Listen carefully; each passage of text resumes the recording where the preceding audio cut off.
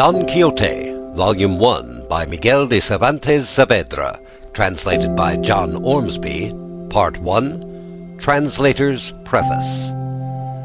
1. About this translation. It was with considerable reluctance that I abandoned in favor of the present undertaking what had long been a favorite project, that of a new edition of Shelton's Don Quixote, which has now become a somewhat scarce book. There are some, and I confess myself to be one, for whom Shelton's racy old version with all its defects has a charm that no modern translation, however skillful or correct, could possess. Shelton had the inestimable advantage of belonging to the same generation as Cervantes. Don Quixote had to him a vitality that only a contemporary could feel. It cost him no dramatic effort to see things as Cervantes saw them. There is no anachronism in his language. He put the Spanish of Cervantes into the English of Shakespeare. Shakespeare himself most likely knew the book. He may have carried it home with him in his saddlebags to Stratford on one of his last journeys, and under the mulberry tree at New Place joined hands with a kindred genius in its pages. But it was soon made plain to me that to hope for even a moderate popularity for Shelton was vain. His fine old crusted English would no doubt be relished by a minority, but it would only be a minority. His warmest admirers must admit that he is not a satisfactory representative of Cervantes. His translation of the first part was very hastily made and was never revised by him. It has all the freshness and vigor, but also a full measure of the faults of a hasty production. It is often very literal, barbarously literal frequently, but just as often very loose. He had evidently a good colloquial knowledge of Spanish, but apparently not much more. It never seems to occur to him that the same translation of a word will not suit in every case. It is often said that we have no satisfactory translation of Don Quixote. To those who are familiar with the original, it savors of truism or platitude to say so, for, in truth, there can be no thoroughly satisfactory translation of Don Quixote into English or any other language. It is not that the Spanish idioms are so utterly unmanageable, or that the untranslatable words, numerous enough no doubt, are so superabundant, but rather that the sententious terseness to which the humor of the book owes its flavor is peculiar to Spanish, and can at best be only distantly imitated by any other tongue. The history of our English translations of Don Quixote is instructive. Shelton's, the first in any language, was made apparently about 1608, but was not published until 1612. This, of course, was only the first part. It had been asserted that the second, published in 1620, is not the work of Shelton, but there is nothing to support the assertion, save the fact that it has less spirit, less of what we generally understand by go about it than the first, which would be only natural if the first were the work of a young man writing currente calamo, and the second that of a middle-aged man writing for a bookseller. On the other hand, it is closer and more literal. The style is the same. The very same translations or mistranslations occur in it, and it is extremely unlikely that a new translator would, by suppressing his name, have allowed Shelton to carry off the credit. In 1687, John Phillips, Milton's nephew, produced a Don Quixote, made English, he says, according to the humor of our modern language. His Quixote is not so much a translation as a travesty, and a travesty that, for coarseness, vulgarity, and buffoonery, is almost unexampled even in the literature of that day. Ned Ward's Life and Noble Adventures of Don Quixote, merrily translated into Hudibrastic verse, 1700, can scarcely be reckoned a translation, but it serves to show the light in which Don Quixote was regarded at the time. A further illustration may be found in the version published in 1712 by Peter Motteux, who had then recently combined tea-dealing with literature. It is described as translated from the original by several hands, but if so, all Spanish flavor has entirely evaporated under the manipulation of the several hands. The flavor that it has, on the other hand, is distinctly Franco-Cockney. Anyone who compares it carefully with the original will have little doubt that it is a concoction from Shelton and the French of Fillot de Saint-Martin, eked out by borrowings from Phillips, whose mode of treatment it adopts. It is, to be sure, more decent and decorous, but it treats Don Quixote in the same fashion as a comic book and cannot be made too comic. To attempt to improve the humor of Don Quixote by the infusion of Cockney flippancy and facetiousness, as Motteux's operators did, is not merely an impertinence, like larding a sirloin of prize beef, but an absolute falsification of the spirit of the book, and it is a proof of the uncritical way in which Don Quixote is generally read, that this worse-than-worthless translation, worthless as failing to represent, worse than worthless as misrepresenting, should have been favored as it has been. It had the effect, however, of bringing out a translation undertaken and executed in a very different spirit, that of Charles Jervas, the portrait painter and friend of Pope, Swift, Arbuthnot, and Gay. Jervas has been allowed little credit for his work. Indeed, it may be said none, for it is known to the world in general as Jarvis's. It was not published until after his death, and the printers gave the name according to the current pronunciation of the day. It has been the most freely used and the most freely abused of all the translations. It has seen far more editions than any other. It is admitted on all hands to be by far the most faithful, and yet nobody seems to have a good word to say for it or for its author. Jervas no doubt prejudiced readers against himself in his preface, where, among many true words about Shelton, Stevens, and Motteux, he rashly and unjustly charges Shelton with having translated not from the Spanish, but from the Italian version of Francisconi, which did not appear until 10 years after Shelton's first volume. A suspicion of incompetence, too, seems to have attached to him, because he was by profession a painter, and a mediocre one, although he has given us the best portrait we have of Swift, and this may have been strengthened by Pope's remark that he translated Don Quixote without understanding Spanish. He has been also charged with borrowing from Shelton, whom he disparaged. It is true that in a few difficult or obscure passages he has followed Shelton and gone astray with him, but for one case of this sort there are 50 where he is right and Shelton wrong. As for Pope's dictum, anyone who examines Jervas's version carefully, side by side with the original, will see that he was a sound Spanish scholar, incomparably a better one than Shelton, except perhaps in mere colloquial Spanish. He was, in fact, an honest, faithful, and painstaking translator, and he has left a version which, whatever its shortcomings may be, is singularly free from errors and mistranslations. The charge against it is that it is stiff, dry, wooden in a word, and no one can deny that there is a foundation for it. But it may be pleaded for Jervas that a good deal of this rigidity is due to his abhorrence of the light, flippant, jocose style of his predecessors. He was one of the few, very few translators that have shown any apprehension of the unsmiling gravity which is the essence of the Quixotic humor. It seems to him a crime to bring Cervantes forward smirking and grinning at his own good things, and to this may be attributed in great measure the aesthetic abstinence from everything savoring of liveliness, which is the characteristic of his translation.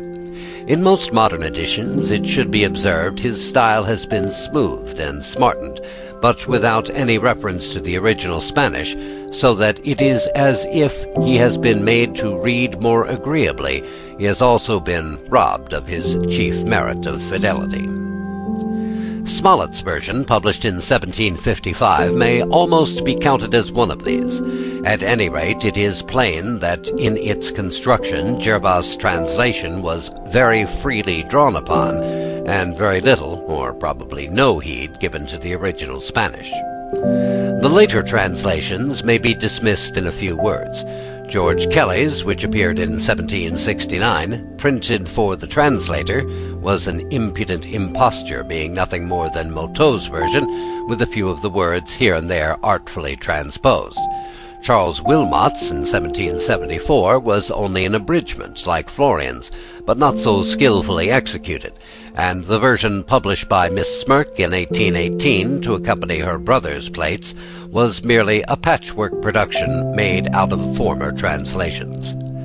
On the latest, Mr. A.J. Duffield's, it would be in every sense of the word impertinent in me to offer an opinion here.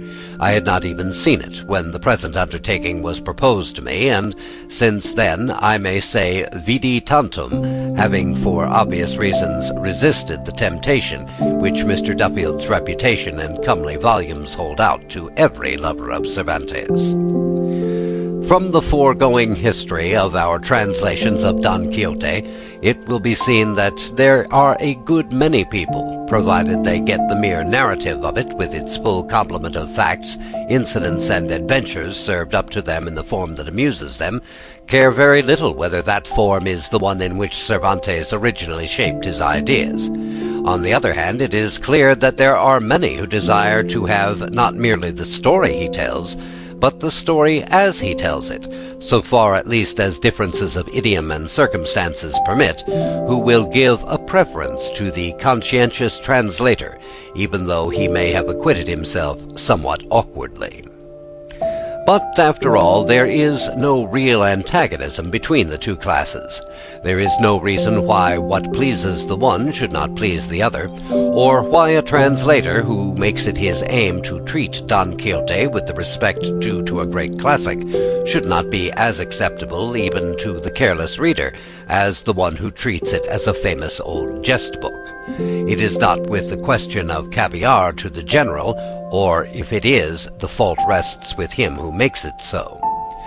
The method by which Cervantes won the ear of the Spanish people ought, mutatis mundandis, to be equally effective with the great majority of English readers. At any rate, even if there are readers to whom it is a matter of indifference, fidelity to the method is as much a part of the translator's duty as fidelity to the matter. If he can please all parties, so much the better, but his first duty is to those who look to him for as faithful a representation of his author as it is in his power to give them. Faithful to the letter, so long as fidelity is practical; faithful to the spirit, so far as he can make it. My purpose here is not to dogmatize on the rules of translation, but to indicate those who I have followed, or at least tried to the best of my ability to follow, in the present instance. One which, it seems to me, cannot be too rigidly followed in translating Don Quixote is to avoid everything that savours of affectation. The book itself is, indeed, in one sense, a protest against it, and no man abhorred it more than Cervantes. For this reason, I think, any temptation to use antiquated or obsolete language should be resisted. It is, after all, an affectation, and one for which there is no warrant or excuse. Spanish has probably undergone less change since the 17th century than any language in Europe, and by far the greater and certainly the best part of Don Quixote differs but little in language from the colloquial Spanish of the present day. Except in the tales and Don Quixote's speeches, the translator who uses the simplest and plainest everyday language will almost always be the one who approaches nearest to the original. Seeing that the story of Don Quixote and all its characters and incidents have now been for more than 2 centuries and a half familiar as household words in English mouths, it seems to me that the old familiar names and phrases should not be changed without good reason. Of course, a translator who holds that Don Quixote should receive the treatment a great classic deserves will feel himself bound by the injunction laid upon the Morisco in Chapter 9, not to omit or add anything. 2. About Cervantes and Don Quixote.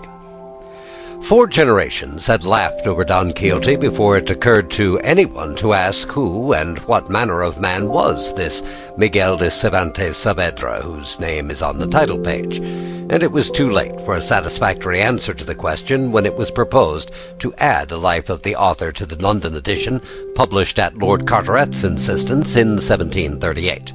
All traces of the personality of Cervantes had by that time disappeared. Any floating traditions that may once have existed, transmitted from men who had known him, had long since died out, and of other record there was none.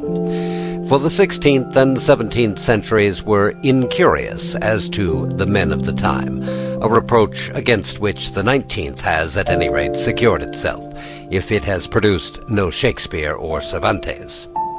All that Mayans y Ciscar, to whom the task was entrusted, or any of those who followed him, Rios, Pelusier, or Navarrete, could do was to eke out the few allusions Cervantes makes to himself in his various prefaces, with such pieces of documentary evidence bearing upon his life as they could find. This, however, has been done by the last-named biographer to such good purpose that he has superseded all predecessors. Thoroughness is the chief characteristic of Navarrete's work. Besides sifting, testing, and methodizing with rare patience and judgment what had been previously brought to light, he left, as the saying is, no stone unturned under which anything to illustrate his subject might possibly be found.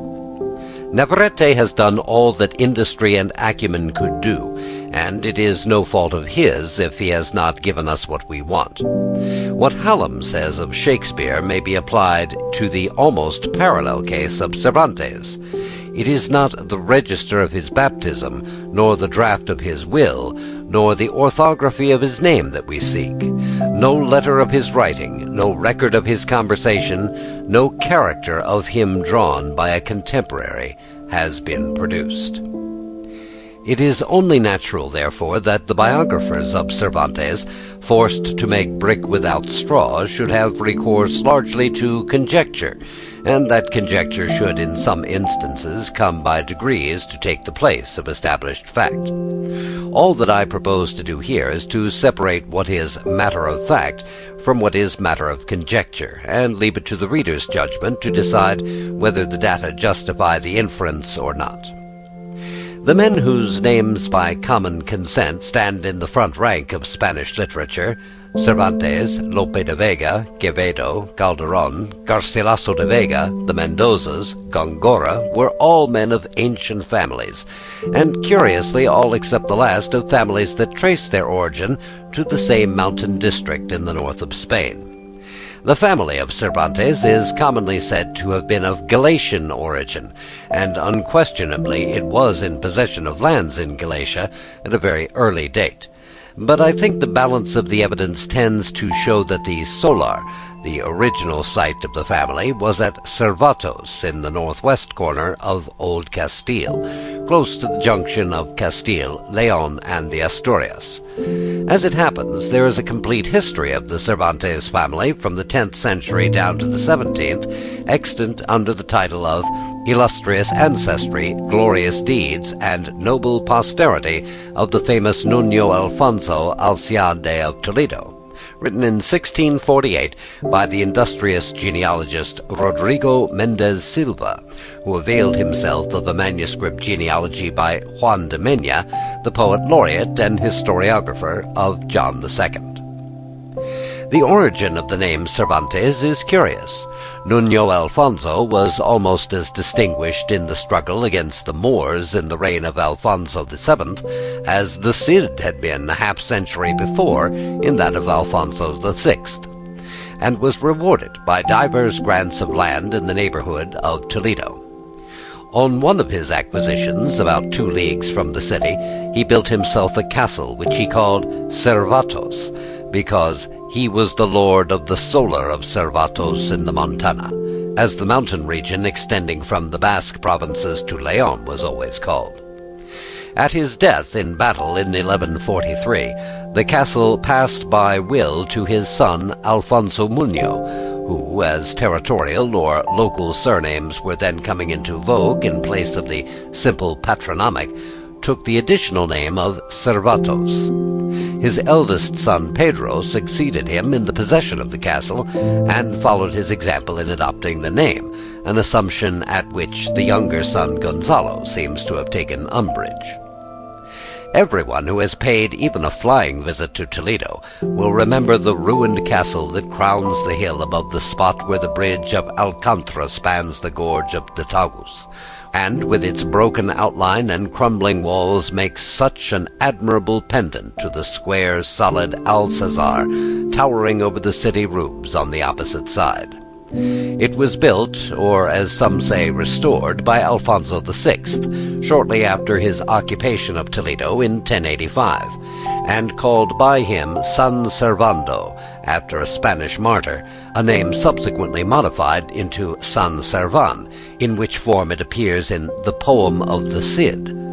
San Cervantes with an S and San Cervantes with a C, with regard to which the last handbook of Spain warns its readers against the supposition that it has anything to do with the author of Don Quixote.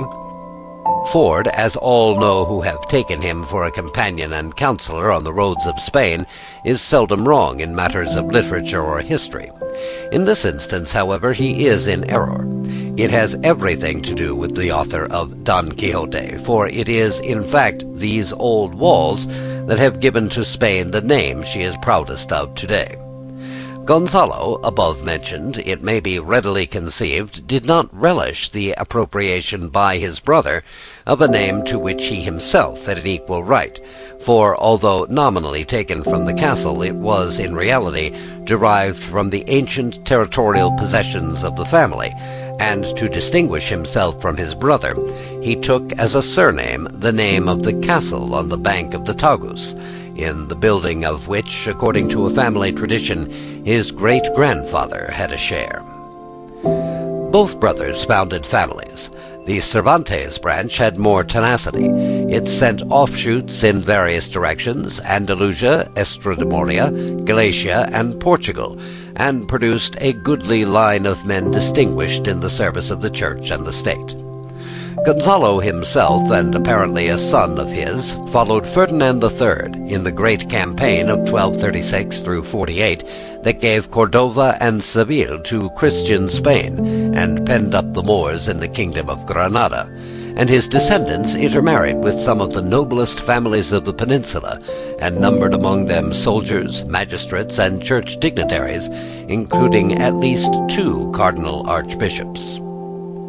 Of the line that settled in Andalusia, Diego de Cervantes, commander of the Order of Santiago, married Juana Alvinanda, daughter of Juan Arias de Saavedra, and had several sons, one of whom, Gonzalo Gomez, corregidor of Jerez and ancestor of the Mexican and Colombian branches of the family, and another, Juan, whose son Rodrigo married Dona Lenor de Cortines, and by her had 4 children, Rodrigo, Andrea, Luisa, and Miguel, our author. The pedigree of Cervantes is not without its bearing on Don Quixote. A man who could look back upon an ancestry of genuine knights-errant extending from well nigh the time of Pelayo to the siege of Granada was likely to have a strong feeling on the subject of the sham chivalry of the romances. It gives a point, too, to what he says in more than one place about families that have once been great and have tapered away until they have come to nothing, like a pyramid. It was the case with his own. He was born at Alcalá de Henares and baptized in the church of Santa Maria Mayor on the 9th of October, 1547. Of his boyhood and youth we know nothing, unless it be from the glimpse he gives us in the preface to his comedies of himself as a boy, looking on with delight while Lope de Redura and his company set up their rude plank stage in the plaza and acted the rustic farces which he himself afterwards took as a model for his interludes. This first glimpse, however, is a significant one, for it shows the early development of that love of the drama which exercised such an influence on his life, and seems to have grown stronger as he grew older, and of which this very preface, written only a few months before his death, is such a striking proof. He gives us to understand, too, that he was a great reader in his youth, but of this no assurance was needed. For the first part of Don Quixote alone proves the vast amount of miscellaneous reading, romances of chivalry, ballads, popular poetry, chronicles, for which he had no time or opportunity except in the first 20 years of his life, and his misquotations and mistakes in matters of detail are always, it may be noticed, those of a man recalling the reading of his boyhood. Other things besides the drama were in their infancy when Cervantes was a boy.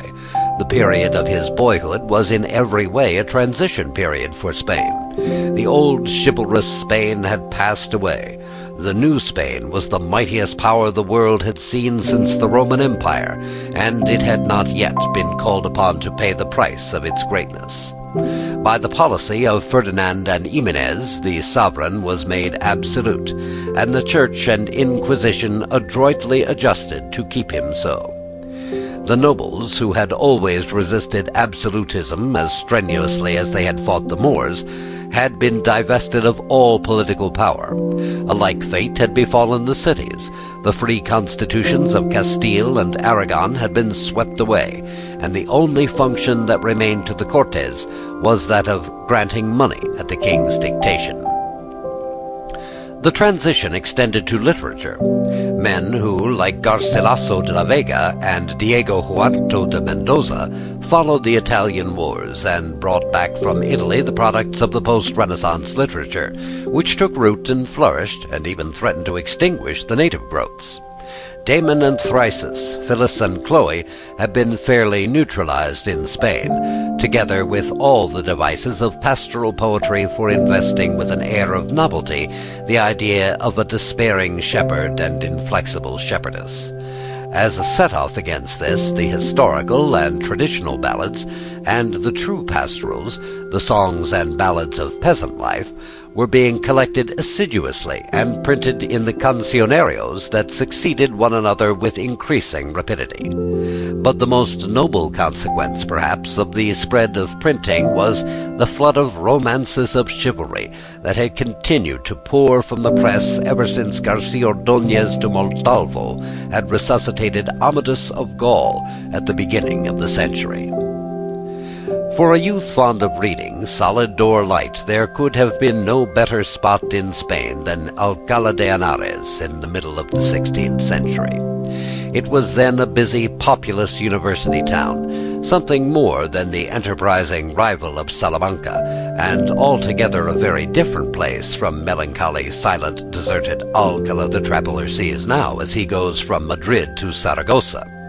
Theology and medicine may have been the strong points of the university, but the town itself seems to have inclined rather to the humanities and light literature, and as a producer of books, Alcalá was already beginning to compete with the older presses of Toledo, Burgos, Salamanca, and Seville. A pendant to the picture Cervantes has given us, his first playgoings might, no doubt, have been often seen in the streets of Alcalá at that time. A bright, eager, tawny-haired boy peering into a bookshop where the latest volumes lay open to tempt the public, wondering, it may be, what the little book with the woodcut of the blind beggar and his boy could be about, or with his eyes brimming over with merriment, gazing at one of those preposterous portraits of a knight-errant in outrageous panoply and plumes with which the publishers of chivalry romances love to embellish the title pages of their folios. If the boy was the father of the man, the sense of the incongruous that was strong at 50 was lively at 10, and some such reflections as these may have been the true genesis of Don Quixote. For his more solid education, we are told, he went to Salamanca. But why Rodrigo de Cervantes, who was very poor, should have sent his son to a university 150 miles away when he had one at his own door would be a puzzle, if we had any reason for supposing that he did so. The only evidence is a vague statement by Professor Tomas Gonzalez that once he saw an old entry of the matriculation of a Miguel de Cervantes. This does not appear to have ever been seen again, but even if it had, and if the date corresponded, it would prove nothing, as there were at least 2 other Miguels born about the middle of the century. One of them, moreover, a Cervantes Saavedra, a cousin no doubt, who was a source of great embarrassment to the biographers. That he was a student neither at Salamanca nor at Alcala is best proved by his own works. No man drew more largely on experience than he did, and he has nowhere left a single reminiscence of student life, for the Tia Flingia, if it be his, is not one. Nothing, not even a college joke, to show that he remembered days that most men remember best. All that we know positively about his education is that Juan Lopez de Hoyos, a professor of humanities and belles lettres of some eminence, calls him his dear and beloved pupil. This was in a little collection of verses by different hands on the death of Isabella de Valois, second queen of Philip II, published by the professor in 1569, to which Cervantes contributed 4 pieces, including an elegy and an epitaph in the form of a sonnet. It is only by a rare chance that a Lycidas finds its way into a volume of this sort, and Cervantes was no Milton. His verses were no worse than such things usually are, so much at least may be said for them. By the time the book appeared, he had left Spain, and as fate ordered it, for 12 years, the most eventful ones in his life. Julio, afterwards Cardinal Acquaviva, had been sent at the end of 1568 to Philip II by the Pope on a mission partly of condolence, partly political, and on his return to Rome, which was somewhat brusquely expedited by the king, he took Cervantes with him as his camarero, or chamberlain, the office he himself held in the Pope's household. The post would, no doubt, have led to advancement at the papal court, had Cervantes retained it, but in the summer of 1570 he resigned it and enlisted as a private soldier in Captain Diego Urbina's company, belonging to Don Miguel de Moncada's regiment, but at that time forming a part of the command of Mark Antony Colonna. What impelled him to this step we know not, whether it was distaste for the career before him, or purely military enthusiasm. It may well have been the latter, for it was a stirring time. The events, however, which led to the alliance between Spain, Venice, and the Pope against the common enemy, the Porte, and to the victory of the combined fleets of Lepanto, belong rather to the history of Europe than to the life of Cervantes. He was one of those who sailed from Messina in September of 1571 under the command of Don John of Austria, but on the morning of the 7th of October, when the Turkish fleet was sighted, he was lying below, ill with fever. At the news that the enemy was in sight, he insisted on taking his post, saying he preferred death in the service of God and the king to health. His galley, the Marquesa, was in the thick of the fight, and before it was all over he had himself received 3 gunshot wounds, 2 in the breast and 1 in the left hand or arm. On the morning after the battle, according to Navarrete, he had an interview with the commander-in-chief, Don John, who was making a personal inspection of the wounded, one result of which was an addition of 3 crowns to his pay, and another, apparently, the friendship of his general. How severely Cervantes was wounded may be inferred from the fact that, with youth, a vigorous frame, and as cheerful and buoyant a temperament as ever invalid had, he was 7 months in the hospital at Messina before he was discharged. He came out with his left hand permanently disabled. He had lost the use of it, as Mercury told him in the Viejo de Parnaso, for the greater glory of the right. This, however, did not absolutely unfit him for service, and in April of 1572 he joined Manuel Ponce de Leon's company of Lope de Figueroa's regiment, in which, it seems probable, his brother Rodrigo was serving, and shared in the operations of the next 3 years, including the capture of the Goleta and Tunis. Taking advantage of the lull which followed the recapture of these places by the Turks, he obtained leave to return to Spain and sailed from Naples in September of 1575 on board the Sun galley, in company with his brother Rodrigo, Pedro Carrillo de Quesada, late governor of the Goleta, and some others, and furnished with letters from Don John of Austria and the Duke of Sesa, the Viceroy of Sicily, recommending him to the king for the command of a company on account of his services, a dono infelizze, as events proved. On the 26th they fell in with a squadron of Algerine galleys, and after a stout resistance were overpowered and carried into Algiers. By means of a ransomed fellow captive, the brothers contrived to inform their family of their condition, and the poor people of Alcala at once strove to raise the ransom money, the father disposing of all he possessed, and the two sisters giving up their marriage portions. But Dali Mami had found on Cervantes the letters addressed to the king by Don John and the Duke of Sesa, and, concluding that his prize must be a person of great consequence, when the money came he refused it scornfully as being altogether insufficient. The owner of Rodrigo, however, was more easily satisfied. Ransom was accepted in his case, and it was arranged between the brothers that he should return to Spain and procure a vessel in which he was to come back to Algiers and take off Miguel and as many of their comrades as possible. This was not the first attempt to escape that Cervantes had made. Soon after the commencement of his captivity, he induced several of his companions to join him in trying to reach Oran, then a Spanish post, on foot. But after the first day's journey, the Moor who had agreed to act as their guide deserted them, and they had no choice but to return. The second attempt was more disastrous.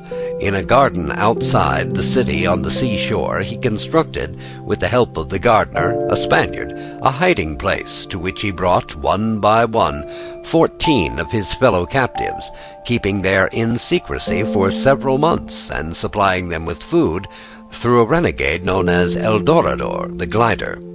How he, a captive himself, contrived to do all this is one of the mysteries of the story.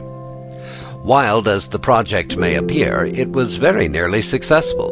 The vessel procured by Rodrigo made its appearance off the coast, and under cover of night was proceeding to take off the refugees when the crew, alarmed by a passing fishing boat, had beat a hasty retreat.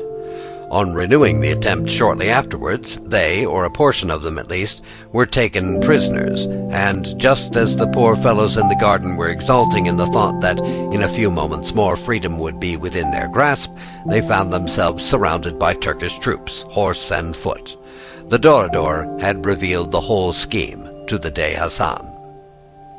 When Cervantes saw what had befallen them, he charged his companions to lay all the blame upon him, and as they were being bound, he declared aloud that the whole plot was of his contriving, and that nobody else had any share in it. Brought before the Dey, he said the same.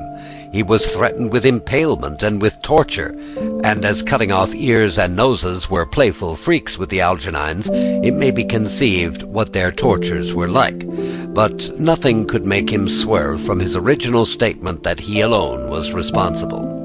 The upshot was that the unhappy gardener was hanged by his master, and the prisoners taken possession of by the Dey, who, however, afterwards restored most of them to their masters, but kept Cervantes, paying Dali Mami 500 crowns for him. He felt no doubt that a man of such resource, energy, and daring was too dangerous a piece of property to be left in private hands, and he had him heavily ironed and lodged in his own prison. If he thought that by these means he could break the spirit or shake the resolution of his prisoner, he was soon undeceived, for Cervantes contrived before long to dispatch a letter to the governor of Oran, entreating him to send him someone who could be trusted, to enable him and 3 other gentlemen, fellow captives of his, to make their escape, intending evidently to renew his first attempt with a more trustworthy guide.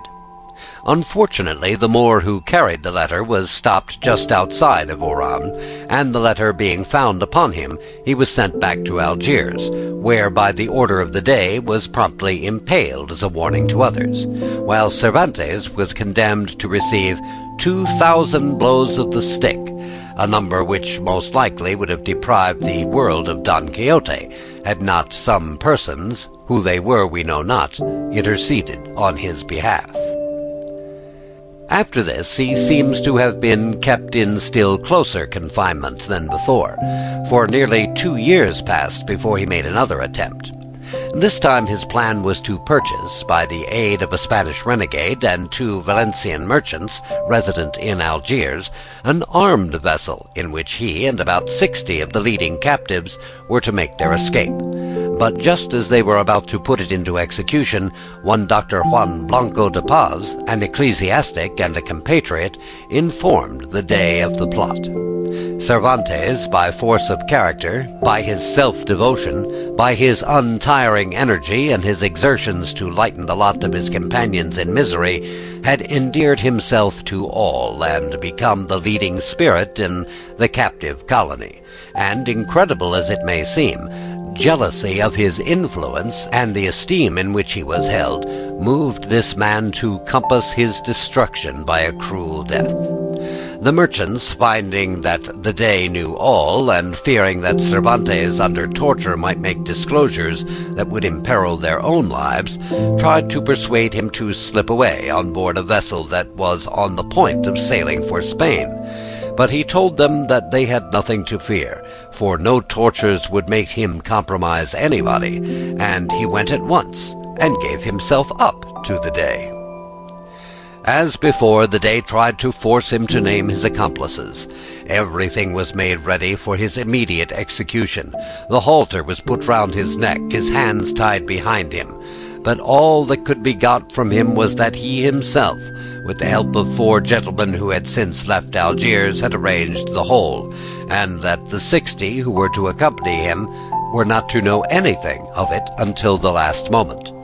Finding he could make nothing of him, the Dey sent him back to prison, more heavily ironed than before.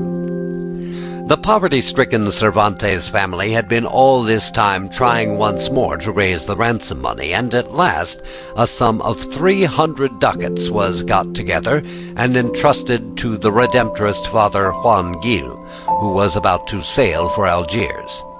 The Dey, however, demanded more than double the sum offered, and as his term of office had expired, and he was about to sail for Constantinople, taking all his slaves with him, the case of Cervantes was critical. He was already on board, heavily ironed, when the Dey at length agreed to reduce his demand by 1/2, and Father Gil, by borrowing, was able to make up that amount, and on September 19th, 1580, after a captivity of 5 years, all but a week, Cervantes was at last set free. Before long he discovered that Blanco de Paz, who claimed to be an officer of the Inquisition, was now concocting on false evidence a charge of misconduct to be brought against him when he returned to Spain. To checkmate him, Cervantes drew up a series of 25 questions, covering the whole period of his captivity, upon which he requested Father Gil to make depositions of credible witnesses before a notary. 11 witnesses, taken from among the principal captives in Algiers, deposed to all the facts above stated, and to a great deal more besides. There is something touching in the admiration, love, and gratitude we see struggling to find expression in the formal language of the notary, as they testify one after another to the good deeds of Cervantes, how he comforted and helped the weak-hearted, how he kept up their drooping courage, how he shared his poor purse with this disponent, and how in him this disponent found father and mother. On his return to Spain, he found his old regiment about to march off to Portugal to support Philip's claim to the crown, and utterly penniless now, he had no choice but to rejoin it. He was in the expeditions to the Azores in 1582, and the following year, and on the conclusion of the war, returned to Spain in the autumn of 1583, bringing with him the manuscript of his pastoral romance, the Galatea, and probably also, to judge by internal evidence, that of the first portion of Pericles and Sigismunda. He also brought back with him, his biographers assert, an infant daughter, the offspring of an amour, as some of them with great circumstantiality inform us, with a Lisbon lady of noble birth, whose name, however, as well as that of the street she lived in, they omit to mention. The sole foundation for all this is that in 1605 there certainly was living in the family of Cervantes a Donna Isabel de Saavedra, who is described in an official document as his natural daughter, and then 20 years of age. So ends the first part of the translator's preface.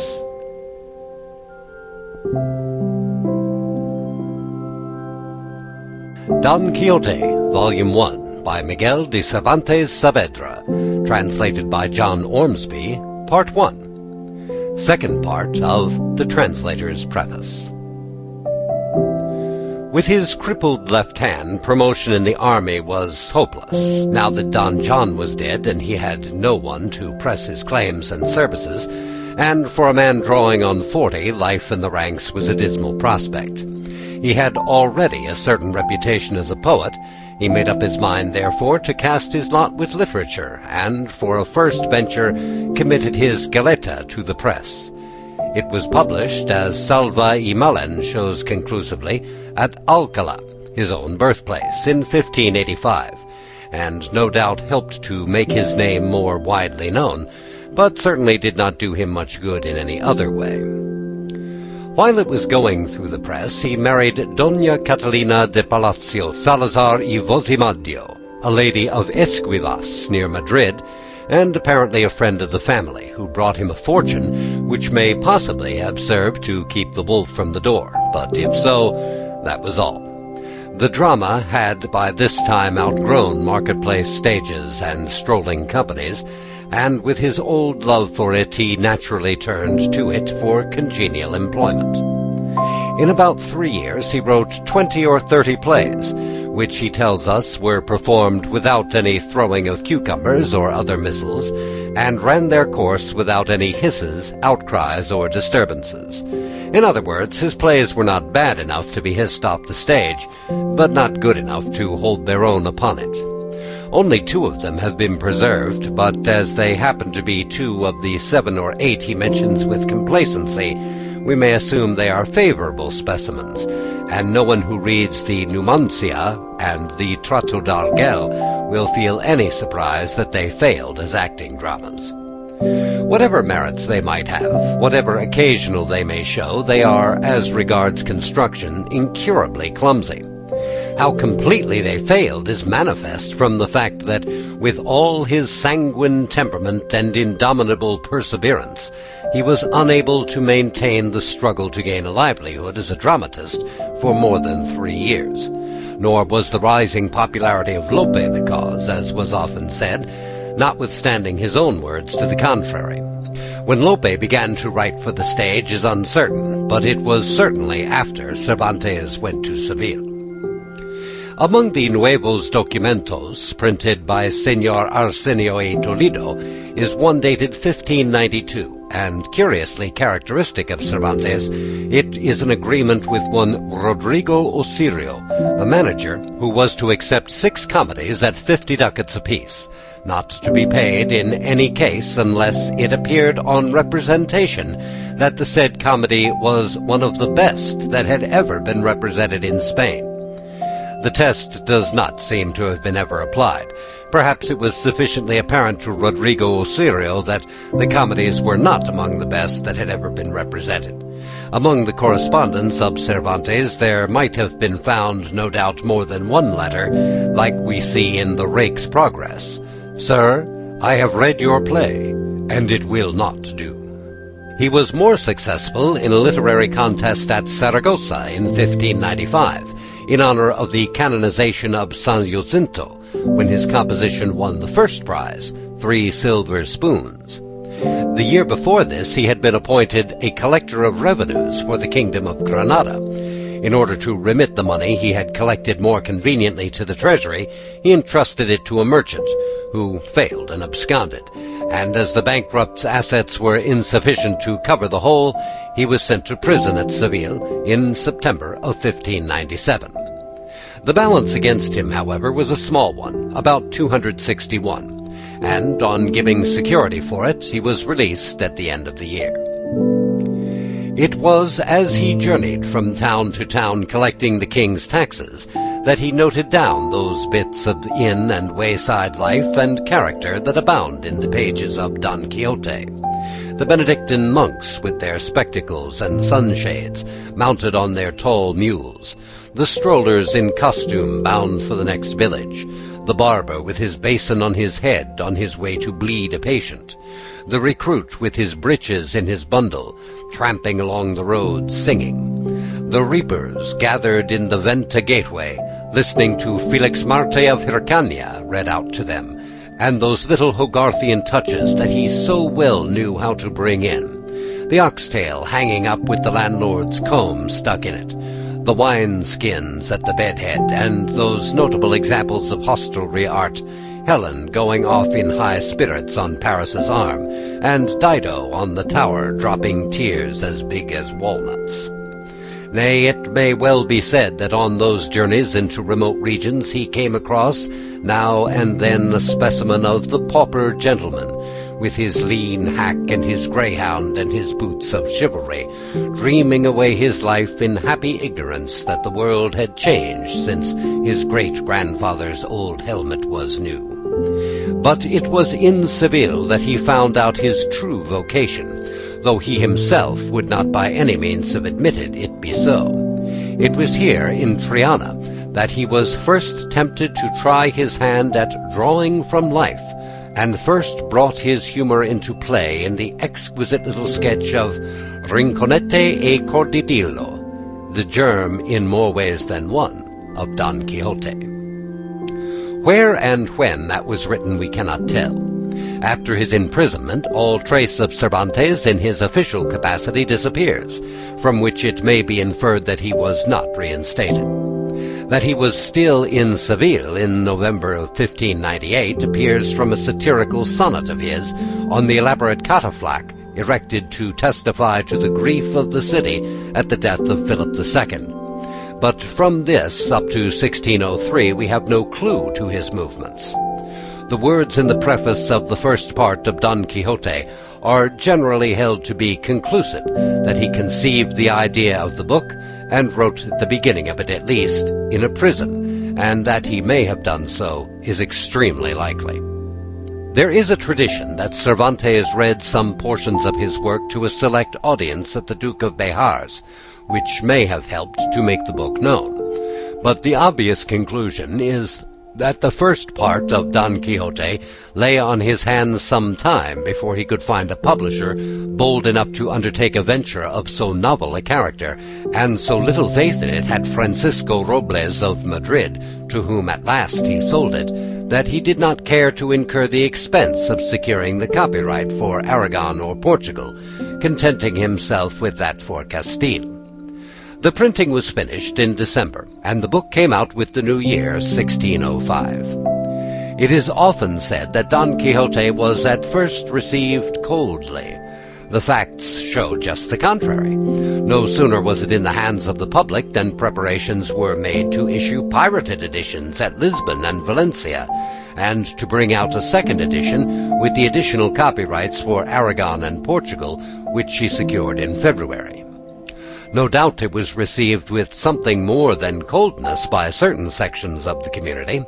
Men of wit, taste, and discrimination among the aristocracy gave it a hearty welcome, but the aristocracy in general was not likely to relish a book that turned their favorite reading into ridicule, and laughed at so many of their favorite ideas.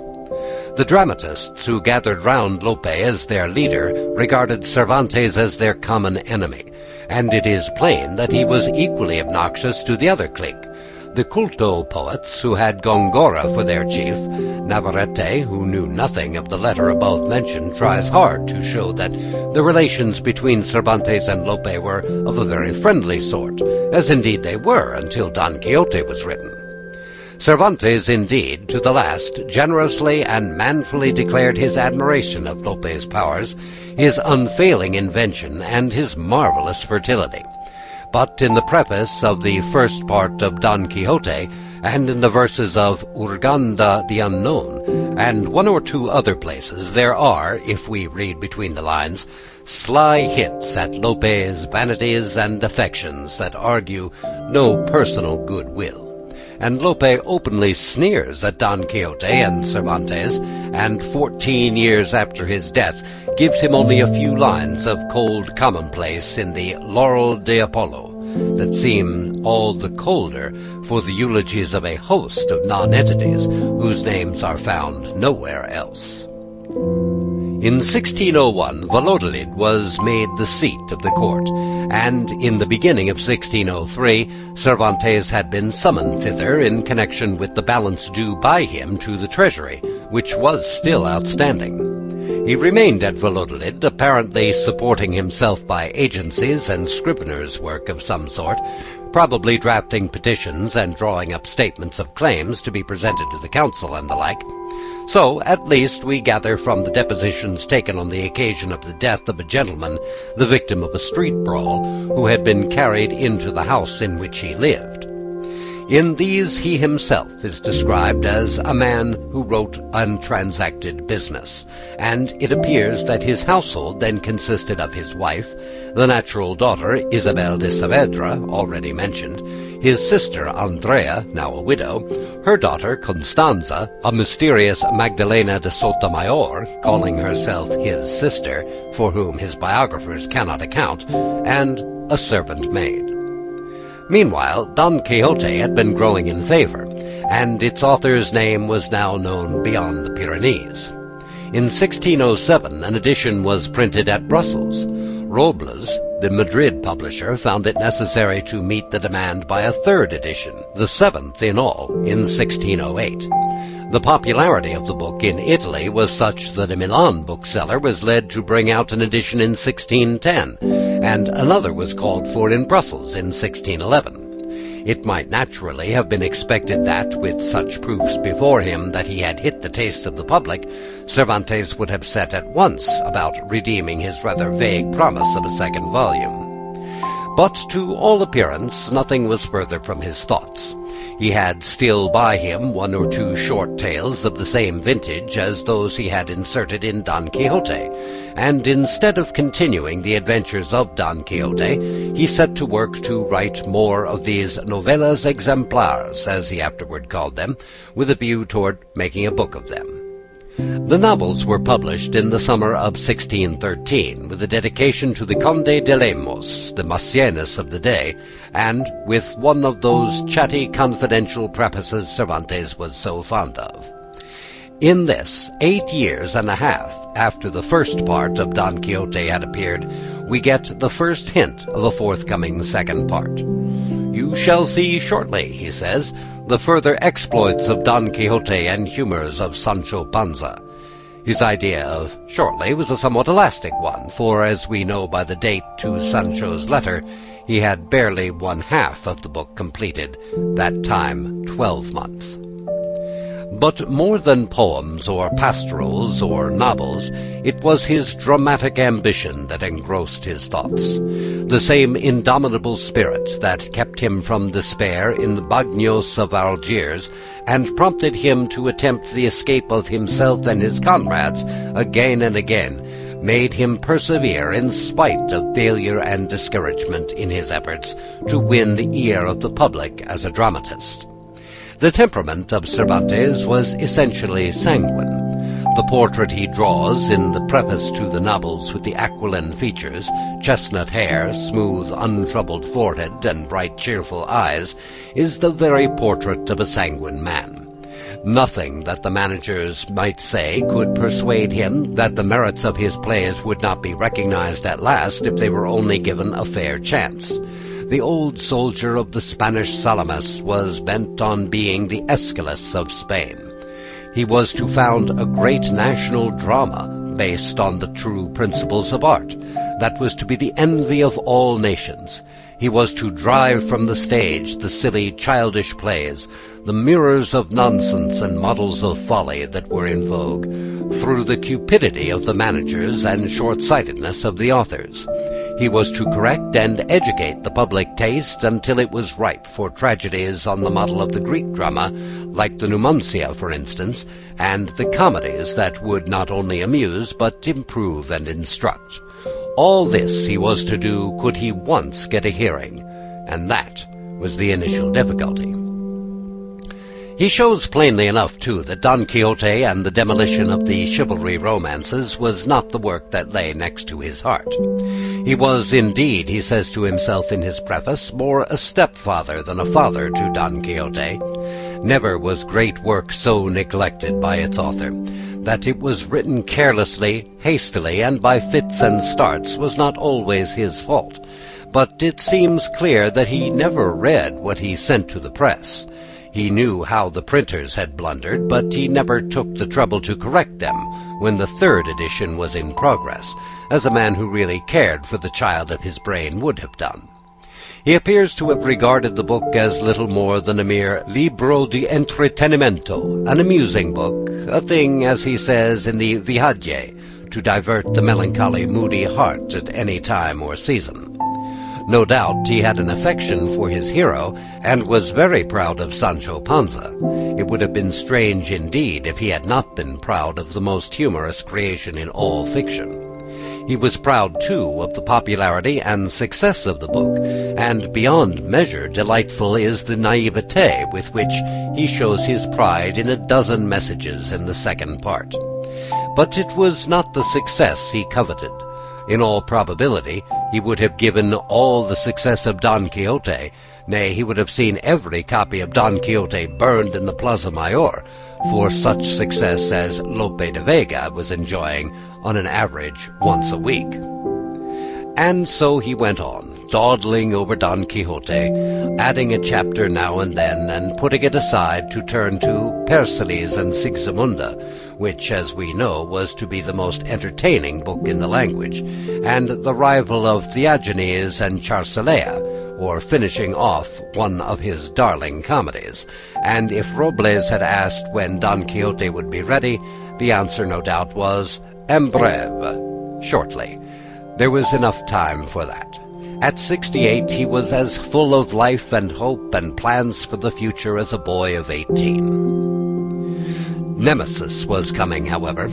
He had got as far as chapter 59, which, at his leisurely pace, he could hardly have reached before October or November of 1614, when there was put into his hand a small octave lately printed at Tarragona, and calling itself Second Volume of the Ingenious Gentleman Don Quixote of La Mancha, by the licentiate Alonso Fernandez de Alvenada of Tordesillas.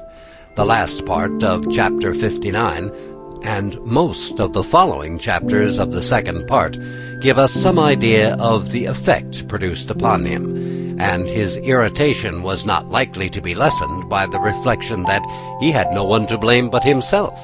Had Alavenanda, in fact, been content with merely bringing out a continuation to Don Quixote, Cervantes would have had no reasonable grievance. His own intentions were expressed in the very vaguest language, and at the end of the book. Nay, in his last words he seems actually to invite someone to continue the work, and he made no sign until 8 years and a half had gone by which time Alvenada's volume was no doubt written.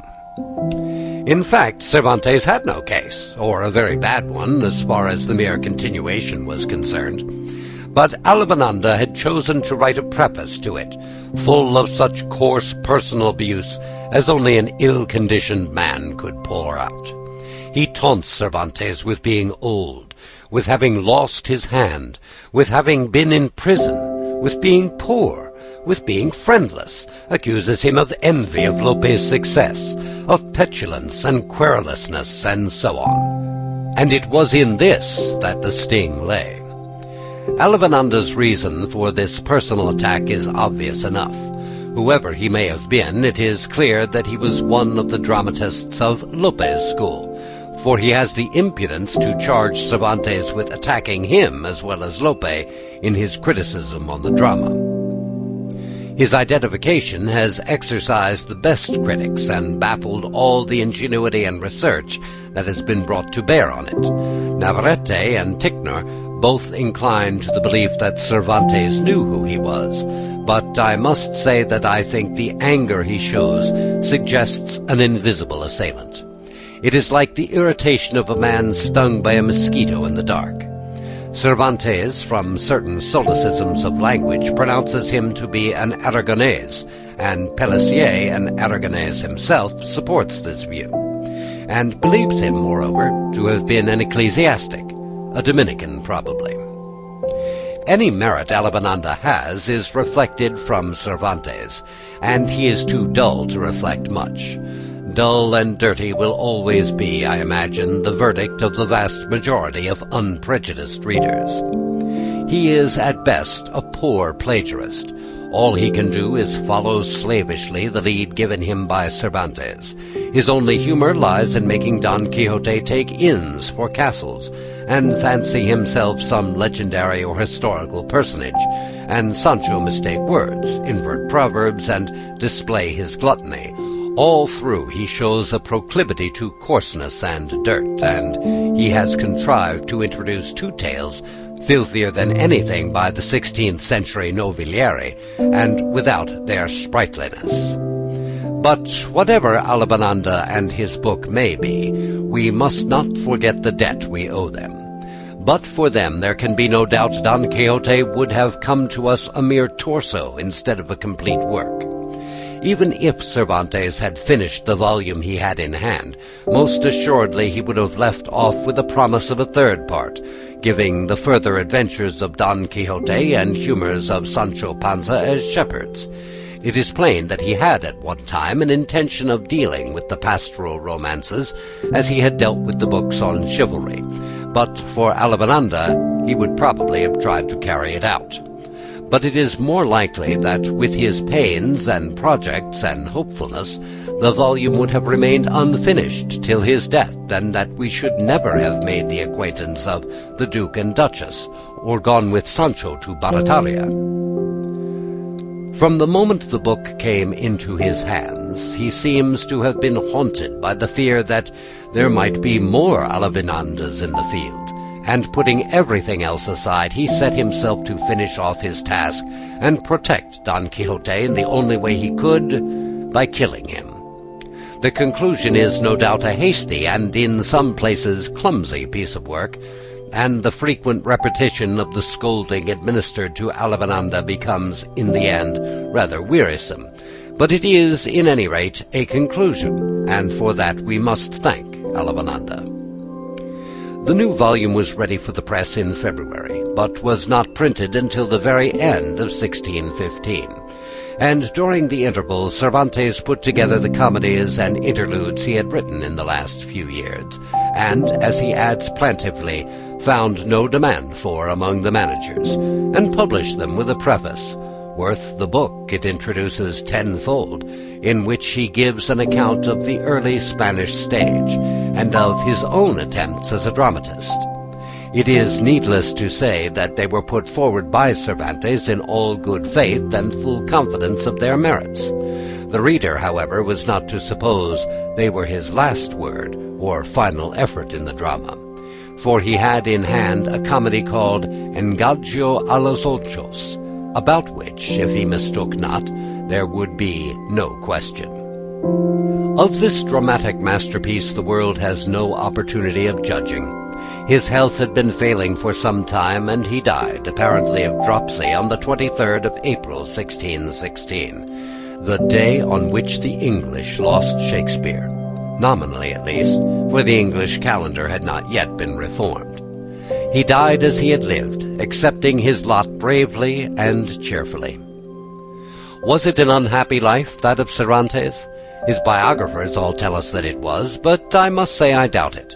It was a hard life, a life of poverty, of incessant struggle, of toil ill-paid, of disappointment, but Cervantes carried within himself the antidote to all these evils.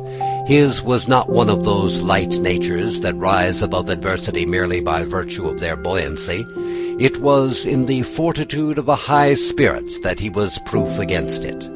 It is impossible to conceive Cervantes giving way to despondency or prostrated by dejection. As for poverty, it was with him a thing to be laughed over, and the only sigh he ever allows to escape him is when he says, "Happy he whom heaven has given a piece of bread, for which he is not bound to give thanks to any but heaven itself." Add to all this his vital energy and mental activity, his restless invention and his sanguine temperament, and there will be reason enough to doubt that this could have been a very unhappy life. He who could take Cervantes' distresses together with its apparatus for enduring them would not make so bad a bargain, perhaps, as far as happiness in life is concerned. Of his burial place nothing is known, except that he was buried, in accordance with his will, in the neighboring convent of Trinitarian nuns, of which it is supposed his daughter, Isabel de Saavedra, was an inmate, and that a few years afterward the nuns removed to another convent, carrying their dead with them. But whether the remains of Cervantes were included in the removal or not, no one knows, and the clue to their resting place is now lost beyond all hope. This furnishes perhaps the least defensible of the items in the charge of neglect brought against his contemporaries. In some of the others there is a good deal of exaggeration. To listen to most of his biographers, one would suppose that all Spain was in league not only against the man, but against his memory, or at least that it was insensible to his merits, and left him to live in misery and die of want.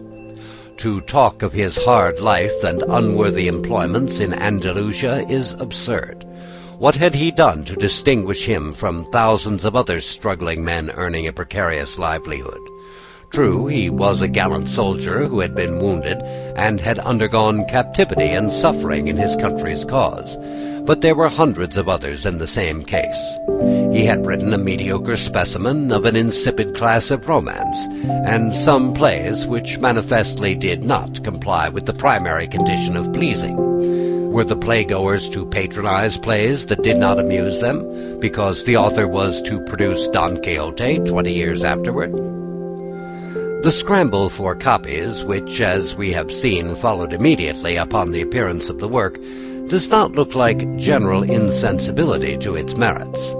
No doubt it was received coldly by some, but if a man writes a book of ridicule of periwigs, he must make his account with being coldly received by the periwig wearers, and hated by the whole tribe of wig-makers.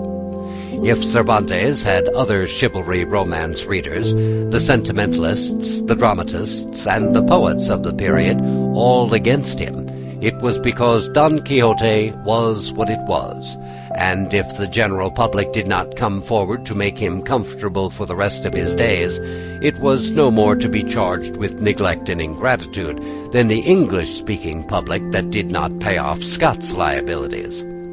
It did the best it could. It read his book, and liked it, and bought it, and encouraged the bookseller to pay him well for others. It has been also made a reproach to Spain that she has erected no monument to the man she is proudest of, no monument, that is to say, of him, for the bronze statue in the little garden of the Plaza de las Cortes, a fair work of art no doubt, and unexceptional had it been set up to the local poet in the marketplace of some provincial town, is not worthy of Cervantes or of Madrid. But what need has Cervantes of such weak witness of his name? Or what could a monument do in his case except testify to the self-glorification of those who had put it up? The nearest bookseller's shop will show what bathos there would be in a monument to the author of Don Quixote.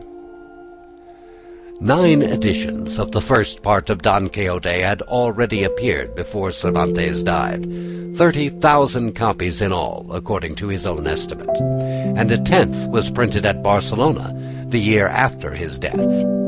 So large a number naturally supplied the demand for some time, but by 1634 it appears to have been exhausted, and from that time down to the present day the stream of editions has continued to flow rapidly and regularly.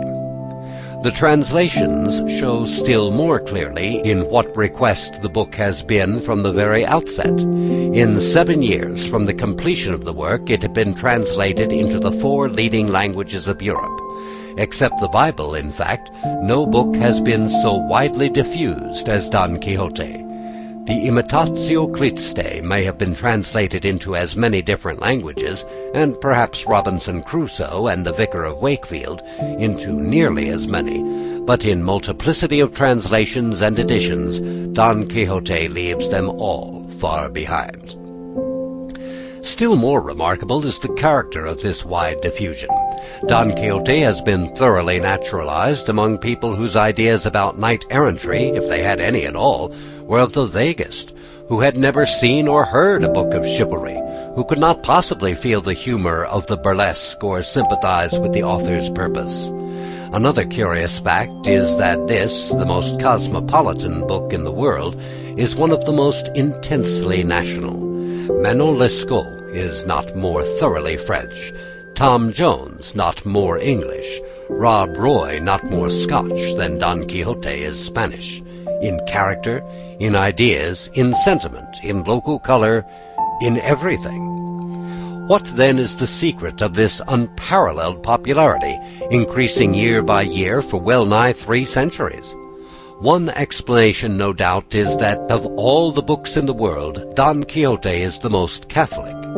There is something in it for every sort of reader, young or old, sage or simple, high or low. As Cervantes himself says with a touch of pride, it is thumbed and read and got by heart by people of all sorts. The children turn its leaves, the young people read it, the grown men understand it, the old folks praise it. But it would be idle to deny that the ingredient which, more than its humor or its wisdom, or the fertility of invention or knowledge of the human nature it displays, has ensured its success with the multitude is the vein of farce that runs through it. It was the attack upon the sheep, the battle with the wineskins, Mambrino's helmet, the balsam of Fierabras, Don Quixote knocked over by the sails of a windmill, Sancho tossed in the blanket, the mishaps and misadventures of master and man that were originally the great attraction, and perhaps are so still to some extent with the majority of readers. It is plain that Don Quixote was generally regarded at first, indeed in Spain for a long time, as little more than a queer, droll book full of laughable incidents and absurd situations, very amusing, but not entitled to much consideration or care. All the editions printed in Spain from 1637 to 1771, when the famous printer Ibarra took it up, were mere trade editions, badly and carelessly printed on vile paper, and got up in the style of chapbooks intended only for popular use, with, in most instances, uncouth illustrations and claptrap additions by the publisher. To England belongs the credit of having been the first country to recognize the right of Don Quixote to better treatment than this. The London edition of 1738, commonly called Lord Carteret's from having been suggested by him, was not a mere edition deluxe. It produced Don Quixote in becoming form as regards paper and type, embellished with plates which, if not particularly happy as illustrations, were at least well-intentioned and well executed. But it also aimed at correctness of text, a matter to which nobody except the editors of the Valencia and Brussels editions had given even a passing thought, and for a first attempt it was fairly successful, for though some of its emendations are inadmissible, a good many of them have been adopted by all subsequent editors. The zeal of publishers, editors, and annotators brought about a remarkable change of sentiment with regard to Don Quixote. A vast number of its admirers began to grow ashamed of laughing over it. It became almost a crime to treat it as a humorous book. The humor was not entirely denied, but according to the new view, it was rated as an altogether secondary quality, a mere accessory, nothing more than the stalking horse under the presentation of which Cervantes shot his philosophy or satire, or whatever it was he meant to shoot. For on this point opinions varied. All were agreed, however, that the object he aimed at was not the books of chivalry. He said emphatically in the preface to the first part, and in the last sentence of the second, that he had no other object in view than to discredit these books, and these, to advanced criticism, made it clear that his object must have been something else. One theory was that the book was a kind of allegory, setting forth the eternal struggle between the ideal and the real, between the spirit of poetry and the spirit of prose, and perhaps German philosophy never evolved a more ungainly or unlikely camel out of the depths of its inner consciousness. Something of the antagonism, no doubt, is to be found in Don Quixote, because it is to be found everywhere in life, and Cervantes drew from life. It is difficult to imagine a community in which the never-ceasing game of cross-purposes between Sancho Panza and Don Quixote would not be recognized as true to nature. In the Stone Age, among lake-dwellers, among the cave-men, there were Don Quixotes and Sancho Panzas. There must have been the troglodyte who could never see the facts before his eyes, and the troglodyte who could see nothing else. But to suppose Cervantes deliberately setting himself to expound any such idea in 2 stout quarto volumes is to suppose something not only very unlike the age in which he lived, but altogether unlike Cervantes himself, who would have been the first to laugh at an attempt of the sort made by anyone else. The extraordinary influence of the romances of chivalry in his day is quite enough to account for the genesis of the book. Some idea of the prodigious development of this branch of literature in the 16th century may be obtained from the scrutiny of Chapter 7, if the reader bears in mind that only a portion of the romances belonging to by far the largest group are enumerated. As to its effects on the nation, there is abundant evidence. From the time when the Almadises and the Palmerins began to grow popular down to the very end of the century, there is a steady stream of invective from men whose character and position lend weight to their words against the romances of chivalry and the infatuation of their readers. Ridicule was the only besom to sweep away that dust. That this was the task Cervantes set himself, and that he had ample provocation to urge him to do it, will be sufficiently clear to those who look into the evidence, as it will be also that it was not chivalry itself that he attacked and swept away. Of all the absurdities that, thanks to poetry, will be repeated to the end of time, there is no greater one than saying that Cervantes smiled Spain's chivalry away. In the first place, there was no chivalry for him to smile away. Spain's chivalry had been dead for more than a century. Its work was done when Granada fell, and as chivalry was essentially republican in its nature, it could not live under the rule that Ferdinand substituted for the free institutions of medieval Spain. What he did smile away was not chivalry, but a degrading mockery of it. The true nature of the right arm and the bright array, before which, according to the poet, the world gave ground, and which Cervantes' single laugh demolished, may be gathered from the words of one of his own countrymen, Don Felix Pacheco, as reported by Captain George Carleton in his military memoirs from 1672 through 1713. Before the appearance in the world of that labor of Cervantes, he said, it is next to an impossibility for a man to walk the streets with any delight or without danger. There were seen so many cavaliers prancing and curvetting before the windows of their mistresses that a stranger might have imagined the whole nation to have been nothing less than a race of knight-errants. But after the world became a little acquainted with that notable history, the man that was seen in that once celebrated drapery was pointed to as a Don Quixote, and found himself the jest of high and low. And I verily believe that to this, and this only, we owe that dampness and poverty of spirit which has run through all our councils for a century past, so little agreeable to those nobler actions of our famous ancestors. To call Don Quixote a sad book, preaching a pessimist view of life, argues a total misconception of its drift.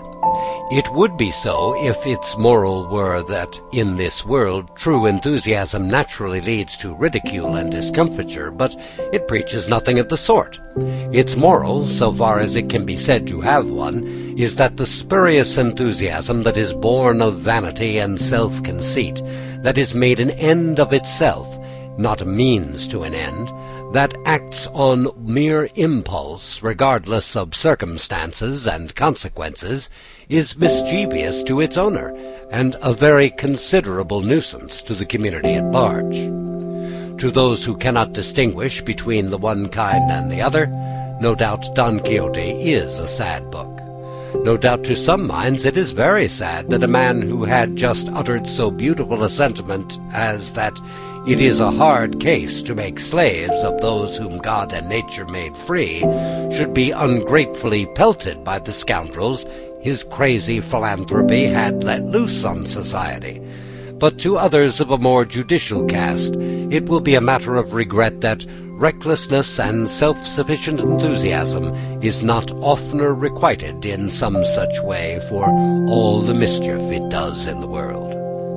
A very slight examination of the structure of Don Quixote will suffice to show that Cervantes had no deep design or elaborate plan in his mind when he began the book.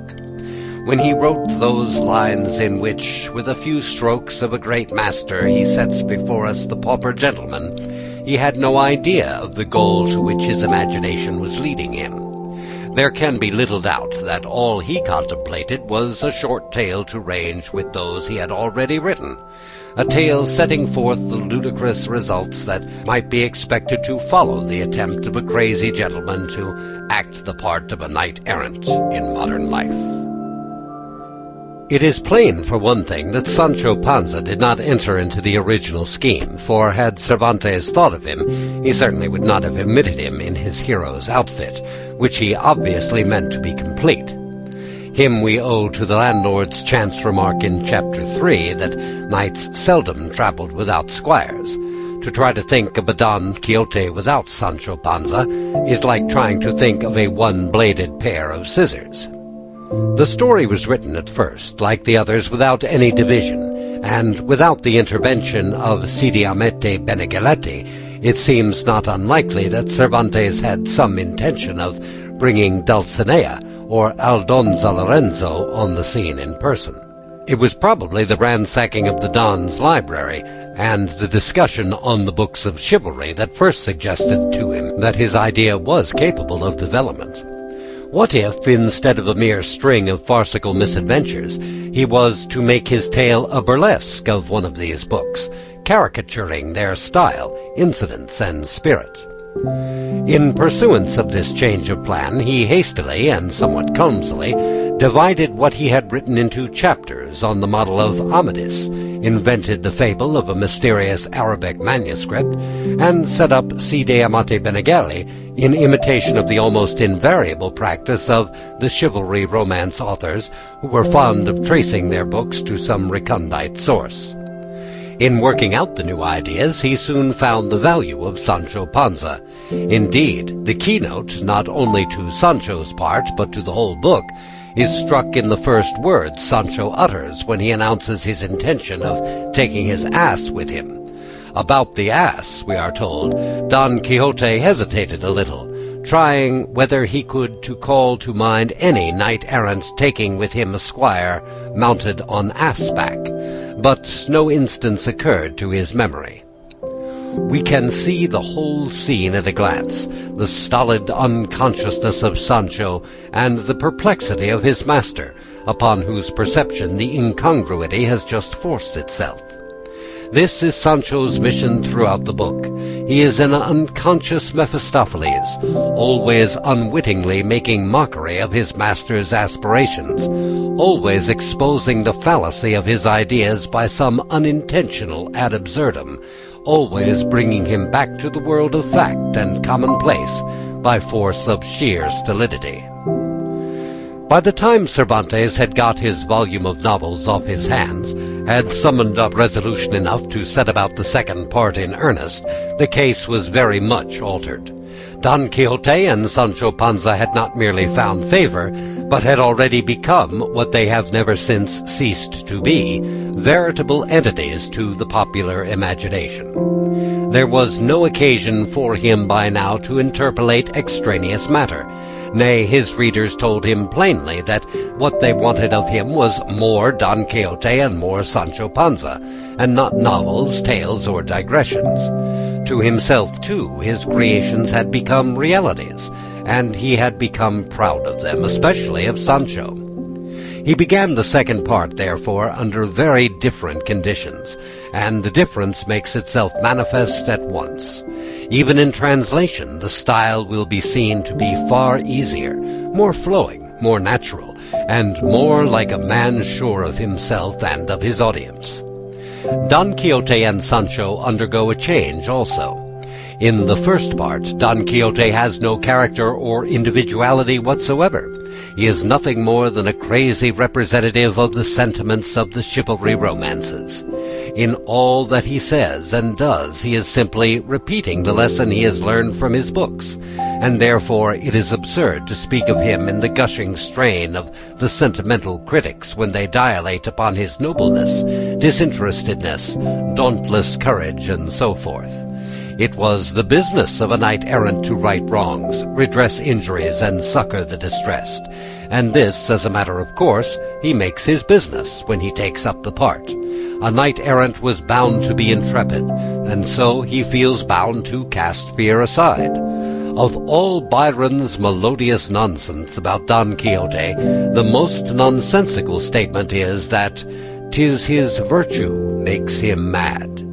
The exact opposite is the truth. It is his madness which makes him virtuous. In the second part, Cervantes repeatedly reminds the reader, as if it was a point upon which he was anxious there be no mistake, that his hero's madness is strictly confined to delusions on the subject of chivalry, and that on every other subject he is discreto, one, in fact, whose faculty of discernment is in perfect order.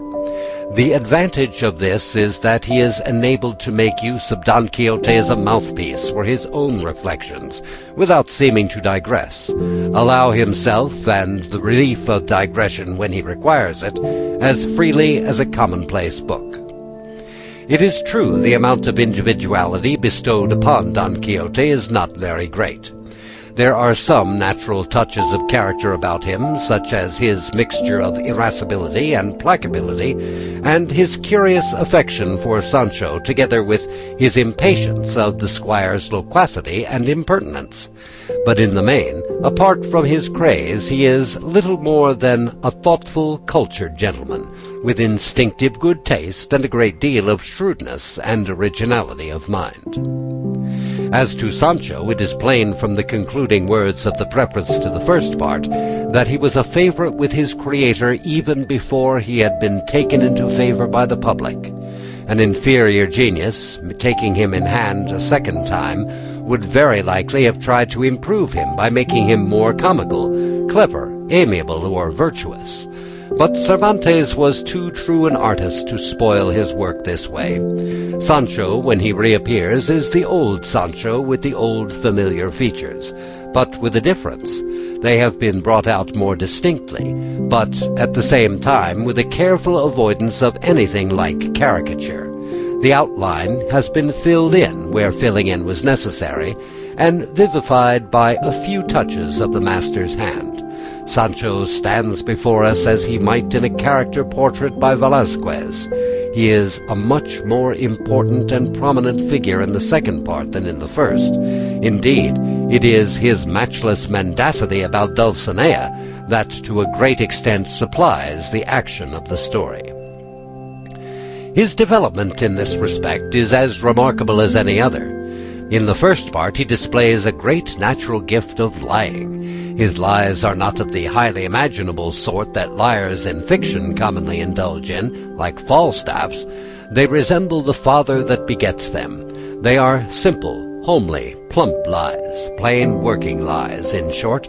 But in the service of such a master as Don Quixote he develops rapidly, as we see when he comes to palm off the 3 country wenches as Dulcinea and her ladies-in-waiting. It is worth noticing how, flushed by his success in this instance, he is tempted afterwards to try a flight beyond his powers in his account of the journey on Clavinello. In the second part it is the spirit, rather than the incidents of the chivalry romances, that is the subject of the burlesque. Enchantments of the sort travestied in those of Dulcinea and the Trifaldi, and the cave of Montesinos, play a leading part in the later and inferior romances, and another distinguishing feature is caricatured in Don Quixote's blind adoration of Dulcinea. In the romances of chivalry, love is either a mere animalism or a fantastic idolatry. Only a coarse-minded man would care to make merry with the former, but to one of Cervantes' humour, the latter was naturally an attractive subject for ridicule. Like everything else in these romances, it is a gross exaggeration of the real sentiment of chivalry, but its peculiar extravagance is probably due to the influence of those masters of hyperbole, the Provençal poets. When a troubadour professed his readiness to obey his lady in all things, he made it incumbent upon the next comer, if he wished to avoid the imputation of tameness and commonplace, to declare himself the slave of her will, which the next was compelled to cap by some still stronger declaration. And so expressions of devotion went on rising one above the other like biddings at an auction, and a conventional language of gallantry and theory of love came into being that in time permeated the literature of southern Europe and bore fruit in one direction in the transcendental worship of Beatrice and Laura, and in another on the grotesque idolatry which found exponents in writers like Feliciano de Silva. This is what Cervantes deals with in Don Quixote's passion for Dulcinea, and in no instance has he carried out the burlesque more happily. By keeping Dulcinea in the background and making her a vague, shadowy being of whose very existence we are left in doubt, he invests Don Quixote's worship of her virtues and charms with an additional extravagance, and gives still more point to the caricature of the sentiment and language of the romances. One of the great merits of Don Quixote, and one of the qualities that have secured its acceptance by all classes of readers and made it the most cosmopolitan of books, is its simplicity. There are, of course, points obvious enough to a Spanish 17th century audience which do not immediately strike a reader nowadays, and Cervantes often takes it for granted that an allusion will be generally understood, which is only intelligible to a few. For example, on many of his readers in Spain, and most of his readers out of it, the significance of his choice of a country for his hero is completely lost. It would be going too far to say that no one can thoroughly comprehend Don Quixote without having seen La Mancha. But undoubtedly even a glimpse of La Mancha will give an insight into the meaning of Cervantes, such as no commentator can give. Of all the regions in Spain, it is the last that would suggest the idea of romance. Of all the dull central plateau of the peninsula, it is the dullest tract. There is something impressive about the grim solitudes of Estremadura, and if the plains of Leon and the old Castile are bald and dreary, they are studded with old cities renowned in history and rich in landscape. It has all the sameness of the desert without its dignity. The few towns and villages that break its monotony are mean and commonplace. There is nothing venerable about them. They have not even the picturesqueness of poverty. Indeed, Don Quixote's own village, Agramasia, has a sort of oppressive respectability in the prim regularity of its streets and houses. Everything is ignoble. The very windmills are the ugliest and shabbiest of all the windmill kind. To anyone who knows the country well, the mere style and title of Don Quixote of La Mancha gave the key to the author's meaning at once. La Mancha, as the knight's country and scene of his chivalries, is a piece with the pasteboard helmet, the farm laborer on assback for a squire, knighthood conferred by a rascally ventero, convicts taken for victims of oppression, and the rest of the incongruities between Don Quixote's world and the world he lived in, between things as he saw them and things as they were. It is strange that this element of incongruity, underlying the whole humor and purpose of the book, should have been so little heeded by the majority of those who have undertaken to interpret Don Quixote. It has been completely overlooked, for example, by the illustrators. To be sure, the great majority of the artists who illustrated Don Quixote knew nothing whatever of Spain.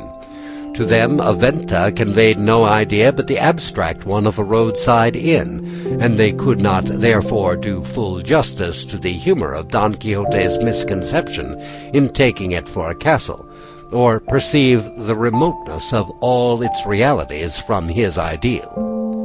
But even when better informed, they seem to have no apprehension of the full force of the discrepancy. Take, for instance, Gustave Doré's drawing of Don Quixote watching his armor in the inn-yard. Whether or not the Vente de Quesada on the Seville road is, as tradition maintains, the inn described in Don Quixote, beyond all question it was just such an inn-yard as the one behind it that Cervantes had in his mind's eye, and it was on just such a rude stone trough as that beside the primitive draw-well in the corner that he meant Don Quixote to deposit his armor. Gustave Doré makes an elaborate fountain, which has no arriero ever watered his mules at the corral of any venta in Spain, and thereby entirely misses the point aimed at by Cervantes. It is the mean, prosaic, commonplace character of all the surroundings and circumstances that gives a significance to Don Quixote's vigil and the ceremony that follows. Cervantes' humor is, for the most part, of that broader and simpler sort, the strength of which lies in the perception of the incongruous. It is the incongruity of Sancho in all his ways, works, and words, with the ideas and aims of his master, quite as much as the wonderful vitality and truth-to-nature of the character that makes him the most humorous creation in the whole range of fiction. That unsmiling gravity of which Cervantes was the first great master, Cervantes' serious air, which sits naturally on Swift alone, perhaps, of later humorists, is essential to this kind of humor, and here again Cervantes has suffered at the hands of his interpreters. Nothing, unless indeed the coarse buffoonery of Phillips, could be more out of place in an attempt to represent Cervantes than a flippant, would-be facetious style like that of Motteux's version, for example, or the sprightly, jaunty air French translators sometimes adopt. It is the grave matter-of-factness of the narrative and the apparent unconsciousness of the author that he is saying anything ludicrous, anything but the merest commonplace, that give its peculiar flavor to the humor of Cervantes. His, in fact, is the exact opposite of the humor of Sterne and the self-conscious humorists. Even when Uncle Toby is at his best, you are always aware of the man Sterne behind him, watching you over his shoulder to see what effect he is producing. Cervantes always leaves you alone with Don Quixote and Sancho. He and Swift and the great humorists have always kept themselves out of sight, or, more literally speaking, never think about themselves at all, unlike our latter-day school of humorists, who seem to have revived the old horse-collar method, and try to raise a laugh by some grotesque assumption of ignorance, imbecility, or bad taste. It is true that to do full justice to Spanish humor in any other language is well-nigh an impossibility. There is a natural gravity and a sonorous stateliness about Spanish, be it ever so colloquial, that make an absurdity doubly absurd, and give plausibility to the most preposterous statement. This is what makes Sancho Panza's drollery the despair of the conscientious translator. Sancho's curt comments can never fall flat, but they lose half their flavor when transferred from their native Castilian into any other medium. But if foreigners have failed to do justice to the humor of Cervantes, they are no worse than his own countrymen. Indeed, were it not for the Spanish peasant's relish of Don Quixote, one might be tempted to think that the great humorist was not looked upon as a humorist at all in his own country.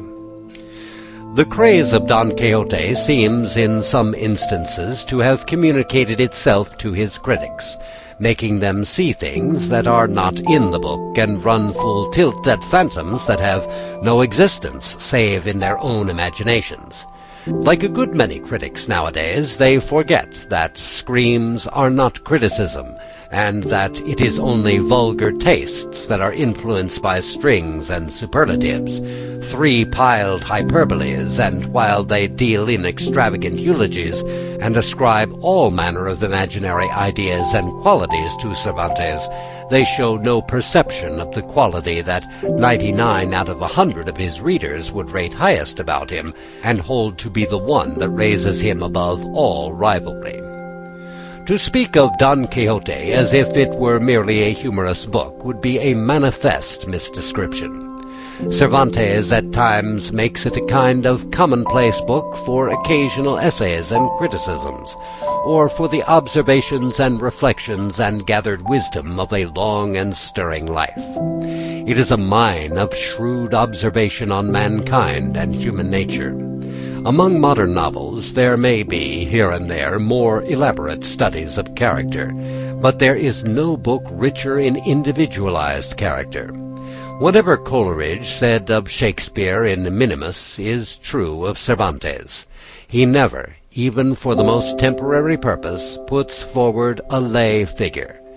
There is life and individuality in all his characters, however little they may have to do, or however short a time they may be before the reader. Samson Carrasco, the curate, Teresa Panza, Altisidora, even the two students met on the road in the cave to Montesinos, all live and move and have their being. And it is characteristic of the broad humanity of Cervantes that there is not a hateful one among them all. Even poor Maritornes, with her deplorable morals, has a kind heart of her own, and some faint and distant resemblance to a Christian about her. And as for Sancho, though on dissection we fail to find a lovable trait in him, unless it be a sort of dog-like affection for his master, who is there that in his heart does not love him? But it is, after all, the humor of Don Quixote that distinguishes it from all other books of the romance kind. It is this that makes it, as one of the most judicial-minded of modern critics calls it, the best novel in the world beyond all comparison. It is its varied humor, ranging from broad farce to comedy as subtle as Shakespeare's or Moliere's, that has naturalized it in every country where there are readers, and made it a classic in every language that has a literature. So ends the translator's preface. Don Quixote, Volume 1, by Miguel de Cervantes Saavedra. Translated by John Ormsby. Part Number 1. Some commendatory verses. Urganda the Unknown. To the Book of Don Quixote of La Mancha. If to be welcomed by the good, O book, thou make thy steady aim, no empty chatterer will dare to question or dispute thy claim. But if perchance thou hast a mind to win of idiots approbation, lost labor will be thy reward, though they'll pretend appreciation. They say a goodly shade he finds, who shelters neath a goodly tree, and such a one thy kindly star in Bejar Bath provided thee, a royal tree whose spreading boughs a show of princely fruit display, a tree that bears a noble duke, the Alexander of his day. Of a Manchegan gentleman thy purpose is to tell the story, relating how he lost his wits o'er idle tales of love and glory, of ladies, arms, and cavaliers, a new Orlando Furioso, inamorato rather who, one Dulcinea del Toboso. Put no vain emblems on thy shield, all figures that is bragging play. A modest dedication make, and give no scoffer room to say, what Alvaro de Luna here, or is it Hannibal again? Or does King Francis at Madrid once more of destiny complain? Since heaven it hath not pleased on thee deep erudition to bestow, or black Latino's gift of tongues, no Latin let thy pages show.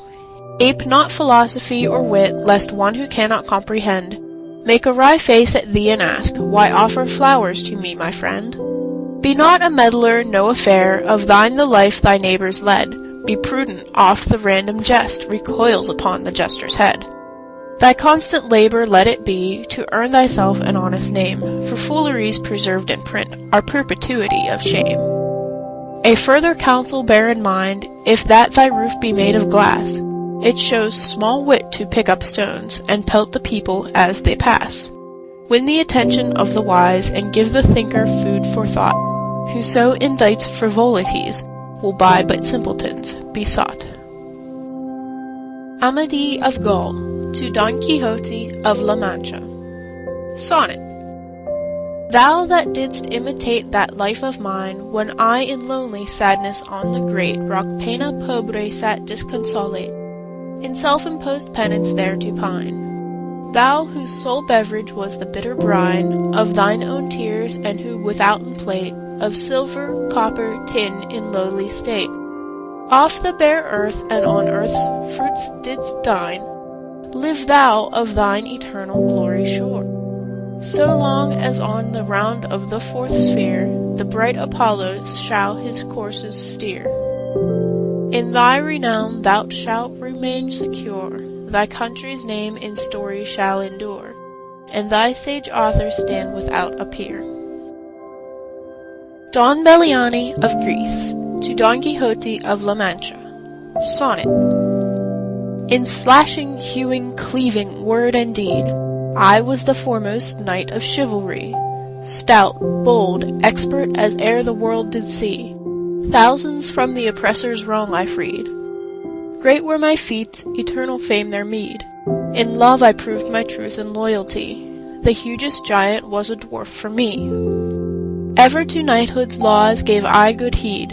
My mastery the fickle goddess owned, and even chance submitting to control, grasped by the forelock, yielded to my will. Yet, though above yon horned moon enthroned, my fortune seems to sit, great Quixote still, envy of thy achievements fills my soul. The Lady of Oriana to Dulcinea del Toboso. Sonnet. O fairest Dulcinea, could it be? It were a pleasant fancy to suppose so. Could Miraflores change to El Toboso, and London's town to that which shelters thee? O could mine but acquire that livery, of countless charms thy mind and body show so, or him, now famous grown, thou madest him grow so, thy knight in some dread combat could I see. O could I be released from Amadis, by exercise of such coy chastity, as led thee gentle Quixote to dismiss, then would my heavy sorrow turn to joy. None would I envy, all would envy me, and happiness be mine without alloy. Gandalin, squire of Amadis of Gaul, to Sancho Panza, squire of Don Quixote. Sonnet. All hail, illustrious man! Fortune, when she bound thee apprentice to the esquire trade, her care and tenderness of thee displayed, shaping thy course from misadventure free. No longer now doth proud knight-errantry regard with scorn the sickle and the spade. of towering arrogance less count is made, than of plain esquire-like simplicity. I envy thee thy dapple and thy name, and those alforjas thou wast wont to stuff, with comforts that thy providence proclaim. Excellent Sancho, hail to thee again. To thee alone the Ovid of our Spain does homage with the rustic kiss and cuff. From El Donoso, the motley poet, on Sancho Panza and Rocinante. On Sancho. I am the Esquire Sancho Pan, who served Don Quixote of La Man. But from his service I retreat, resolved to pass my life discreet. For Villa Diego, called La C, maintained that only in reti was found the secret of well-be, according to the Celesti, a book divine except for sin, by speech too plain, in my opin. On Rocinante. I am that Rocinante Fay, great-grandson of the baby, who all for being lean and bone, had one Don Quixote for an own. But if I matched him well in weak, I never took short commons meek, but kept myself in corn by steel, a trick I learned from Lazarile, when with a piece of straw so neat, the blind man of his wine he cheat. Orlando Furioso, to Don Quixote of La Mancha. Sonnet. If thou art not a peer, peer thou hast none. Among 1,000 peers thou art a peer, nor is there room for one when thou art near. Unvanquished victor, great unconquered one, Orlando by Angelica undone am I, o'er distant seas condemned to steer, and to fame's altars as an offering bear, valor respected by oblivion. I cannot be thy rival, for thy fame and prowess rise above all rivalry, albeit both bereft of wits we go. But though the Scythian or the Moor to tame was not thy lot, still thou dost rival me. Love binds us in a fellowship of woe. The Knight of Phoebus, to Don Quixote of La Mancha. My sword was not to be compared with thine, Phoebus of Spain, marvel of courtesy, nor with thy famous arm this hand of mine, that smote from east to west as lightnings fly. I scorned all empire and that monarchy, the rosy east held out did I resign, for one glance of clary Diana's eye, the bright aurora for whose love I pine. A miracle of constancy, my love, and banished by her ruthless cruelty. This arm had might the rage of hell to tame, but Gothic Quixote, happier thou dost prove, for thou dost live in Dulcinea's name, and famous, honored, wise she lives in thee. From Sol Sidan, to Don Quixote of La Mancha. Sonnet.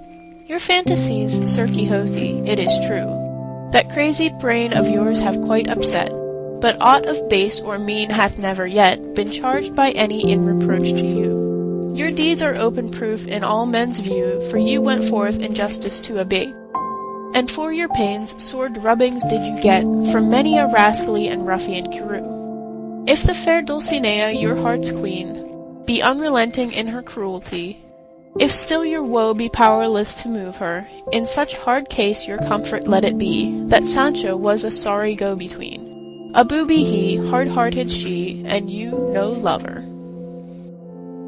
Dialogue between Babieca and Rocinante. Sonnet. How comes it, Rocinante, you're so lean? I'm underfed, with overwork I'm worn. But what becomes of all the hay and corn? My master gives me none, he's much too mean.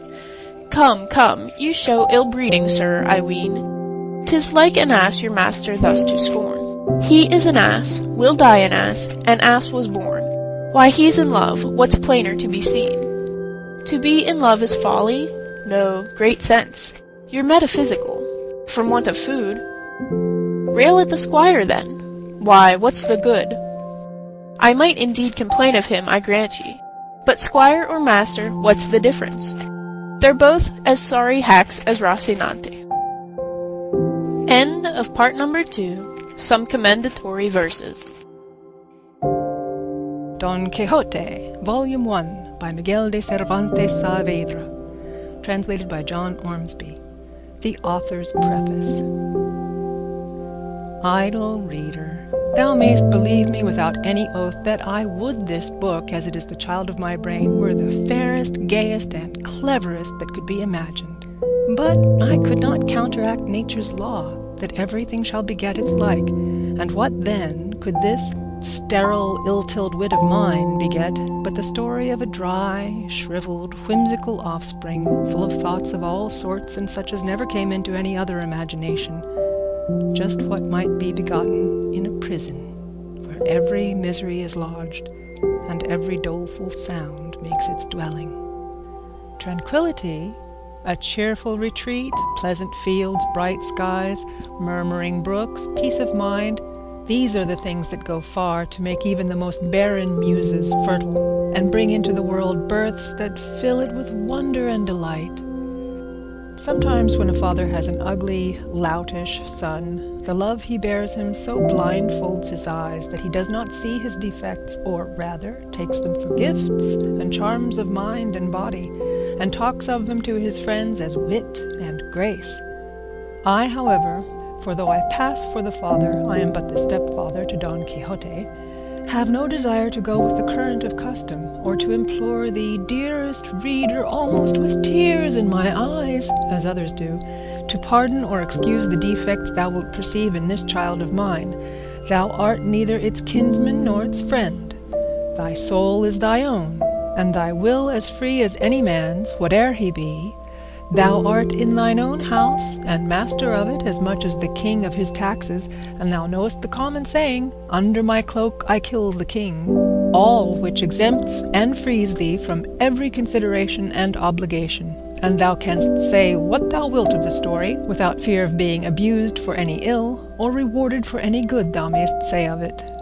My wish would be simply to present it to thee, plain and unadorned, without any embellishment or preface or uncountable muster of customary sonnets, epigrams, and eulogies, such as are commonly put at the beginnings of books.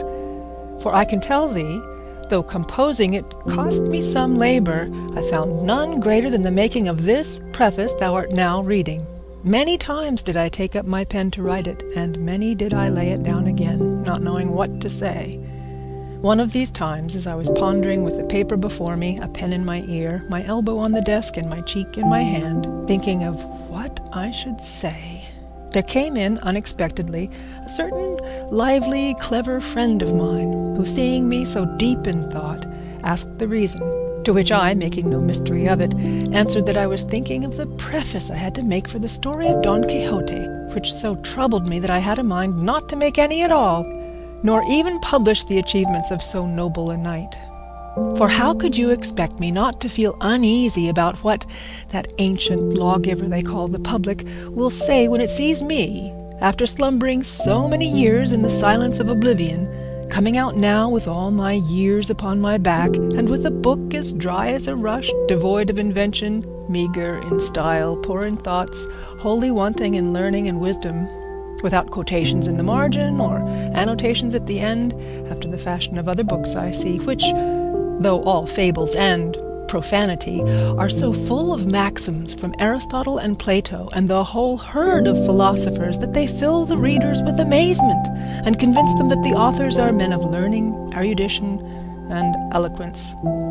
And then, when they quote the Holy Scriptures, anyone would say they are St. Thomas's or other doctors of the Church, observing as they do a decorum so ingenious that in one sentence they describe a distracted lover, and in the next deliver a devout little sermon that it is a pleasure and a treat to hear and read. Of all this there will be nothing in my book, for I have nothing to quote in the margin, or to note at the end, and still less do I know what authors I follow in it, to place them at the beginning as all do, under the letters A, B, C, beginning with Aristotle and ending with Xenophon, or Zoilus, or Zeuxis, though one was a slanderer and the other a painter. Also my book must do without sonnets at the beginning, at least sonnets whose authors are dukes and marquises, counts, bishops, ladies, or famous poets. Though if I were to ask 2 or 3 obliging friends, I know they would give me them, and such as the productions of those that have the highest reputation in our Spain could not equal. In short, my friend, I continued, I am determined that Señor Don Quixote shall remain buried in the archives of his own La Mancha until heaven provide someone to garnish him with all those things he stands in need of, because I find myself, through my shallowness and want of learning, unequal to supplying them, and because I am by nature shy and careless about hunting for authors to say what I myself can say without them. Hence the cogitation and abstraction you found me in, and reason enough that you have heard from me.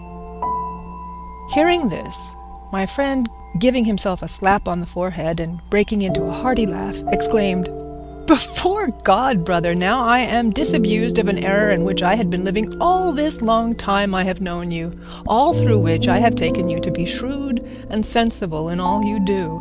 But now I see you are as far from that as the heaven is from the earth. Is it possible that things of so little moment and so easy to set right can occupy and perplex a ripe wit like yours, fit to break through and crush far greater obstacles? By my faith, this comes not of any want of ability, but of too much indolence and too little knowledge of life. Do you want to know if I am telling the truth? Well then, attend to me, and you will see how, in the opening and shutting of an eye, I sweep away all your difficulties, and supply all those deficiencies which you say check and discourage you from bringing before the world the story of your famous Don Quixote, the light and mirror of all knight-errantry." "Say on," said I, listening to his talk. "How do you propose to make up for my diffidence, and reduce to order this chaos of perplexity I am in?" To which he made answer, "Your first difficulty, about the sonnets, epigrams, or complimentary verses which you want for the beginning, and which ought to be by persons of importance and rank, can be removed if you yourself take a little trouble to make them. You can afterwards baptize them and put any name you like to them, fathering them on Prester John of the Indies, or the Emperor of Trebizond, who, to my knowledge, were said to have been famous poets. And even if they were not, and any pedants or bachelors should attack you and question the fact, never care two maravedis for that. For even if they prove a lie against you, they cannot cut off the hand you wrote it with. As for references in the margin to the books and authors from whom you take the aphorisms and sayings that you put into your story, it is only contriving to fit in nicely any sentences or scraps of Latin you may happen to have by heart, or at any rate that will not give you much trouble to look up, so as, when you speak of freedom and captivity, to insert, non bene pro toto libertas venditur auro, and then refer in the margin to Horace or whoever said it. Or, if you allude to the power of death, to come in with pallida mors equo pulsat pede pauperum tabernas regum cetures. If it be friendship and the love God bids us bear to our enemy, go at once to the Holy Scriptures, which you can do with a very small amount of research, and quote no less than the words of God himself. Ego autem dico vobis diligite inimicos vestros. If you speak of evil thoughts, turn to the Gospel. De corde exeunt cogitationes male. If of the fickleness of friends, there is Cato, who will give you his distich. Donec eris felix multos numerabis amicos, tempora si fuerint nubila solus eris. With these and such like bits of Latin, they will take you for a grammarian, at all events, and that nowadays is no small honor and profit. With regards to adding annotations at the end of the book, you may safely do it this way. If you mention any giant in your book, contrive that it shall be the giant Goliath, and with this alone, which will cost you almost nothing, you have a grand note, for you can put, "The giant Goliath, or Goliath, was a Philistine whom the shepherd David slew by a mighty stone, cast in the Terebinth valley, as is related in the Book of Kings, in the chapter where you find it written." Next, to prove yourself a man of erudition in polite literature and cosmography, manage that the river Tagus shall be named in your story, and there you are at once with another famous annotation, setting forth, The river Tagus was so called after a king of Spain. It has its source in such and such a place, and falls into the ocean, kissing the walls of the famous city of Lisbon, and it is a common belief that it has golden sands, etc. If you should have anything to do with robbers, I will give you the story of Cacus, for I have it by heart. If with loose women, there is the Bishop of Mondonedo, who will give you the loans of Lamia, Laida, and Flora, any reference to whom will bring you great credit. If with hard-hearted ones, Ovid will furnish you with Medea. If with witches or enchantresses, Homer has Calypso and Virgil Circe. If with valiant captains, Julius Caesar himself will lend you himself in his own commentaries, and Plutarch will give you 1,000 Alexanders. If you should deal with love, with 2 ounces you may know of Tuscan, you can go to Leon the Hebrew, who will supply you to your heart's content. Or, if you should not care to go to foreign countries, you have at home Fonseca's Of the Love of God, in which is condensed all that you or the most imaginative mind can want on the subject. In short, all you have to do is to manage to quote these names or refer to these stories I have mentioned, and leave it to me to insert the annotations and quotations, and I swear by all that's good to fill up your margins and use up 4 sheets at the end of the book. Now, let us come to those references to authors which other books have and you want for yours. The remedy for this is very simple. You have only to look out for some book that quotes them all, from A to Z, as you say yourself, and then insert the very same alphabet in your book. And though the imposition may be plain to see, because you have so little need to borrow from them, that is no matter. There will probably be some simple enough to believe that you have made use of all of them in this plain, artless story of yours. At any rate, if it answers no other purpose, this long catalogue of authors will serve to give a surprising look of authority to your book. Besides, no one will trouble himself to verify whether you have followed them or whether you have not, being no way concerned in it. Especially as, if I mistake not, this book of yours has no need of any one of those things you say at once, for it is from beginning to end an attack upon the books of chivalry, of which Aristotle never dreamt, nor St. Basil said a word, nor Cicero had any knowledge, nor do the niceties of truth nor the observations of astrology come within the range of its fanciful vagaries, nor have geometrical measurements or refutations of the arguments used in rhetoric anything to do with it. Nor does it mean to preach to anybody, mixing up things human and divine, a sort of motley in which no Christian understanding should dress itself. It has only to avail itself of truth to nature in its composition, and the more perfect the imitation, the better the work will be.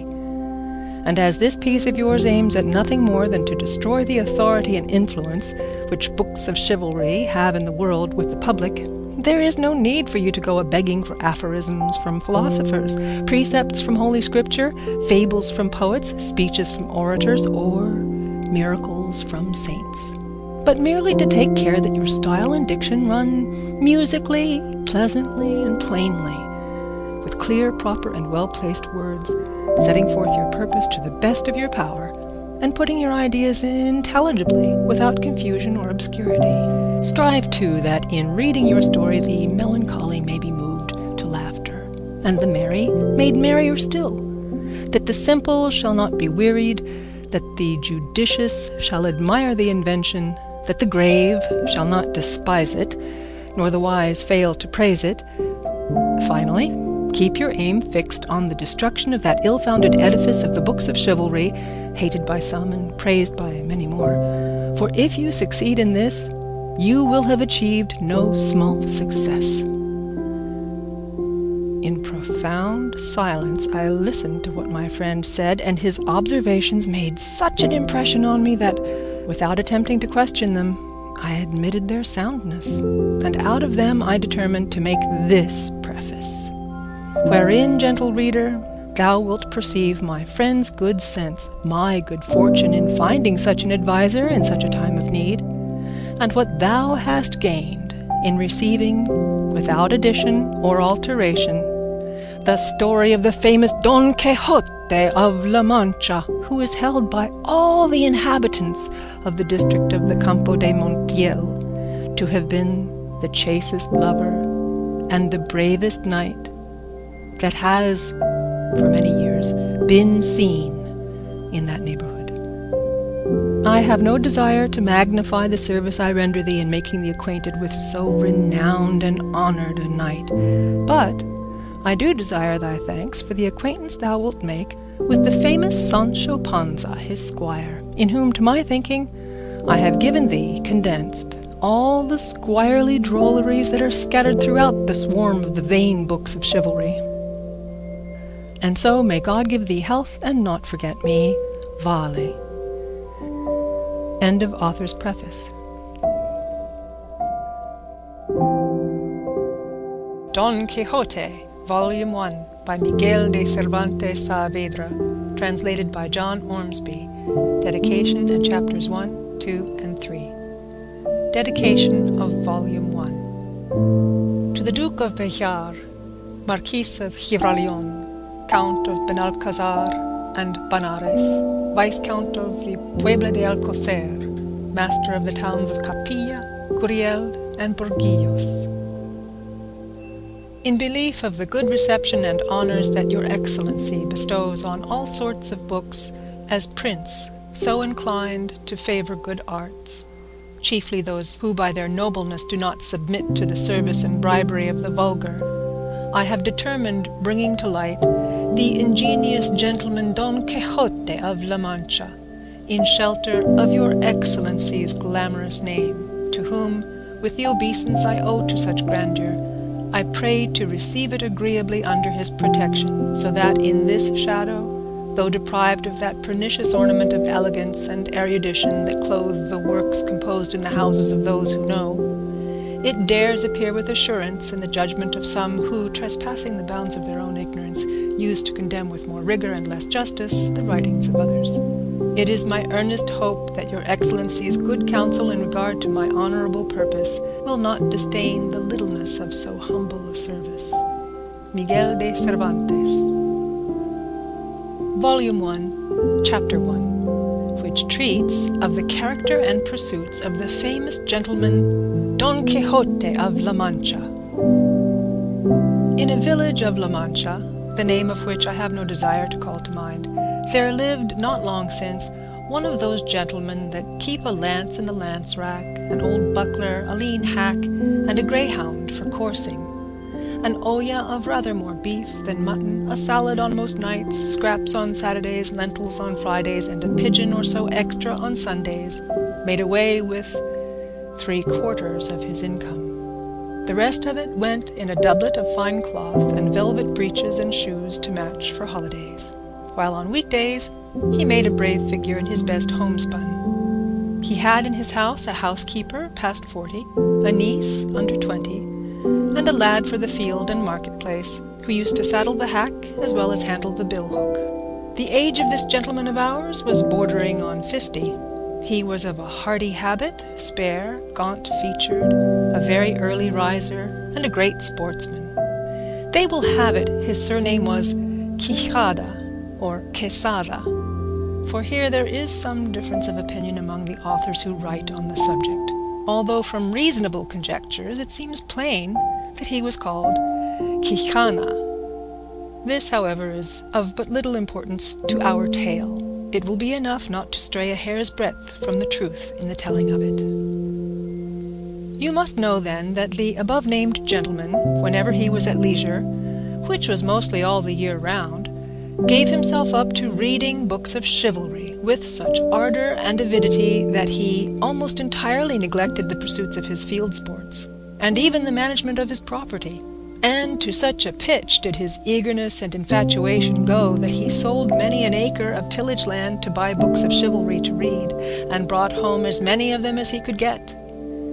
But of all there were none he liked so well as those of the famous Feliciano de Silva's composition, for their lucidity of style and complicated conceits were as pearls in his sight, particularly when in his reading he came upon courtships and cartels, where he often found passages like, The reason of the unreason with which my reason is afflicted so weakens my reason that with reason I murmur at your beauty. Or again, the high heavens that of your divinity divinely fortify you with the stars, render you deserving of the desert your greatness deserves. Over conceits of this sort the poor gentleman lost his wits, and used to lie awake, striving to understand them, and worm the meaning out of them. What Aristotle himself could not have made out or extracted, had he come to life again for that special purpose. He was not at all easy about the wounds which Don Belianis gave and took, because it seemed to him that, great as were the surgeons who had cured him, he must have had his face and body covered all over with seams and scars. He commended, however, the author's way of ending his book with the promise of that interminable adventure, and many a time was he tempted to take up his pen and finish it properly, as is there proposed, which no doubt he would have done, and made a successful piece of work of it too, had not greater and more absorbing thoughts prevented him. Many an argument did he have with the curate of his village, a learned man and a graduate of Siguenza, as to which had been the better knight, Palmerin of England or Amadis of Gaul. Master Nicholas, the village barber, however, used to say that neither of them came up to the Knight of Phoebus, and that if there was any that could compare with him, it was Don Galaor, the brother of Amadis of Gaul, because he had a spirit that was equal to every occasion, and was no finikin knight, nor lachrymose like his brother, while in the matter of valour he was not a whit behind him. In short, he became so absorbed in his books that he spent his nights from sunset to sunrise, and his days from dawn to dark, poring over them. And what with little sleep and much reading, his brains got so dry that he lost his wits. His fancy grew full of what he used to read about in his books, enchantments, quarrels, battles, challenges, wounds, wooings, loves, agonies, and all sorts of impossible nonsense, and it so possessed his mind that the whole fabric of invention and fancy he read of was true, that to him no history in the world had more reality in it. He used to say the Cid of Ruy Diaz was a very good knight, but that he was not to be compared with the Knight of the Burning Sword, who with one backstroke cut in half two fierce and monstrous giants.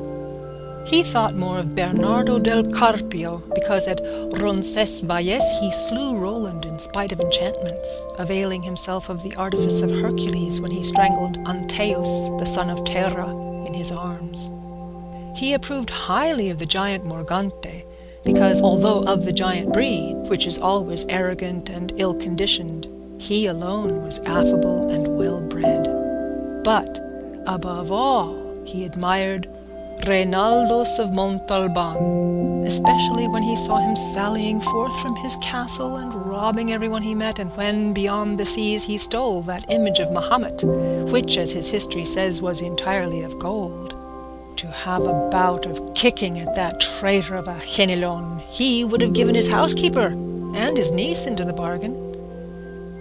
In short, his wits being quite gone, he hit upon the strangest notion that ever madman in this world hit upon, and that was that he fancied it was right and requisite, as well for the support of his own honour as for the service of his country, that he should make a knight-errant of himself, roaming the world over in full armour and on horseback in quest of adventures, and putting in practice himself all that he had read of as being the usual practices of knights-errant, righting every kind of wrong, and exposing himself to peril and danger, from which, in the issue, he was to reap eternal renown and fame.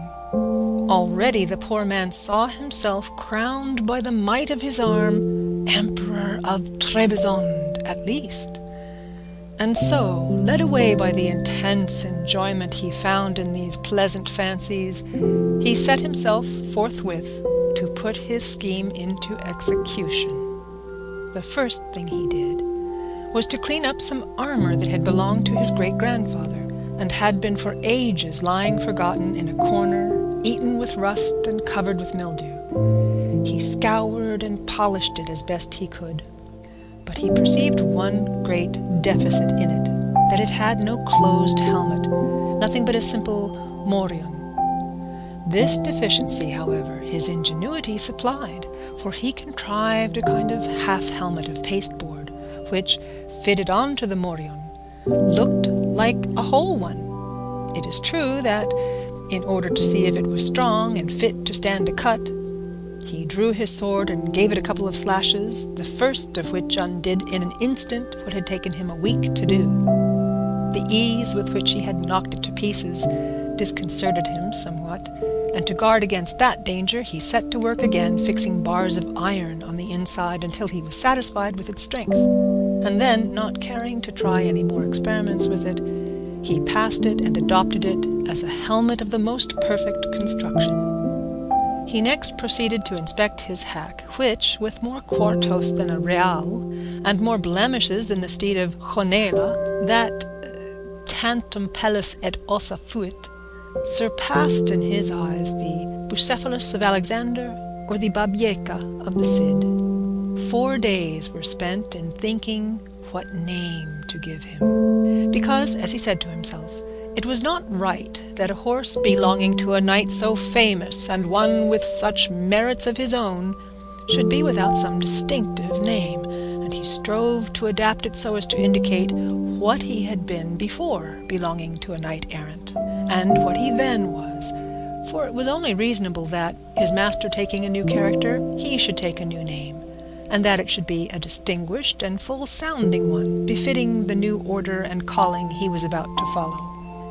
And so, after having composed, struck out, rejected, added to, unmade and remade a multitude of names out of his memory and fancy, he decided upon calling him Rocinante, a name to his thinking lofty, sonorous, and significant of his condition as a hack before he became what he now was, the first and foremost of all the hacks in the world. Having got a name for his horse so much to his taste, he was anxious to get one for himself, and he was 8 days more pondering over this point, till at last he made up his mind to call himself Don Quixote, whence, as has been already said, the authors of this veracious history have inferred that his name must have been beyond a doubt Quixada, and not Quesada, as others would have it. Recollecting, however, that the valiant Amadis was not content to call himself curtly Amadis and nothing more, but added the name of his kingdom and country to make it famous, and called himself Amadis of Gaul, he, like a good knight, resolved to add on the name of his, and to style himself Don Quixote of La Mancha, whereby, he considered, he described accurately his origin and country, and did honour to it in taking his surname from it. So then, his armour being furbished, his morion turned into a helmet, his hack christened, and he himself confirmed, he came to the conclusion that nothing more was needed now but to look out for a lady to be in love with. For a knight-errant without love is like a tree without leaves or fruit, or a body without a soul. As he said to himself, if, for my sins, or by my good fortune, I come across some giant hereabouts, a common occurrence with knights errant, and overthrow him in one onslaught, or cleave him asunder to the waist, or, in short, vanquish and subdue him, will it not be well to have someone I may send him to as a present, that he may come in and fall on his knees before my sweet lady, and in a humble, submissive voice say, I am the giant Caraculiambro, lord of the island of Malindrania, vanquished in single combat by the never sufficiently extolled knight Don Quixote of La Mancha, who has commanded me to present myself before your grace, that your highness dispose of me at your pleasure. Oh, how our good gentleman enjoyed the delivery of this speech, especially when he had thought of someone to call his lady. There was, so the story goes, in a village near his own, a very good-looking farm girl with whom he had been at one time in love, though, as far as is known, she never knew it nor gave a thought to the matter. Her name was Aldonza Lorenzo, and upon her he thought fit to confer the title of Lady of his Thoughts. And after some search for a name which should not be out of harmony with her own, and should suggest and indicate that of a princess and great lady, he decided upon calling her Dulcinea del Toboso, she being of El Toboso, a name to his mind musical, uncommon, and significant, like all those he had already bestowed upon himself and the things belonging to him. Chapter 2, which treats of the first sally the ingenious Don Quixote made from home. These preliminaries settled, he did not care to put off any longer the execution of his design, urged on to it by the thought of all the world was losing by his delay, seeing what wrongs he intended to right, grievances to redress, injustices to repair, abuses to remove, and duties to discharge. So, without giving notice of his intention to anyone, and without anybody seeing him, one morning before the dawning of the day, which was one of the hottest of the month of July, he donned his suit of armor, mounted Rocinante with his patched-up helmet on, braced his buckler, took his lance, and by the back door of the yard sallied forth upon the plain in the highest contentment and satisfaction at seeing with what ease he had made a beginning of his grand purpose.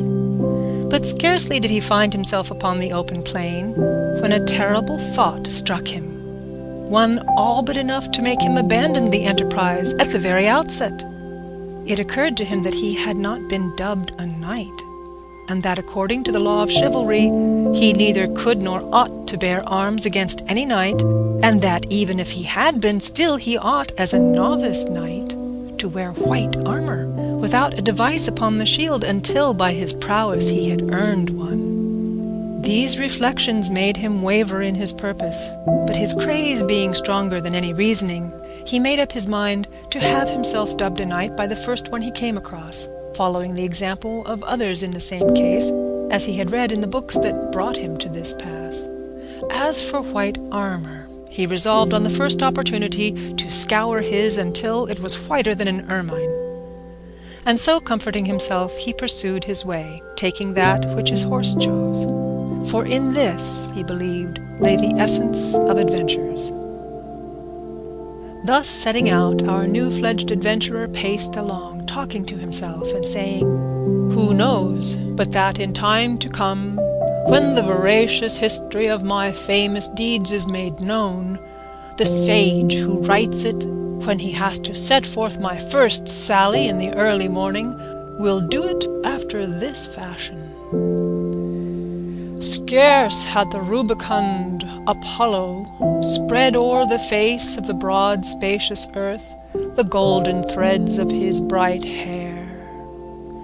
Scarce had the little birds of painted plumage attuned their notes to hail with dulcet and mellifluous harmony the coming of the rosy dawn, that, deserting the soft couch of her jealous spouse, was appearing to mortals at the gates and balconies of the Manchagan horizon, when the renowned knight Don Quixote of La Mancha, quitting the lazy down, mounted his celebrated steed Rocinante, and began to traverse the ancient and famous Campo de Montiel, which in fact he was actually traversing. Happy the age, happy the time, he continued, in which shall be made known my deeds of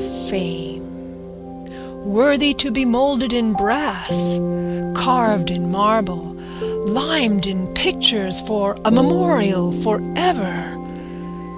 And thou, O sage magician, whoever thou art, to whom it shall fall to be the chronicler of this wondrous history, forget not, I entreat thee, my good Rocinante, the constant companion of my ways and wanderings." Presently he broke out again as if he were love-stricken in earnest. "Oh, Princess Dulcinea, lady of this captive heart, a grievous wrong hast thou done me, to drive me forth with scorn, and with inexorable obduracy banish me from the presence of thy beauty. O lady, deign to hold in remembrance this heart, thy vassal, that thus in anguish pines for love of thee."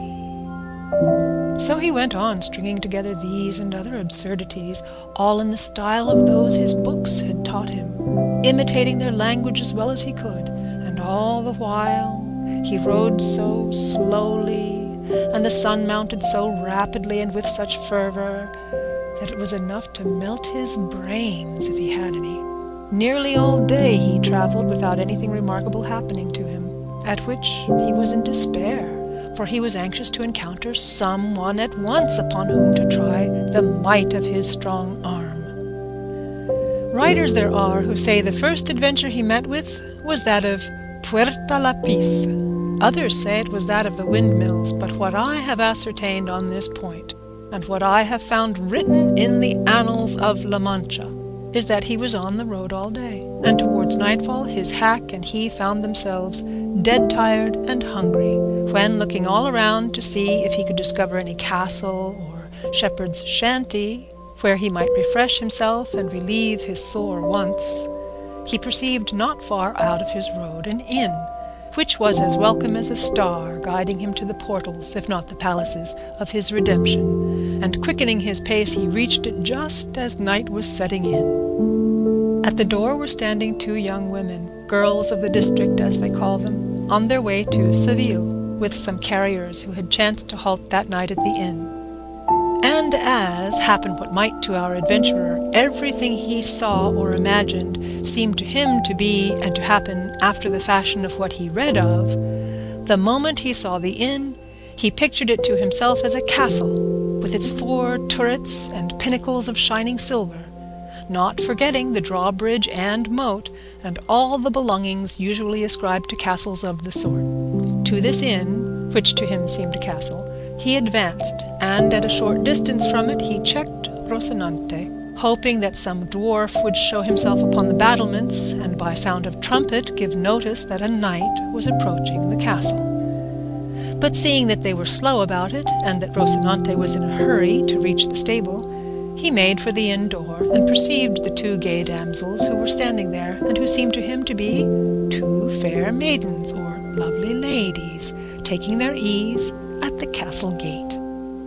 At this moment it so happened that a swineherd who was going through the stubbles, collecting a drove of pigs, for without any apology that is what they are called, gave a blast of his horn to bring them together, and forthwith it seemed to Don Quixote to be what he was expecting, the signal of some dwarf announcing his arrival, and so, with prodigious satisfaction, he rode up to the inn and to the ladies, who, seeing a man of this sort approaching in full armour and with lance and buckler, were turning in dismay into the inn, when Don Quixote, guessing their fear by their flight, raising his pasteboard visor, disclosed his dry dusty visage, and with courteous bearing and gentle voice addressed them. "Your ladyships need not fly, or fear any rudeness, for that it belongs not to the order of knighthood which I profess to offer to any one, much less to high-born maidens, as your appearance proclaims you to be."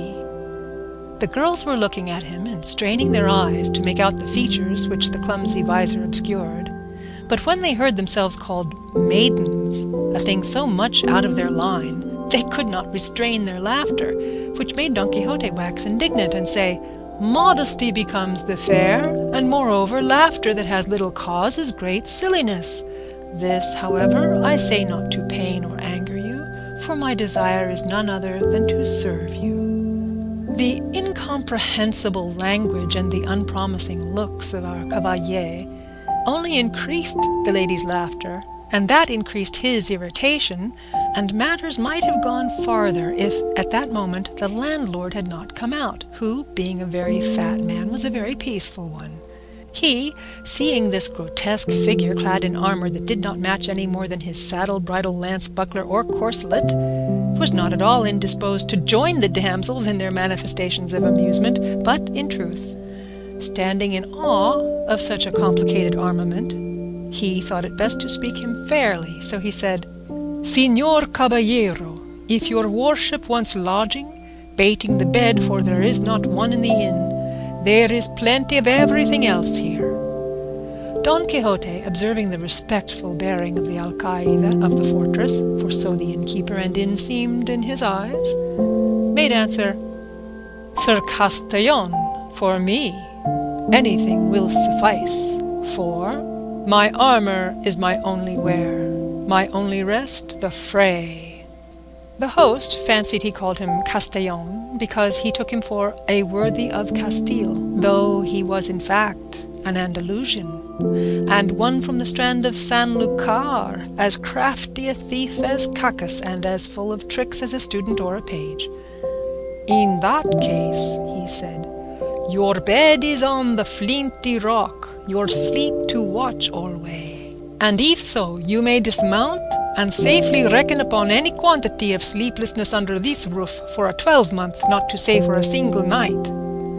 So saying, he advanced to hold the stirrup for Don Quixote, who got down with great difficulty and exertion, for he had not broken his fast all day, and then charged the host to take great care of his horse, as he was the best bit of flesh that ever ate bread in this world. The landlord eyed him over, but did not find him as good as Don Quixote said, nor even half as good. And putting him up in the stable, he returned to see what might be wanted by his guest, whom the damsels, who had by this time made their peace with him, were now relieving of his armour. They had taken off his breastplate and back-piece, but they neither knew nor saw how to open his gorget, or remove his makeshift helmet, for he had fastened it with green ribbons, which, as there was no untying the knots, required to be cut. This, however, he would not by any means consent to, so he remained all the evening with his helmet on, the drollest and oddest figure that can be imagined, and while they were removing his armour, taking the baggages who were about it for ladies of high degree belonging to the castle, he said to them with great sprightliness, "Oh, never surely was there knight so served by hand of dame, as served was he, Don Quixote hight, when from his town he came, with maidens waiting on himself, princesses on his hack, or Rocinante, for that, ladies mine, is my horse's name, and Don Quixote of La Mancha is my own. For though I had no intention of declaring myself until my achievements in your service and honour had made me known, the necessity of adapting that old ballad of Lancelot to the present occasion has given you the knowledge of my name altogether prematurely. A time, however, will come for your ladyships to command and me to obey, and then the might of my arm will show my desire to serve you." The girls, who were not used to hearing rhetoric of this sort, had nothing to say in reply. They only asked him if he wanted anything to eat. "I would gladly eat a bit of something," said Don Quixote, "for I feel it would come very seasonably." The day happened to be a Friday, and in the whole inn there was nothing but some pieces of the fish they call in Castile abedejo, in Andalusia bacallao, and in some places curadillo, and in others troutlet. So they asked him if he thought he could eat troutlet, for there was no other fish to give him. "If there be troutlets enough," said Don Quixote, "they will be the same thing as a trout, for it is all one to me whether I am given 8 reals in small change or a piece of 8. Moreover, it may be that these troutlets are like veal, which is better than beef, or kid, which is better than goat. But whatever it be, let it come quickly, for the burden and pressure of arms cannot be borne without support to the inside." They laid a table for him at the door of the inn for the sake of the air, and the host brought him a portion of ill-soaked and worse-cooked stockfish, and a piece of bread as black and mouldy as his own armour. But a laughable sight it was to see him eating, for having his helmet on and the beaver up, he could not with his own hands put anything into his mouth unless someone else placed it there, and this service one of the ladies rendered him. But to give him anything to drink was impossible, or would have been so had not the landlord bored a reed, and putting one end in his mouth poured the wine into him through the other, all which he bore with patience rather than sever the ribbons of his helmet. While this was going on, there came up to the inn a sow-gelder, who, as he approached, sounded his reed pipe 4 or 5 times, and thereby completely convinced Don Quixote that he was in some famous castle, and that they were regaling him with music, and that the stockfish was trout, the bread the whitest, the wenches ladies, and the landlord the castellan of the castle, and consequently he held that his enterprise and sally had been to some purpose. But still, it distressed him to think he had not been dubbed a knight, for it was plain to him that he could not lawfully engage in any adventure without receiving the order of knighthood. Chapter 3, wherein is related the droll way in which Don Quixote had himself dubbed a knight. Harassed by this reflection, he made haste with his scanty pothouse supper, and having finished it, called the landlord, and shutting himself into the stable with him, fell on his knees before him, saying, "From this spot I rise not, valiant knight, until your courtesy grants me the boon I seek, one that will redound to your praise and the benefit of the human race." The landlord, seeing his guest at his feet, and hearing a speech of this kind, stood staring at him in bewilderment, not knowing what to do or say, and entreating him to rise, but all to no purpose until he had agreed to grant the boon demanded of him. "I looked for no less, my lord, from your high magnificence," replied Don Quixote, "and I have to tell you that the boon I have asked and your liberality has granted is that you shall dub me knight tomorrow morning, and that tonight I shall watch my arms in the chapel of this your castle. Thus tomorrow, as I have said, will be accomplished what I so much desire, enabling me lawfully to roam through all the 4 quarters of the world, seeking adventures on behalf of those in distress, as is the duty of chivalry and of knights errant like myself, whose ambition is directed to such deeds." The landlord, who, as has been mentioned, was something of a wag, and had already some suspicion of his guest's want of wits, was quite convinced of it on hearing talk of this kind from him, and to make sport for the night, he determined to fall in with his humour. So he told him he was quite right in pursuing the object he had in view, and that such a motive was natural and becoming in cavaliers as distinguished as he seemed and his gallant bearing showed him to be, and that he himself in his younger days had followed the same honourable calling, roaming in quest of adventures in various parts of the world, among others the curing grounds of Malaga, the Isles of Riaran, the precinct of Seville, the little market of Segovia, the Oliveira of Valencia, and the Rondilla of Granada, the strand of Sanlúcar, the cult of Cordova, the taverns of Toledo, and divers other quarters, where he had proved the nimbleness of his feet and the lightness of his fingers, doing many wrongs, cheating many widows, ruining maids, and swindling minors, and in short, bringing himself under the notice of almost every tribunal and court of justice in Spain, until at last he had retired to this castle of his,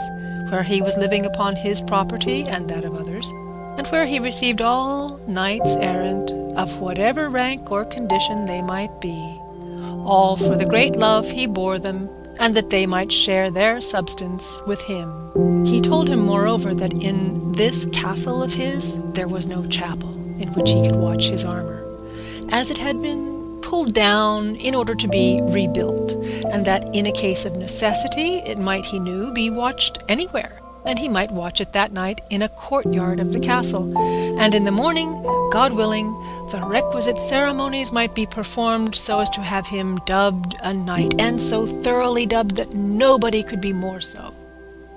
He asked if he had any money with him, to which Don Quixote replied that he had not a farthing, as in the histories of knights-errant he had never read of any of them carrying any. On this point, the landlord told him he was mistaken. For, though not recorded in the histories, because in the author's opinion there was no need to mention anything so obvious and necessary as money and clean shirts, it was not to be supposed, therefore, that they did not carry them, and he might regard it as certain and established that all knights-errant, about whom there were so many full and unimpeachable books, carried well-furnished purses in case of emergency, and likewise carried shirts and a little box of ointment to cure the wounds they received. For in those plains and deserts where they engaged in combat and came out wounded, it was not always that there was someone to cure them, unless indeed they had for a friend some sage magician to succour them at once, by fetching through the air upon a cloud some damsel or dwarf with a vial of water of such virtue that by tasting one drop of it they were cured of their hurts and wounds in an instant, and left as sound as if they had not received any damage whatever.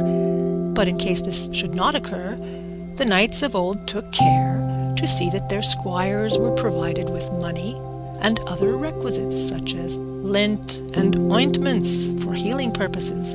And when it happened that knights had no squires, which was rarely and seldom the case, they themselves carried everything in cunning saddlebags that were hardly to be seen on the horse's croup, as if it were something else of more importance, because, unless for some such reason, carrying saddlebags was not very favourably regarded among knights-errant. He therefore advised him, and, as his godson, so soon to be, he might even command him, never from that time forth to travel without money and the usual requirements, and he would find the advantage of them when he least expected it.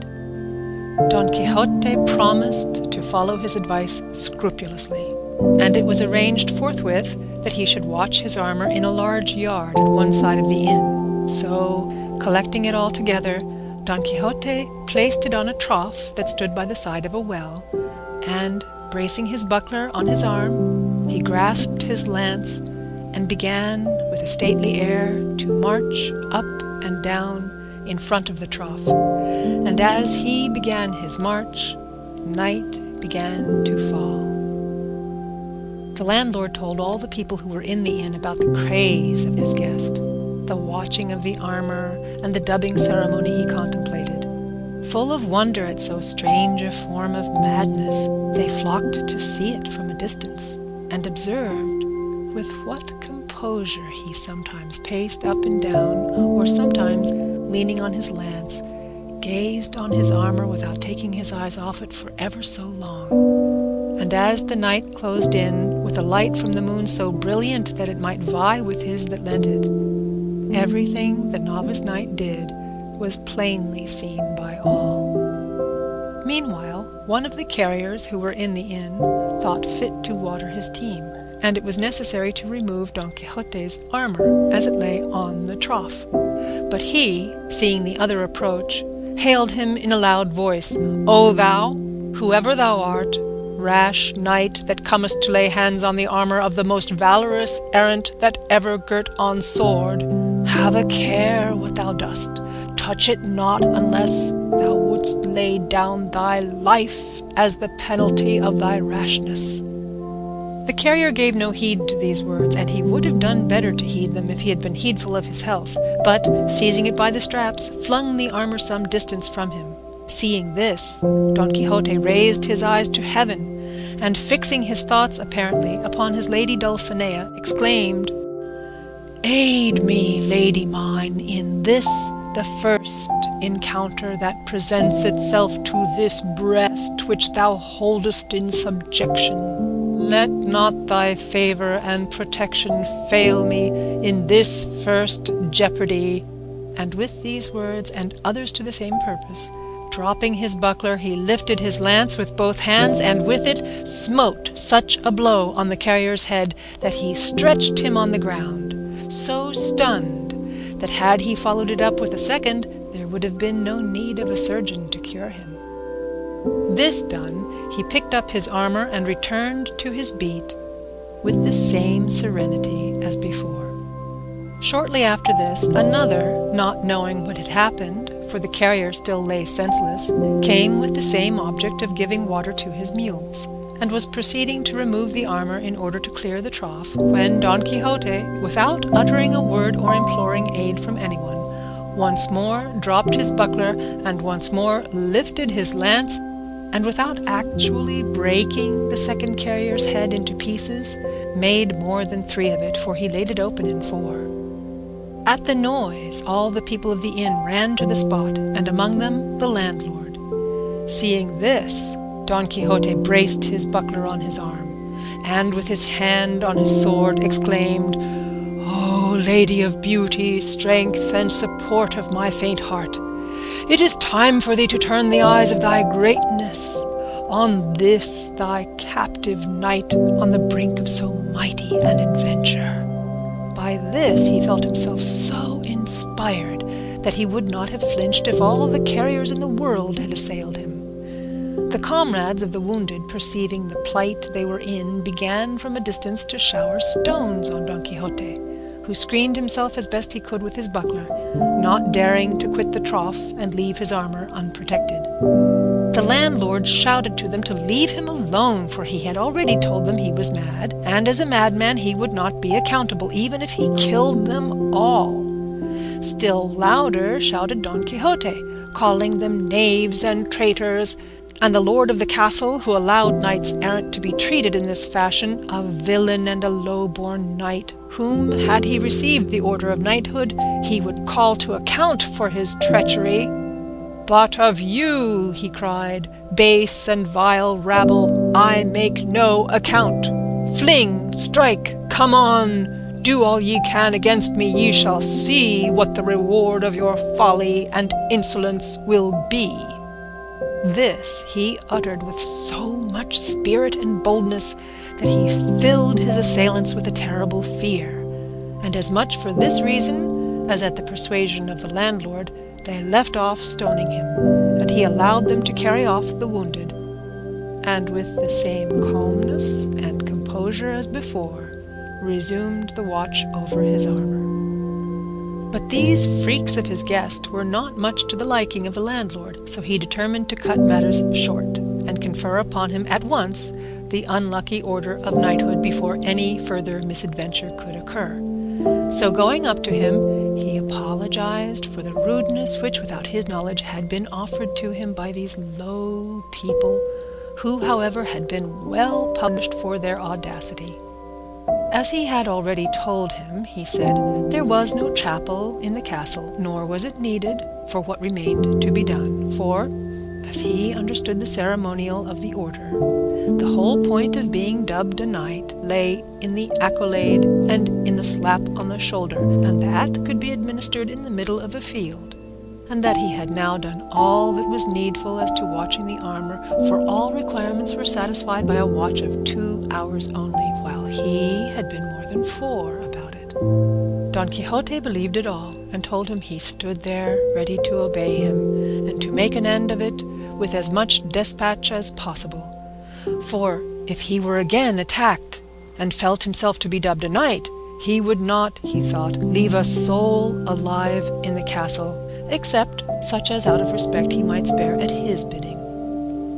Thus warned and menaced, the Castillon forthwith brought out a book in which he used to enter the straw and barley he served out to the carriers, and, with the lad carrying a candle end, and the 2 damsels already mentioned, he turned to where Don Quixote stood, and bade him kneel down. Then, reading from his account book as if he were repeating some devout prayer, in the middle of his delivery he raised his hand and gave him a sturdy blow on the neck, and then, with his own sword, a smart slap on the shoulder, all the while muttering between his teeth as if he was saying his prayers. Having done this, he directed one of the ladies to gird on his sword, which she did with great self-possession and gravity, and not a little was required to prevent a burst of laughter at each stage of the ceremony. But what they had already seen of the novice knight's prowess kept their laughter within bounds. In girding him with the sword, the worthy lady said to him, "May God make your worship a very fortunate knight, and grant you success in battle." Don Quixote asked her name, in order that he might from that time forward know to whom he was beholden for the favour he had received, as he meant to confer upon her some portion of the honour he acquired by the might of his arm. She answered with great humility that she was called La Tolosa, and that she was the daughter of a cobbler of Toledo, who lived in the stalls of Sancho Bienaya, and that wherever she might be she would serve and esteem him as her lord. Don Quixote said in reply that she would do him a favour if thenceforward she assumed the Don, and called herself Donna Tolosa. She promised she would, and then the other buckled on his spur, and with her followed almost the same conversation as with the lady of the sword. He asked her name, and she said it was La Molinera, and that she was the daughter of a respectable miller of Antequera, and of her likewise Don Quixote requested that she would adopt the Don, and call herself Donna Molinera, making offers to her further services and favours.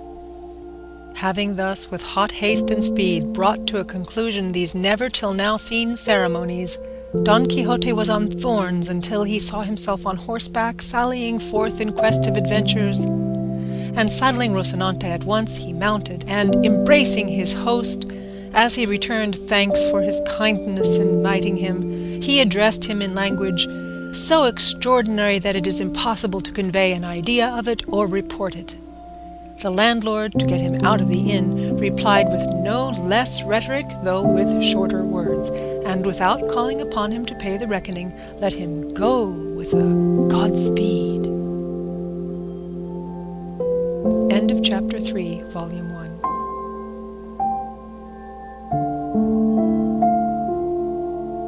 Don Quixote, Volume 1, by Miguel de Cervantes Saavedra. Translated by John Ormsby. Part 2.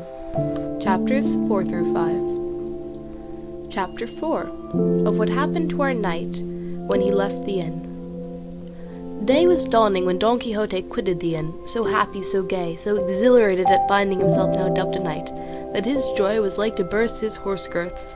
However, recalling the advice of his hosts as to the requisites he ought to carry with him, especially that referring to money and shirts, he determined to go home and provide himself with all, and also with a squire, for he reckoned upon securing a farm labourer, a neighbour of his, a poor man with a family, but very well qualified for the office of squire to a knight. With this object he turned his horse's head toward the village, and Rocinante, thus reminded of his old quarters, stepped out so briskly that he hardly seemed to tread the earth. He had not gone far when out of a thicket on his right there seemed to come feeble cries as of someone in distress, and the instant he heard them, he exclaimed, "Thanks be to heaven for the favour it accords me, that it so soon offers me an opportunity of fulfilling the obligation I've undertaken, and gathering the fruit of my ambition. These cries, no doubt, come from some man or woman in want of help, and needing my aid and protection."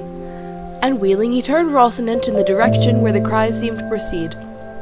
He had gone but a few paces into the wood when he saw a mare tied to an oak, and tied to another, and stripped from the waist upwards, a youth of about 15 years of age, from whom the cries came. Nor were they without cause, for a lusty farmer was flogging him with a belt, and following up every blow with scoldings and commands, repeating, "Your mouth shut and your eyes open," while the youth made answer, "I won't do it again, master mine. My God's passion, I won't do it again, and I'll take more care of the flock another time."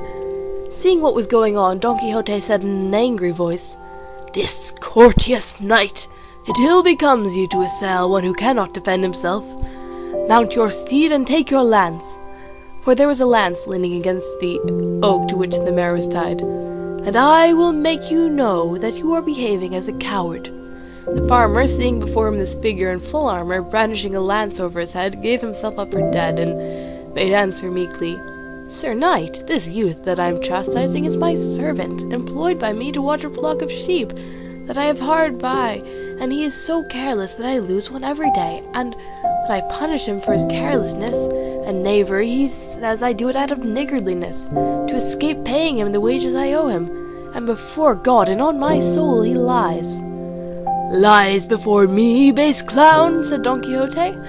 "By the sun that shines on us, I have a mind to run you through with this lance. Pay him at once without another word. If not, by the God that rules us, I will make an end of you and annihilate you on the spot. Release him instantly." The farmer hung his head, and without a word untied his servant, of whom Don Quixote asked how much his master owed him. He replied, 9 months at 7 reals a month. Don Quixote added it up, found that it came to 63 reals, and told the farmer to pay it down immediately if he did not want to die for it. The trembling clown replied that as he lived, and by the oath he had sworn, though he had not sworn any, it was not so much, for there were to be taken into account and deducted 3 pairs of shoes he had given him, and a reel for 2 bloodlettings when he was sick.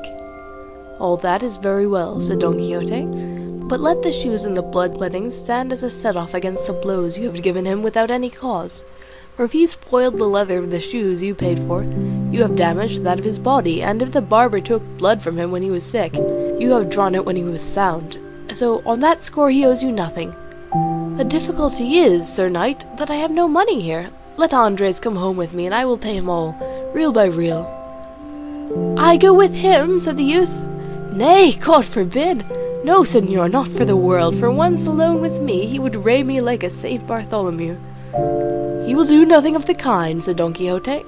"I have only to command, and he will obey me, and as he has sworn to me by the order of knighthood which he has received, I leave him free, and I guarantee the payment." "Consider what you are saying, señor," said the youth. "This master of mine is not a knight, nor has he received any order of knighthood, for he is Juan Haldudo, the rich, of Quintanar." "That matters little," replied Don Quixote. "There may be Haldudos knights. Moreover, everyone is the son of his works."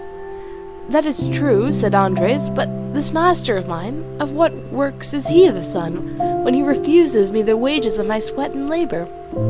"I do not refuse, brother Andres," said the farmer. "Be good enough to come along with me, and I swear by all the orders of knighthood there are in the world, to pay you as I have agreed, reel by reel and perfumed."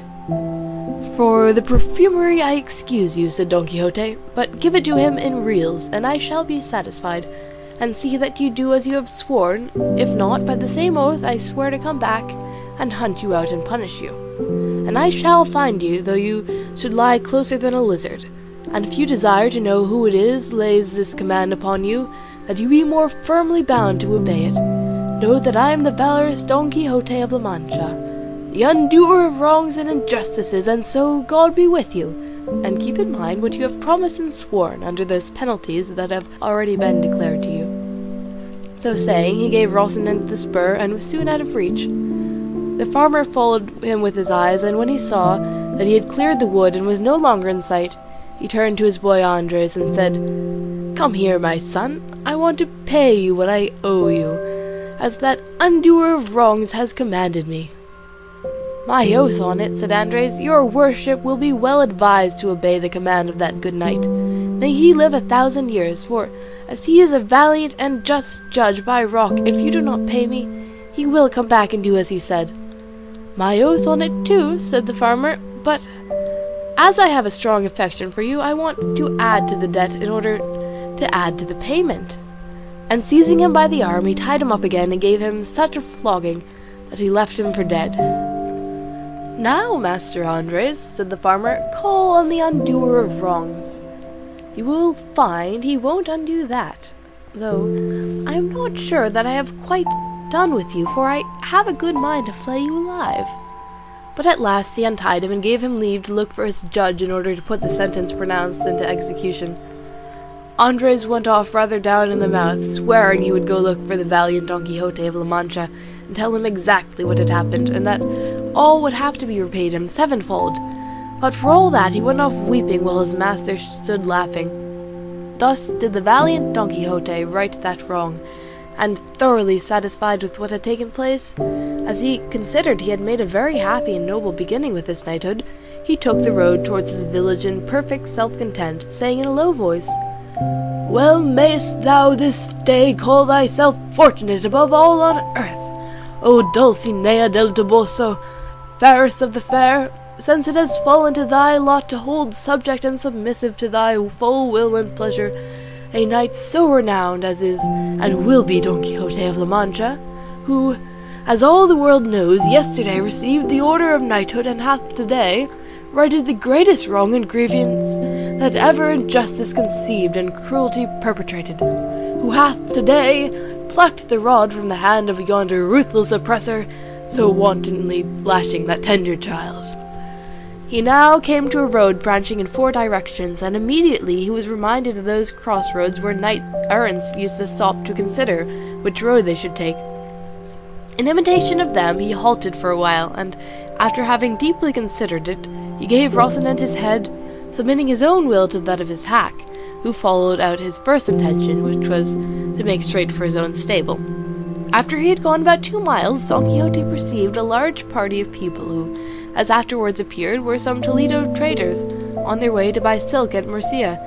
There were 6 of them coming along under their sunshades, with 4 servants mounted and 3 muleteers on foot. Scarcely had Don Quixote descried them when the fancy possessed him that this must be some new adventure, and to help him to imitate as far as he could those passages he had read in his books, here seemed to come one made on purpose, which he resolved to attempt. So, with a lofty bearing and determination, he fixed himself firmly in his stirrups, got his lance ready, brought his buckler before his breast, and, planting himself in the middle of the road, stood waiting the approach of these knight-errants, for such he now considered and held them to be. And when they had come near enough to see and hear, he exclaimed with a haughty gesture, "All the world stand, unless all the world confess, that in all the world there is no maiden fairer than the Empress of La Mancha, the peerless Dulcinea del Toboso." The traders halted at the sound of his language and the sight of the strange figure that uttered it, and from both figure and language at once guessed the craze of their owner. They wished, however, to learn quietly what was the object of this confession that was demanded of them, and one of them, who was rather fond of a joke, and was very sharp-witted, said to him, "Sir Knight, we do not know who this good lady is that you speak of. Show her to us, for if she be of such beauty as you suggest, with all our hearts and without any pressure, we will confess the truth that is on your part required of us." "If I were to show her to you," replied Don Quixote, "what merit would you have in confessing a truth so manifest? The essential point is that without seeing her you must believe, confess, affirm, swear, and defend it. Else ye have to do with me in battle, ill-conditioned, arrogant rabble that ye are, and come ye on one by one as the order of knighthood requires, or altogether as is the custom and vile usage of your breed. Here do I bide and await your relying on the justice of the cause I maintain." "Sir Knight," replied the trader, "I entreat your worship in the name of this present company of princes, that to save us from charging our consciences with the confession of a thing we have neither seen nor heard of, and one moreover so much to the prejudice of the empresses and queens of the Alcaria and Estremadura, your worship will be pleased to show us some portrait of this lady, though it be no bigger than a grain of wheat, for by the thread one gets at the ball, and in this way we shall be satisfied and easy, and you will be content and pleased. Nay, I believe we are already so far agreed with you that even though her portrait should show her blind of one eye and distilling vermilion and sulphur from the other, we would nevertheless, to gratify your worship, say all in her favour that you desire." "She distills nothing of the kind, vile rabble," said Don Quixote, burning with rage. "Nothing of the kind, I say, only ambergris and civet and cotton. Nor is she one-eyed or humpbacked, but straighter than a Guadarrama spindle. But ye must pay for the blasphemy ye have uttered against beauty like that of my lady." And so saying, he charged with levelled lance against the one who had spoken, with such fury and fierceness that, if luck had not contrived that Rocinante should stumble midway and come down, it would have gone hard with the rash trader. Down went Rocinante, and over went his master, rolling along the ground for some distance, and When he tried to rise, he was unable, so encumbered was he with lance, buckler, spurs, helmets, and the weight of his old armour. And all the while he was struggling to get up, he kept saying, "Fly not, cowards and caitiffs, stay, for not by my fault, but my horses am I stretched here." One of the muleteers in attendance, who could not have had much good nature in him, hearing the poor prostrated man blustering in this style, was unable to refrain from giving him an answer on his ribs, and coming up to him he seized his lance, and having broken it in pieces with one of them, he began so to belabour our Don Quixote that, notwithstanding and in spite of his armour, he milled him like a measure of wheat. His masters called out not to lay on so hard and to leave him alone, but the muleteer's blood was up, and he did not care to drop the game until he had vented the rest of his wrath. And gathering up the remaining fragments of the lance, he finished with a discharge upon the unhappy victim, who all through the storm of sticks that rained on him never ceased threatening heaven and earth, and the brigands, for such they seemed to him. At last the muleteer was tired, and the traders continued their journey, taking with them matter for talk about the poor fellow who had been cudgelled. He, when he found himself alone, made another effort to rise, but if he was unable when whole and sound, how was he to rise after having been thrashed and well-nigh knocked to pieces? And yet he esteemed himself fortunate, as it seemed to him that this was a regular knight-errant's mishap, and entirely, he considered, the fault of his horse. However, battered in body as he was, to rise was beyond his power. End of Chapter 4. Chapter 5, in which the narrative of our knight's mishap is continued.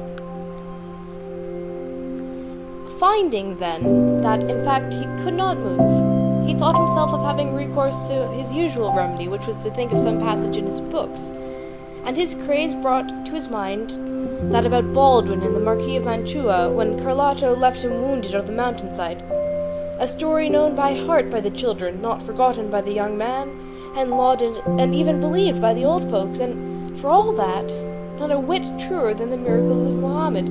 This seemed to him to fit exactly the case in which he found himself, so, making a show of severe suffering, he began to roll on the ground, and with feeble breath repeated the very words which the wounded knight of the wood is said to have uttered. "Where art thou, lady mine? Art thou? My sorrow does not rue? Thou canst not know it, lady mine, or else thou art untrue."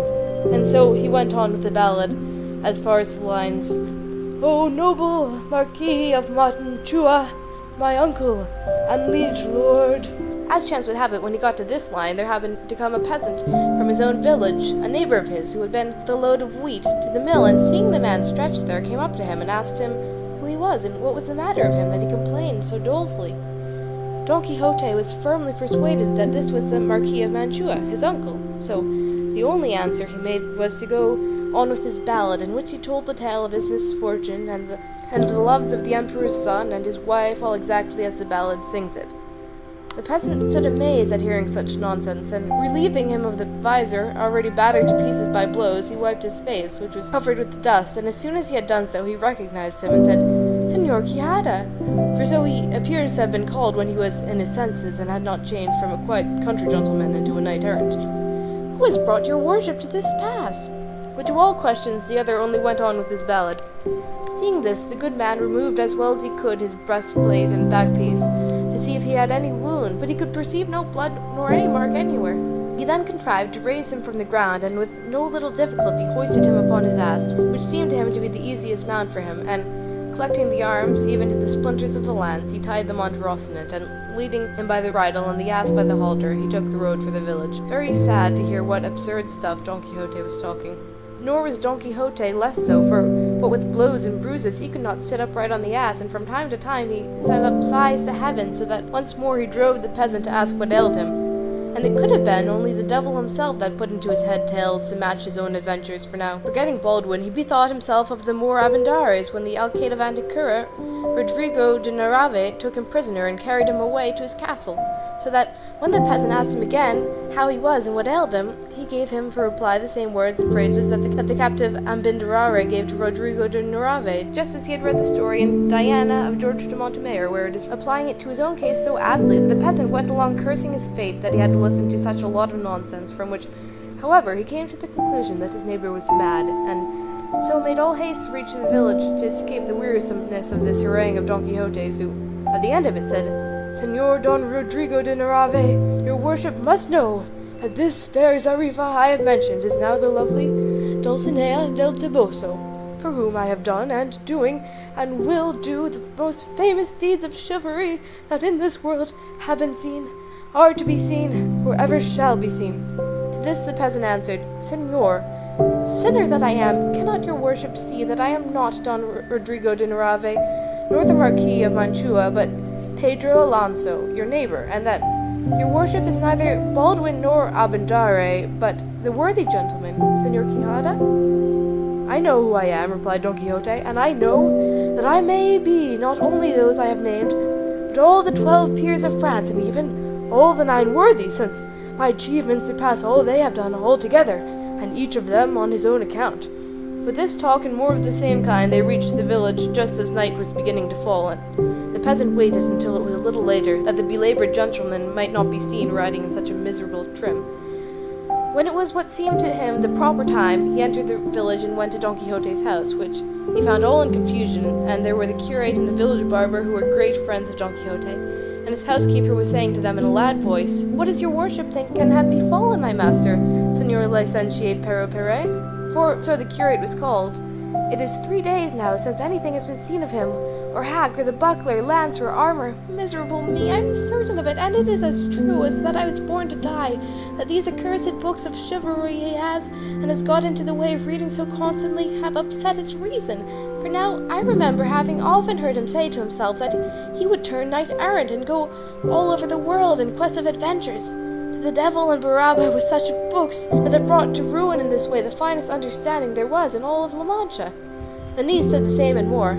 "You must know, Master Nicholas, for that was the name of the barber, it was often my uncle's way to stay 2 days and nights together poring over those unholy books of misadventures, for which he would fling the book away and snatch up his sword and fall to slashing the walls, and when he was tired out he would say he had killed 4 giants, like 4 towers, and the sweat that flowed from him when he was weary, he said, was the blood of the wounds he had received in battle, and then he would drink a great jug of cold water and become calm and quiet, saying that this water was a most precious potion which the sage Esquive, a great magician and friend of his, had brought him. But I take all the blame upon myself for never having told you of my uncle's vagaries, that you might put a stop to them before things had come to pass, and burn all these accursed books, for he has a great number, that richly deserve to be burned like heretics." "So say I too," said the curate, "but my faith tomorrow shall not pass without public judgment upon them, and may they be condemned to the flames, lest they lead those that read to behave as my good friend seems to have behaved." All this the peasant heard, and from it he understood what was the matter with his neighbour. So he began calling aloud, "Open, your worships, to Señor Baldwin, and to Señor the Marquis of Mancha, who comes badly wounded, and to Señora Abendare the Moor, whom the valiant Rodrigo de Narvaez, the Alcaide of Antequera, brings captive." At these words they hurried out, and when they recognized their friend, master, and uncle, who had not yet dismounted from the ass because he could not, they ran to embrace him. "Hold," said he, "for I am badly wounded through my horse's fault. Carry me to bed, and if possible send for the wise Urganda to cure and see to my wounds." "See there, plague on it," said the housekeeper at this. "Did not my heart tell the truth as to which foot my master went lame of? To bed with your worship at once, and we will contrive to cure you here without fetching that Urganda. I curse, I say once more, and 100 times more, on those books of chivalry that have brought your worship to such a pass." They carried him to bed at once, and after searching for his wounds could find none, but he said they were all bruises from having had a severe fall with his horse Rocinante when in combat with 10 giants, the biggest and the boldest to be found on the earth. So, said the curate, are there giants in the dance? By the sign of the cross I will burn them tomorrow before the day over. They put a host of questions to Don Quixote, but his only answer to all was, "Give him something to eat, and leave him to sleep," for that was what he needed most. They did so, and the curate questioned the peasant at great length as to how he found Don Quixote. He told him, and the nonsense he had talked when found, and on the way home, all which made the licentiate the more eager to do what he did the next day, which was to summon his friend the barber, Master Nicholas, and go with him to Don Quixote's house. End of chapter 5. End of Part 5. Don Quixote, Volume 1, by Miguel de Cervantes Saavedra. Translated by John Ormsby. Part 6, Chapters 6 to 8. Chapter 6, of the diverting and important scrutiny which the curate and the barber made in the library of our ingenious gentleman. He was still sleeping, so the curate asked the niece for the keys of the rooms where the books, the authors of all the mischief, were, and right willingly she gave them. They all went in, the housekeeper with them, and found more than 100 volumes of big books very well bound, and some other small ones. The moment the housekeeper saw them, she turned about and ran out of the room, and came back immediately with a saucer of holy water and a sprinkler, saying, "Here, your worship, Señor Licentiate, sprinkle this room. Don't leave any magician of the many there are in these books to bewitch us, in revenge for our design of banishing them from the world."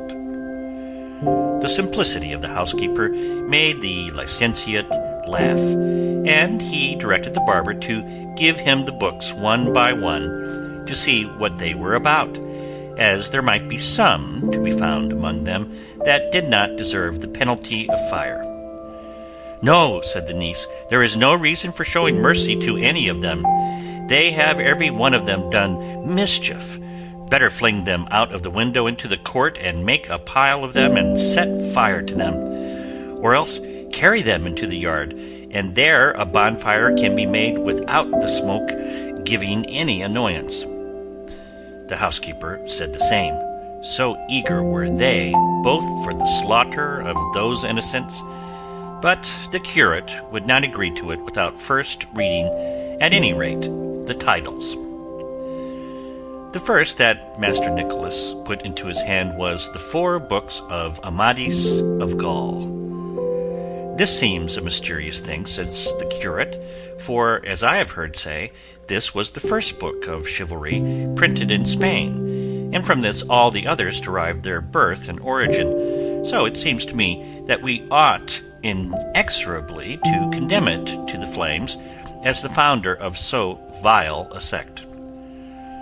"Nay, sir," said the barber, "I too have heard say that this is the best of all the books of this kind that have been written, and so as something singular in its line, it ought to be pardoned." "True," said the curate, "and for that reason let its life be spared for the present. Let us see that other which is next to it." "It is," said the barber, "the Sergas de Esplandian, the lawful son of Amadis of Gaul." "Then verily," said the curate, "the merit of the father must not be put down to the account of the son. Take it, mistress housekeeper, open the window and fling it into the yard, and lay the foundation of the pile of the bonfire we are to make." The housekeeper obeyed with great satisfaction, and the worthy Esplandian went flying into the yard to await with all patience the fire that was in store for him. "Proceed," said the curate. "This that comes next," said the barber, "is Amadis of Greece, and indeed I believe all those on this side are of the same Amadis lineage." "Then to the yard with the whole of them," said the curate, "for to have the burning of Queen Pintiquiniestra and the shepherd Darniel, and his eclogues too, and the bedeviled and involved discourses of his author, I would burn with them the father who begot me, if he were going about in the guise of a knight errant." "I am of the same mind," said the barber. "And so am I," added the niece. "In that case," said the housekeeper, "here, into the yard with them." They were handed to her, and as there were many of them, she spared herself the staircase and flung them out of the window. "Who is that tub there?" said the curate. "This," said the barber, "is Don Olivante de Laura, The author of that book, said the curate, was the same that wrote The Garden of Flowers, and truly there is no deciding which of the two books is the more truthful, or, to put it better, the less lying. All I can say is, send this one into the yard for a swaggering fool. This that follows is Floris Marte of Hircania, said the barber. Senor Floris Marte here, said the curate, then by my faith he must take up his quarters in the yard, in spite of his marvelous birth and visionary adventures, for the stiffness and dryness of his style deserve nothing else. Into the yard with him and the other, mistress housekeeper. With all my heart, senor, said she, and executed the order with great delight. This, said the barber, is the Night Plaitier. An old book that, said the curate, but I find no reason for clemency in it. Send it after the others without appeal, which was done. Another book was opened, and they saw it was entitled The Knight of the Cross. For the sake of the holy name this book has, said the curate, its ignorance might be excused. But then, they say, behind the cross there's the devil. To the fire with it. Taking down another book, the barber said, This is the Mirror of Chivalry. I know, his worship, said the curate. That is where Senor Reinaldos of Montalban figures with his friends and comrades, greater thieves than Cacus and the 12 peers of France with the veracious historian Turpin. However, I am not for condemning them to more than perpetual banishment because, at any rate, they have some share in the invention of the famous Matteo Boiardo, whence, too, the Christian poet Ludovico Ariosto wove his web, to whom, if I find him here, and speaking any language but his own, I shall show no respect whatever, but if he speaks his own tongue, I will put him upon my head. Well, I have him in Italian, said the barber, but I do not understand him. Nor would it be well that you should understand him, said the curate. And on that score, we might have excused the captain if he had not brought him into Spain and turned him into Castilian. He robbed him of a great deal of his natural force, and so do all those who try to turn books written in verse into another language. For with all the pains they take, and all the cleverness they show, they never can reach the level of the originals as they were first produced. In short, I say that this book and all that may be found treating of those French affairs should be thrown into or deposited in some dry well until, after more consideration, it is settled what is to be done with them, excepting always one Bernardo del Carpio that is going about, and another called Roncesvalles. For these, if they come into my hands, shall pass at once into those of the housekeeper, and from hers into the fire without any reprieve. To all this the barber gave assent, and looked upon it as right and proper, being persuaded that the curate was so staunch to the faith and loyal to the truth that he would not for the world say anything opposed to them.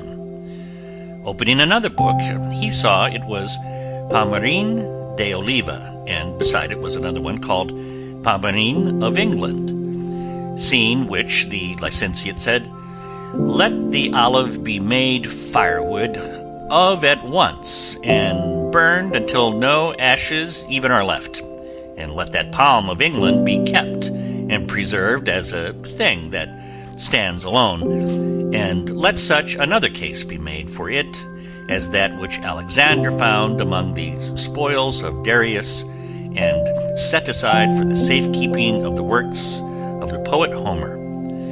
This book, gossip, is of authority for two reasons. First, because it is very good, and second, because It is said to have been written by a wise and witty king of Portugal. All the adventures of the castle of Miraguarda are excellent and of admirable contrivance, and the language is polished and clear, studying and observing the style befitting the speaker with propriety and judgment. So then, provided it seems good to you, Master Nicholas, I say, let this and Amadis of Gaul be remitted without the penalty of fire. And as for all the rest, let them perish without further question or query. Nay, gossip, said the barber, for this that I have here is the famous Don Bilianis. Well, said the curate, that and the second, third, and fourth parts of all stand in need of a little rhubarb to purge their excess of bile. And they must be cleared of all that stuff about the Castle of Fame and other greater affectations, to which end let them be allowed the overseas term, and according as they mend, so shall mercy or justice be meted out to them. And in the meantime, gossip, do you keep them in your house, and let no one read them. With all my heart, said the barber, and not caring to tire himself with reading more books of chivalry, he told the housekeeper to take all the big ones and throw them into the yard. It was not said to one dull or deaf, but to one who enjoyed burning them more than weaving the broadest and finest web that could be. And seizing about 8 at a time, she flung them out of the window. In carrying so many together, she let one fall at the feet of the barber, who took it up, curious to know what it was, and found it said, History of the famous knight Tirante el Blanco. God bless me, said the curate.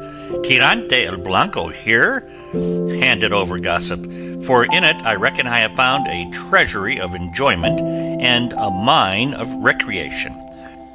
Here is Don Quixote of Montalvan, a valiant knight, and his brother Thomas of Montalvan, and the knight Fonseca.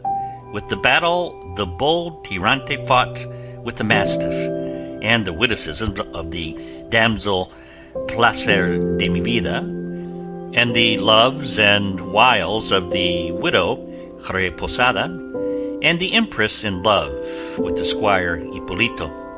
In truth, gossip, by right of its style, it is the best book in the world. Here knights eat and sleep, and die in their beds, and make their wills before dying, and a great deal of more of which there are not in the other books. Nevertheless, I say, he who wrote it, for deliberately composing such fooleries, deserves to be sent to the galleys for life. Take it home with you and read it, and you will see that what I have said is true.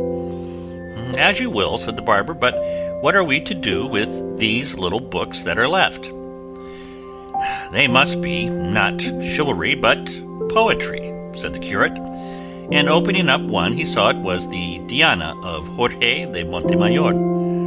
And supposing all the others to be of the same sort, he said, These do not deserve to be burned like the others, for they neither do nor can do the mischief the books of chivalry have done, being books of entertainment that can hurt no one. Ah, senor, said the niece, your worship had better order these to be burned as well as the others, for it would be no wonder if, after being cured of his chivalry disorder, my uncle, by reading these, took a fancy to turn shepherd and range the woods and fields, singing and piping, or what would be still worse, to turn poet, which they say is an incurable and infectious malady. The damsel is right, said the curate, and it will be well to put this stumbling block and temptation out of our friend's way. To begin, then, with the Diana of Montemayor, I am of the opinion it should not be burned, but that it should be cleared of all that about the sage Felicia and the magic water, and of almost all the longer pieces of verse. let it keep and welcome its prose and the honor of being the first of books of the kind. This that comes next, said the barber, is the Diana, entitled The Second Part, by the Salamancan, and this other has the same title, and its author is Gil Polo. As for the Salamancan, replied the curate, let it go to swell the number of the condemned in the yard, and let Gil Polos be preserved, as if it came from Apollo himself. But get on, gossip, and make haste, for it is growing late. This book, said the barber, opening another, is the 10 books of the Fortune of Love, written by Antonio de Lofraso, a Sardinian poet. By the orders I have received, said the curate, since Apollo has been Apollo, and the muses have been muses, and poets have been poets, so droll and absurd a book as this has never been written, and in its way it is the best and the most singular of all of this species that have as yet appeared, and he who has not read it may be sure that he has never read what is delightful. Give it here, gossip, for I make more account of having found it than if they had given me a cassock of Florence stuff. He put it aside with extreme satisfaction, and the barber went on. These that come next are the Shepherd of Iberia, Nymphs of Henares, and the Enlightenment of Jealousy. Then all we have to do, said the curate, is to hand them over to the secular arm of the housekeeper, and ask me not why, or we shall never have done. The next is the Pastor of Philida. No pastor that, said the curate, but a highly polished courtier. Let it be preserved as a precious jewel. This large one here, said the barber, is called the Treasury of Poems. If there were not so many of them, said the curate, they would be more relished. This book must be weeded and cleansed of certain vulgarities, which it has with its excellences. Let it be preserved, because the author is a friend of mine, and out of respect for other more heroic and loftier works that he has written. This, continued the barber, is the Cancionero of Lopez de Maldonado. The author of that book, too, said the curate, is a great friend of mine, and his verses from his own mouth are the admiration of all who hear them, for such is the sweetness of his voice that he enchants when he chants them. It gives rather too much of its eclogues, but what is good was never yet plentiful. Let it be kept with those that have been set apart. But what book is next with it? The Galatea of Miguel de Cervantes, said the barber. That Cervantes has been for many years a great friend of mine, and to my knowledge he has had more experience in reverses than in verses. His book has some good invention in it. It presents us with something, but brings nothing to a conclusion. We must wait for the second part, it promises. Perhaps with amendment it may succeed in winning the full measure of grace that is now denied it. And in the meantime, do you, Senor Gossip, keep it shut in your own quarters. Very good, said the barber. And here come another 3, together. The Araucana of Don Alonso de Ercilla, the Austriada of Juan Rufo, Justice of Cordova, and the Montserrate of Cristobal de Virues, the Valencian poet. These 3 books, said the curate, are the best that have been written in Castilian in heroic verse, and they may compare with the most famous of Italy. Let them be preserved as the richest treasures of poetry that Spain possesses. The curate was tired and would not look into any more books, and so he decided that contents uncertified, all the rest should be burned. But just then the barber held open one called The Tears of Angelica. Oh, I should have shed tears myself, said the curate when he heard the title, had I ordered that book to be burned, for its author was one of the famous poets of the world, not to say of Spain, and was very happy in the translation of some of Ovid's fables. Chapter 7 of the second sally of our worthy knight Don Quixote of La Mancha. At this instant Don Quixote began shouting out, "Hear, hear, valiant knights! Here is need for you to put forth the might of your strong arms, for they of the court are gaining the mastery in the tourney."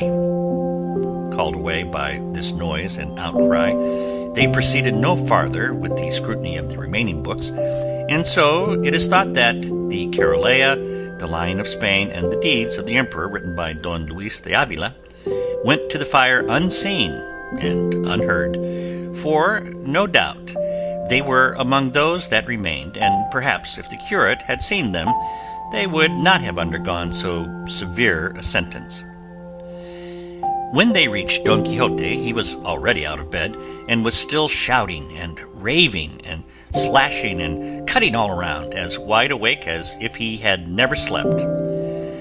They closed with him, and by force got him back into the bed, and when he had become a little calm, addressing the curate, he said to him, "Of a truth, Señor Archbishop Turpin, it is a great disgrace for us who call ourselves the 12 Peers, so carelessly to allow the knights of the court to gain the victory in this tourney, we, the adventurers, having carried off the honor on the 3 former days." "Hush, gossip," said the curate. "Please God, the luck may turn, and what is lost today may be won tomorrow.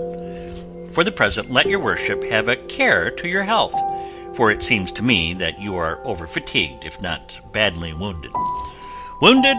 No," said Don Quixote, "but bruised and battered, no doubt, for that bastard Don Roland has cudgeled me with the trunk of an oak tree, and all for envy, because he sees that I alone rival him in his achievements. But I should not call myself Reinaldos of Montalvan did he not pay me for it, in spite of all his enchantments, as soon as I rise from this bed. For the present, let them bring me something to eat, for that, I feel, is what will be more to my purpose, and leave it to me to avenge myself."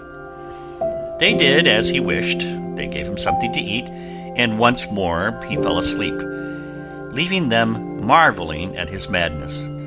That night the housekeeper burned to ashes all the books that were in the yard and in the whole house, and some must have been consumed that deserved preservation in everlasting archives, but their fate and the laziness of the examiner did not permit it, and so in them was verified the proverb that the innocent suffer for the guilty. One of the remedies which the curate and the barber immediately applied to their friend's disorder was to wall up and plaster the room where the books were, so that when he got up he should not find them. Possibly the cause being removed, the effect might cease, and they might say that a magician had carried them off, room and all. And this was done with all dispatch. 2 days later, Don Quixote got up, and the first thing he did was to go and look for his books, and not finding the room where he had left it, he wandered from side to side looking for it. He came to the place where the door used to be, and tried it with his hands, and turned and twisted his eyes in every direction without saying a word. But after a good while he asked his housekeeper whereabouts was the room that held his books. The housekeeper, who had been already well instructed in what she was to answer, said, "What room or what nothing is it that your worship is looking for? There are neither room nor books in this house now, for the devil has carried all away." "It was not the devil," said the niece, "but a magician who came on a cloud one night after the day your worship left us, and dismounting from a serpent that he rode, he entered the room, and what he did there I know not, but after a little while he made off, flying through the roof, and left the house full of smoke, and when we went to see what he had done, we saw neither book nor room. But we remember very well, the housekeeper and I, that on leaving, the old villain said in a loud voice that, for a private grudge he owed the owner of the books in the room, he had done mischief in that house that would be discovered by and by. He said, too, that his name was the Sage Munaton. He must have said Friston, said Don Quixote. I don't know whether he called himself Friston or Friton, said the housekeeper. I only know that his name ended with Don. So it does, said Don Quixote, and he is a sage magician, a great enemy of mine, who has a spite against me because he knows by his arts and lore that in process of time I am to engage in single combat with a knight whom he befriends, and that I am to conquer, and he will be unable to prevent it, and for this reason he endeavors to do me all the ill turns that he can. But I promise him it will be hard for him to oppose or avoid what is decreed by heaven. Who doubts that? Said the niece. But, uncle, who mixes you up in these quarrels? Would it not be better to remain at peace in your own house instead of roaming the world looking for better bread than ever came of wheat, never reflecting that many go for wool and come back shorn? Oh, niece of mine, replied Don Quixote, how much astray art thou in thy reckoning! Ere they shear me, I shall have plucked away and stripped off the beards of all who dare to touch only the tip of a hair of mine. The two were unwilling to make any further answer, as they saw that his anger was kindling. In short, then, he remained at home 15 days, very quietly, without showing any signs of a desire to take up with his former delusions, and during this time he held lively discussions with his two gossips, the curate and the barber, on the point he maintained, that knights-errant were what the world stood most in need of, and that in him was to be accomplished the revival of knight-errantry. The curate sometimes contradicted him, sometimes agreed with him, for if he had not observed this precaution, he would have been unable to bring him to reason. Meanwhile, Don Quixote worked upon a farm laborer, a neighbor of his, an honest man, if indeed that title can be given to him who is poor, but with very little wit in his pate. In a word, he so talked him over, and with such persuasions and promises, that the poor clown made up his mind to sally forth with him and serve him as esquire. Don Quixote, among other things, told him he ought to be ready to go with him gladly, because any moment an adventure might occur that might win an island in the twinkling of an eye and leave him governor of it. On these and like promises, Sancho Panza, for so the laborer was called, left wife and children, and engaged himself as esquire to his neighbor. Don Quixote next set about getting some money, and selling one thing and pawning another, and making a bad bargain in every case, he got together a fair sum.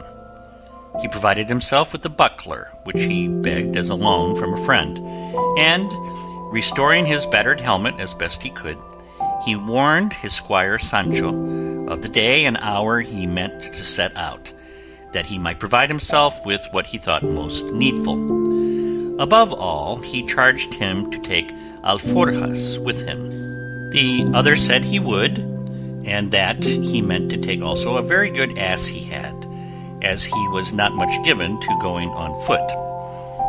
About the ass, Don Quixote hesitated a little, trying whether he could call to mind any knight-errant taking with him an esquire mounted on ass-back, but no instance occurred to his memory.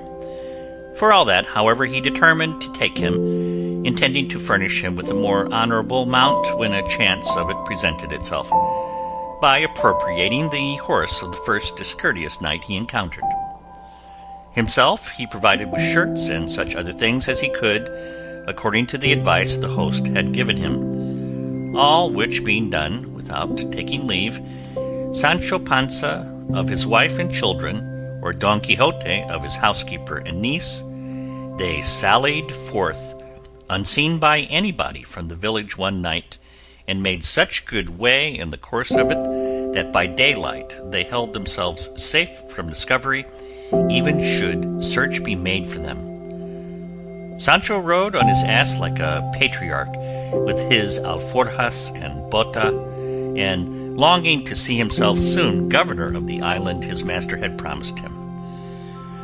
Don Quixote decided upon taking the same route and road he had taken on his first journey, that over the Campo de Montiel, which he traveled with less discomfort than on the last occasion, for, as it was early morning and the rays of the sun fell on them obliquely, the heat did not distress them. "And now," said Sancho Panza to his master, "your worship will take care, Señor Knight-errant, not to forget about the island you promised me, for be it ever so big, I'll be equal to governing it." To which Don Quixote replied, "Thou must know, friend Sancho Panza, that it was a practice very much in vogue with the knights errant of old to make their squires governors of the islands or kingdoms they won, and I am determined that there shall be no failure on my part in so liberal a custom. On the contrary, I mean to improve upon it, for they sometimes, and perhaps most frequently, waited until their squires were old, and then, when they had enough of their service and hard days and worse nights, they gave them some title or other of count, or at the most marquis, of some valley or province, more or less. But if thou livest, and I live, it may well be that before 6 days are over, I may have won some kingdom that has others dependent upon it, which will be just the thing to enable thee to be crowned king of one of them. Nor needst thou count this wonderful, for things and chances fall to the lot of such knights in ways so unexampled and unexpected that I might easily give thee even more than I promised thee." "In that case," said Sancho Panza, "if I should become a king by one of those miracles your worship speaks of, even Juana Gutierrez, my old woman, would come to be queen, and my children infantes." "Well, who doubts it?" said Don Quixote. "Oh, I doubt it," replied Sancho Panza, "because for my part I am persuaded that though God should shower down kingdoms upon earth, not one of them would fit the head of Mari Gutierrez. Let me tell you, senor, she is not worth 2 maravedis for a queen. Countess will fit her better, and that only with God's help." "Leave it to God, Sancho," returned Don Quixote, "for he will give her what suits her best. But do not undervalue thyself so much as to come to be content with anything less than being governor of a province." "I will not, senor," answered Sancho, "especially as I have a man of such quality for a master in your worship, who will know how to give me all that will be suitable for me, and that I can bear." Chapter 8. Of the good fortune which the valiant Don Quixote had in the terrible and undreamt of adventure of the windmills, with other occurrences worthy to be fitly recorded. At this point they came in sight of 30 or 40 windmills that there are on the plain, and as soon as Don Quixote saw them, he said to his squire, "Fortune is arranging matters for us better than we could have shaped our desires ourselves. For look here, friend Sancho Panza, where 30 or more monstrous giants present themselves, all of which I mean to engage in battle and slay, and with whose spoils we shall begin to make our fortunes.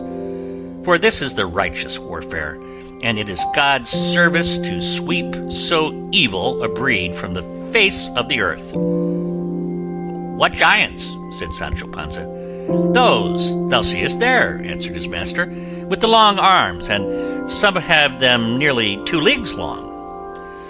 "Look, your worship," said Sancho, "what we see there are not giants, but windmills, and what seem to be their arms are the sails that, turned by the wind, make the millstones go." "It is easy to see," replied Don Quixote, "that thou art not used to this business of adventure. Those are giants, and if thou art afraid, away with thee out of this, and betake thyself to prayer, while I engage them in fierce and unequal combat." So saying, he gave the spur to his steed Rocinante. Heedless of the cries of his squire, Sancho sent after him, warning him that most certainly they were windmills and not giants he was going to attack.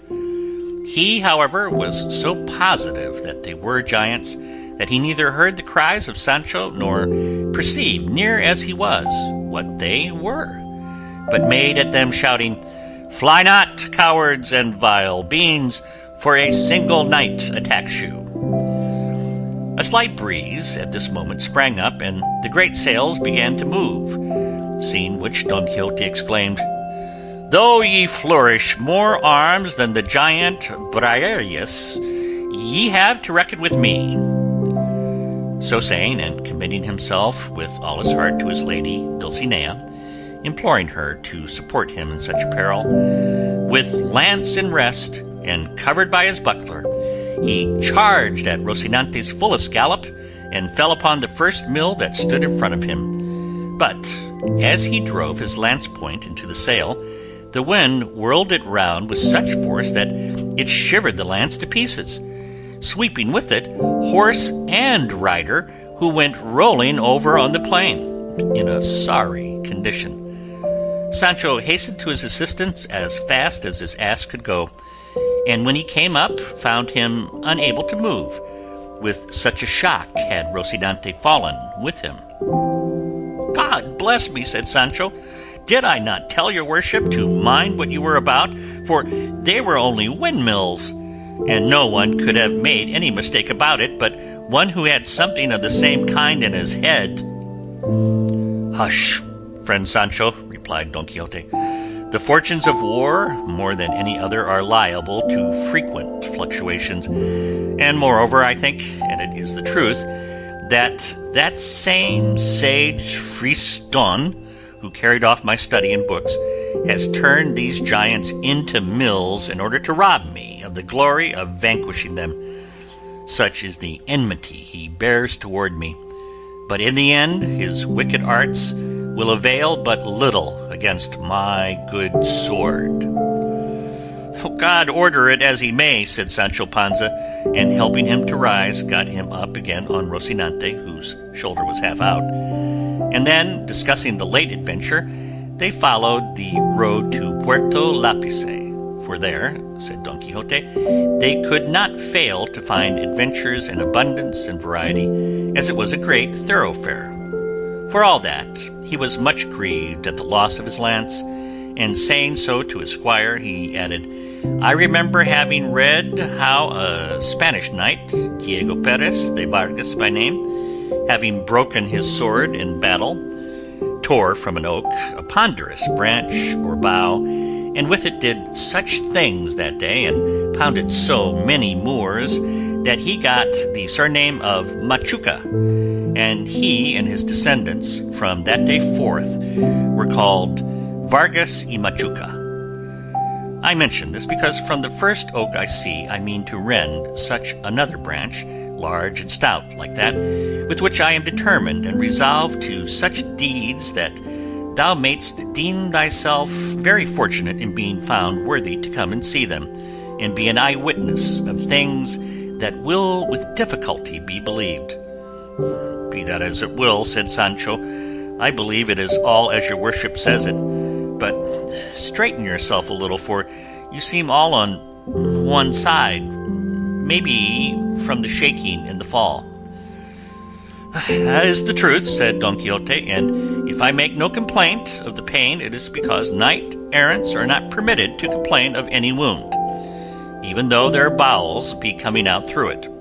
"If so," said Sancho, "I have nothing to say, but God knows I would rather your worship complained when anything ailed you. For my part, I confess I must complain, however small the ache may be, unless this rule about not complaining extends to the squires of knight-errants also." Don Quixote could not help laughing at his squire's simplicity, and he assured him he might complain whenever and however he chose, just as he liked, for so far he had never read of anything to the contrary in the order of knighthood. Sancho bade him remember it was dinner time, to which his master answered that he wanted nothing himself just then, but that he might eat when he had a mind. With this permission, Sancho settled himself as comfortably as he could on his beast, and taking out of the alforjas what he had stowed away in them, he jogged along behind his master, munching deliberately, and from time to time taking a pull at the bota, with a relish that the thirstiest tapster in Malaga might have envied.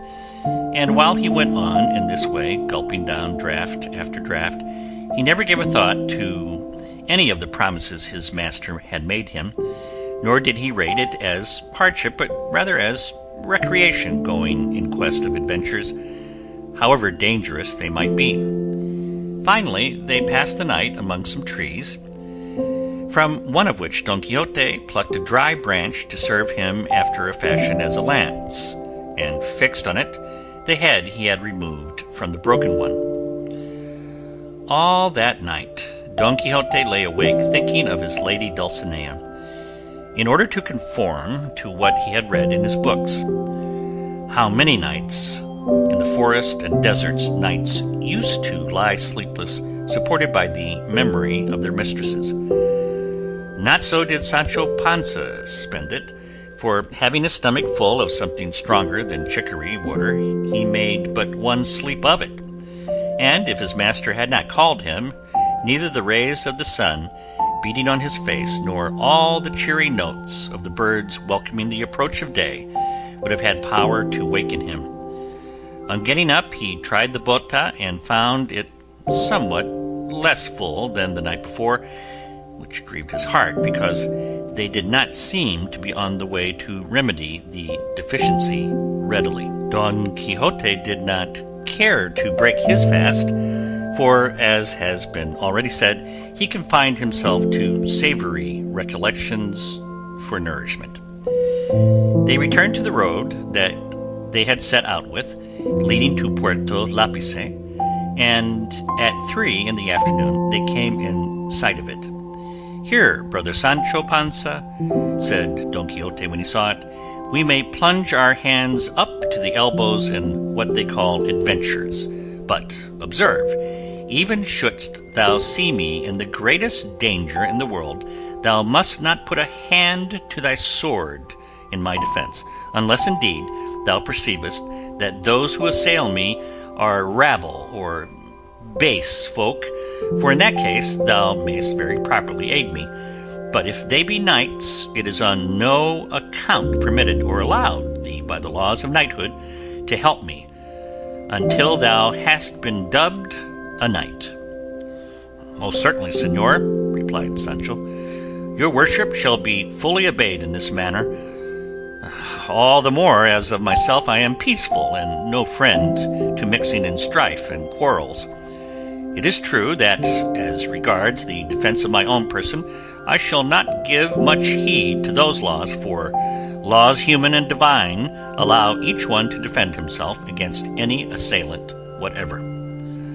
"That I grant," said Don Quixote, "but in this matter of aiding me against knights, thou must put a restraint upon thy natural impetuosity." "I will do so, I promise you," answered Sancho, "and will keep this precept as carefully as Sunday." While they were thus talking, there appeared on the road 2 friars of the order of Saint Benedict, mounted on 2 dromedaries, for not less tall were the 2 mules they rode on. They wore travelling spectacles and carried sunshades, and behind them came a coach attended by 4 or 5 persons on horseback and 2 muleteers on foot. In the coach there was, as afterwards appeared, a Biscay lady on her way to Seville, where her husband was about to take passage for the Indies with an appointment of high honor. The friars, though going the same road, were not in her company, but the moment Don Quixote perceived them, he said to his squire, "Either I am mistaken, or this is going to be the most famous adventure that has ever been seen. For those black bodies we see there must be, and doubtless are, magicians who are carrying off some stolen princess in that coach, and with all my might I must undo this wrong." "This will be worse than the windmills," said Sancho. "Look, Señor, those are friars of Saint Benedict, and the coach plainly belongs to some travelers. I tell you, mind well what you are about, and don't let the devil mislead you." "I have told thee already, Sancho," replied Don Quixote, "that on the subject of adventures thou knowst little. What I say is the truth, as thou shalt presently see."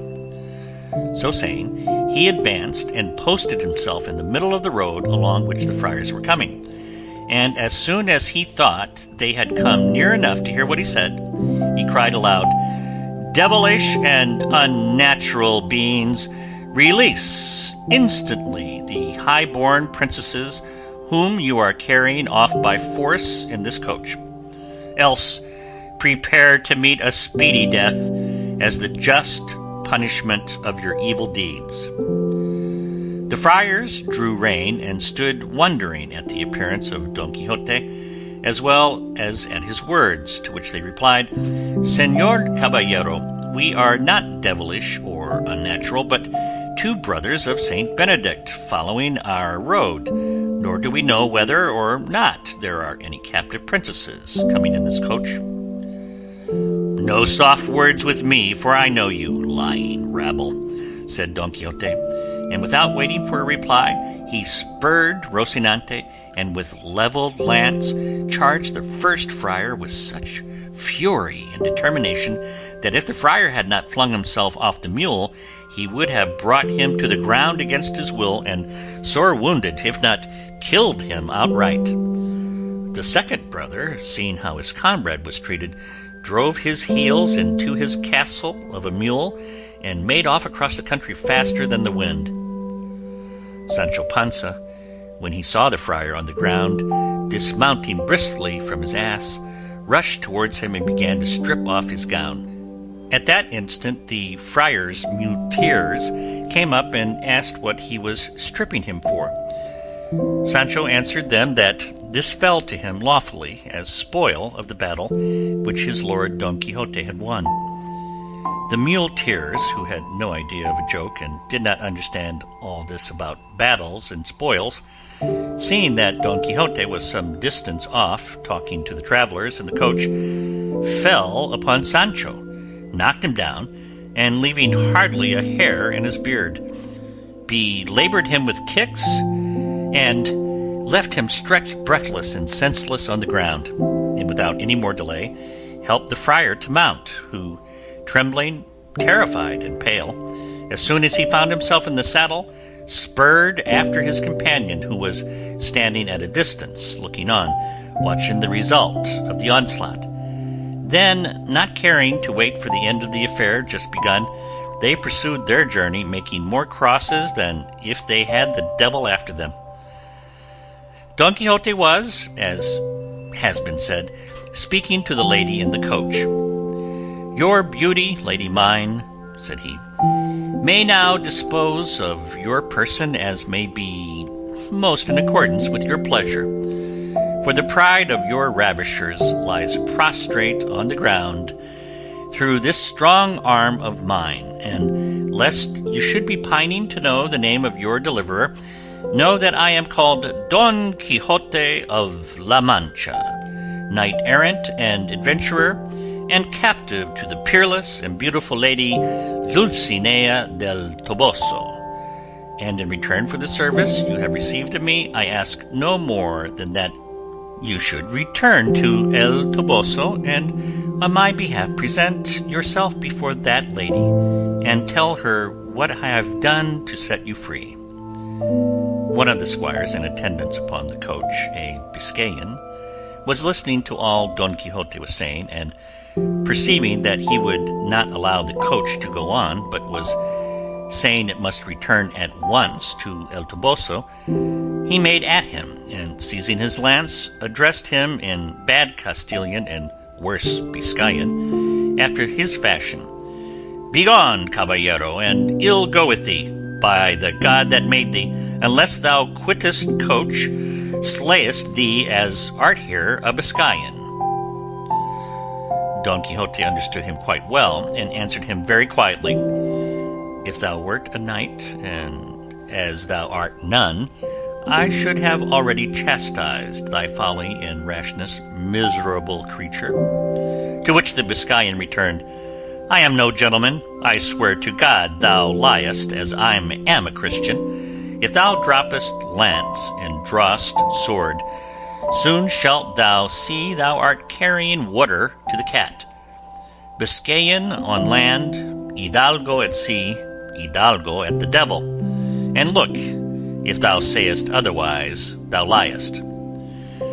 "You will see presently," said Aguares, replied Don Quixote, and throwing his lance on the ground, he drew his sword, braced his buckler on his arm, and attacked the Biscayan, bent upon taking his life.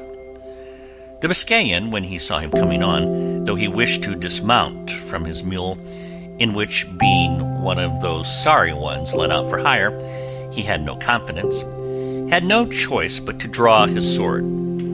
It was lucky for him, however, that he was near the coach, from which he was able to snatch a cushion that served him for a shield, and they went at one another as if they had been two mortal enemies. The others strove to make peace between them, but could not, for the Biscayan declared in his disjointed phrases that if they did not let him finish his battle, he would kill his mistress and everyone that strove to prevent him. The lady in the coach, amazed and terrified at what she saw, ordered the coachman to draw aside a little, and set herself to watch this severe struggle, in the course of which the Biscayan smote Don Quixote a mighty stroke on the shoulder over the top of his buckler, which, given to one without armor, would have cleft him to the waist. Don Quixote, feeling the weight of this prodigious blow, cried aloud, saying, "O lady of my soul, Dulcinea, flower of beauty, come to the aid of this your knight, who, in fulfilling his obligations to your beauty, finds himself in this extreme peril. To say this, to lift his sword, to shelter himself well behind his buckler, and to assail the Biscayan was the work of an instant, determined as he was to venture all upon a single blow." The Biscayan, seeing him come on in this way, was convinced of his courage by his spirited bearing, and resolved to follow his example, so he waited for him, keeping well under cover of his cushion, being unable to execute any sort of maneuver with his mule, which, dead tired, and never meant for this kind of game, could not stir a step. On then, as aforesaid, came Don Quixote against the wary Biscayan, with uplifted sword and a firm intention of splitting him in half. And while on his side, the Biscayan waited for him, sword in hand, and under the protection of his cushion, and all present stood trembling, waiting in the suspense, the result of blows such as threatened to fall. And the lady in the coach and the rest of her following were making 1,000 vows and offerings to all the images and shrines of Spain, that God might deliver her squire, and all of them, from this great peril in which they found themselves. But it spoils all, that at this point and crisis, the author of the history leaves this battle impending, giving as excuse that he could find nothing more written about those achievements of Don Quixote than what has been already set forth. It is true, the second author of this work was unwilling to believe that a history so curious could have been allowed to fall under the sentence of oblivion, or that the wits of La Mancha could have been so undiscerning as not to preserve in their archives or registries some documents referring to this famous knight. And this being his persuasion, he did not despair of finding the conclusion of this pleasant history, which, heaven favoring him, he did find in a way that shall be related in the second part. End of Part 6. Recorded by Denny Sayers in Modesto, California, spring 2006.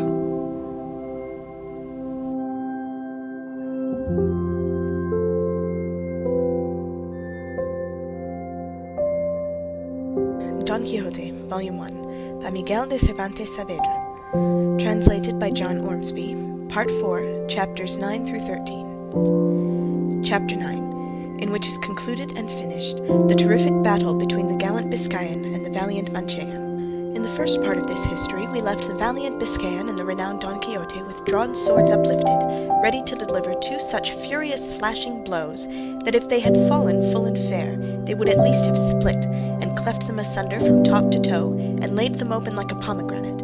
And at this so critical point, the delightful history came to a stop, and stood cut short without any intimation from the author where what was missing was to be found.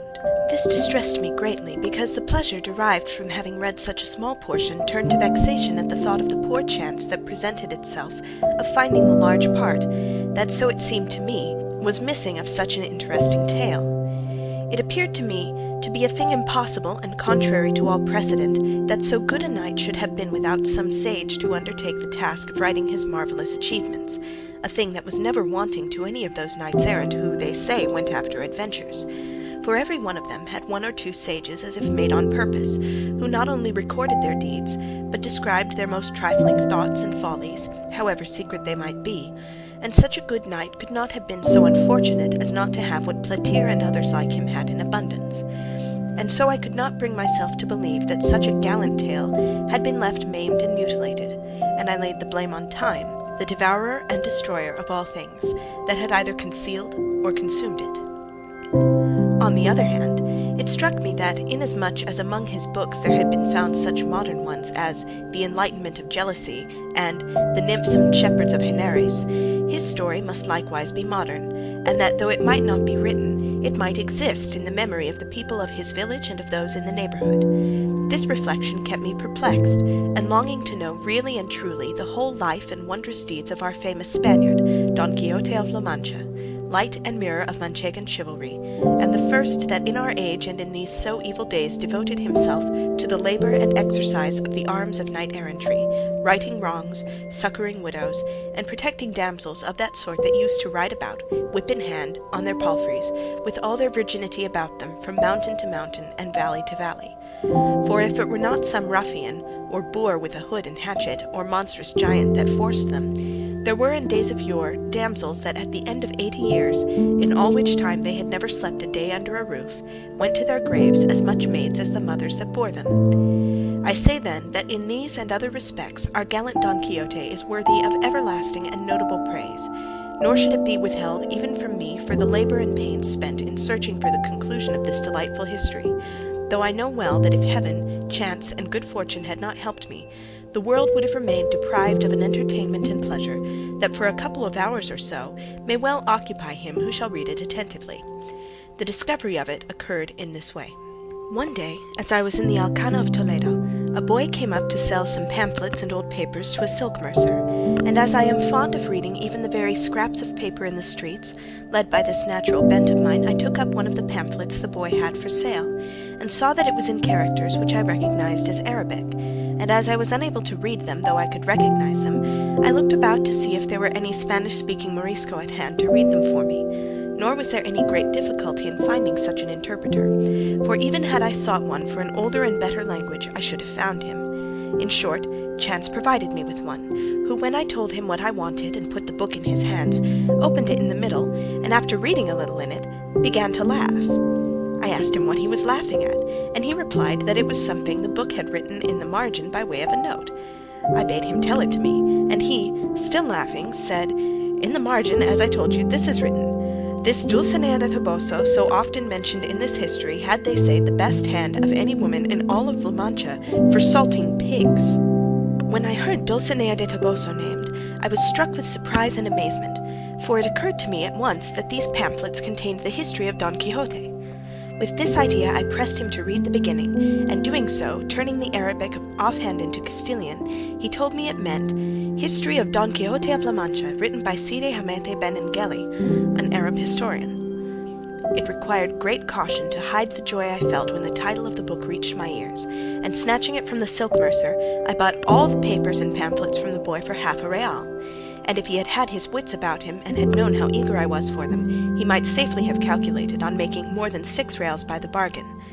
I withdrew at once with the Morisco into the cloister of the cathedral, and begged him to turn all these pamphlets that related to Don Quixote into the Castilian tongue, without omitting or adding anything to them, offering him whatever payment he pleased. He was satisfied with 2 arrobas of raisins and 2 bushels of wheat, and promised to translate them faithfully and with all dispatch. But to make the matter easier, and not to let such a precious find out of my hands, I took him to my house, where in little more than a month and a half he translated the whole just as it is set down here.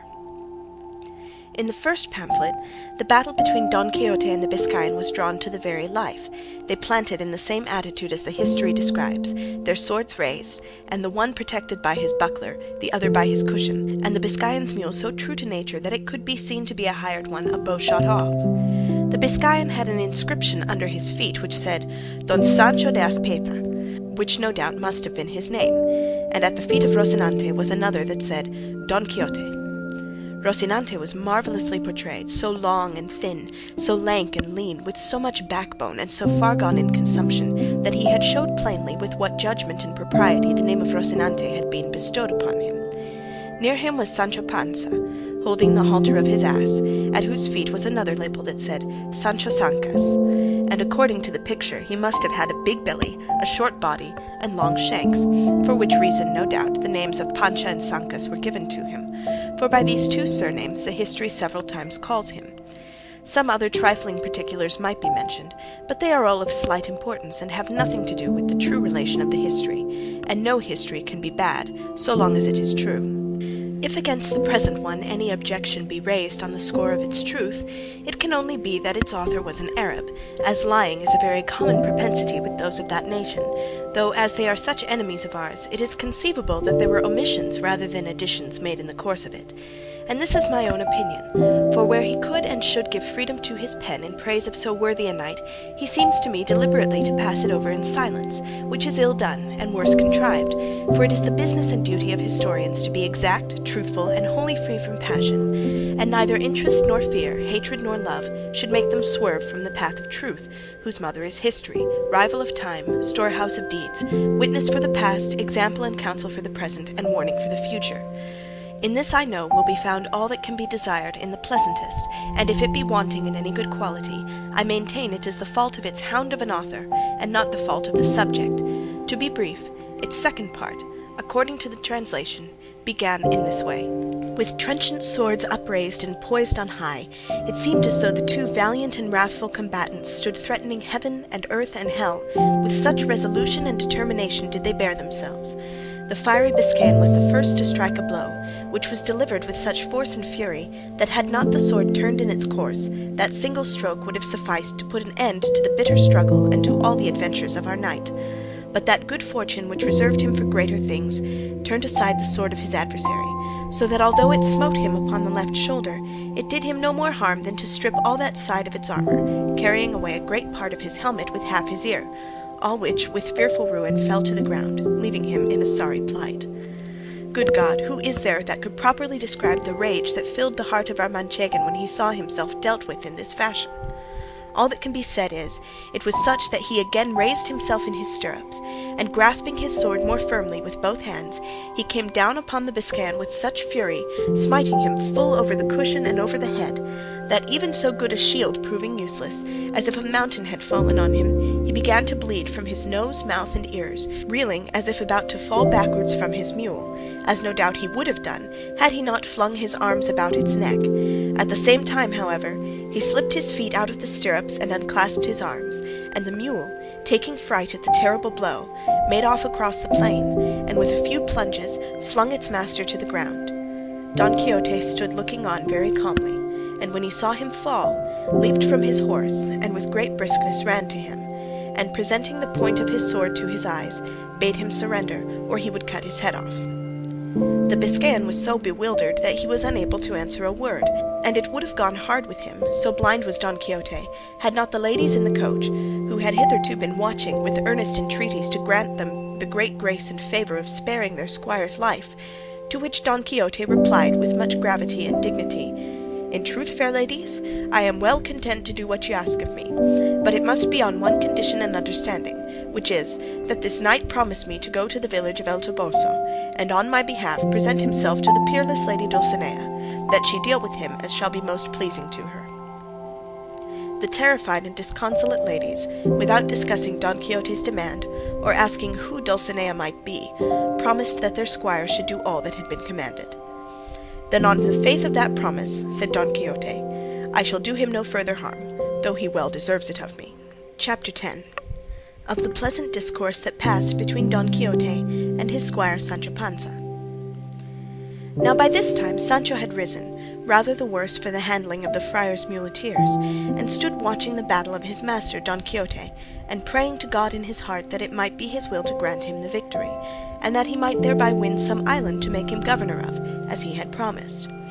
Seeing therefore that the struggle was now over, and that his master was returning to Mount Rocinante, he approached to hold the stirrup for him, and before he could mount he went on his knees before him, and taking his hand kissed it, saying, "May it please your worship, Señor Don Quixote, to give me the government of that island which has been won in this hard fight, for be it ever so big, I feel myself in sufficient force to be able to govern it as much and as well as anyone in the world who has ever governed islands." To which Don Quixote replied, "Thou must take notice, brother Sancho, that this adventure and those like it are not adventures of islands, but of crossroads, in which nothing is got except a broken head or an ear the less. Have patience, for adventures will present themselves from which I may make you not only a governor, but something more."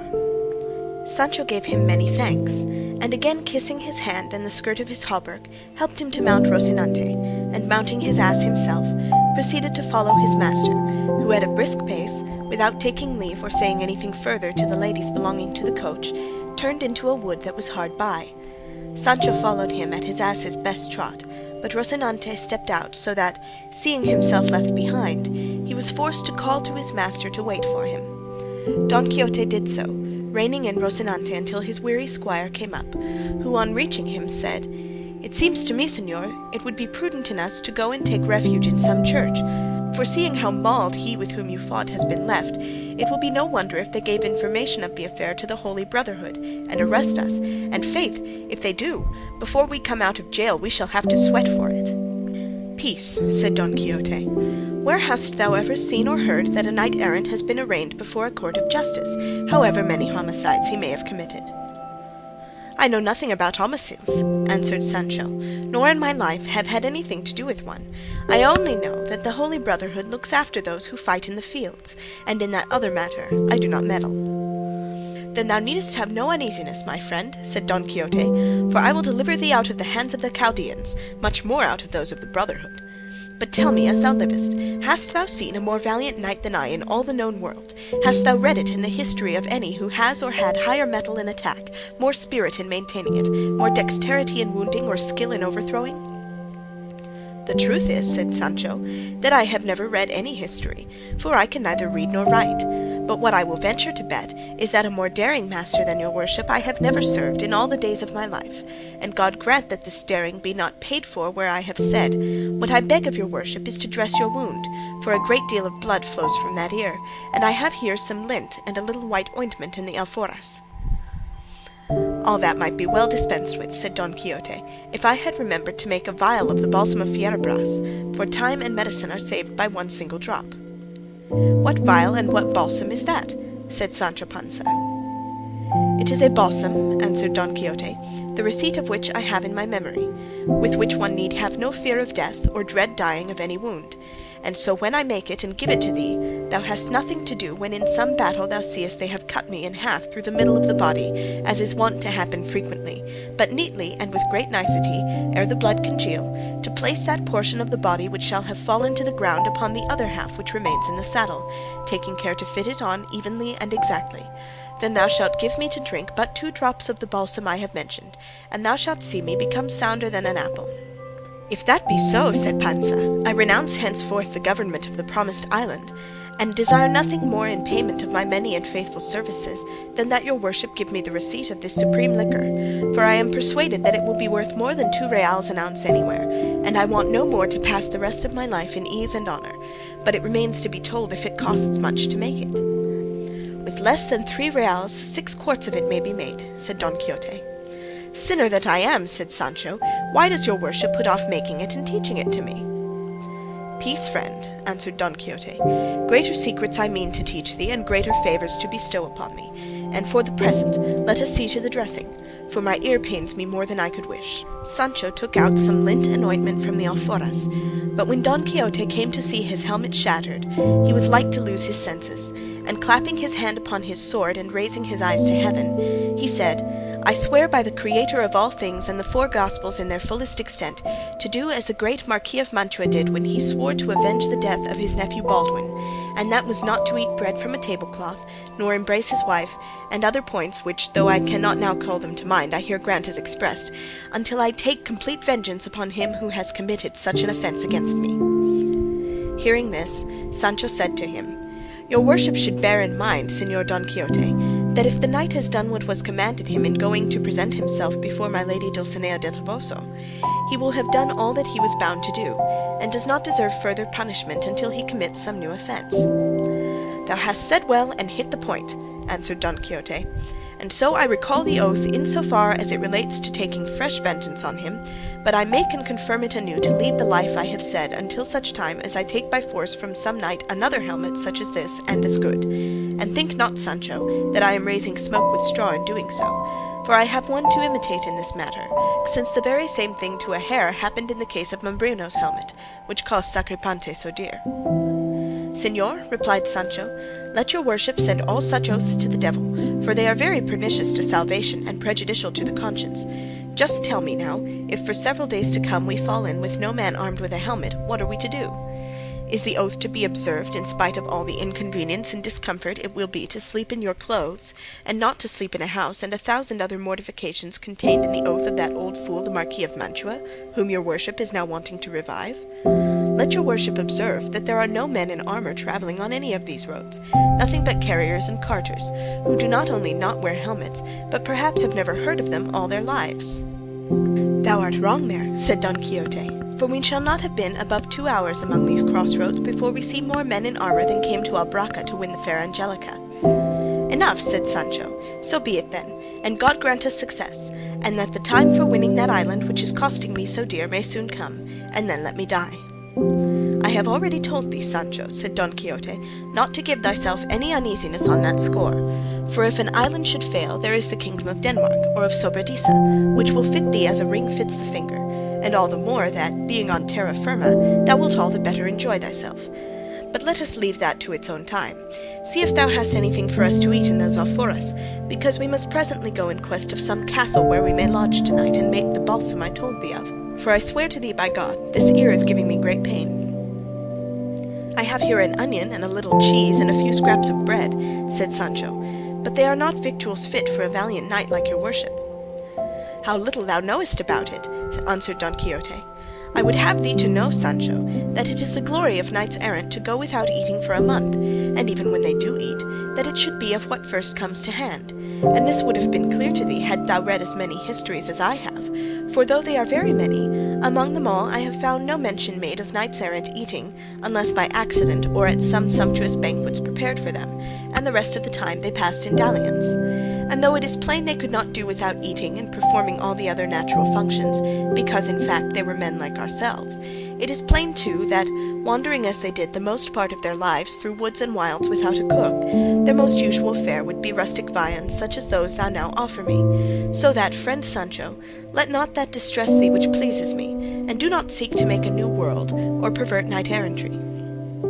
Pardon me, your worship, said Sancho, for as I cannot read or write, as I said just now, I neither know nor comprehend the rules of the profession of chivalry. Henceforward I will stock the alforjas with every kind of dry fruit for your worship, as you are a knight.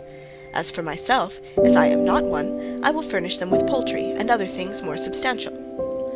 I do not say, Sancho, replied Don Quixote, that it is imperative on knights-errant not to eat anything else but the fruits thou speakest of, only that their more usual diet must be these, and certain herbs they found in the fields which they knew, and I know too. A good thing it is, answered Sancho, to know these herbs, for to my thinking it will be needful some day to put that knowledge into practice. And here, taking out what he said he had brought, the pair made their repast peaceably and sociably. But anxious to find quarters for the night, they with all dispatch made an end of their poor dry fare, mounted at once, and made haste to reach some habitation before night set in. But daylight and the hope of succeeding in their object failed them close by the huts of some goatherds, so they determined to pass the night there, and it was as much to Sancho's discontent not to have reached a house, as it was to his master's satisfaction to sleep under the open heaven, for he fancied that each time this happened to him, he performed an act of ownership that helped to prove his chivalry. Chapter 11. What befell Don Quixote with certain goatherds.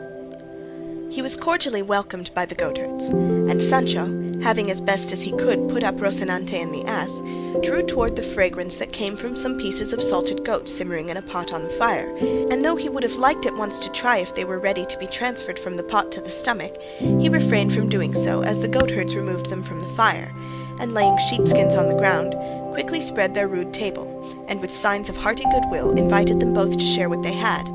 Round the skins 6 of the men belonging to the fold seated themselves, having first with rough politeness pressed Don Quixote to take a seat upon a trough, which they placed for him upside down. Don Quixote seated himself, and Sancho Panza remained standing to serve the cup, which was made of horn. Seeing him standing, his master said to him, "That thou mayest see, Sancho, the good that knight-errantry contains in itself, and how those who fill any office in it are on the high road to be speedily honoured and esteemed by the world, I desire that thou seat thyself here at my side and in the company of these worthy people, and that thou be one with me who am thy master and natural lord, and that thou eat from my plate and drink from whatever I drink from. For the same may be said of knight-errantry as of love, that it levels all."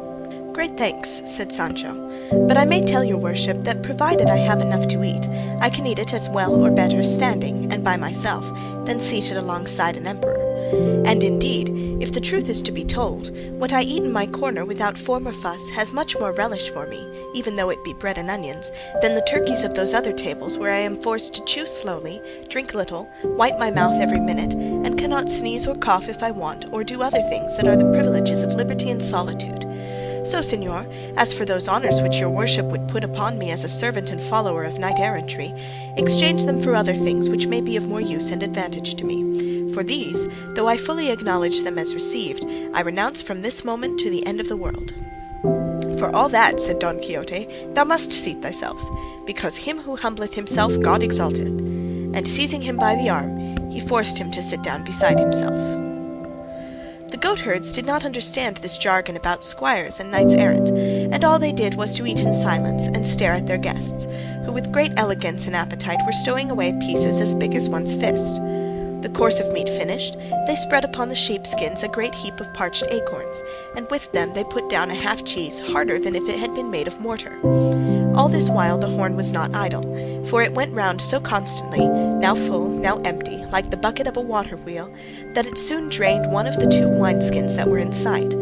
When Don Quixote had quite appeased his appetite, he took up a handful of the acorns, and contemplating them attentively, delivered himself somewhat in this fashion: "Happy the age, happy the time, to which the ancients gave the name of golden.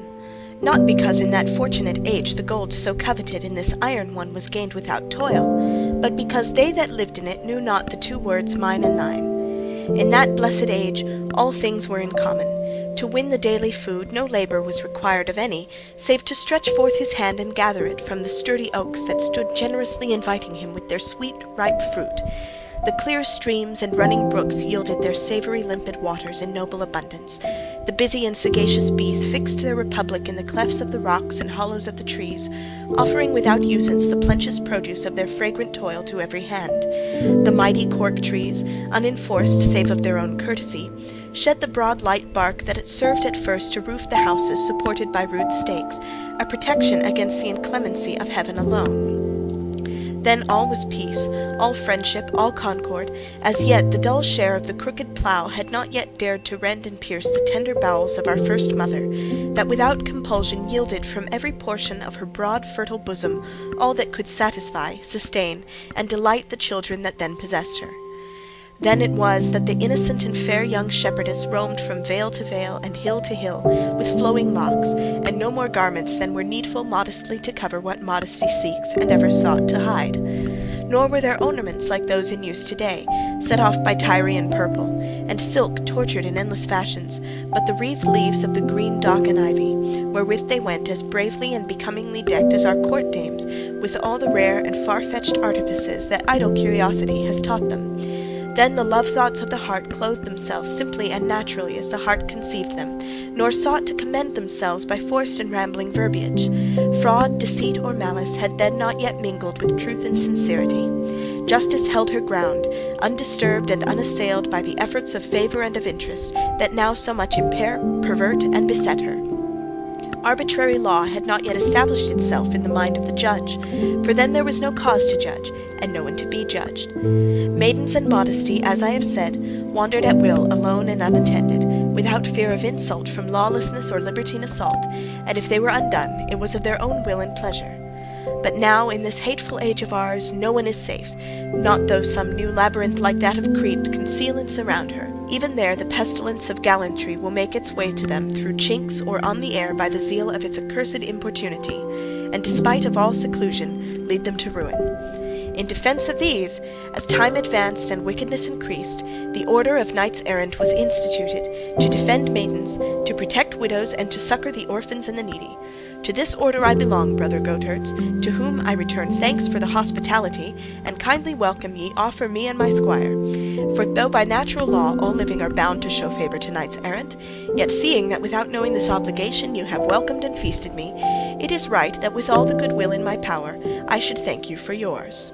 All this long harangue, which might very well have been spared, our knight delivered because the acorns they gave him reminded him of the golden age, and the whim seized him to address all this unnecessary argument to the goatherds, who listened to him gaping in amazement without saying a word in reply. Sancho likewise held his peace and ate acorns, and paid repeated visits to the second wineskin, which they had hung up on a cork tree to keep the wine cool.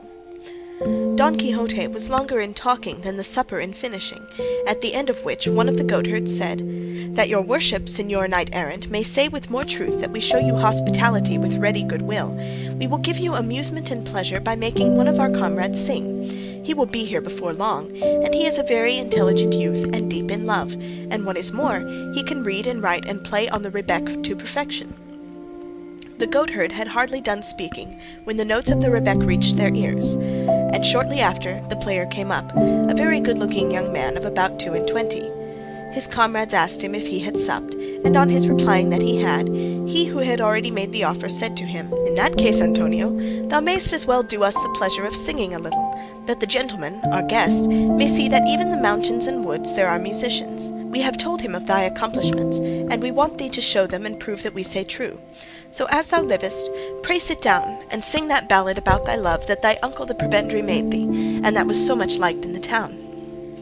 "With all my heart," said the young man, and without waiting for more pressing, he seated himself on the trunk of a felled oak, and tuning his rebec, presently began to sing these words. Antonio's Ballad. Thou dost love me well, Olalla. Well I know it, even though love's mute tongues, thine eyes, have never, by thy glances, told me so. For I know my love thou knowest, therefore thine to claim I dare. Once it ceases to be secret, love need never feel despair. True it is, Olalla, sometimes thou hast all too plainly shown that thy heart is brass in hardness, and thy snowy bosom stone. Yet for all that, in thy coyness, and thy fickle fits between, hope is there, at least the border of her garment may be seen. Lures to faith are they, those glimpses, and to faith in thee I hold. Kindness cannot make it stronger, coldness cannot make it cold. If it be that love is gentle, in thy gentleness I see something holding out assurance to the hopes of winning thee. If it be that in devotion lies a power hearts to move, that which every day I show thee helpful to my suit should prove. Many a time thou must have noticed, if to notice thou dost care, how I go about on Monday, dressed in all my Sunday wear. Love's eyes love to look on brightness, love loves what is gaily dressed. Sunday, Monday, all I care is thou shouldst see me in my best. No account I make of dances, or of strains that please thee so, keeping thee awake from midnight till the cocks began to crow, or of how I roundly swore it that there's none so fair as thou. True it is, but as I said it, by the girls I'm hated now. For Teresa of the hillside at my praise of thee was sore, said, you think you love an angel, it's a monkey you adore, caught by all her glittering trinkets and her borrowed braids of hair, and a host of made-up beauties that would love himself ensnare. 'Twas a lie, and so I told her, and her cousin at the word gave me his defiance for it, and what followed thou hast heard.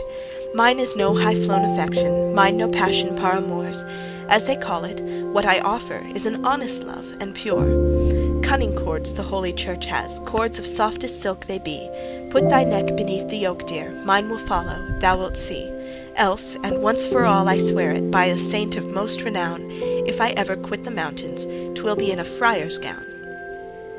Here the goatherd brought his song to an end, and though Don Quixote entreated him to sing more, Sancho had no mind that way, being more inclined for sleep than for listening to songs.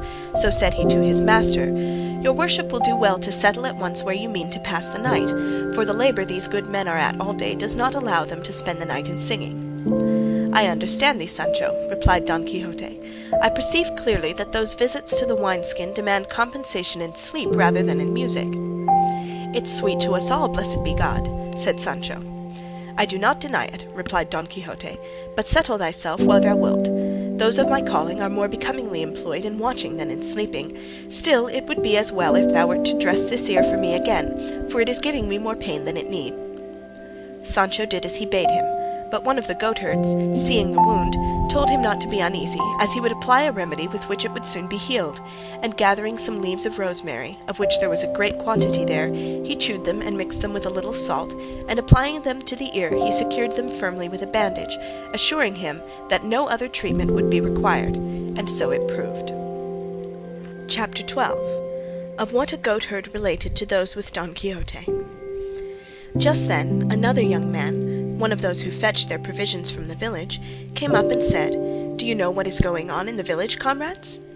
How could we know it? Replied one of them. Well, then you must know, continued the young man, this morning, that the famous student shepherd called Chrysostom died, and it is rumoured that he died of love for that devil of a village girl, the daughter of Guillermo the Rich, she that wanders about the wolds here in the dress of a shepherdess.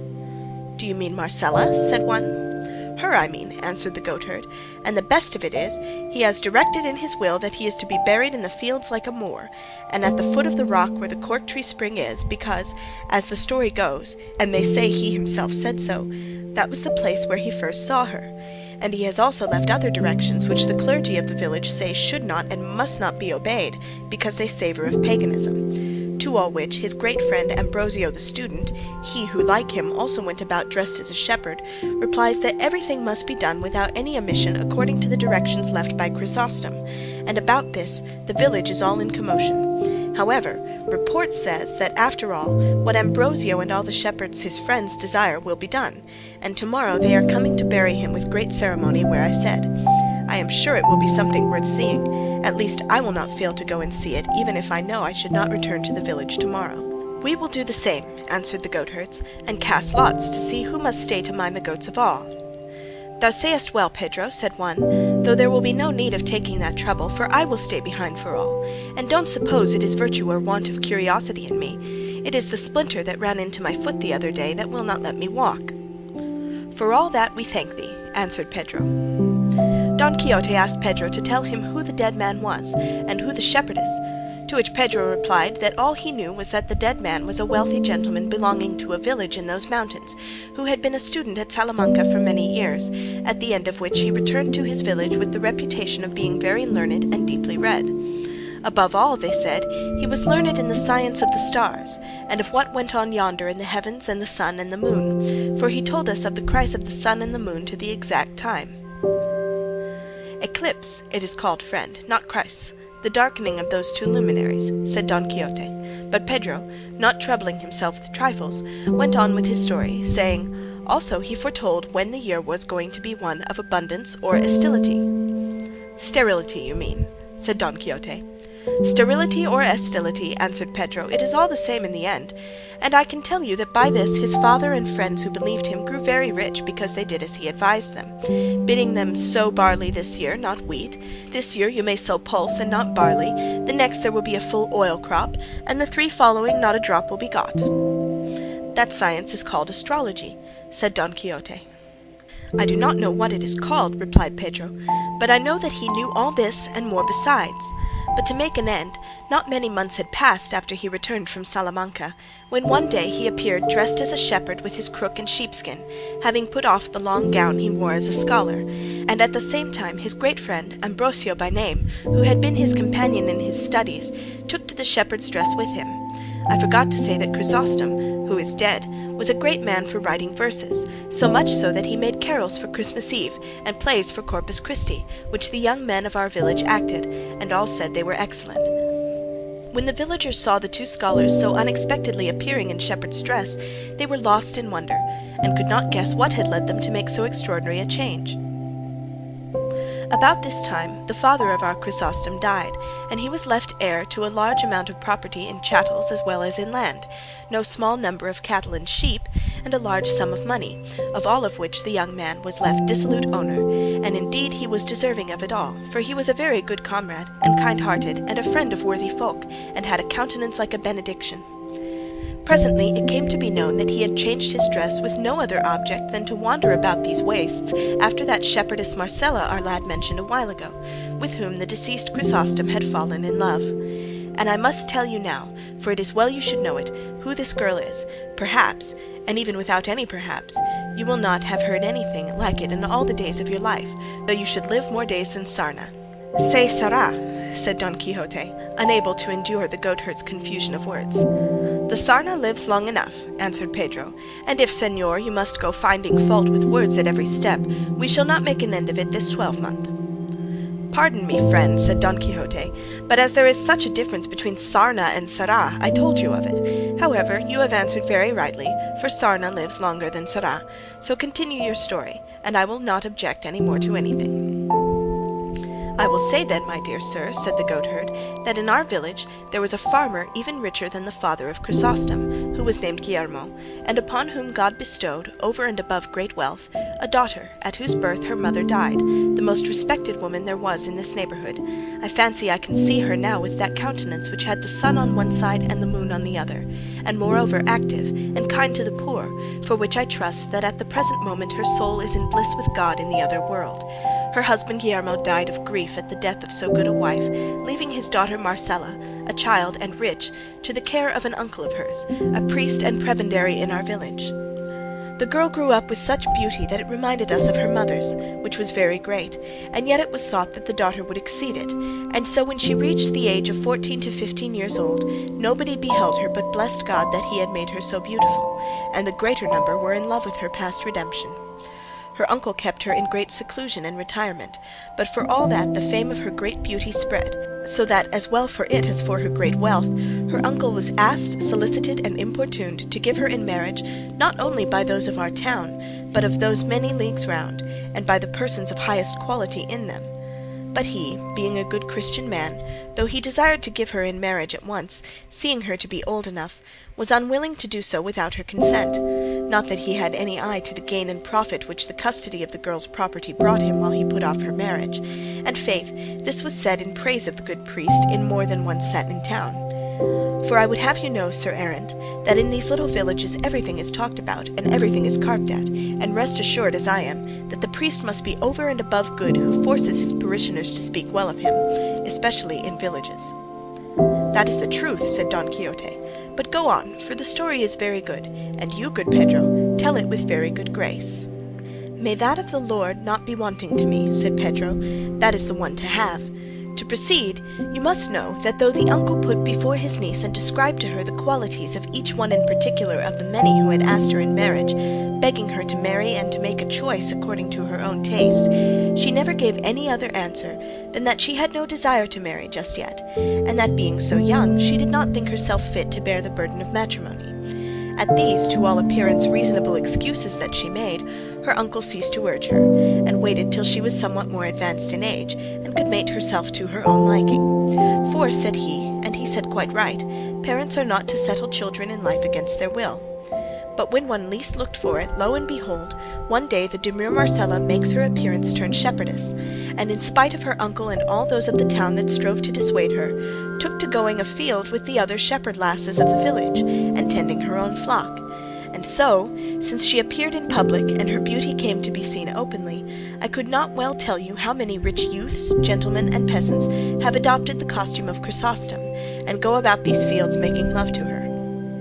One of these, as has already been said, was our deceased friend, of whom they say that he did not love but adore her. But you must not suppose, because Marcella chose a life of such liberty and independence, and of so little or rather no retirement, that she has given any occasion, or even the semblance of one, for disparagement of her purity and modesty. On the contrary, such and so great is the vigilance with which she watches over her honour, that all of those who court and woo her not one has boasted, or can with truth boast, that she has given him any hope, however small, of obtaining his desire. For although she does not avoid or shun the society and conversation of the shepherds, and treats them courteously and kindly, should any one of them come to declare his intention to her, though it be one as proper and holy as that of matrimony, she flings him from her like a catapult. And with this kind of disposition, she does more harm in this country than if the plague had gotten into it, for her affability and her beauty draw on the hearts of those that associate with her to love and court her, but her scorn and her frankness bring them to the brink of despair, and so they know not what to say save to proclaim her aloud cruel and hard-hearted, and other names of the same sort, which well describe the nature of her character. And if you should remain here any time, señor, you would hear these hills and valleys resounding with the laments of the rejected ones who pursue her. Not far from this there is a spot where there are a couple of dozen tall beeches, and there is not one of them but has carved and written on its smooth bark the name of Marcella, and above some a crown carved on the same tree, as though her lover would say more plainly that Marcella wore and deserved that of all human beauty. Here one shepherd is sighing, there another is lamenting, there love songs are heard, here despairing elegies. One will pass all the hours of the night seated at the front of some oak or rock, and there, without having closed his weeping eyes, the sun finds him in the morning, bemused and bereft of senses, and another, without relief or respite to his sighs, stretched on the burning sand in the full heat of the sultry summer noontide, makes his appeal to the compassionate heavens, and over one and the other, over these and all, the beautiful Marcella triumphs free and careless. And all of us that know her are waiting to see what her pride will come to, and who is to be the happy man that will succeed in taming a nature so formidable, and gaining possession of a beauty so supreme. All that I have told you being such well-established truth, I am persuaded that what they say of the cause of Chrysostom's death, as our lad told us, is the same. And so I advise you, señor, fail not to be present at his burial, which will be well worth seeing, for Chrysostom had many friends, and it is not half a league from this place to where he directed he should be buried.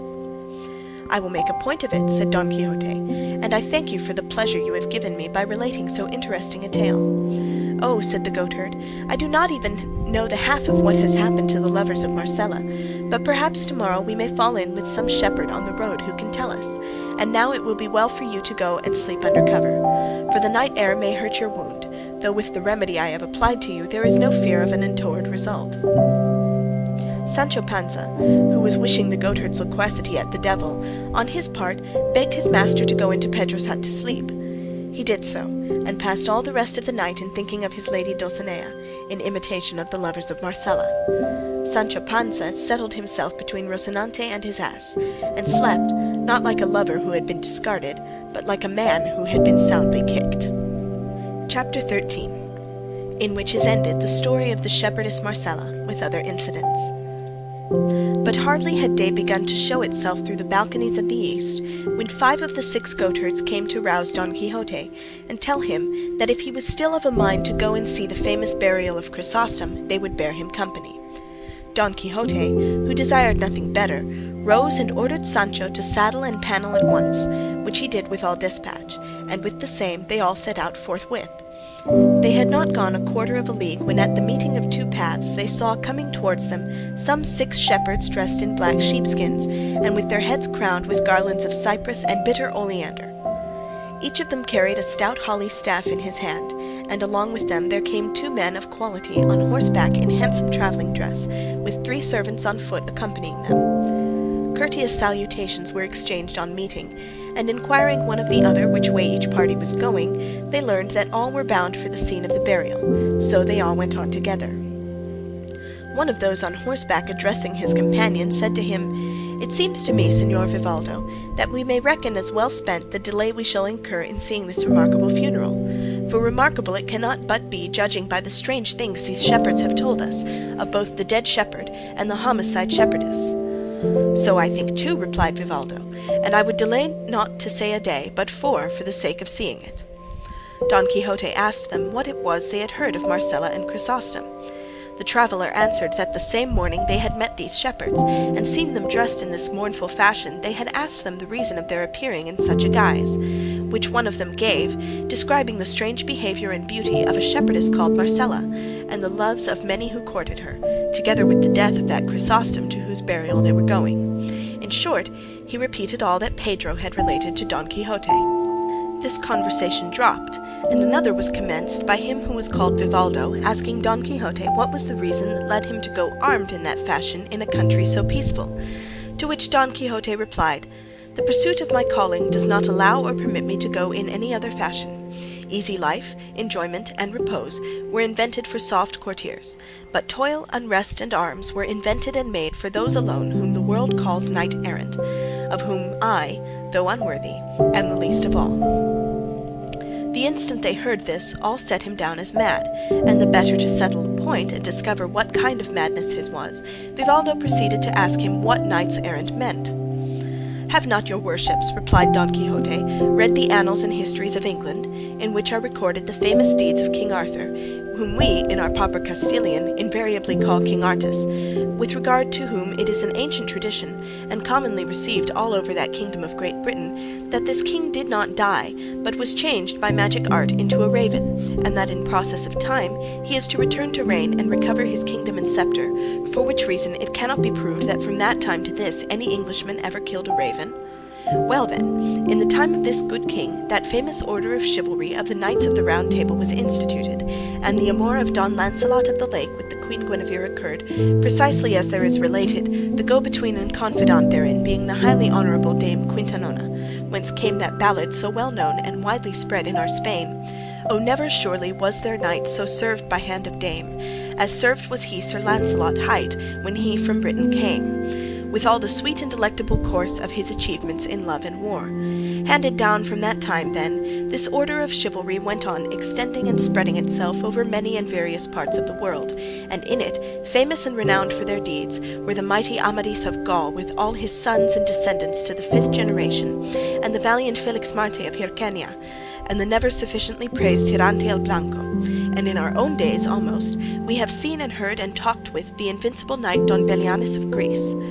This then, sirs, is to be a knight-errant, and what I have spoken of is the order of his chivalry, of which, as I have already said, I, though a sinner, have made profession, and what the aforesaid knights professed, that same I do profess, and so I go through these solitudes and wilds seeking adventures, resolved in soul to oppose my arm and person to the most perilous that fortune may offer me, in aid of the weak and needy.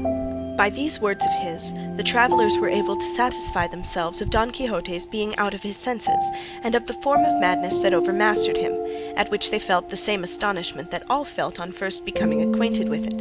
And Vivaldo, who was a person of great shrewdness and of a lively temperament, in order to beguile the short journey which they said was required to reach the mountain, the scene of the burial, sought to give him an opportunity of going on with his absurdities. So he said to him, "It seems to me, Signor Knight-errant, that your worship has made choice of one of the most austere professions in the world, and I imagine even that of the Carthusian monks is not so austere."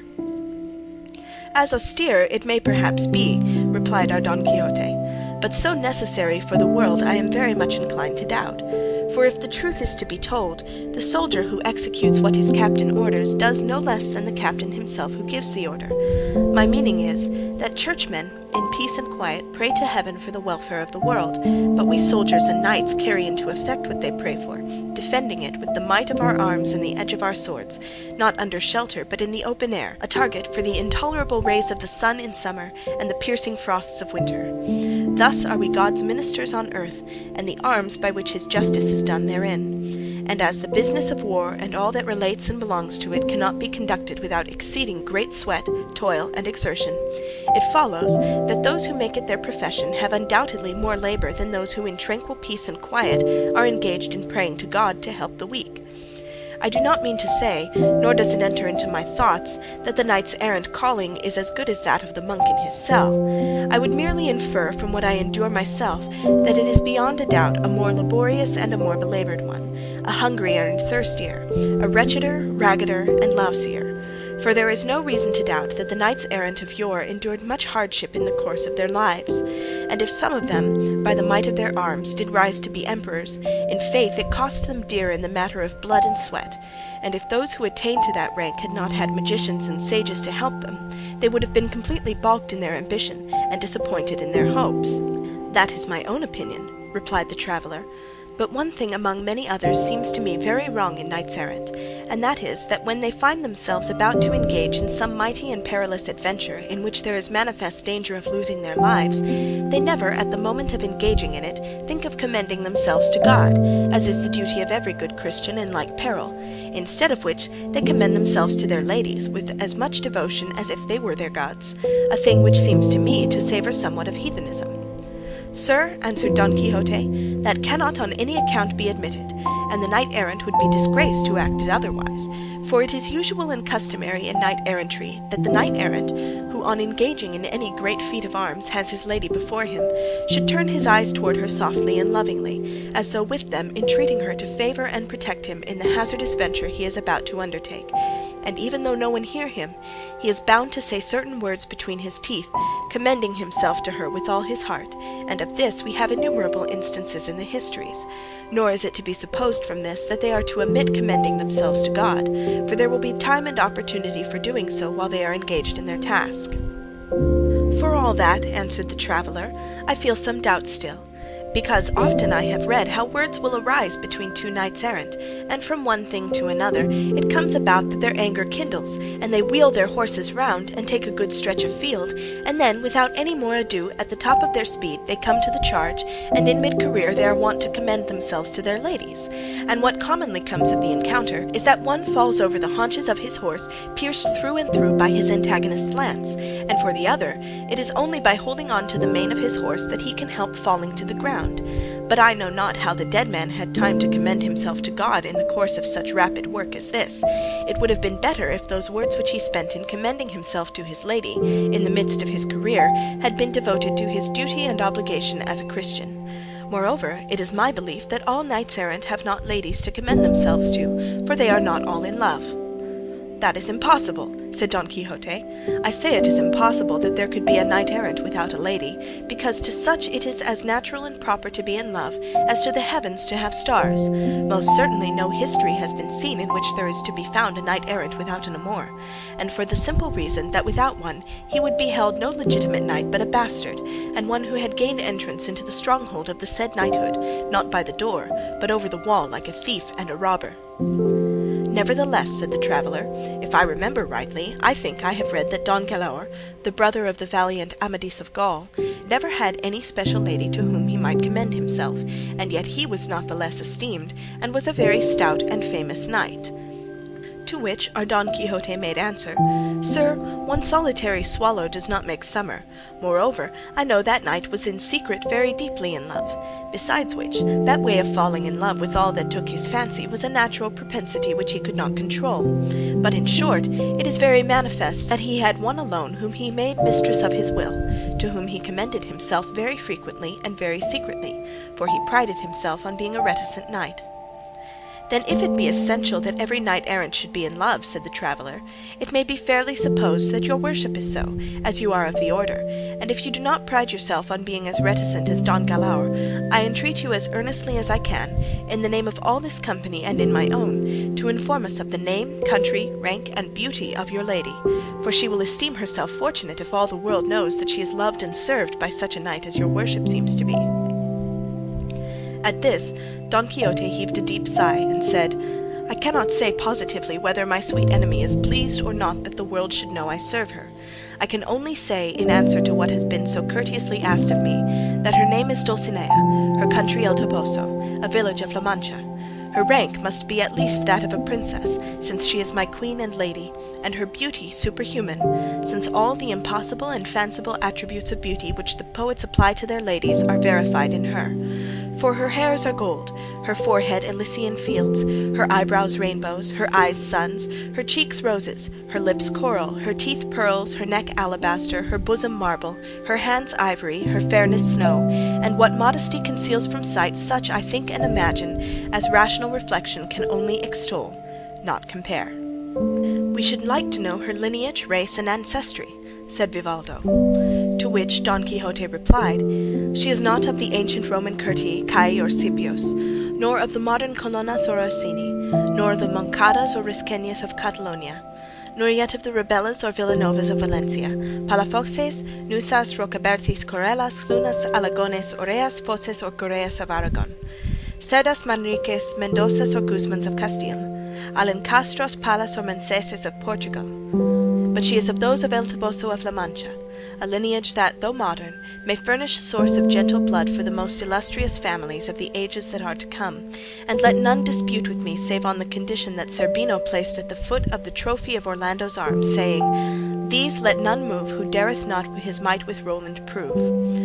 Although mine is of the Cachopins of Laredo, said the traveller, I will not venture to compare it with that of El Toboso of La Mancha, though to tell the truth no such surname has until now ever reached my ears. What? Said Don Quixote. Has that never reached them? The rest of the party went along listening with great attention to the conversation of the pair, and even the very goatherds and shepherds perceived how exceedingly out of his wits our Don Quixote was. Sancho Panza alone thought that what his master said was the truth, knowing who he was and having known him from his birth, and all that he felt any difficulty in believing was that about the fair Dulcinea del Toboso, because neither any such name nor any such princess had ever come to his knowledge, though he lived so close to El Toboso. They were going along conversing in this way, when they saw descending a gap between two high mountains some 20 shepherds, all clad in sheepskins of black wool, and crowned with garlands which, as afterwards appeared, were some of them of yew, some of cypress. 6 of the number were carrying a bier covered with a great variety of flowers and branches, on seeing which one of the goatherds said, Those who come there are the bearers of Chrysostom's body, and the foot of that mountain is the place where he ordered them to bury him. They therefore made haste to reach the spot, and did so by the time those who came had laid the bier upon the ground, and 4 of them, with sharp pickaxes, were digging a grave by the side of a hard rock. They greeted each other courteously, and then Don Quixote and those who accompanied him turned to examine the bier, and on it, covered with flowers, they saw a dead body in the dress of a shepherd, to all appearance of one 30 years of age, and showing even in death that in life he had been of comely features and gallant bearing. Around him, on the bier itself, were laid some books, and several papers opened and folded, and those who were looking on, as well as those who were opening the grave, and all the others who were there, preserved a strange silence, until one of those who had borne the body said to another, Observe carefully, Ambrosia, if this is the place Chrysostom spoke of, since you are anxious that what he directed in his will should be so strictly complied with. This is the place, answered Ambrosia, for in it many a time did my poor friend tell me the story of his hard fortune. Here it was, he told me, that for the first time he saw the mortal enemy of the human race, and here too, for the first time, he declared to her his passion, as honourable as it was devoted, and here it was that at last Marcella ended by scorning and rejecting him, so as to bring the tragedy of his wretched life to a close. Here, in memory of misfortune so great, he desired to be laid in the bowels of eternal oblivion. Then, turning to Don Quixote and the travellers, he went on to say, "That body, sirs, on which you are looking with compassionate eyes, was the abode of a soul on which heaven bestowed a vast share of its riches. That is the body of Chrysostom, who was unrivalled in wit, unequalled in courtesy, unapproached in gentle bearing, a phoenix in friendship, generous without limit, grave without arrogance, gay without vulgarity, and in short, first in all that constitutes goodness and second to none in all that makes up misfortune. He loved deeply, he was hated, he adored, he was scorned. He wooed a wild beast, he pleaded with marble, he pursued the wind, he cried to the wilderness, he served in gratitude, and for reward was made the prey of death in the mid-course of life, cut short by a shepherdess whom he sought to immortalize in the memory of man, as these papers which you see could fully prove, had he not commanded me to consign them to the fire after having consigned his body to the earth." "You would deal with them more harshly and cruelly than their owner himself," said Vivaldo, "for it is neither right nor proper to do the will of one who enjoins what is wholly unreasonable. It would not have been reasonable in Augustus Caesar had he permitted the directions left by the divine Mantuan in his will to be carried into effect. So that, Signor Ambrosia, while you consign your friend's body to the earth, you should not consign his writings to oblivion. For if he gave the order in bitterness of heart, it is not right that you should irrationally obey it. On the contrary, by granting life to these papers, let the cruelty of Marcella live forever, to serve as a warning in ages to come to all men who shun and avoid falling into like a danger. Or I and all of us who have come here know already the story of this your love-stricken and heartbroken friend, and we know too your friendship, and the cause of his death, and the directions he gave at the close of his life, from which sad story may be gathered how great was the cruelty of Marcella, the love of Chrysostom, and the loyalty of your friendship, together with the end awaiting those who pursue rashly the path that insane passion opens to their eyes. Last night we learned of the death of Chrysostom, and that he was to be buried here, and out of curiosity and pity we left our direct road, and resolved to come and see with our eyes that which when heard of had so moved our compassion, and in consideration of that compassion, and our desire to prove it, if we might, by condolence, we beg of you, excellent Ambrosia, or at least I on my own account entreat you, that instead of burning these papers you allow me to carry away some of them." And without waiting for the shepherd's answer, he stretched out his hand, and took up some of those that were nearest to him. Seeing which, Ambrosio said, "Out of courtesy, Signor, I will grant your request as to those you have taken, but it is idle to expect me to abstain from burning the remainder." Vivaldo, who was eager to see what the papers contained, opened one of them at once, and saw that its title was Lay of Despair. Ambrosio, hearing it, said, "That is the last paper the unhappy man wrote, and that you may see, Signor, to what an end his misfortunes brought him. Read it so that you may be heard, for you will have time enough for that while we are waiting for the grave to be dug." "I will do so very willingly," said Vivaldo, and as all the bystanders were equally eager they gathered around him, and he, reading in a loud voice, found that it ran as follows. End of Part 4. Don Quixote, Volume 1, by Miguel de Cervantes Saavedra, translated by John Ormsby, Part 5, Chapter 14 to 15. Chapter 14, wherein are inserted the despairing verses of the dead shepherd, together with other incidents not looked for. The Lay of Chrysostom. Since thou dost in thy cruelty desire the ruthless rigor of thy tyranny, from tongue to tongue, from land to land proclaimed, the very hell will I constrain to lend this stricken breast of mine deep notes of woe, to serve my need of fitting utterance. And as I strive to body forth the tale of all I suffer, all that thou hast done, forth shall the dread voice roll, and bear along shreds from my vitals torn for greater pain. Then listen, not to dulcet harmony, but to a discord wrung by mad despair out of this bosom's depths of bitterness, to ease my heart and plant a sting in thine. The lion's roar, the fierce wolf's savage howl, the horrid hissing of the scaly snake, the awesome cries of monsters yet unnamed, the crow's ill-boding croak, the hollow moan of wild winds wrestling with the restless sea, the wrathful bellow of the vanquished bull, the plaintive sobbing of the widowed dove, the envied owl's sad note, the wail of woe that rises from the dreary choir of hell, commingled in one sound, confusing sense. Let all these come to aid my soul's complaint, for pain like mine demands new modes of song. No echoes of that discord shall be heard where Father Tagus rolls, or on the banks of allard-bordered Betis to the rocks, or in deep caverns shall my plaint be told.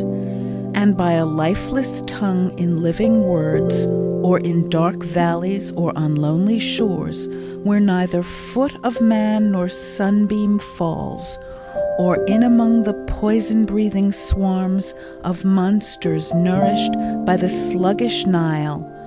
For though it be to solitudes remote, the hoarse vague echoes of my sorrows sound thy matchless cruelty, my dismal fate shall carry them to all the spacious world. Disdain hath power to kill, and patience dies, slain by suspicion, be it false or true. And deadly is the force of jealousy. Long absence makes of life a dreary void. No hope or happiness can give repose to him that ever fears to be forgot, and death inevitable waits in hall. But I, by some strange miracle, live on, a prey to absence, jealousy, disdain, racked by suspicion as by certainty, forgotten, left to feed my flame alone. And while I suffer thus, there comes no ray of hope to gladden me athwart the gloom. Nor do I look for it in my despair, but rather clinging to a cureless woe, all hope do I abjure for evermore. Can there be hope where fear is? Were it well, when far more certain are the grounds of fear? Ought I to shut mine eyes to jealousy, if through 1,000 heart wounds it appears? Who would not give free access to distrust, seeing disdain unveiled, and bitter change, all his suspicions turned to certainties, and the fair truth transformed into a lie? O thou fierce tyrant of the realms of love! O jealousy, put chains upon these hands, and bind me with thy strongest cord, disdain. But woe is me, triumphant over all. My sufferings drown the memory of you. And now I die, and since there is no hope of happiness for me in life or death, still to my fantasy I'll fondly cling. I'll say that he is wise who loveth well, and that the soul most free is that most bound in thraldom to the ancient tyrant love. I'll say that she who is mine enemy in that fair body hath as fair a mind, and that her coldness is but my desert, and that by virtue of the pain he sends, love rules his kingdom with a gentle sway. Thus self-deluding and in bondage sore, and wearing out the wretched shred of life to which I am reduced by her disdain, I'll give this soul and body to the winds, all hopeless of a crown of bliss in store. Thou, whose injustice hath supplied the cause that makes me quit the weary life I loathe, as by this wounded bosom thou canst see, how willingly thy victim I become. Let not my death, if haply worth a tear, cloud the clear heaven that dwells in thy bright eyes. I would not have thee expiate in aught the crime of having made my heart thy prey, but rather let thy laughter gaily ring, and prove my death to be thy festival. Fool that I am to bid thee, well I know thy glory gains by my untimely end. And now it is the time. From hell's abyss come thirsting Tantalus, come Sisyphus, heaving the cruel stone, come Tydeus with vulture, and with wheel Ixion come, and come the sisters of the ceaseless toil, and all into this breast transfer their pains, and, if such tribute to despair be due, chant in their deepest tones a doleful dirge over a corse unworthy of a shroud. Let the three-headed guardian of the gate, and all the monstrous progeny of hell, the doleful concert join. A lover dead, methinks, can have no fitter obsequies. Lay of despair, grieve not when thou art gone forth from this sorrowing heart. My misery brings fortune to the cause that gave thee birth. Then banish sadness even in the tomb. The lay of Chrysostom met with the approbation of the listeners, though the reader said it did not seem to him to agree with what he had heard of Marcella's reserve and propriety. For Chrysostom complained in it of jealousy, suspicion, and absence, all to the prejudice of the good name and fame of Marcella. To which Ambrosio replied, as one who knew well his friend's most secret thoughts, "Señor, to remove that doubt, I should tell you that when the unhappy man wrote this lay, he was away from Marcella, from whom he had voluntarily separated himself, to try if absence would act with him as it is wont. And as everything distresses and every fear haunts the banished lover, so imaginary jealousies and suspicions, dreaded as if they were true, tormented Chrysostom. And thus the truth of what report declares of the virtue of Marcella remains unshaken, and with her envy itself should not and cannot find any fault, save that of being cruel, somewhat haughty, and very scornful." "That is true," said Vivaldo, and as he was about to read another paper of those he had preserved from the fire, he was stopped by a marvellous vision, for such it seemed, that unexpectedly presented itself to their eyes. For on the summit of the rock where they were digging the grave, there appeared the shepherdess Marcella, so beautiful that her beauty exceeded its reputation. Those who had never till then beheld her gazed upon her in wonder and silence, and those who were accustomed to see her were not less amazed than those who had never seen her before. But the instant Ambrosio saw her, he addressed her with manifest indignation. "Art thou come by chance, cruel basilisk of these mountains, to see if in thy presence blood will flow from the wounds of this wretched being thy cruelty has robbed of life? Or is it to exult over the cruel work of thy humours that thou art come? Or like another pitiless Nero, to look down from that height upon the ruin of his Rome in embers? Or in thy arrogance to trample on this ill-fated corpse, as the ungrateful daughter trampled on her father Tarquin's? Tell us quickly, for what thou art come, or what it is thou wouldst have. For, as I know the thoughts of Chrysostom never fail to obey thee in life, I will make all these who call themselves his friends obey thee, though he be dead. I come not, Ambrosia, for any of the purposes thou hast named, replied Marcella, but to defend myself and to prove how unreasonable are all those who blame me for their sorrow and for Chrysostom's death. And therefore I ask all of you that are here to give me your attention, for will not take much time or many words to bring the truth home to persons of sense. Heaven has made me, so you say, beautiful, and so much so that in spite of yourselves my beauty leads you to love me. And for the love you show me, you say, and even urge, that I am bound to love you.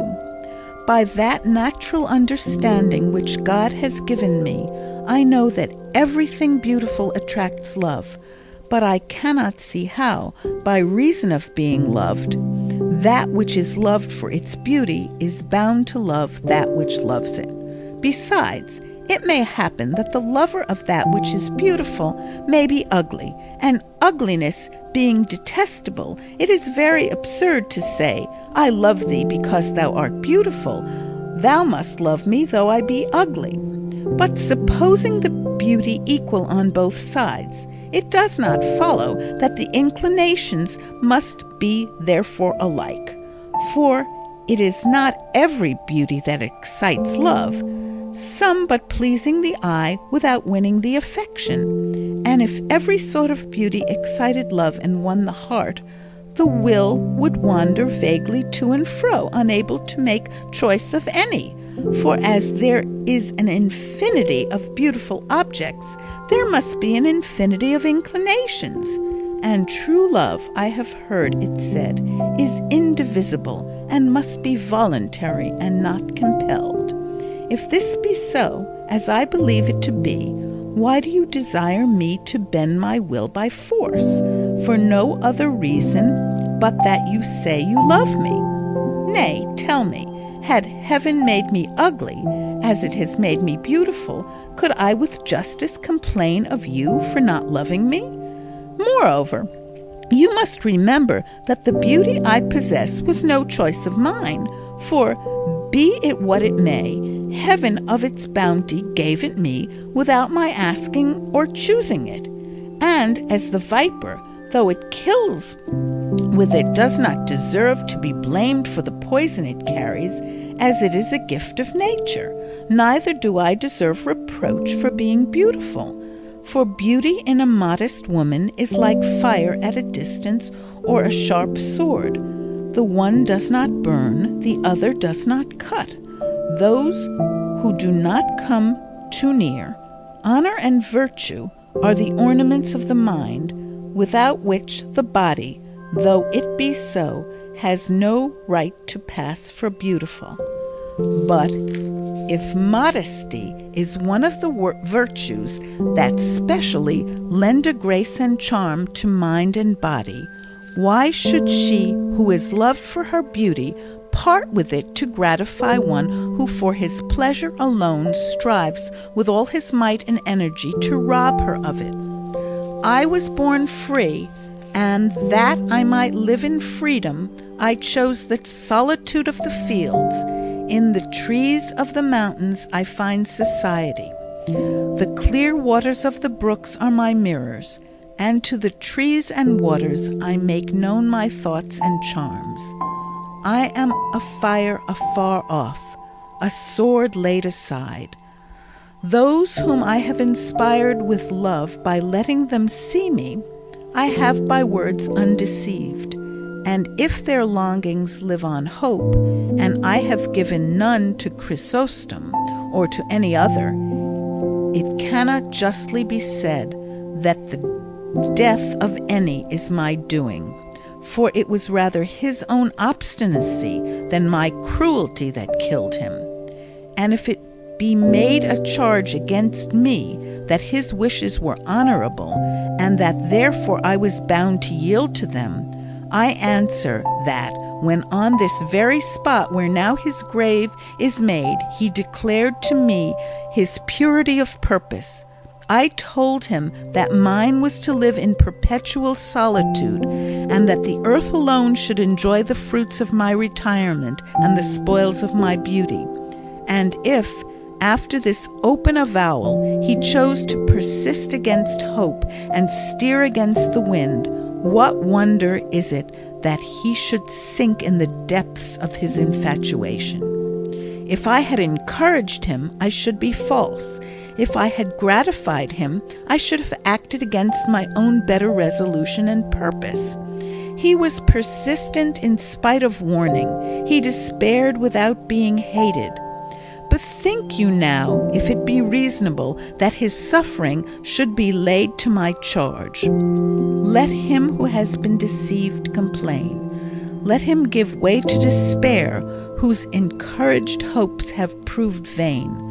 Let him flatter himself, whom I shall entice. Let him boast, whom I shall receive. But let not him call me cruel, or homicide, to whom I make no promise, upon whom I practice no deception, whom I neither entice nor receive. It has not been so far the will of heaven that I should love by fate, and to expect me to love by choice is idle. Let this general declaration serve for each of my suitors on his own account, and let it be understood from this time forth that if anyone dies for me, it is not of jealousy or misery he dies, for she who loves no one can give no cause for jealousy to any, and candor is not to be confounded with scorn. Let him who calls me wild beast and basilisk leave me alone as something noxious and evil. Let him who calls me ungrateful withhold his service. Who calls me wayward, seek not my acquaintance.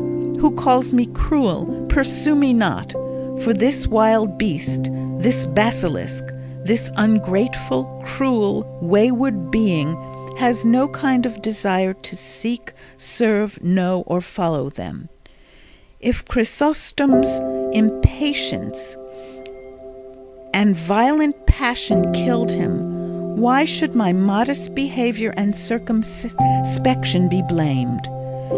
If I preserve my purity in the society of the trees, why should he who would have me preserve it among men seek to rob me of it? I have, as you know, wealth of my own, and I covet not that of others. My taste is for freedom, and I have no relish for constraint. I neither love nor hate anyone. I do not deceive this one or court that, or trifle with one or play with another. The modest converse of the shepherd girls of these hamlets and the care of my goats are my recreations. My desires are bounded by these mountains, and if they ever wander hence, it is to contemplate the beauty of the heavens, steps by which the soul travels to its primeval abode. With these words, and not waiting to hear a reply, she turned and passed into the thickest part of a wood that was hard by, leaving all who were there lost in admiration as much of her good sense as of her beauty. Some, those wounded by the irresistible shafts launched by her bright eyes, made as though they would follow her, heedless of the frank declaration they had heard. Seeing which, and deeming this a fitting occasion for the exercise of his chivalry in aid of distressed damsels, Don Quixote, laying his hand on the hilt of his sword, exclaimed in a loud and distinct voice, "Let no one, whatever his rank or condition, dare to follow the beautiful Marcella, under pain of incurring my fierce indignation. She has shown by clear and satisfactory arguments that little or no fault is to be found with her for the death of Chrysostom, and also how far she is from yielding to the wishes of any of her lovers, for which reason, instead of being followed and persecuted, she should in justice be honored and esteemed by all the good people of the world, for she shows that she is the only woman in it that holds to such a virtuous resolution. Whether it was because of the threats of Don Quixote, or because Ambrosio told them to fulfill their duty to their good friend, none of the shepherds moved or stirred from the spot until, having finished the grave and burned Chrysostom's papers, they laid his body in it, not without many tears from those who stood by. They closed the grave with a heavy stone until a slab was ready, which Ambrosio said he meant to have prepared, with an epitaph which was to be to this effect: "Beneath the stone before your eyes the body of a lover lies. In life he was a shepherd swain, in death a victim to disdain. Ungrateful, cruel, coy, and fair was she that drove him to despair, and love hath made her his ally, for spreading wide his tyranny." They then strewed upon the grave a profusion of flowers and branches, and all expressing their condolence with his friend Ambrosio, took their Vivaldo, and his companion did the same. And Don Quixote bade farewell to his hosts and to the travelers, who pressed him to come with them to Seville, as being such a convenient place for finding adventures. For they presented themselves in every street and round every corner oftener than anywhere else. Don Quixote thanked them for their advice and for the disposition they showed to do him a favor, and said that for the present he would not and must not go to Seville until he had cleared all these mountains of highwaymen and robbers, of whom report said they were full. Seeing his good intention, the travelers were unwilling to press him further, and once more bidding him farewell, they left him and pursued their journey, in the course of which they did not fail to discuss the story of Marcella and Chrysostom, as well as the madness of Don Quixote. He, on his part, resolved to go in quest of the shepherdess Marcella, and make offer to her of all the service he could render her. But things did not fall out with him as he expected, according to what is related in the course of this veracious history, of which the second part ends here. Chapter 15, in which is related the unfortunate adventure that Don Quixote fell in with when he fell out with certain heartless Yanguesans.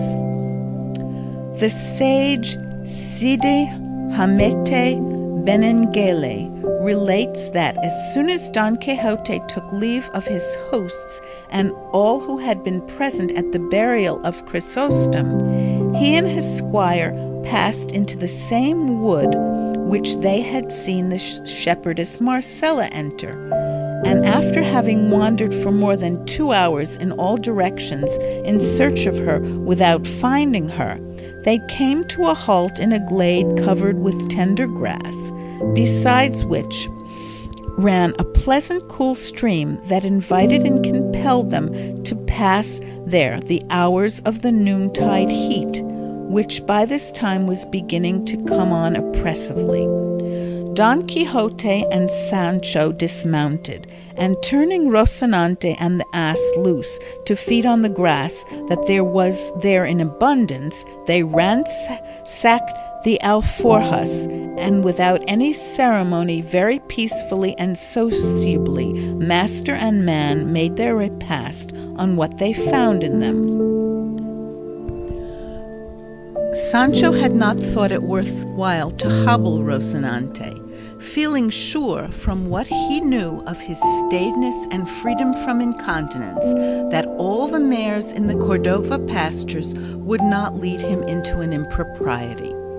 Chance, however, and the devil, who is not always asleep, so ordained it that feeding in this valley there was a drove of Galician ponies belonging to certain Yanguesan carriers, whose way it is to take their midday rest with their teams in places and spots where grass and water abound, and that where Don Quixote chanced to be suited the Yanguesan's purpose very well. It so happened then that Rocinante took a fancy to disport himself with their ladyships the ponies, and abandoning his usual gait and demeanor as he scented them, he, without asking leave of his master, got up a briskish little trot and hastened to make known his wishes to them. They, however, it seemed, preferred their pasture to him, and received him with their heels and teeth to such effect that they soon broke his girths and left him naked without a saddle to cover him. But what must have been worse to him was that the carriers, seeing the violence he was offering to their mares, came running up armed with stakes, and so belabored him that they brought him sorely battered to the ground. By this time, Don Quixote and Sancho, who had witnessed the drubbing of Rocinante, came up panting, and said Don Quixote to Sancho, "As far as I can see, friend Sancho, these are not knights, but base folk of low birth. I mention it because thou canst lawfully aid me in taking due vengeance for the insult offered to Rocinante before our eyes." "What the devil vengeance can we take," answered Sancho, "if they are more than 20, and we no more than 2, or indeed, perhaps, not more than 1.5. "I count for 100, replied Don Quixote, and without more words he drew his sword and attacked the Yanguesans, and excited and impelled by the example of his master, Sancho did the same. And to begin with, Don Quixote delivered a slash at one of them that laid open the leather jerkin he wore, together with a great portion of his shoulder. The Yanguesans, seeing themselves assaulted by only 2 men, while they were so many, betook themselves to their stakes, and driving the 2 into the middle, they began to lay on with great zeal and energy. In fact, at the second blow they brought Sancho to the ground, and Don Quixote fared the same way, all his skill and high mettle availing him nothing. And fate willed it that he should fall at the feet of Rocinante, who had not yet risen, whereby it may seem how furiously stakes can pound in angry boorish hands. Then, seeing the mischief they had done, the Yanguesans, with all the haste they could, loaded their team and pursued their journey, leaving the 2 adventurers a sorry sight and in sorrier mood. Sancho was the first to come to, and finding himself close to his master, he called to him in a weak and doleful voice, "Señor Don Quixote, ah, Señor Don Quixote!" "What wouldst thou, brother Sancho?" answered Don Quixote in the same feeble, suffering tone as Sancho. "I would like, if it were possible," answered Sancho Panza, "your worship to give me a couple of sups of that potion of the fiery Blas, if it be that you have any to hand there. Perhaps it will serve for broken bones as well as for wounds." "If I only had it here, wretch that I am," What more should we want? Said Don Quixote. But I swear to thee, Sancho Panza, on the faith of a knight-errant, ere 2 days are over, unless fortune orders otherwise, I mean to have it in my possession, or my hand will have lost its cunning. But in how many does your worship think we shall have the use of our feet? Answered Sancho Panza. For myself, I must say I cannot guess how many, said the battered knight Don Quixote. But I take all the blame upon myself, for I had no business to put hand to sword against men who were not dubbed knights like myself. And so I believe that in punishment for having transgressed the laws of chivalry, the god of battles has permitted this chastisement to be administered to me. For which reason, brother Sancho, it is well thou shouldst receive a hint on the matter which I am now about to mention to thee, for it is of much importance to the welfare of both of us. It is when thou shalt see rabble of this sort offering us insult, thou art not to wait till I draw sword against them, for I shall not do so at all. But do thou draw sword and chastise them to thy heart's content, and if any knights come to their aid and defence, I will take care to defend thee and assail them with all my might. And thou hast already seen by 1,000 signs and proofs what the might of this strong arm of mine is equal to. So uplifted had the poor gentleman become through the victory over the stout Biscayan. But Sancho did not so fully approve of his master's admonition as to let it pass without saying in reply, Señor, I am a man of peace, meek and quiet, and I can put up with any affront, because I have a wife of children to support and bring up.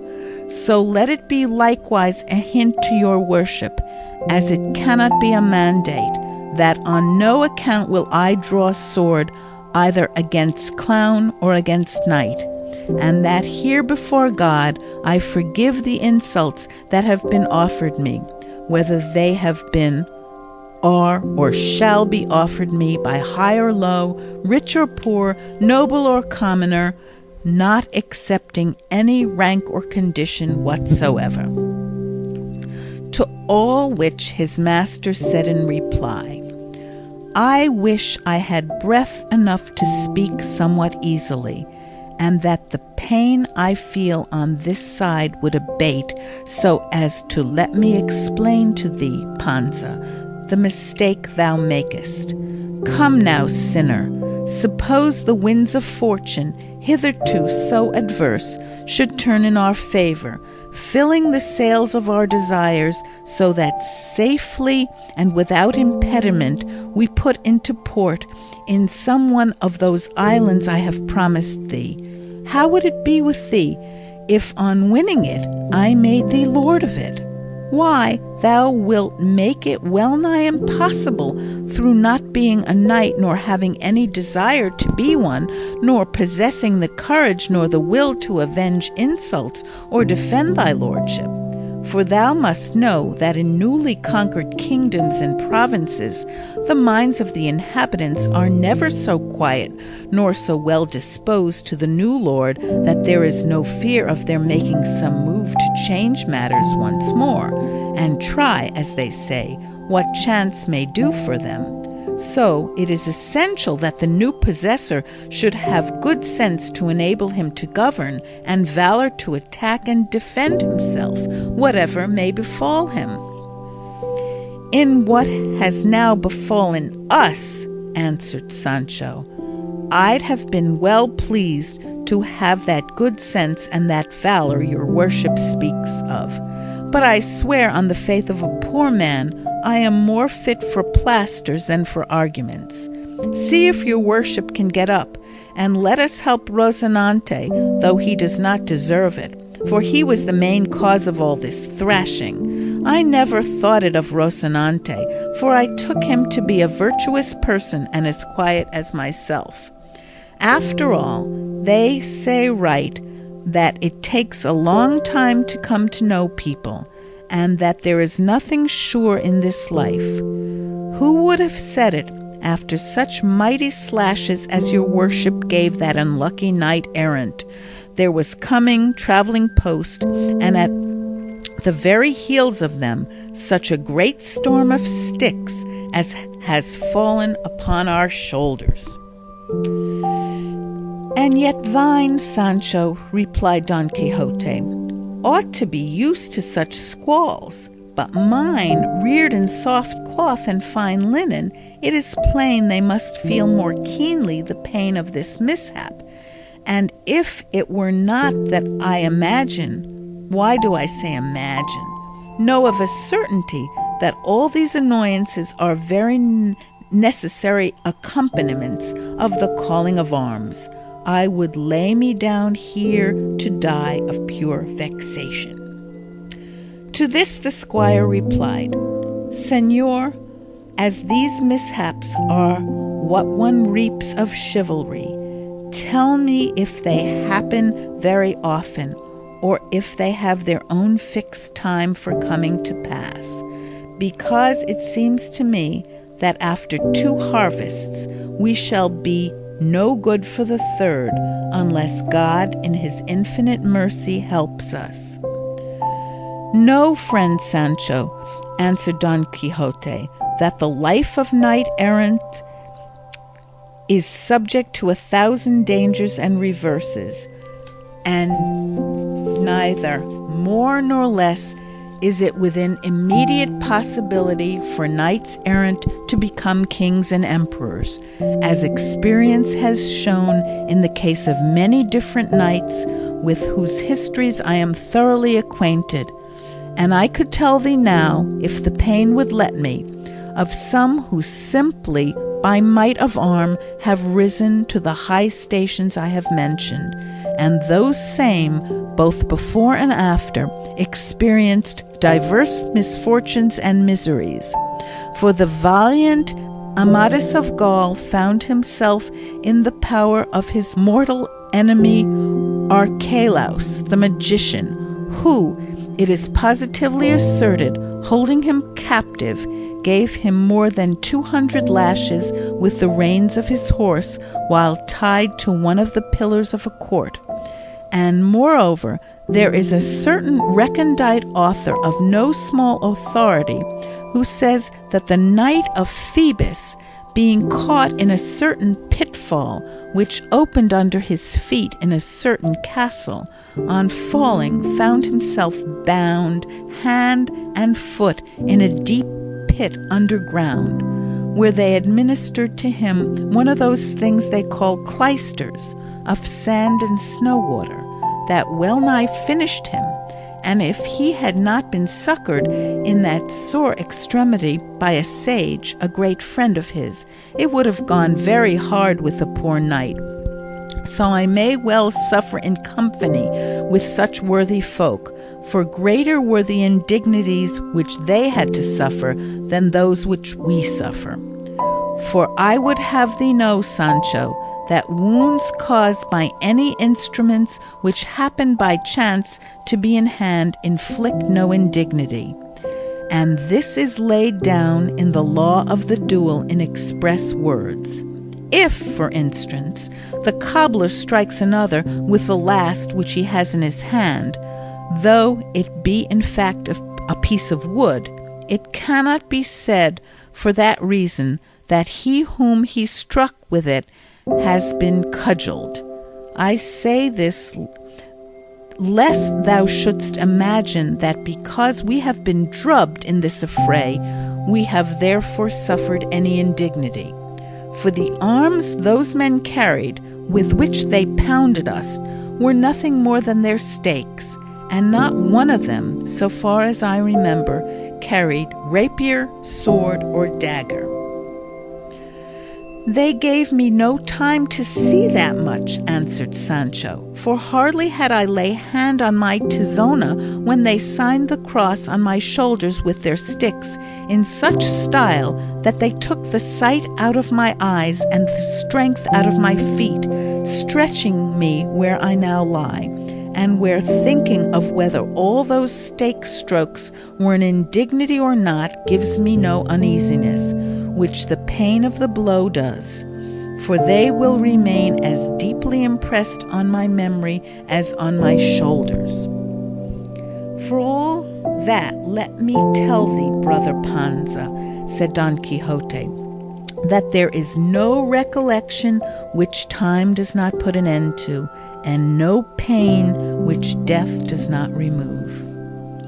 And what greater misfortune can there be, replied Panza, than the one that waits for time to put an end to it and death remove it? If our mishap were not one of those that are cured with a couple of plasters, it would not be so bad. But I am beginning to think that all the plasters in a hospital almost won't be enough to put us right. No more of that plunk strength out of weakness, Sancho, as I mean to do, returned Don Quixote, and let us see how Rocinante is, for it seems to me that not the least share of this mishap has fallen to the lot of the poor beast. There is nothing wonderful in that, replied Sancho, since he is a knight-errant too. What I wonder at is that my beast should have come off scot-free where we came out scotched. Fortune always leaves a door open in adversity in order to bring relief to it, said Don Quixote. I say so because this little beast may now supply the want of Rocinante, carrying me hence to some castle where I may be cured of my wounds. And moreover, I shall not hold it any dishonor to be so mounted, for I remember having read how the good old Silenus, the tutor and instructor of the gay god of laughter, when he entered the city of the 100 gates, went very contentedly mounted on a handsome ass. It may be true that he went mounted, as your worship says, answered Sancho, but there is a great difference between going mounted and going slung like a sack of manure. To which Don Quixote replied, wounds received in battle confer honor instead of taking it away. And so, friend Panza, say no more, but, as I told thee before, get up as well as thou canst, and put me on top of thy beast in whatever fashion pleases thee best, and let us go hence ere night comes on, and surprise us in these wilds. And yet I have heard your worship say, observed Panza, that it is very meet for knights errant to sleep in wastes and deserts, and that they esteem it very good fortune. That is, said Don Quixote, when they cannot help it, or when they are in love. And so true is this, that there have been knights who have remained 2 years on rocks, in sunshine and shade and all the inclemencies of heaven, without their ladies knowing anything of it. And one of these was Amadis, when, under the name of Beltenebras, he took up his abode on the Penapobra. For I know not if it was 8 years or 8 months, for I am not very sure of the reckoning. At any rate, he stayed there doing penance, for I know not what pique the Princess Oriana had against him. But no more of this now, Sancho, and make haste before a mishap like Rocinante's befalls the ass. The very devil would be in it in that case, said Sancho, and letting off 30 oaths and 60 sighs and 120 maledictions and execrations on whomsoever it was that had brought him there, he raised himself, stopping halfway bent like a Turkish bow without power to bring himself upright. But with all his pains he saddled his ass, who too had gone astray somewhat, yielding to the excessive license of the day. He next raised up Rocinante, And as for him, had he possessed a tongue to complain with, most assuredly neither Sancho nor his master would have been behind him. To be brief, Sancho fixed Don Quixote on the ass and secured Rocinante with a leading rein, and taking the ass by the halter, he proceeded more or less in the direction in which it seemed to him the high road might be. And as chance was conducting their affairs for them from good to better, he had not gone a short league when the road came in sight, and on it he perceived an inn, which to his annoyance and to the delight of Don Quixote must needs be a castle. Sancho insisted that it was an inn, and his master that it was not one, but a castle, and the dispute lasted so long that before the point was settled they had time to reach it, and into it Sancho entered with all his team without any further controversy. End of chapter 15. Don Quixote, Volume 1, by Miguel de Cervantes Saavedra, translated by John Ormsby. Part 6, Chapter 16, of what happened to the ingenious gentleman in the inn, which he took to be a castle. The innkeeper, seeing Don Quixote slung across the ass, asked Sancho what was amiss with him. Sancho answered that it was nothing, only that he had fallen down from a rock and had his ribs a little bruised. The innkeeper had a wife whose disposition was not such as those of her calling commonly have, for she was by nature kind-hearted and felt for the sufferings of her neighbours. So she at once set about tending Don Quixote, and made her young daughter, a very comely girl, help her in taking care of her guest. There was besides in the inn, as servant, an Asturian lass with a broad face, flat poll, and snub nose, blind of one eye and not very sound in the other. The elegance of her shape, to be sure, made up for all her defects. She did not measure 7 palms from head to foot, and her shoulders, which overweighted her somewhat, made her contemplate the ground more than she liked. This graceful lass, then, helped the young girl, and the two made up a very bad bed for Don Quixote in a garret that showed evident signs of having formerly served for many years as a straw loft, in which there was also quartered a carrier, whose bed was placed a little beyond our Don Quixote's, and though only made of the pack saddles and cloths of his mules, had much the advantage of it, as Don Quixote's consisted simply of 4 rough boards on 2 not very even trestles, a mattress that for thinness might have passed for a quilt, full of pellets which, were they not seen through the rents to be wool, would to the touch have seemed pebbles in hardness, 2 sheets made of buckler leather, and a coverlet, the threads of which any one that chose might have counted without missing one in the reckoning. On this accursed bed Don Quixote stretched himself, and the hostess and her daughter soon covered him with plasters from top to toe, while Maritornes, for that was the name of the Asturian, held the light for them, and while plastering him, the hostess, observing how full of wheals Don Quixote was in some places, remarked that this had more the look of blows than of a fall. It was not blows, Sancho said, but that the rock had many points and projections, and that each of them had left its mark. "Pray, signora," he added, "manage to save some toe, as there will be no want of someone to use it, for my loins too are rather sore." "Then you must have fallen too," said the hostess. "I did not fall," said Sancho Panza, "but from shock I got at seeing my master fall, that I feel as if I had 1,000 thwacks." "That may well be," said the young girl, "for it has many a time happened to me to dream that I was falling down from a tower and never coming to the ground, and when I awoke from the dream to find myself as weak and shaken as if I had really fallen." "There is the point, signora," replied Sancho Panza, "that I, without dreaming at all, but being more awake than I am now, find myself with scarcely less wheals than my master Don Quixote." How is the gentleman called?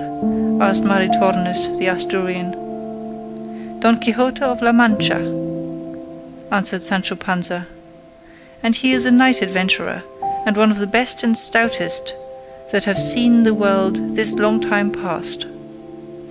What is a knight adventurer? Said the lass. Are you so new in the world as not to know? Answered Sancho Panza. Well then, you must know, sister, that a knight adventurer is a thing that in 2 words is seen drubbed and emperor. That is today the most miserable and needy being in the world, and tomorrow will have 2 or 3 crowns of kingdom to give his squire. Then how is it, said the hostess, that belonging to so good a master as this, you have not, to judge by appearances, even so much as a county? It is too soon yet, answered Sancho, for we have only been a month going in quest of adventures, and so far we have met with nothing that can be called one, that when one thing is looked for, another thing is found. However, if my master Don Quixote gets well of this wound, or fall, and I am left none the worse of it, I would not change my hopes for the best title in Spain. To all this conversation Don Quixote was listening very attentively, and sitting in bed as well as he could, and taking the hostess by the hand, he said to her, Believe me, fair lady, you may call yourself fortunate in having in this castle of yours sheltered my person, which is such that if I do not myself praise it, it is because of what is commonly said, that self-praise debaseth. But my squire will inform you who I am. I only tell you that I shall preserve forever inscribed on my memory the service you have rendered me in order to tender you my gratitude, while life shall last me. And would to heaven love held me not so enthralled and subject to its laws and to the eyes of that fair ingrate whom I name between my teeth, but that those of this lovely damsel might be the masters of my liberty. The hostess, her daughter, and the worthy Maritornes listened in bewilderment to the words of the knight-errant, for they understood about as much of them as if he had been talking Greek, though they could perceive they were all meant for expressions of goodwill and blandishments, and not being accustomed to this kind of language, they stared at him and wondered to themselves, for he seemed to them a man of a different sort from those they were used to, and thanking him in pothouse phrase for his civility, they left him, while the Asturian gave her attention to Sancho, who needed it no less than his master. The carrier had made an arrangement with her for recreation that night, and she had given him her word that when the guests were quiet and the family asleep, she would come in search of him and meet his wishes unreservedly. And it is said of this good lass that she never made promises of the kind without fulfilling them, even though she made them in a forest and without any witness present, for she plumed herself greatly on being a lady, and held it no disgrace to be in such an employment as servant in an inn, because, she said, misfortunes and ill luck had brought her to that position. The hard, narrow, wretched, rickety bed of Don Quixote stood first in the middle of this starlit stable, and close beside it Sancho made his, which merely consisted of a rush mat and a blanket that looked as if it was of threadbare canvas rather than of wool. Next to these 2 beds was that of the carrier, made up, as has been said, and all the trappings of the 2 best mules he had, though there were 12 of them, sleek, plump, and in prime condition, for he was one of the rich carriers of Arevalo, according to the author of this history, who particularly mentions this carrier because he knew him very well, and they even say was in some degree a relation of his.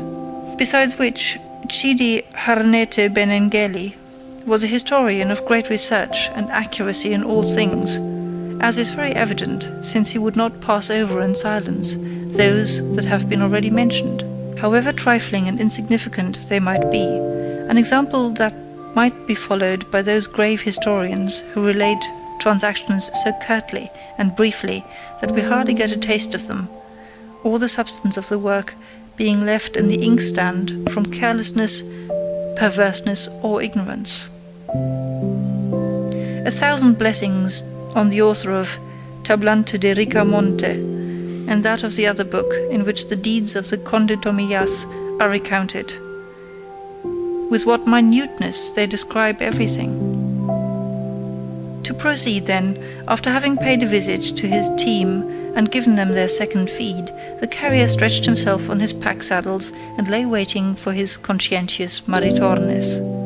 Sancho was by this time plastered and had laid down, and though he strove to sleep, the pain of his ribs would not let him, while Don Quixote, with the pain of his, had his eyes as wide open as a hare's. The inn was all in silence, and in the whole of it there was no light except that given by a lantern that hung burning in the middle of the gateway. This strange stillness, and the thoughts always present to our knight's mind, of the incidents described at every turn in the books that were the cause of his misfortune, conjured up to his imagination as extraordinary a delusion as can well be conceived, which was that he fancied himself to have reached a famous castle, for, as has been said, all the inns he lodged in were castles to his eyes, and that the daughter of the innkeeper was daughter of the lord of the castle, and that she, won by his high-bred bearing, had fallen in love with him, and had promised to come to his bed for a while that night without the knowledge of her parents. And holding all this fantasy that he had constructed as solid fact, he began to feel uneasy and to consider the perilous risk which his virtue was about to encounter, and he resolved in his heart to commit no treason to his lady Dulcinea del Toboso, even though the Queen Guinevere herself and the Dame Quintanona should present themselves before him. While he was taken up with these vagaries, then, the time and the hour, an unlucky one for him, arrived for the Asturian to come, who in her smock with bare feet and her hair gathered into a fustian coif, with noiseless and cautious steps entered the chamber where the three were quartered, in quest of the carrier. But scarcely had she gained the door, when Don Quixote perceived her, and sitting up in his bed, in spite of his plasters and the pain of his ribs, he stretched out his arms to receive his beauteous damsel. The Asturian, who went all doubled up, and in silence with her hands before her feeling for her lover, encountered the arms of Don Quixote, who grasped her tightly by the wrist, and drawing her towards him, while she dared not utter a word, made her sit down on the bed. He then felt her smock, and, although it was of sackcloth, it appeared to him to be of the finest and softest silk. On her wrists she wore some glass beads, but to him they had the sheen of precious orient pearls. Her hair, which in some measure resembled a horse's mane, he rated as threads of the brightest golds of Araby, whose refulgence dimmed the sun himself. Her breath, which no doubt smelt of yesterday's stale salad, seemed to him to diffuse a sweet aromatic fragrance from her mouth, and in short, he drew her portrait in his imagination with the same features and in the same style as that which he had seen in his books of the other princesses who, smitten by love, came with all the adornments that are here set down to see the sorely wounded knight. And so great was the poor gentleman's blindness that neither touch nor smell nor anything else about the good lass that would have made any but a carrier vomit were enough to undeceive him. On the contrary, he was persuaded that he had the goddess of beauty in his arms, and holding her firmly in his grasp, he went on to say in a low, tender voice, "Would that found myself, lovely and exalted lady, in a position to repay such a favour as that which you, by the sight of your great beauty, have granted me. But fortune, which is never weary of persecuting the good, has chosen to place me upon this bed, where I lie so bruised and broken that though my inclination would gladly comply with yours, it is impossible. Besides, to this impossibility another yet greater is to be added, which is the faith that I have pledged to the peerless Dulcinea del Toboso, sole lady of my most secret thoughts, and were it not that this stood in the way, I should not be so insensible a knight as to miss the happy opportunity which your great goodness has offered me." Maritornes was fretting and sweating at finding herself held so fast by Don Quixote, and not understanding or heeding the words he addressed to her, she strove without speaking to free herself. The worthy carrier, whose unholy thoughts kept him awake, was aware of his doxy the moment she entered the door, and was listening attentively to all Don Quixote said, and jealous that the Asturian should have broken her word with him for another, drew nearer to Don Quixote's bed, and stood still to see what would come of this talk which he could not understand. But when he perceived the wench struggling to get free, and Don Quixote striving to hold her, not relishing the joke, he raised his arm and delivered such a terrible cuff on the lank jaws of the amorous knight, that he bathed all his mouth in blood, and not content with this, he mounted on his ribs, and with his feet tramped all over them at a pace rather smarter than a trot. The bed, which was somewhat crazy and not very firm on its feet, unable to support the additional weight of the carrier, came to the ground, and at the mighty crash of this the innkeeper awoke, and at once concluded that it must be some brawl of Maritornes, because after calling loudly to her he got no answer. With this suspicion he got up, and lighting a lamp, hastened to the quarter where he had heard the disturbance. The wench, seeing that her master was coming, and knowing that his temper was terrible, frightened and panic-stricken, made for the bed of Sancho Panza, who still slept, and crouching upon it, made a ball of herself. The innkeeper came in, exclaiming, "Where art thou, strumpet? Of course this is some of thy work." At this Sancho awoke, and feeling this mass almost on top of him, fancied he had a nightmare, and began to distribute fisticuffs all around, of which a certain share fell upon Maritornes, who, irritated by the pain and flinging modesty aside, paid back so many in return to Sancho that she woke him up in spite of himself. He then, finding himself so handled, by whom he knew not, raising himself up as well as he could, grappled with Maritornes, and he and she between them began the bitterest and drollest scrimmage in the world. The carrier, however, perceiving by the light of the innkeeper candle how it fared with his lady love, quitting Don Quixote, ran to bring her the help she needed, and the innkeeper did the same, but with a different intention, for his was to chastise the lass, as he believed that beyond a doubt she alone was the cause of all the harmony. And so, as the saying is, catch to rat, rat to rope, rope to stick, the carrier pounded Sancho, Sancho the lass, she him, and the innkeeper her, and all worked away so briskly that they did not give themselves a moment's rest, and the best of it was that the innkeeper's lamp went out, and as they were left in the dark, they all laid on one upon the other in a mass so unmercifully that there was not a sound spot left where a hand could light. It so happened that there was lodging that night in the inn a quadrillo of what they call the Old Holy Brotherhood of Toledo, who, also hearing the extraordinary noise of the conflict, seized his staff and the tin case with his warrants, and made his way in the dark into the room, crying, "Hold, in the name of jurisdiction! Hold, in the name of the Holy Brotherhood!" The first that he came upon was the pummeled Don Quixote, who lay stretched senseless on his back upon his broken-down bed, and his hand falling on the beard, as he felt about, he continued to cry, "Help for the jurisdiction!"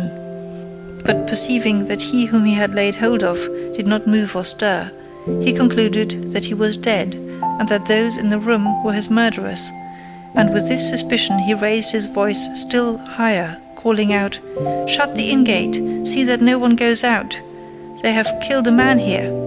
This cry startled them all, and each dropped the contest at the point at which the voice reached him.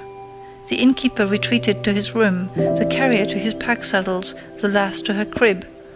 The unlucky Don Quixote and Sancho alone were unable to move from where they were.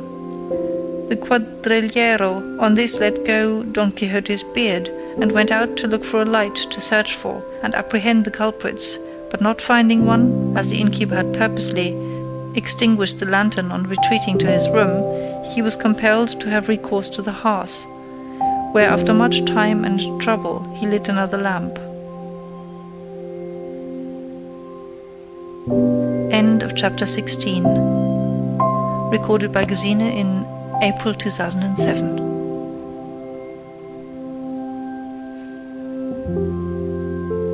Don Quixote, Volume 1 by Miguel de Cervantes Saavedra. Translated by John Ormsby. Part 9, Chapter 17. in which are contained the innumerable troubles which the brave Don Quixote and his good squire Sancho Panza endured in the inn, which to his misfortune he took to be a castle. By this time Don Quixote had recovered from his swoon, and in the same tone of voice in which he had called to his squire the day before, when he lay stretched in the vale of the Styx, he began calling to him now. "Sancho, my friend, art thou asleep? Sleepest thou, friend Sancho?" "How can I sleep? Curses on it," returned Sancho discontentedly and bitterly, "when it is plain that all the devils have been at me this night." "Thou mayest well believe that," answered Don Quixote, "because either I know little, or this castle is enchanted, for thou must know, but this that I am now about to tell thee thou must swear to keep secret until after my death." "I swear it," answered Sancho. "I say so," continued Don Quixote, "because I hate taking away anyone's good name." "I say," replied Sancho, "that I swear to hold my tongue about it till the end of your worship's days, and gone grat, I may be able to let it out tomorrow." "Do I do thee such injuries, Sancho," said Don Quixote, "that thou wouldst see me dead so soon?" "It is not for that," replied Sancho, "but because I hate keeping things long, and I don't want them to grow rotten with me from overkeeping." "At any rate," said Don Quixote, "I have more confidence in thy affection and good nature, and so I would have thee know that this night there befall me one of the strangest adventures that I could describe, and to relate to it thou briefly thou must know that a little while ago the daughter of the lord of this castle came to me, and she is the most elegant and beautiful damsel that could be found in the wide world. What I could tell thee of the charms of her person, her lovely wit, of her secret matters which, to preserve the fealty I owe to my lady Dulcinea del Toboso, I shall pass over unnoticed and in silence. I will only tell thee that either fate being envious of so great a boon placed in my hands by good fortune, or perhaps, and this is more probable, this castle being, as I have already said, enchanted. At the time when I was engaged in the sweetest and most amorous discourse with her, there came, without me seeing or knowing whence it came, a hand attached to some arm of some huge giant, that planted such a cup on my jaws that I have them all bathed in blood, and then pummeled me in such a way that I am worse plight than yesterday when the carriers, on account of Riconante's misbehaviour, inflicted on us the injury thou knowest of, whence conjecture that there must be some enchanted Moor guarding the treasure of this damsel's beauty, and that it is not for me." "Not for me either," said Sancho, "for more than 400 Moors have so thrashed me that the drubbing of the stakes was cakes and fancy bread to it. But tell me, señor, what do you call this excellent and rare adventure that has left us as we are left now, though your worship was not so badly off, having in your arms the incomparable beauty you spoke of, but I, what did I have, except the heaviest wax that I think I had in all my life? Unlucky me and the mother that bore me, for I am not a knight-errant, and never expect to be one, and all the mishaps the greater part falls to my share." "Then thou hast been thrashed too?" said Don Quixote. "Didn't I say so? Worse luck to my line," said Sancho.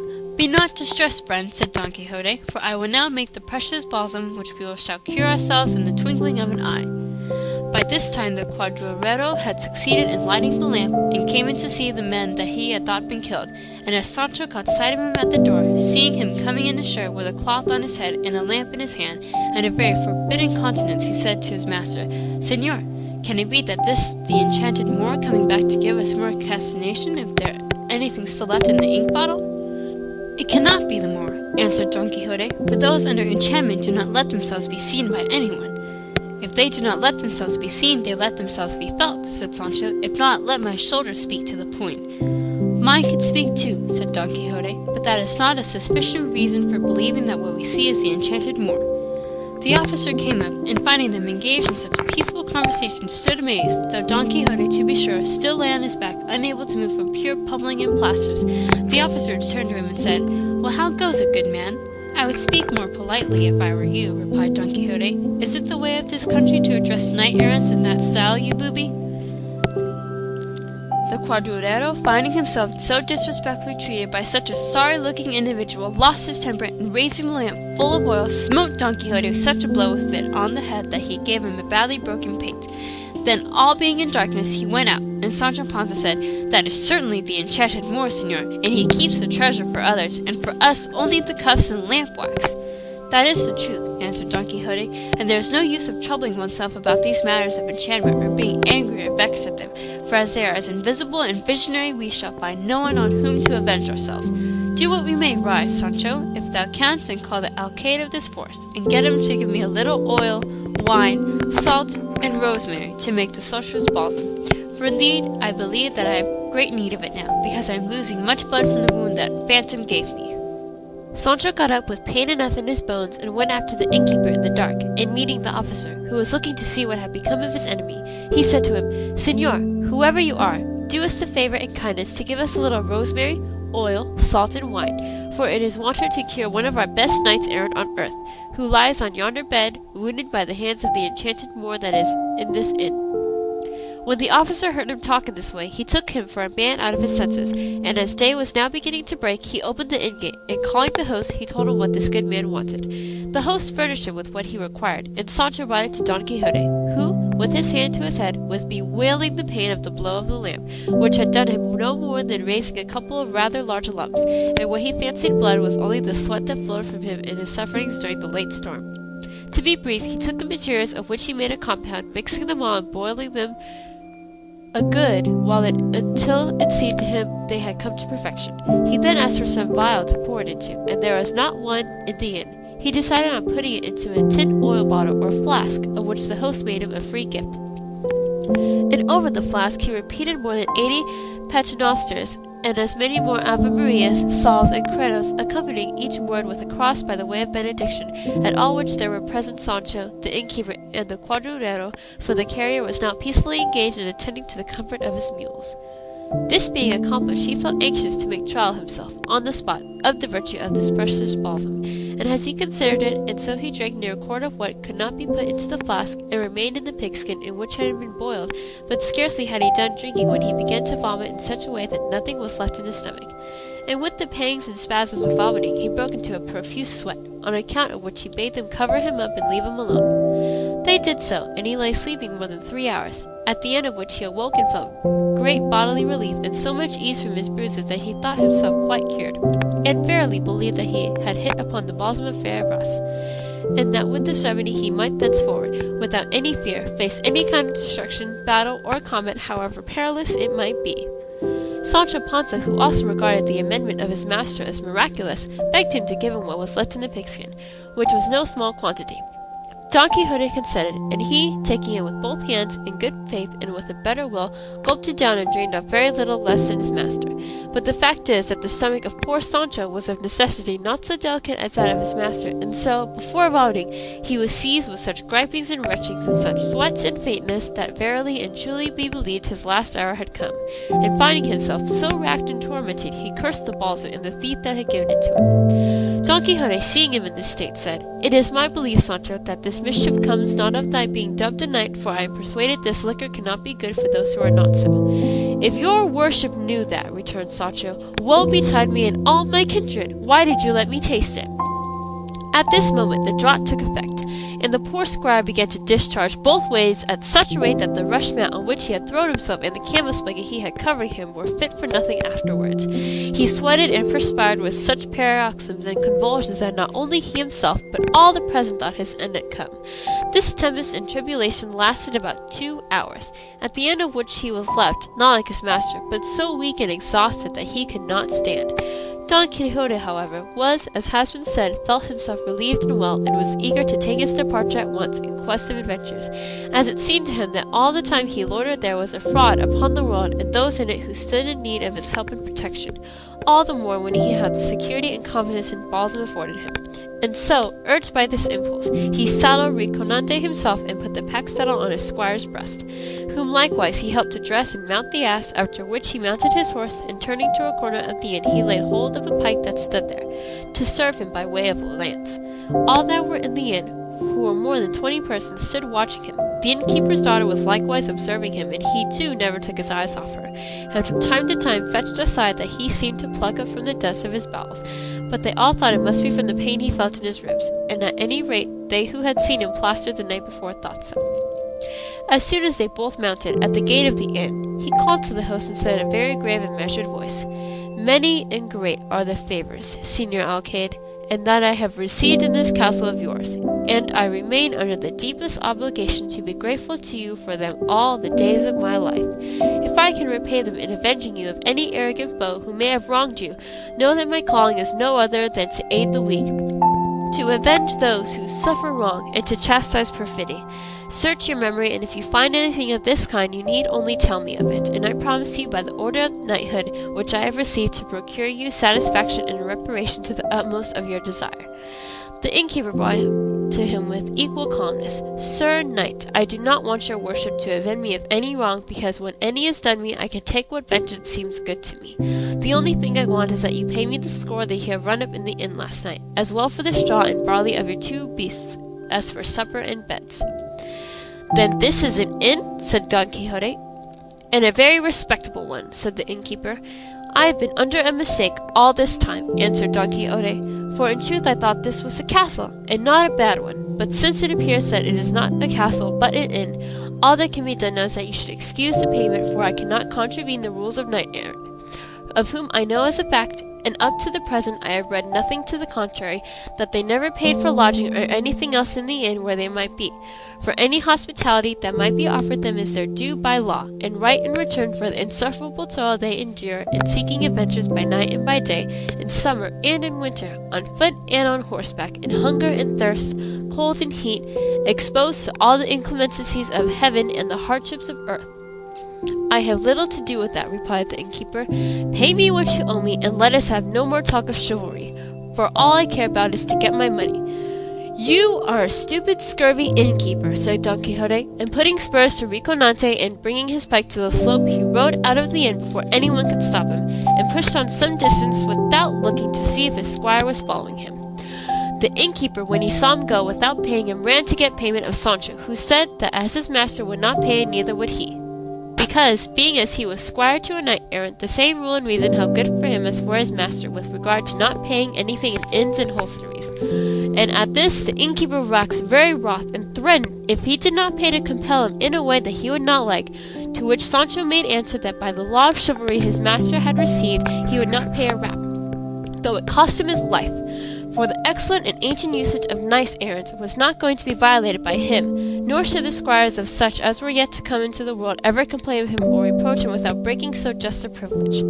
The ill luck of the unfortunate Sancho so ordered that among the company in the inn there were 4 wool-carters from Segovia, 3 needle-makers from the colt of Cordova, and 2 lodgers from this fair Seville, lively fellows, tender-hearted, fond of a joke, and playful, who, almost as if instigated and moved by a common impulse, made up to Sancho and dismounted him from his ass, while one of them went in for the blanket of the host's bed. But on flinging him into they looked up, and seeing that the ceiling was somewhat lower than what they required for their work, they decided upon going out into the yard, which was bounded by the sky, and there, putting Sancho in the middle of the blanket, they began to raise him high, making sport with him as they would with a dog at strobe-tide. The cries of the poor blanketed wretch were so loud that they reached the ears of his master, who, halting to listen attentively, was persuaded that some new adventure was coming, until he clearly perceived that it was his squire who uttered them. Wheeling about, he came up to the inn with a laborious gallop, and finding it shut, went round to see if he could find some way of getting in. But as soon as he came to the wall of the yard, which was not very high, he discovered the game that was being played with his squire. He saw him rising and falling in the air with such grace and nimbleness that, had his rage allowed him, it is my belief he would have laughed. He tried to climb from his horse onto the top of the wall, but he was so bruised and battered that he could not even dismount. And so, from the back of his horse he began to utter such maledictions and objurgations against those who were blanketing Sancho as it would be impossible to write down accurately. They, however, did not stay their laughter or their work for this, nor did the flying Sancho cease his lamentations, mingled now with threats, now the entreaties, but all to little purpose, or none at all, until from pure weariness they left off. They then brought him his ass, and mounting him on top of it, they put his jacket round him, and the compassionate Maritone, seeing him so exhausted, thought fit to refresh him with a jug of water, and that it might be all the cooler, she fetched it from the well. Sancho took it, and as he was raising it to his mouth, he was stopped by the cries of his master, exclaiming, "Sancho, my son, drink not water, drink it not, my son, for it will kill thee. See, here I have the blessed balsam," and he held up the flask of liquor, "and with drinking 2 drops of it thou wilt certainly be restored." At these words Sancho turned his eyes asquint, and in a still louder voice said, "Can it be your worship has forgotten that I am not a knight, or do you want me to end up by vomiting what bowels I have left after last night? Keep your liquor in the name of all the devils, and leave me to myself." And at one and the same instant he left off talking and began drinking. But as the first sup he perceived it was water, he did not care to go on with it, and begged Maritornes to fetch him some wine, which she did with a right good will, and paid for with her own money. For indeed they say of her that, though she was in that line of life, there is some faint and distant resemblance to a Christian about her. When Sancho had done drinking, he dug his heels into his ass, and the gate of the inn being thrown open, he passed out, very well pleased at having paid nothing and carried his point, though it had been at the expense of his usual sureties his shoulders. It is true that the innkeeper detained his alforjas in payment of what was owing to him, but Sancho took his departure in such a flurry that he never missed him. The innkeeper, as soon as he saw him off, wanted to bar the gate close, but the blanketers would not agree to it, for they were fellows who would not have cared 2 farthings for Don Quixote, even had he been really one of the knight-errants of the Round Table. End of Part 9, Chapter 17.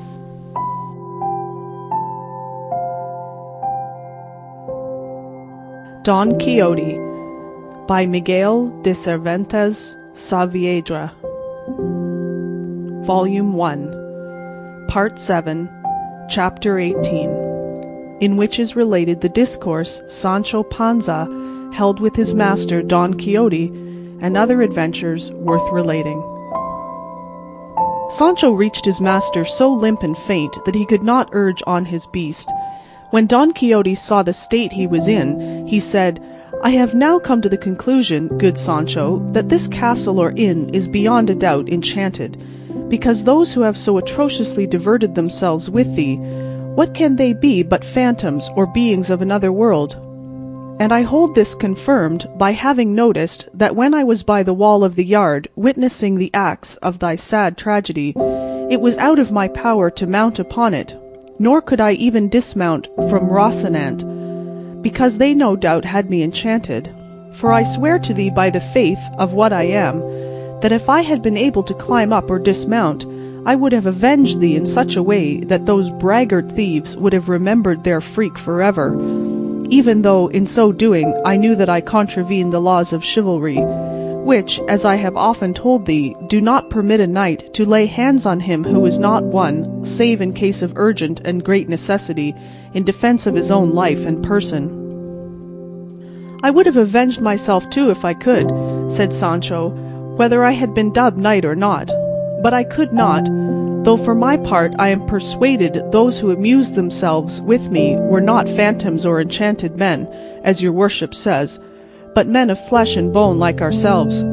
And they all had their names, for I heard them name them when they were tossing me, and one was called Pedro Martinez, and another Tenorio Hernandez, and the innkeeper, I heard, was called Juan Palamique, the left-handed, so that, Señor, your not being able to leap over the wall of the yard or dismount from your horse came of something else besides enchantments. And what I make clearly from all of this is, that these adventures we go seeking will in the end lead us into such misadventures that we shall not know what is our right foot, and that the best and wisest thing, according to my small wits, would be for us to return home, now that it is harvest time, and attend to our business, and give over wandering from Zecca to Mecca and from pail to bucket, as the saying is." "How little thou knowest about chivalry, Sancho," replied Don Quixote. "Hold thy peace and have patience. The day will come when thou shalt see with thine own eyes what an honourable thing it is to wander in the pursuit of this calling. Nay, tell me, what greater pleasure can there be in the world, or what delight can equal that of winning a battle, and triumphing over one's enemy? None, beyond all doubt." "Very likely," answered Sancho, "though I do not know it. All I know is that since we have been knights errant, or since your worship has been one, for I have no right to reckon myself one of so honourable a number, we have never won any battle except the one with the Biscayne, and even that out of your worship came with half an ear and half a helmet the less, and from that till now it has been all cudgellings and more cudgellings, cuffs and more cuffs, I getting the blanketing over and above, and falling in with enchanted persons on whom I cannot avenge myself, so as to know what the delight, as your worship calls it, of conquering an enemy is like." "That is what vexes me, and what ought to vex thee, Sancho," replied Don Quixote. But henceforward I will endeavour to have at hand some sword made by such craft that no kind of enchantments can take effect upon him who carries it, and it is even possible that fortune may procure for me that which belonged to the Amadas when he was called the Knight of the Burning Sword, which was one of the best swords that ever knight in the world possessed. For, besides having the said virtue, it cut like a razor, and there was no armour, however strong and enchanted it might be, that could resist it. Such is my luck, said Sancho, that even if that happened, and your worship found some such sword, it would, like the balsam, turn out serviceable and good for dubbed knights only, and as for the squires, they might sup sorrow. Fear not that, Sancho, said Don Quixote. Heaven will deal better by thee. Thus talking, Don Quixote and his squire were going along, when, on the road they were following, Don Quixote perceived approaching them a large and thick cloud of dust, on seeing which he turned to Sancho, and said, This is the day, Sancho, on which will be seen the boon of my fortune is reserving for me. This, I say, is the day on which, as much as on any other, shall be displayed the might of my arm, and on which I shall do deeds that shall remain written in the book of fame for all ages to come. Seest thou that cloud of dust which rises yonder? Well then, all that is churned up by a vast army composed of various and countless nations that comes marching there. According to that there must be two, said Sancho, for on this opposite side also there rises just such another cloud of dust. Don Quixote turned to look and found that it was true, and rejoicing exceedingly, he concluded that there were two armies about to engage and encounter in the midst of that broad plain. For at all times and seasons his fancy was full of the battles, enchantments, adventures, crazy feats, loves, and defiances that are recorded in the books of chivalry, and everything he said, thought, or did had reference to such things. Now the cloud of dust he had seen was raised by two great droves of sheep, coming along the same road in opposite directions, which, because of the dust, did not become visible until they drew near.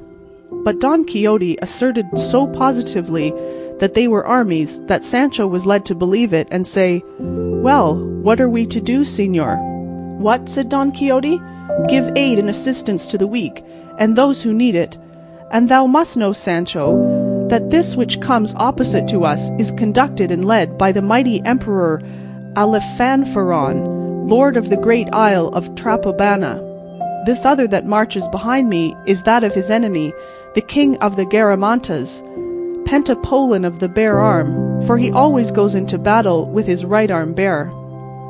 But why are these two lords such enemies?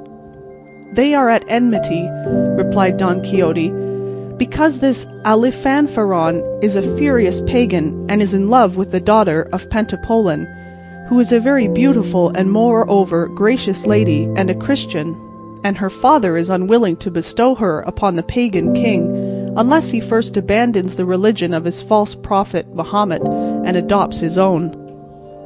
By my beard, said Sancho, but Pentapolin does quite right, and I will help him as much as I can. In that thou wilt do what is thy duty, Sancho, said Don Quixote, for to engage in battles of this sort it is not requisite to be a dubbed knight. That I can well understand, answered Sancho. But where shall we put this ass where we may be sure to find him after the fray is over? For I believe it has not been the custom so far to go into battle on a beast of this kind.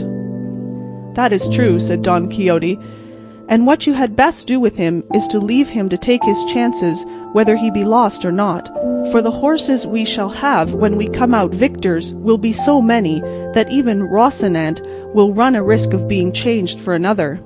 But attend to me and observe, for I wish to give thee some account of the chief knights who accompany these two armies, and that thou mayest the better see and mark, let us withdraw to that hillock which rises yonder, whence both armies may be seen.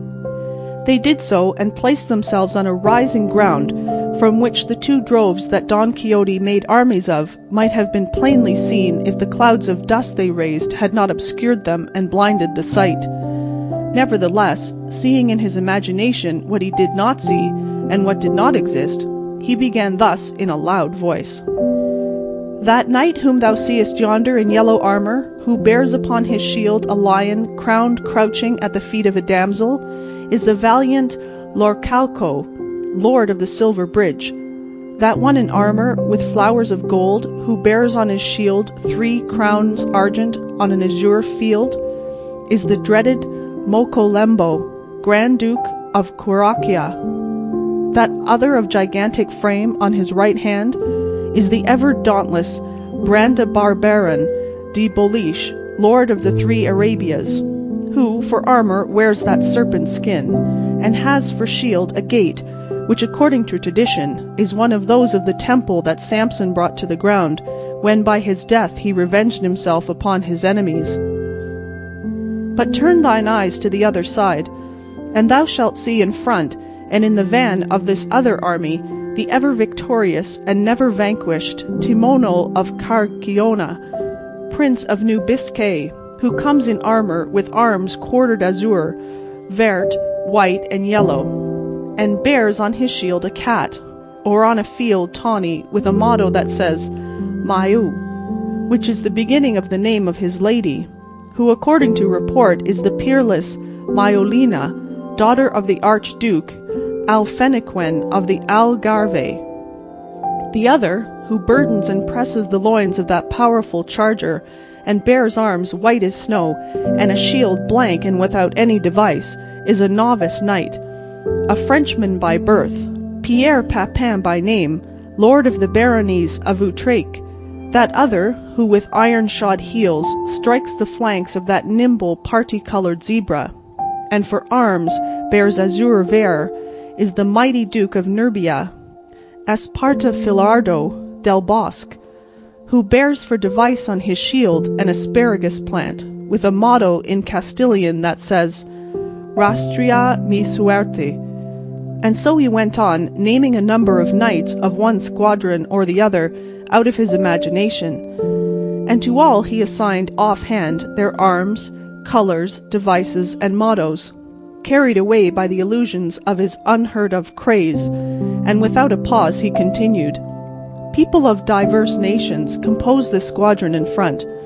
Here are those that drink of the sweet waters of the famous Xanthus, those that scour the woody Massilian plains, those that sift the pure fine gold of Arabia Felix, those that enjoy the famed cool banks of the crystal Thermodon, those that in many and various ways divert the streams of the golden Pactolus, the Numidians, faithless in their promises, the Persians renowned in archery, the Parthians and the Medes that fight as they fly, the Arabs that ever shift their dwellings, the Scythians as cruel as they are fair, the Ethiopians with pierced lips, and an infinity of other nations whose features I recognize and descry, though I cannot recall their names.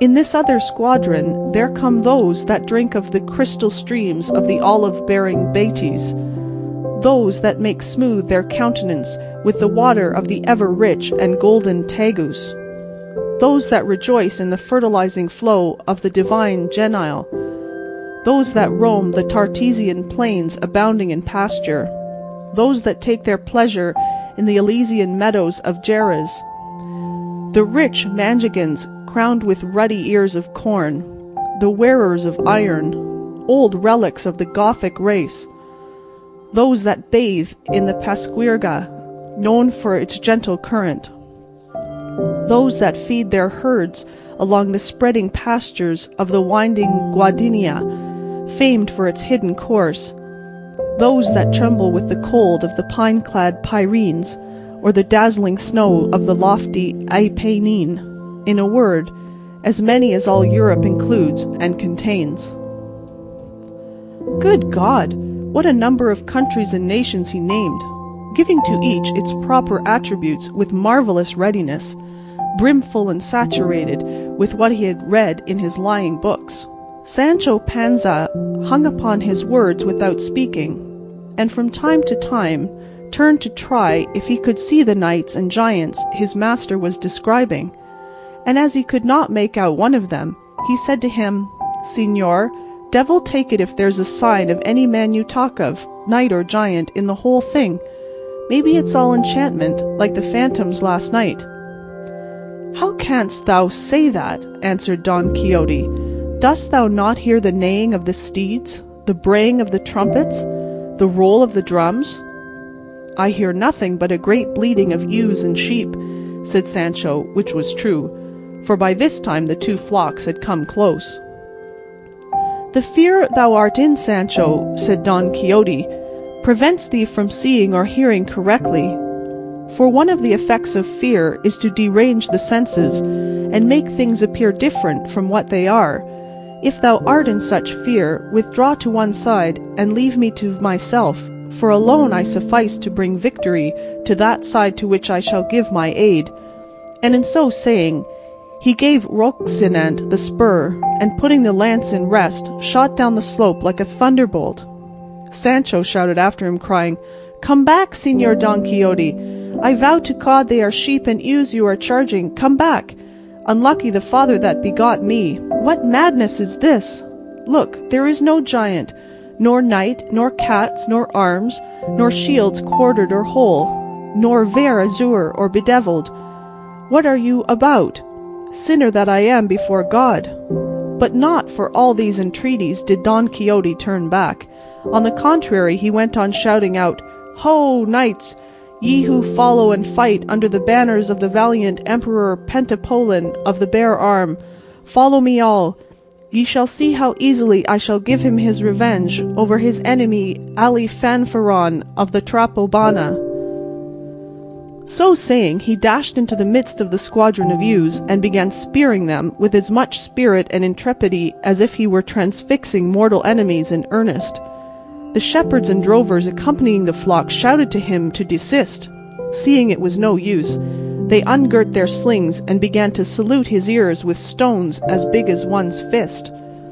Don Quixote gave no heed to the stones, but letting drive right and left, kept saying, "Where art thou, proud Alifanfaron? Come before me. I am a single knight who would fain prove thy prowess hand to hand, and make thee yield thy life a penalty for the wrong thou dost to the valiant Pentapolin Garamanta." Here came a sugar plum from the brook that struck him on the side and buried a couple of ribs in his body. Feeling himself so smitten, he imagined himself slain or badly wounded for certain, and recollecting his liquor, he drew out his flask, and putting it to his mouth, began to pour the contents into his stomach.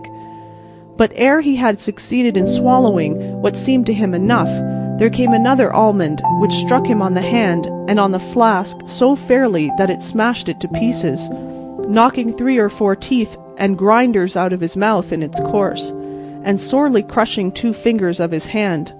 Such was the force of the first blow and of the second, that the poor knight, in spite of himself, came down backwards off his horse. The shepherds came up and felt sure they had killed him. So in all haste they collected their flock together, took up the dead beasts, of which there were more than 7, and made off without waiting to ascertain anything further.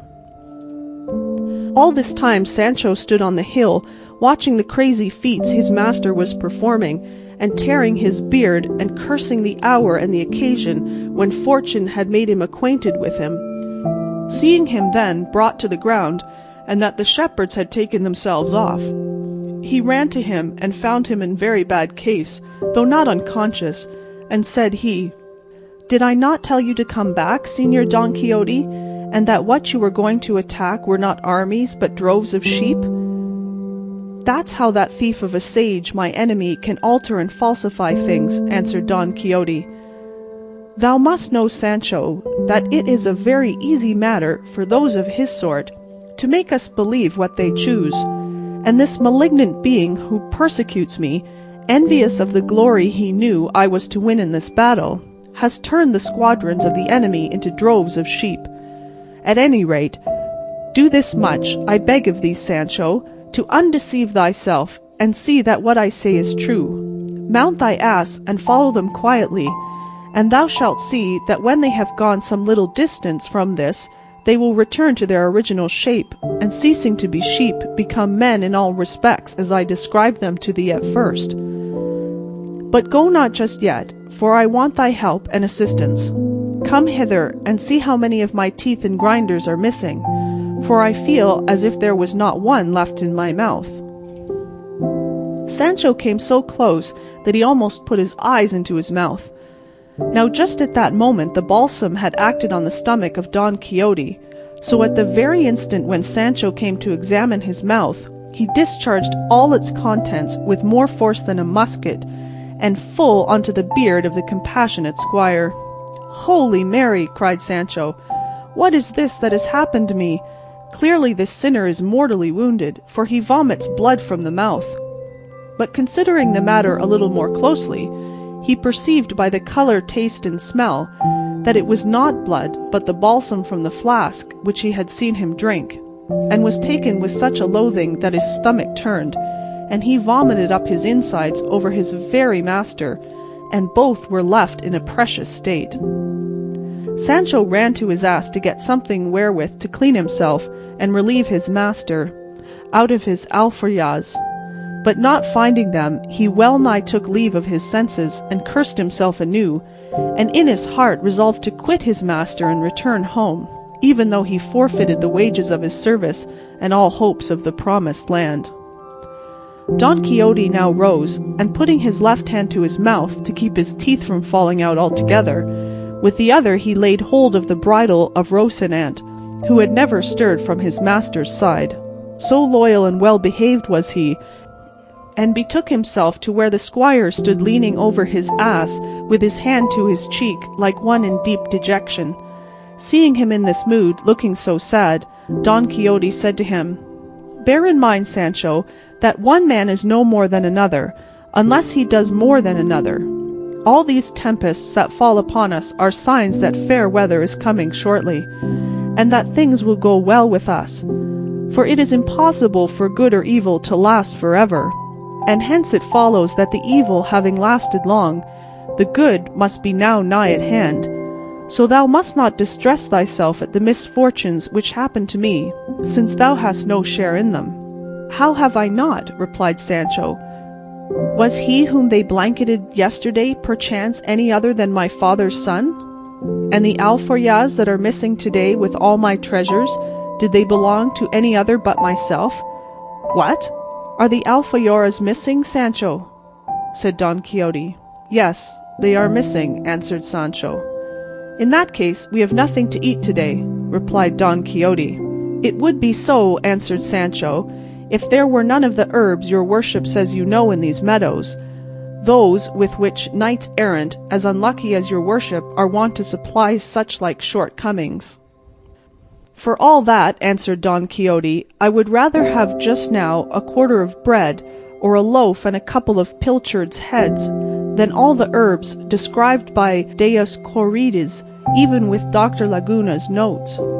Nevertheless, Sancho the Good, mount thy beast and come along with me, for God, who provides for all things, will not fail us, more especially when we are so active in his service as we are, since he fails not the midges of the air, nor the grubs of the earth, nor the tadpoles of the water, and is so merciful that he maketh his sun to rise on the good and on the evil, and sendeth rain on the unjust and on the just." "Your worship would make a better preacher than a knight-errant," said Sancho.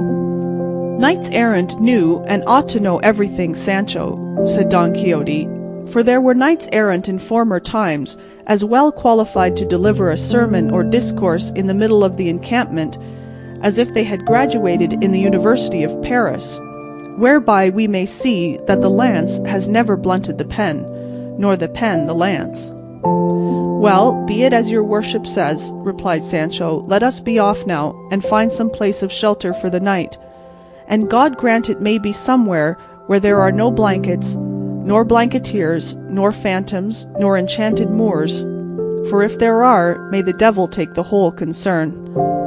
"Ask that of God, my son," said Don Quixote, "and do thou lead on where thou wilt. For this time I leave our lodgings to thy choice, but reach me here thy hand, and feel with thy finger, and find out how many of my teeth and grinders are missing from this right side of the upper jaw, for it is there I feel the pain." Sancho put in his fingers, and feeling about asked him, "How many grinders used your worship have on this side?" "4," replied Don Quixote, "besides the back tooth, all whole and quite sound." "Mind what you are saying, señor." "I say 4, if not 5, answered Don Quixote, "for never in my life have I had tooth or grinder drawn, nor has any fallen out or been destroyed by any decay or rheum." "Well then," said Sancho, "in this lower side your worship has no more than 2 grinders and a half. In the upper neither a half nor any at all, for it is as smooth as the palm of my hand." "Luckless that I am," said Don Quixote, hearing the sad news his squire gave him. "I had rather they despoiled me of an arm, so it were not the sword arm. For I tell thee, Sancho, a mouth without teeth is like a mill without a millstone, and a tooth is much more to be prized than a diamond. But we who profess the austere order of chivalry are liable to all this. Mount, friend, and lead the way, and I will follow thee at whatever pace thou wilt." Sancho did as he bade him, and proceeded in the direction in which he thought he might find refuge without quitting the high road, which was there very much frequented. As they went along then at a slow pace, for the pain in Don Quixote's jaws kept him uneasy and ill-disposed for speed, Sancho thought it well to amuse and divert him by talk of some kind, and among the things he said to him was that which will be told in the following chapter. End of chapter 18. Don Quixote by Miguel de Cervantes Saavedra, translated by John Ormsby. Volume 1, Chapter 19. Of the shrewd discourse which Sancho held with his master, and of the adventure that befell him with a dead body, together with other notable occurrences.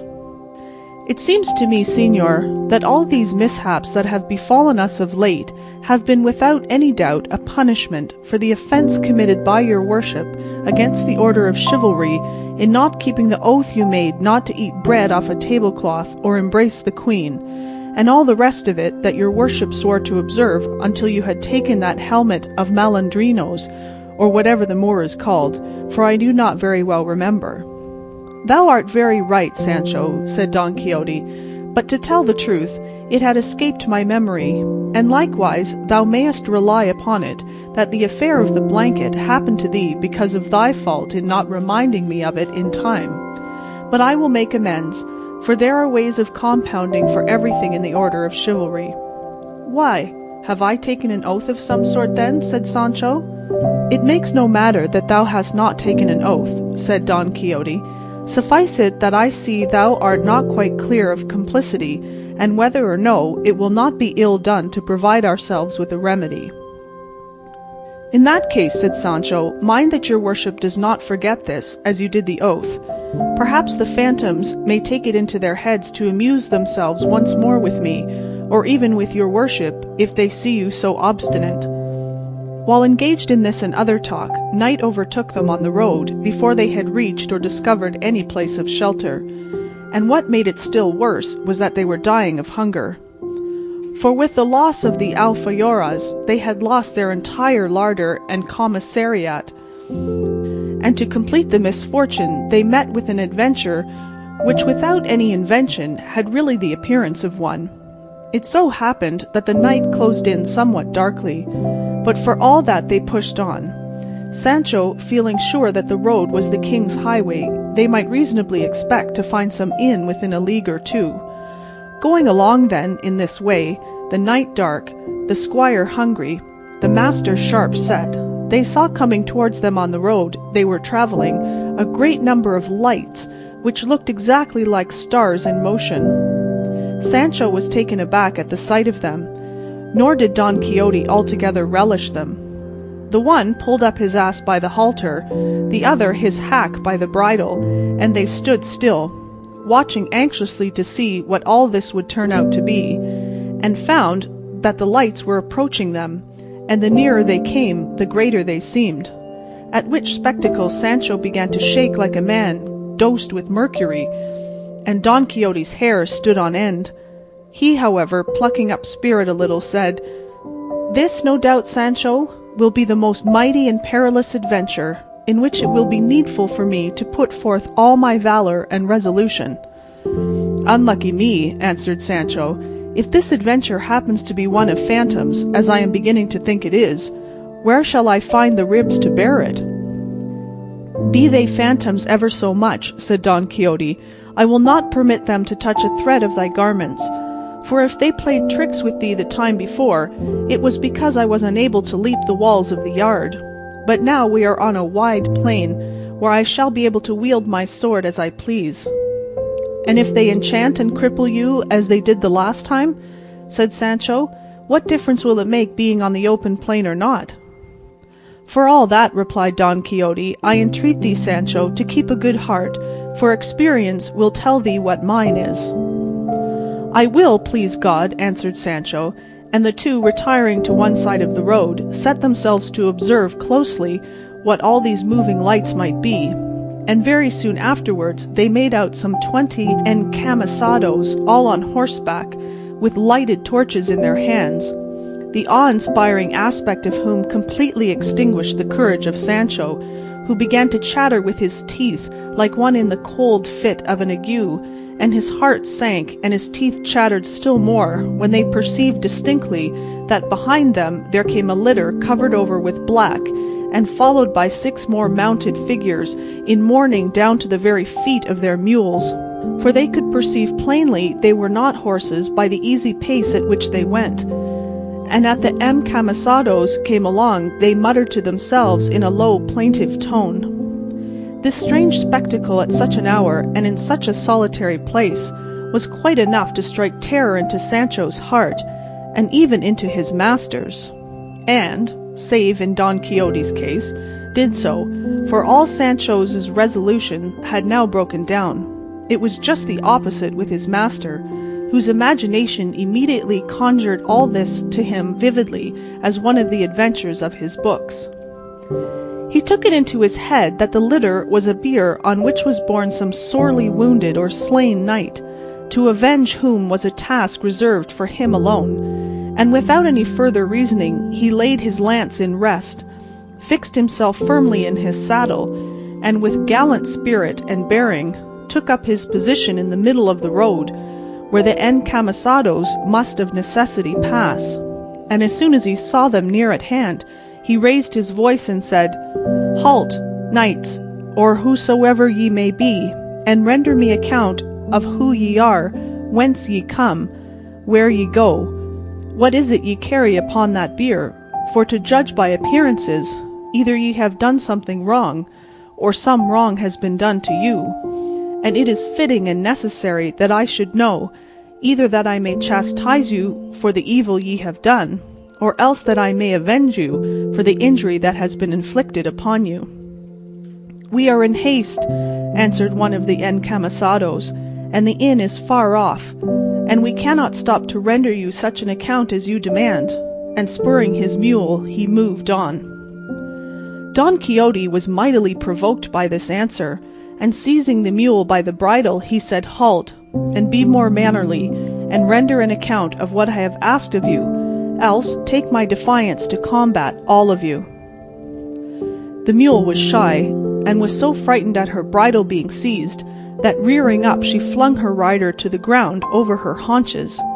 An attendant who was on foot, seeing the encamisado fall, began to abuse Don Quixote, who now moved to anger, without any more ado, laying his lance in rest, charged one of the men in mourning, and brought him badly wounded to the ground. And as he wheeled around upon the others, the agility with which he attacked and routed them was a sight to see, for it seemed just as if wings had that instant grown upon Rocinante, so lightly and proudly did he bear himself. The encamisados were all timid folk and unarmed, so they speedily made their escape from the fray, and set off at a run across the plain with their lighted torches, looking exactly like maskers running on some gala or festive night.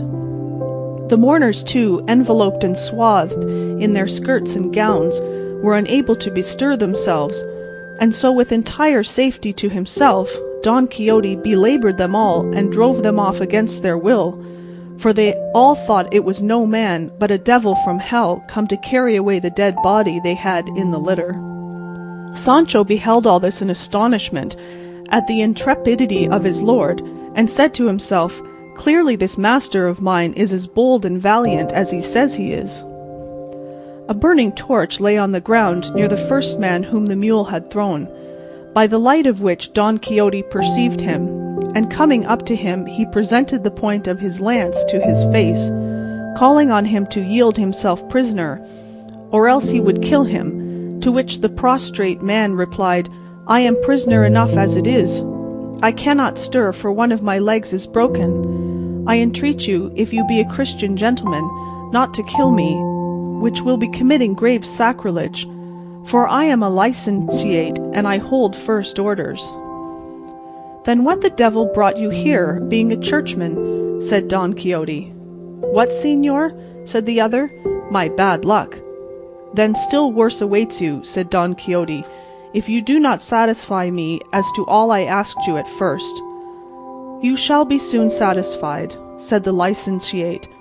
"You must know then that though just now I said I was a licentiate, I am only a bachelor, and my name is Alonso Lopez. I am a native of Alcobendas. I come from the city of Baeza with 11 others, priests the same who fled with the torches, and we are going to the city of Segovia, accompanying a dead body which is in that litter, and is that of a gentleman who died in Baeza, where he was interred. And now, as I said, we are taking his bones to their burial place, which is in Segovia, where he was born." "And who killed him?" asked Don Quixote.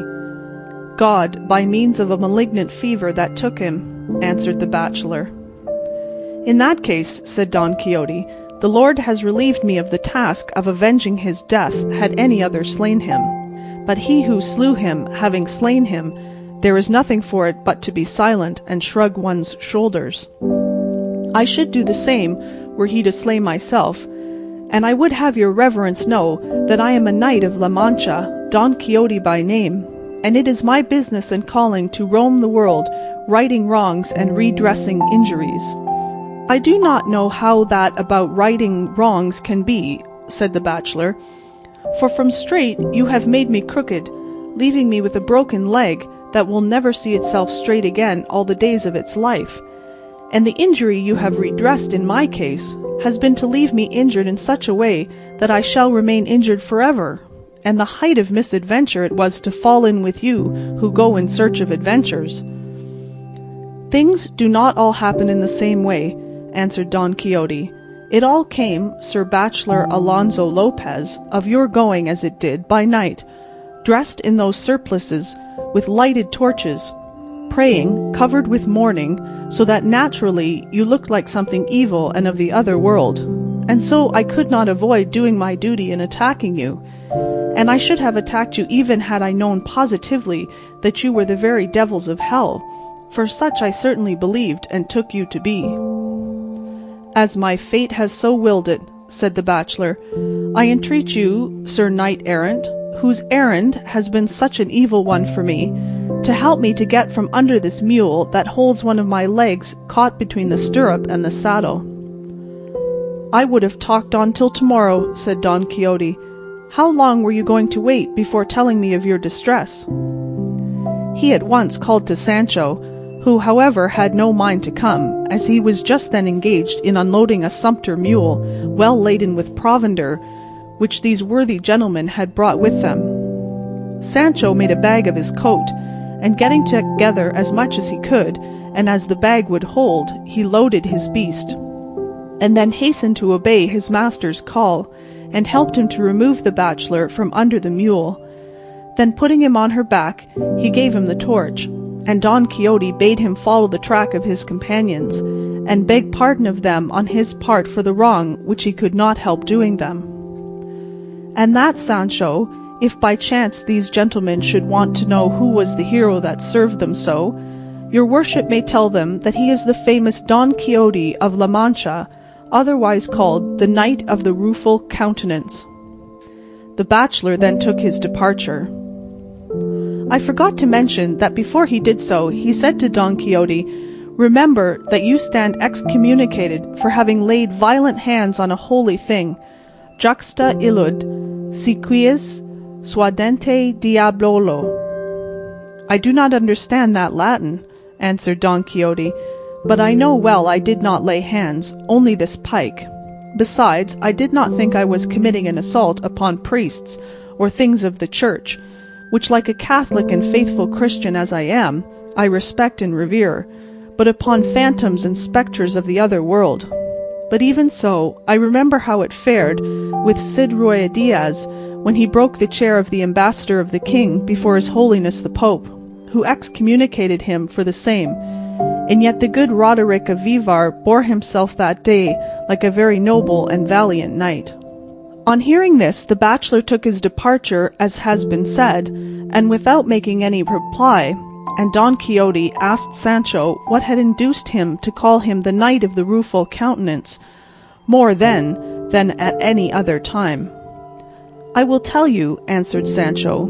"It was because I have been looking at you for some time by the light of the torch held by that unfortunate, and verily your worship has got of late the most ill-favoured countenance I ever saw.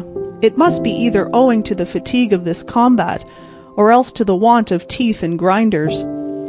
"It is not that," replied Don Quixote, "but because the sage, whose duty it will be to write the history of my achievements, must have thought it proper that I should take some distinctive name, as all knights of yore did, one being he of the burning sword, another he of the unicorn, this one he of the damsels, and he of the phoenix, another the knight of the griffin, and another he of the death, and by these names and designations they were known all the world round.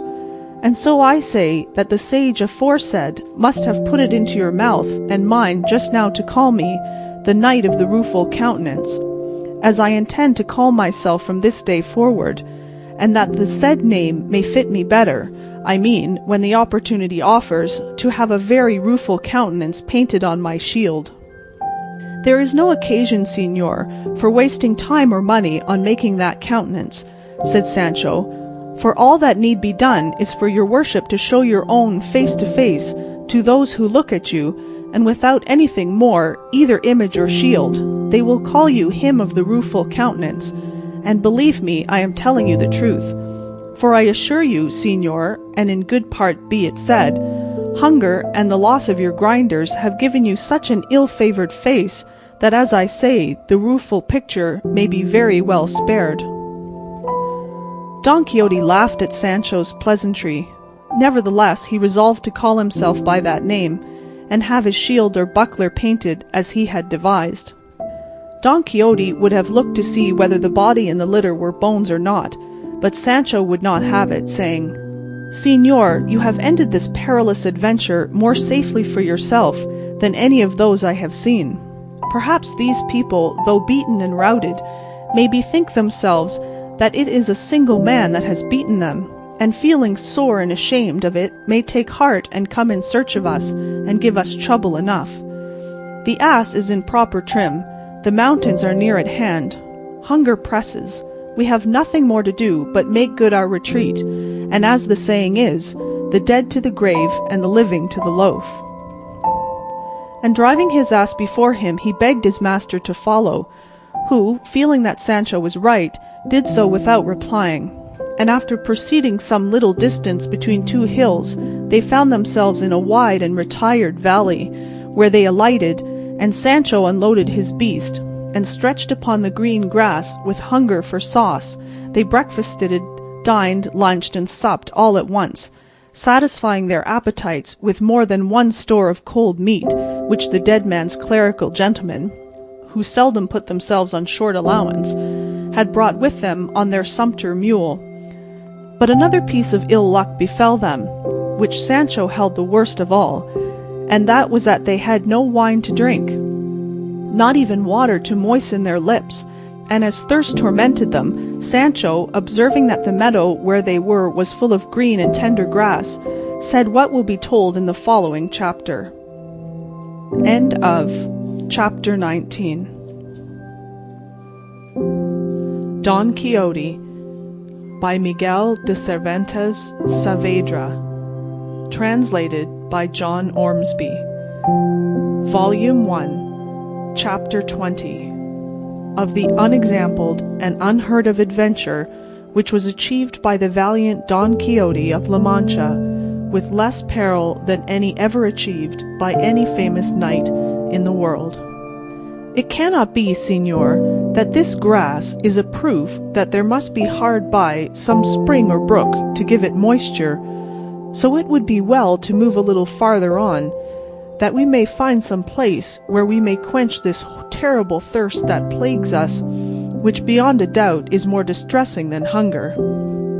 The advice seemed good to Don Quixote, and he, leading Rocinante by the bridle and Sancho the ass by the halter, after he had packed away upon him the remains of the supper, they advanced the meadow feeling their way, for the darkness of the night made it impossible to see anything. But they had not gone 200 paces when a loud noise of water, as if falling from great rocks, struck their ears.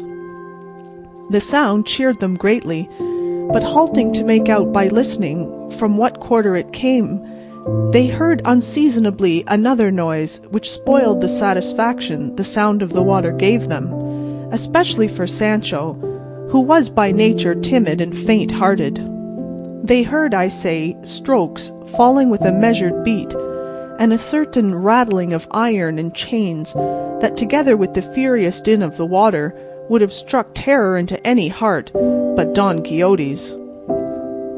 The night was, as has been said, dark, and they had happened to reach a spot in among some tall trees, whose leaves, stirred by a gentle breeze, made a low, ominous sound, so that, what with the solitude, the place, the darkness, the noise of the water, and the rustling of the leaves, everything inspired awe and dread, more especially as they perceived that the strokes did not cease, nor the wind lull, nor morning approach, to all which might be added their ignorance as to where they were.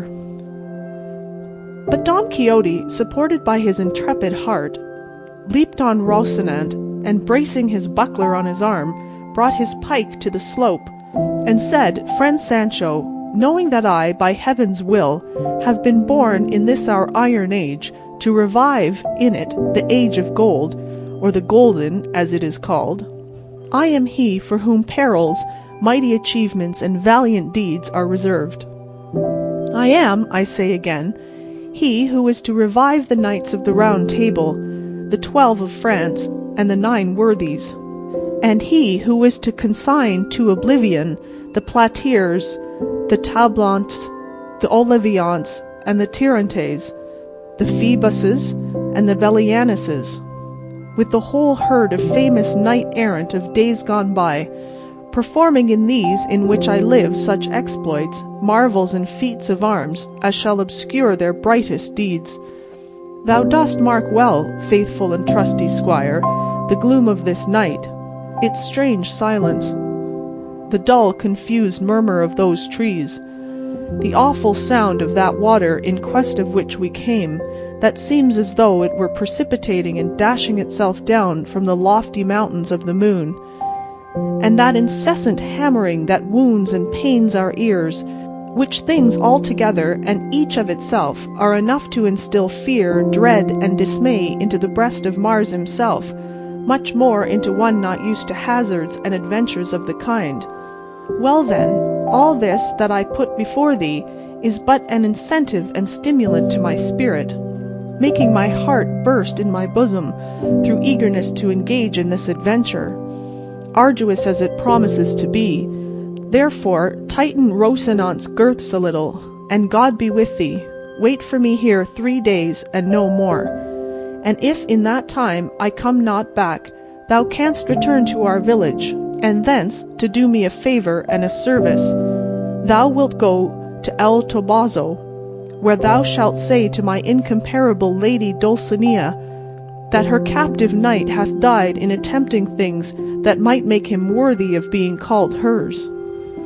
When Sancho heard his master's words, he began to weep in the most pathetic way, saying, "Señor, I know not why your worship wants to attempt this so dreadful adventure.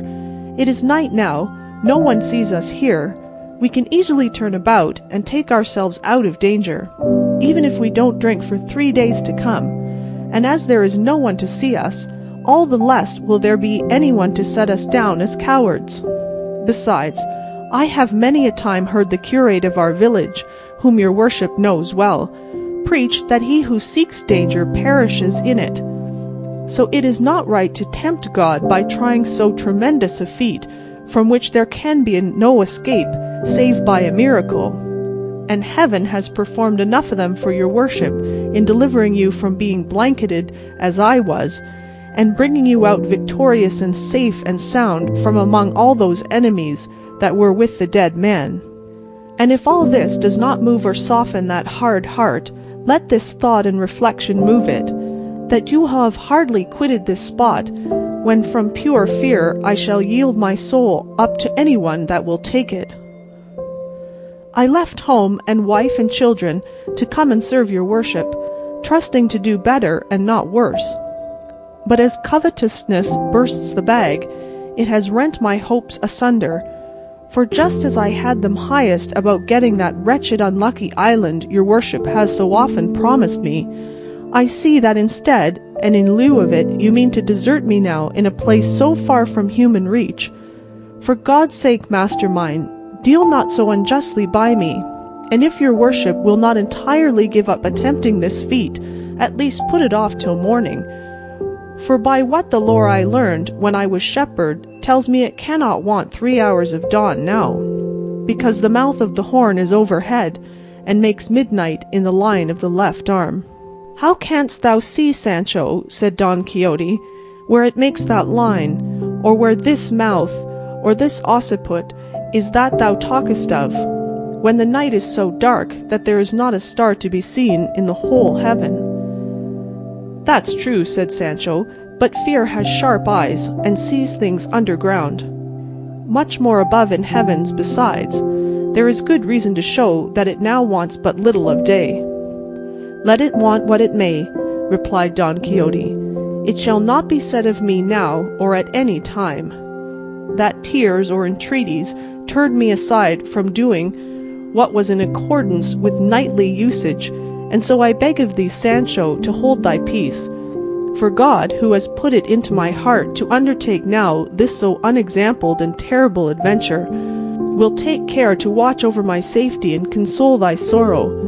What thou hast to do is to tighten Rocinante's girths well and wait here, for I shall come back shortly, alive or dead. Sancho, perceiving it his master's final resolve, and how little his tears, counsels, and entreaties prevailed with him, determined to have recourse to his own ingenuity and compel him, if he could, to wait till daylight. And so, while tightening the girths of the horse, he quietly and without being felt, with his ass's halter tied both Rocinante's legs, so that when Don Quixote strove to go, he was unable, as the horse could only move by jumps. Seeing the success of his trick, Sancho Panza said, See there, señor, heaven, moved by my tears and prayers, has so ordered it that Rocinante cannot stir, and if you will be obstinate and spur and strike him, you will only provoke fortune, and kick, as they say, against the pricks. Don Quixote at this grew desperate, but the more he drove his heels into the horse, the less he stirred him, and not having any suspicion of the tying, he was fain to resign himself and wait till daybreak, or until Rocinante could move, firmly persuaded that all this came of something other than Sancho's ingenuity. So he said to him, As it is so, Sancho, and as Rocinante cannot move, I am content to wait till dawn smiles upon us, even though I weep while it delays its coming.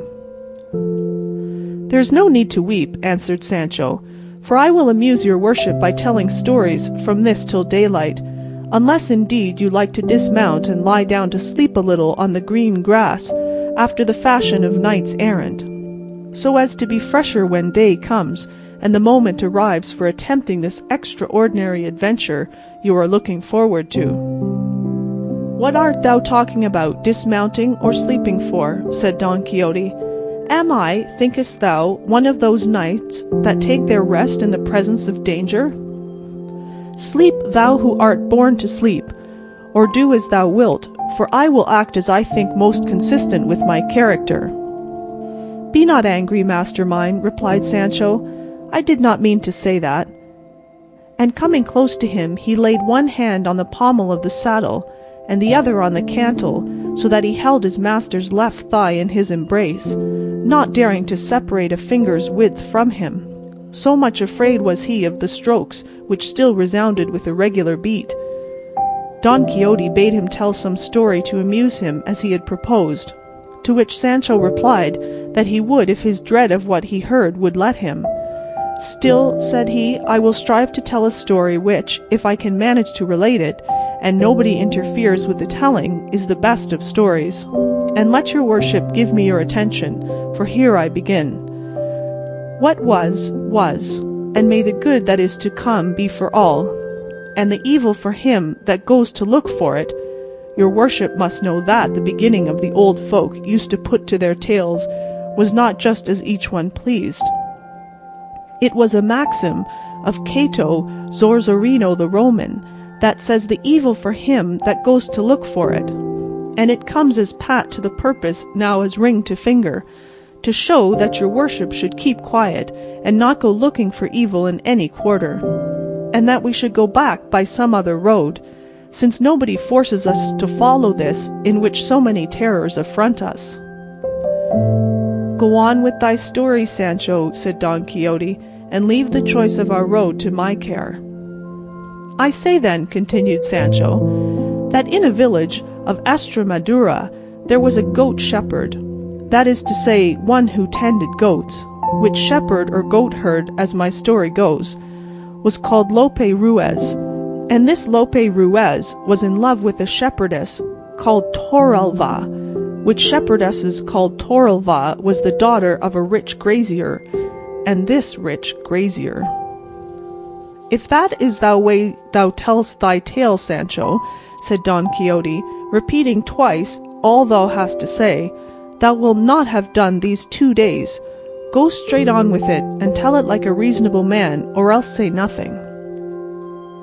"Tales are always told in my country in the very way I am telling this," answered Sancho, "and I cannot tell it in any other, nor is it right of your worship to ask me to make new customs." "Tell it as thou wilt," replied Don Quixote, "and as fate will have it that I cannot help listening to thee, go on." "And so, lord of my soul," continued Sancho, "as I have said, this shepherd was in love with Torraval the shepherdess, who was a wild, buxom lass, with something of the look of a man about her, for she had little moustaches. I fancy I see her now." "Then you knew her?" said Don Quixote. "I did not know her," said Sancho, "but he who told me the story said it was so true and certain that when I told it to another I might safely declare and swear I had seen it all myself.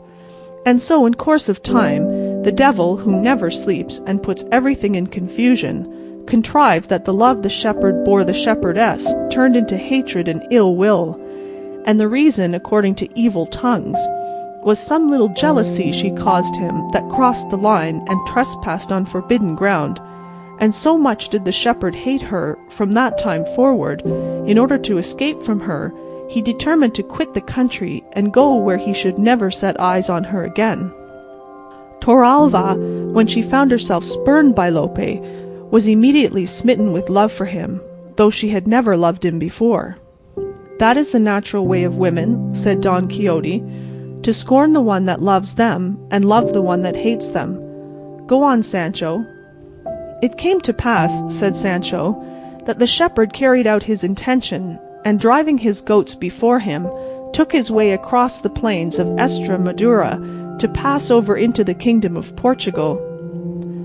Torralva, who knew of it, went after him, and on foot and barefoot followed him at a distance, with a pilgrim's staff in her hand, and a scrip round her neck, in which she carried, it is said, a bit of looking-glass, and a piece of a comb, and some little pot or other of paint for her face. But let her carry what she said, I'm not going to trouble myself to prove it.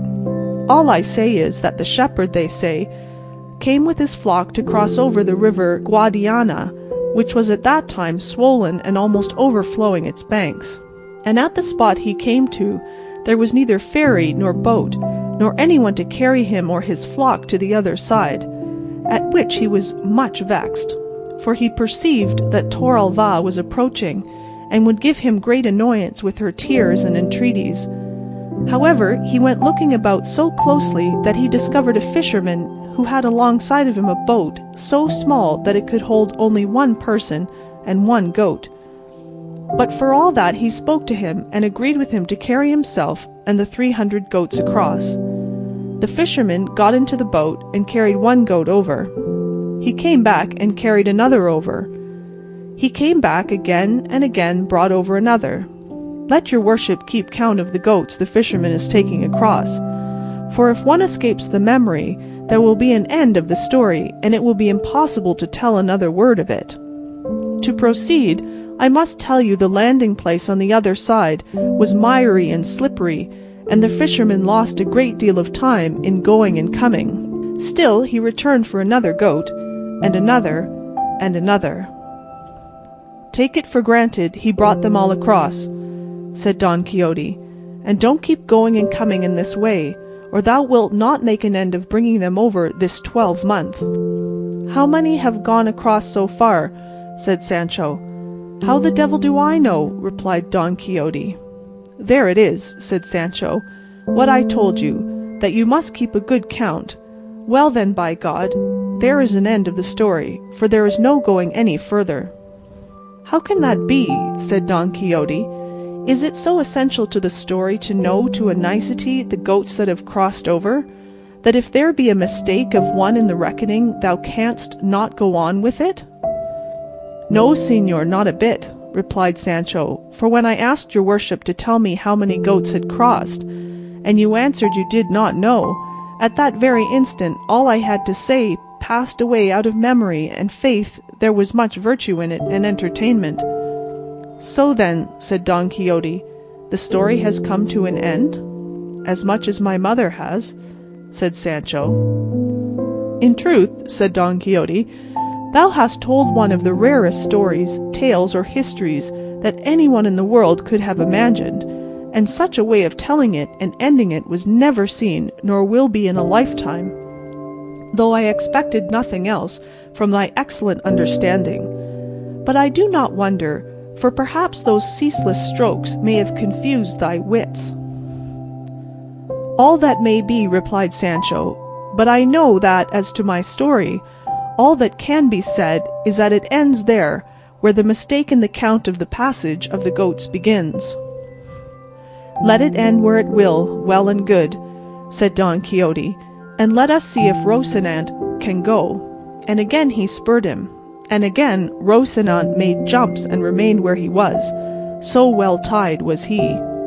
Just then, whether it was the cold of the morning that was now approaching, or that he had eaten something laxative at supper, or that it was only natural, as is most likely, Sancho felt a desire to do what no one could do for him.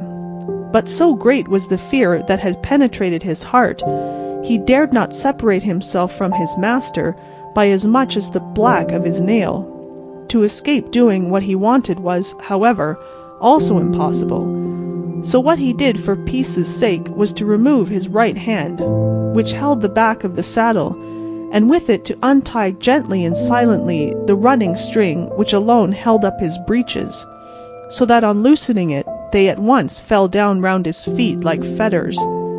He then raised his shirt as well as he could, and bared his hind quarters, no slim ones.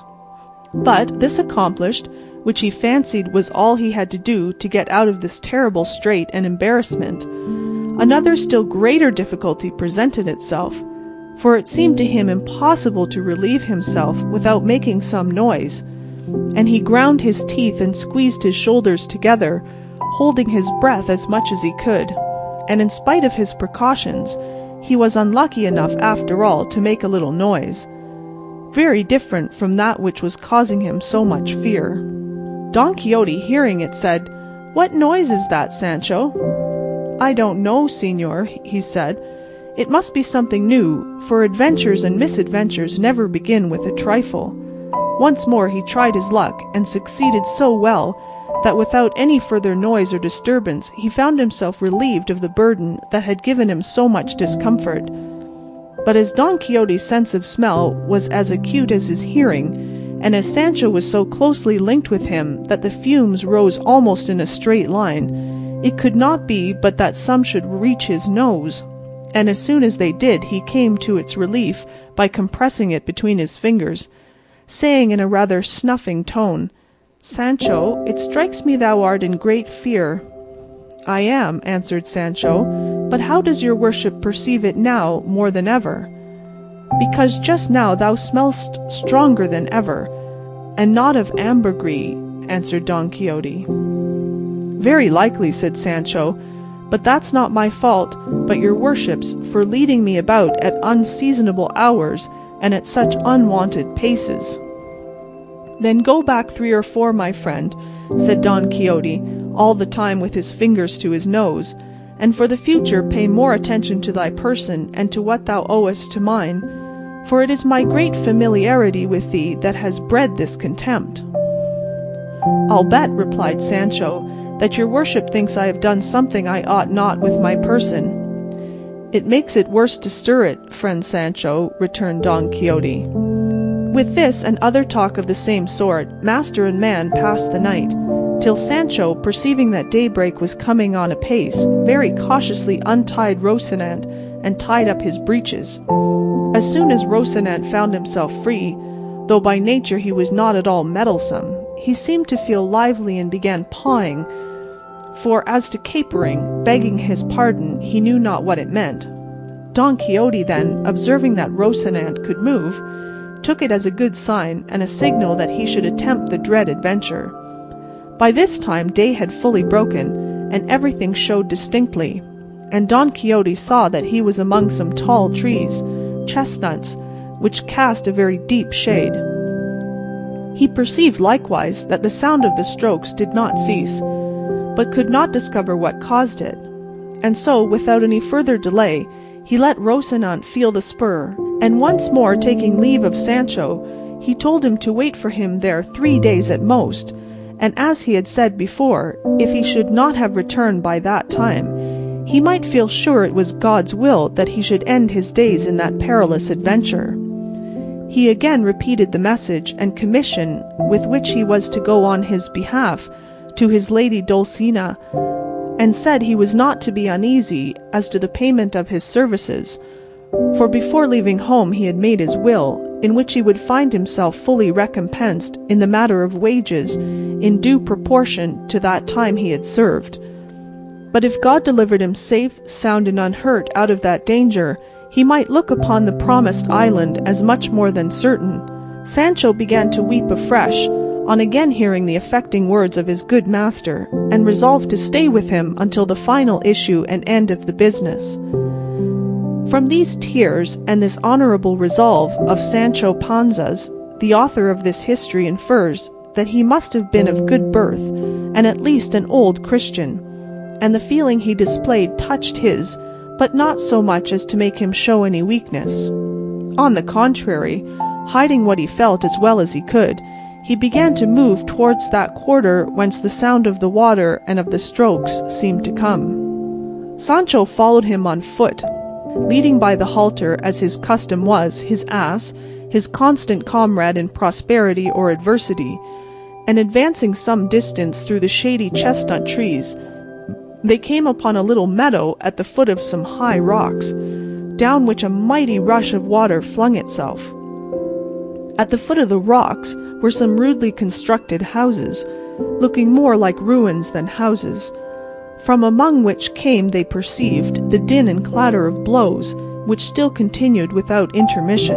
Rocinante took fright at the noise of the water and of the blows, but quieting him, Don Quixote advanced step by step towards the houses, commending himself with all his heart to his lady, imploring her support in that dread pass and enterprise, and on the way commending himself to God, too, not to forget him. Sancho, who never quitted his side, stretched his neck as far as he could, and peered between the legs of Rocinante to see if he could discover which it was that caused him such fear and apprehension. They went, it might be 100 paces farther, when on turning a corner the true cause, beyond the possibility of any mistake, of that dread-sounding and to them awe-inspiring noise that had kept them all the night in such fear and perplexity, appeared plain and obvious. And it was, if reader thou art not disgusted and disappointed, 6 fulling hammers, which by their alternate strokes made all the din.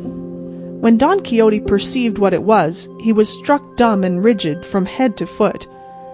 Sancho glanced at him and saw him with his head bent down upon his breast in manifest mortification. And Don Quixote glanced at Sancho and saw him with his cheeks puffed out and his mouth full of laughter, and evidently ready to explode with it, and in spite of his vexation he could not help laughing at the sight of him. And when Sancho saw his master begin, he let go so heartily he had to hold his sides with both hands to keep himself from bursting with laughter. 4 times he stopped, and as many times did his laughter break out afresh with the same violence as at first. Whereat Don Quixote grew furious, above all when he heard him say mockingly, "Thou must know, friend Sancho, that of heaven's will I was born in this our iron age, to revive in it the golden and age of gold. I am he for whom are reserved perils, mighty achievements, valiant deeds." And here he went on repeating the words that Don Quixote uttered the first time they'd heard the awful strokes. Don Quixote then, seeing that Sancho was turning him into ridicule, was so mortified and vexed that he lifted up his pike and smote him 2 such blows that if instead of catching them on his shoulders he had caught them on his head, there would have been no wages to pay, unless indeed to his heirs. Sancho, seeing that he was getting an awkward return in earnest for his jest, and fearing his master might carry it still further, said to him very humbly, "Calm yourself, sir, for by God I am only joking." "Well then, if you are joking, I am not," replied Don Quixote. "Look here, my lively gentleman, if these, instead of being fulling hammers, had been some perilous adventure, have I not, think you, shown the courage required for the attempt and achievement? Am I perchance, being, as I am, a gentleman, bound to know and distinguish sounds, and tell whether they come from fulling mills or not, and that when perhaps, as is the case, I have never in my life seen any as you have, low boor as you are, that have been born and bred among them? But turn me these 6 hammers into 6 giants, and bring them to beard me, one by one or all together, and if I do not knock them head over heels, then make what mockery you like of me." "No more of that, señor," returned Sancho. "I own I went a little too far with the joke. But tell me, your worship, now that peace is made between us, and may God bring you out of all the adventures that may befall you as safe and sound as he has brought you out of this one, was it not a thing to laugh at? And is it not a good story, the great fear we were in, at least that I was in? For as to your worship, I see now that you neither know nor understand what either fear or dismay is." "I do not deny it," said Don Quixote, "that what happened to us may be worth laughing at, but it is not worth making a story about, for it is not everyone that is shrewd enough to hit the right point of a thing." "At any rate," said Sancho, "your worship knew how to hit the right point with your pike, aiming at my head and hitting me on the shoulders, thanks be to God and my own smartness in dodging it. But let that pass. All will come out in the scouring, for I have heard say, he loves thee well that makes thee weep, and moreover, that it is the way with great lords, after any hard words, they give a servant to give him a pair of breeches, though I do not know what they give after blows, unless it be that knights errant after blows give islands, or kingdoms on the mainland." "It may be on the dice," said Don Quixote, "that all thou sayest will come true. Overlook the past, for thou art shrewd enough to know that our first movements are not in our own control. And one thing for the future bear in mind, that thou curb and restrain thy loquacity in my company, for in all the books of chivalry that I have read, and they are innumerable, I never met a squire who talked so much to his lord as thou dost to thine, and in fact I feel it to be a great fault of thine and of mine. Of thine, that thou hast so little respect for me, of mine, that I do not make myself more respected.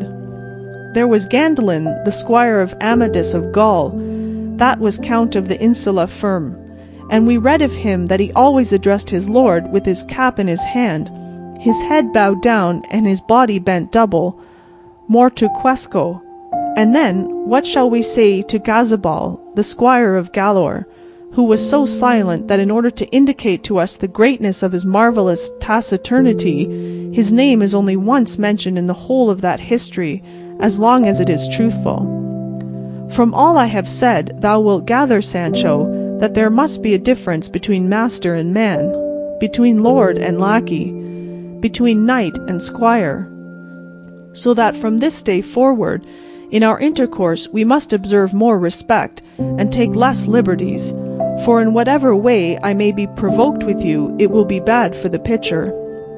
The favours and benefits that I have promised you will come in due time, and if they do not, your wages at least will not be lost, as I have already told you. All that your worship says is very well, said Sancho, but I should like to know, in case the time of favours should not come, and it might be necessary to fall back upon wages, how much did the squire of a knight-errant get in those days, and did they agree by the month, or by the day like bricklayers? I do not believe, replied Don Quixote, that such squires were ever on wages, but were dependent on favour.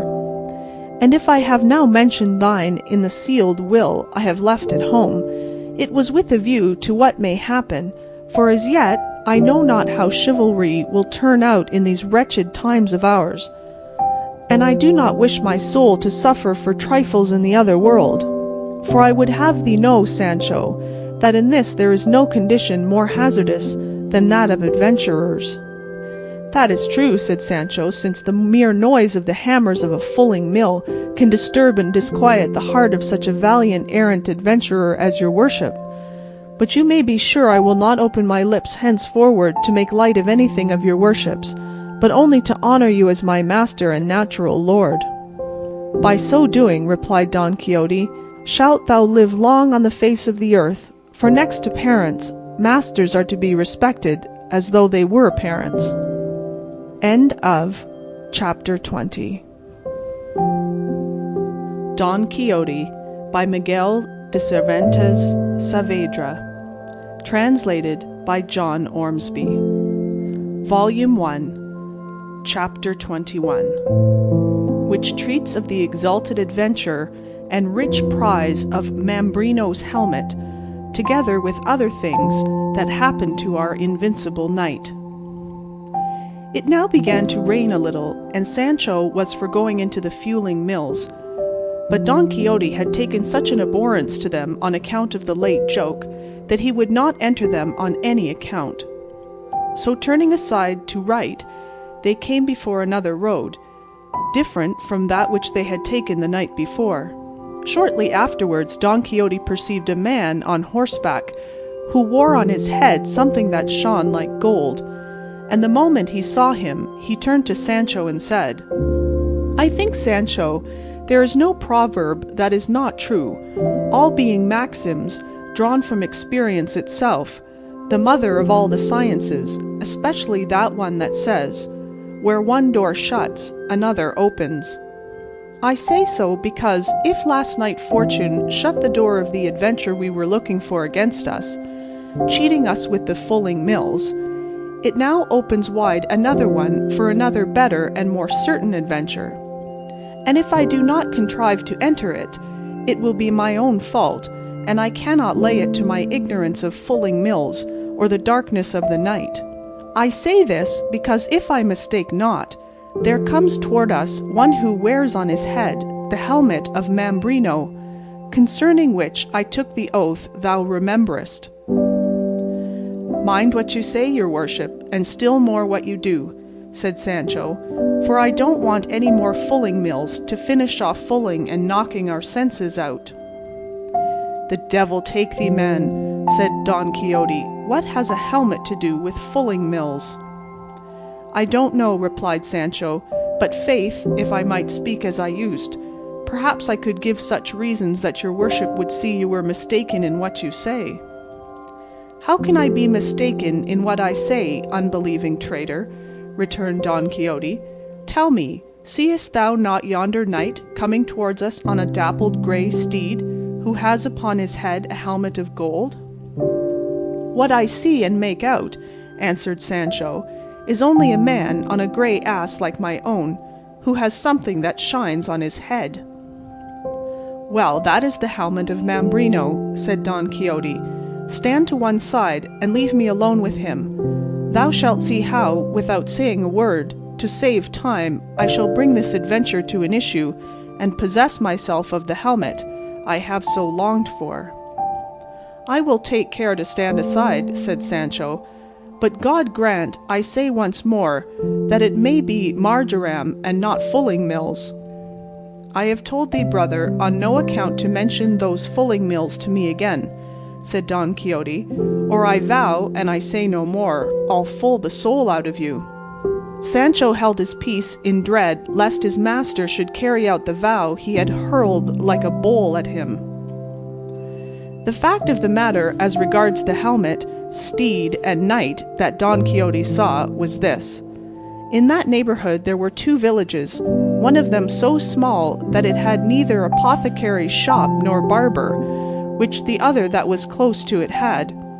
So the barber of the larger served the smaller, and in it there was a sick man who required to be bled, and another man who wanted to be shaved, and on this errand the barber was going, carrying with him a brass basin, which as luck would have it, as he was on the way it began to rain, and not to spoil his hat, which probably was a new one, he put the basin on his head, and being clean it glittered at half a league's distance.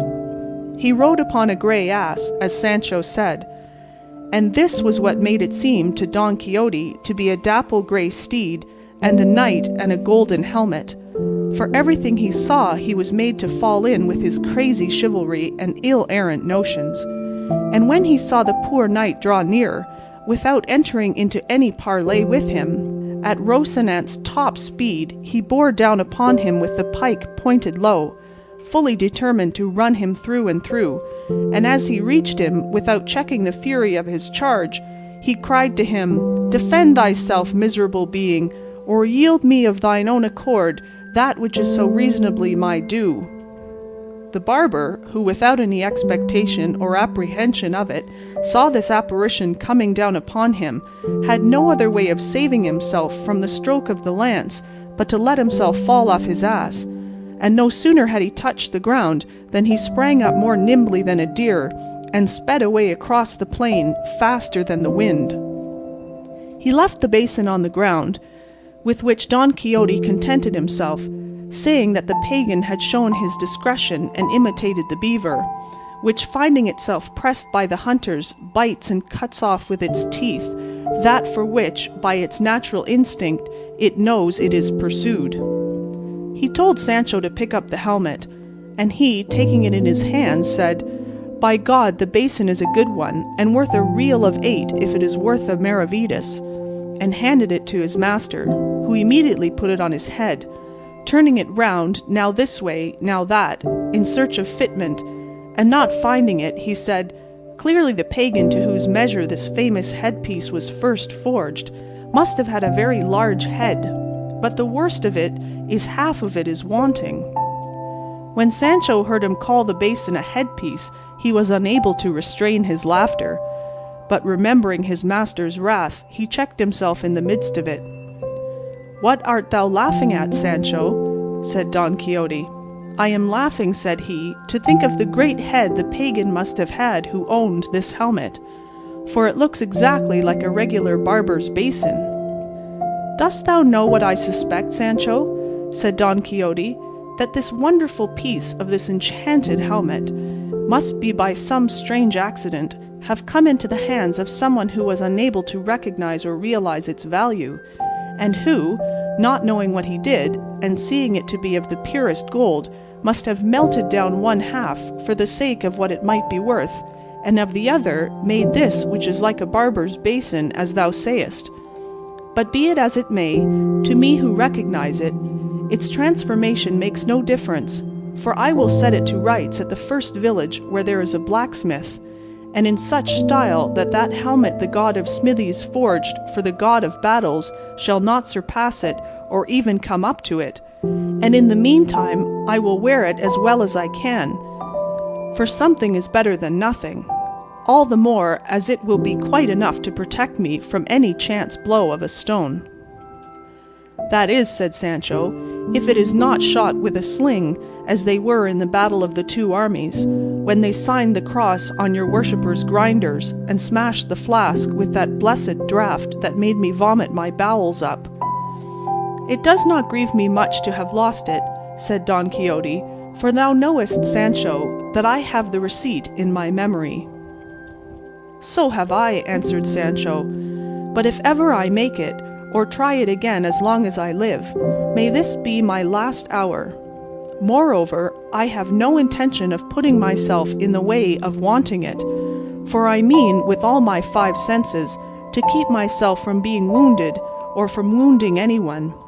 As to being blanketed again, I say nothing, for it is hard to prevent mishaps of that sort, and if they come there is nothing for it but to squeeze our shoulders together, hold our breath, shut our eyes, and let ourselves go where luck and the blanket may send us.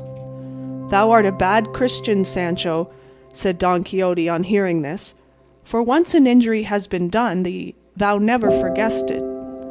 But know that it is the part of noble and generous hearts not to attach importance to trifles. What lame leg hast thou got by it? What broken rib? What cracked head, that thou canst not forget that jest? For jest and sport it was, properly regarded, and had I not seen it in that light, I would have returned and done more mischief in revenging thee than the Greeks did for the rape of Helen, who if she were alive now, or if my Dulcinea had lived then, might depend upon it she would not be so famous for her beauty as she is. And here he heaved a sigh and sent it aloft, and said Sancho, let it pass for a jest, as it cannot be revenged in earnest.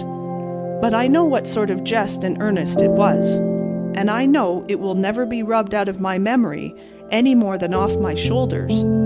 But putting that aside, will your worship tell me what are we to do with this dapple-grey steed that looks like a grey ass, which that Martino that your worship overthrew has left deserted here?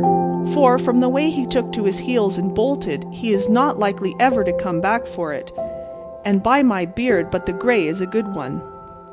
I have never been in the habit, said Don Quixote, of taking spoil of those whom I vanquish, nor is it the practice of chivalry to take away their horses and leave them to go on foot, unless indeed it be that the victor have lost his own in the combat, in which case it is lawful to take that of the vanquished as a thing won in lawful war. Therefore, Sancho, leave this horse or ass, or whatever thou wilt have it to be, for when its owner sees us gone, hence he will come back for it. God knows I should like to take it, returned Sancho, or at least to change it for my own, which does not seem to me as good a one. Verily the laws of chivalry are strict, since they cannot be stretched to let one ass be changed for another. I should like to know if I might at least change trappings. On that head I am not quite certain, answered Don Quixote, and the matter being doubtful, pending better information, I say thou mayest change them, if so be thou hast urgent need of them. So urgent is it, answered Sancho, that if they were for my own person, I could not want them more. And forthwith, fortified by this license, he effected the mutatio caparum, rigging out his beast in the 99s, and making quite another thing of it. This done, they broke their fast on the remains of the spoils of war, plundered from the sumpter mule, and drank of the brook that flowed from the fulling mills, without casting a look in that direction. In such loathing did they hold them for the alarm they had caused them, and all anger and gloom removed, they mounted, and without taking any fixed road, not to fix upon any being the proper thing for true knights errant, they set out, guided by Rocinante's will, which carried along with it that of his master, not to say that of the ass, which always followed him wherever he led, lovingly and sociably. Nevertheless, they returned to the high road, and pursued it at a venture without any other aim. As they went along then in this way, Sancho said to his master, "Señor, would your worship give me leave to speak a little to you? For since you laid that hard injunction of silence on me, several things have gone to rot in my stomach, and I have now just one on the tip of my tongue that I don't want to be spoiled." "Say on, Sancho," said Don Quixote, "and be brief in thy discourse, for there is no pleasure in one that is long." "Well then, señor," returned Sancho, "I say that for some days past I have been considering how little is got or gained by going in search of these adventures that your worship seeks in these wilds and crossroads, where even if the most perilous are victoriously achieved, there is no one to see or know of them, and so they must be left untold forever, to the loss of your worship's object, and the credit they deserve. Therefore it seems to me it would be better, saving your worship's better judgment, if we were to go and serve some emperor or other great prince, who may have some war on hand, in whose service your worship may prove the worth of your person, your great might and understanding, on perceiving which the Lord in whose service we may be will perforce have it to reward us, each according to his merits, and there you will not be at a loss for someone to set down your achievements in writing, so as to preserve their memory forever. Of my own I say nothing, as they will not go beyond squirely limits, though I make bold to say that, if it be the practice in chivalry to write the achievements of squires, I think mine must not be left out."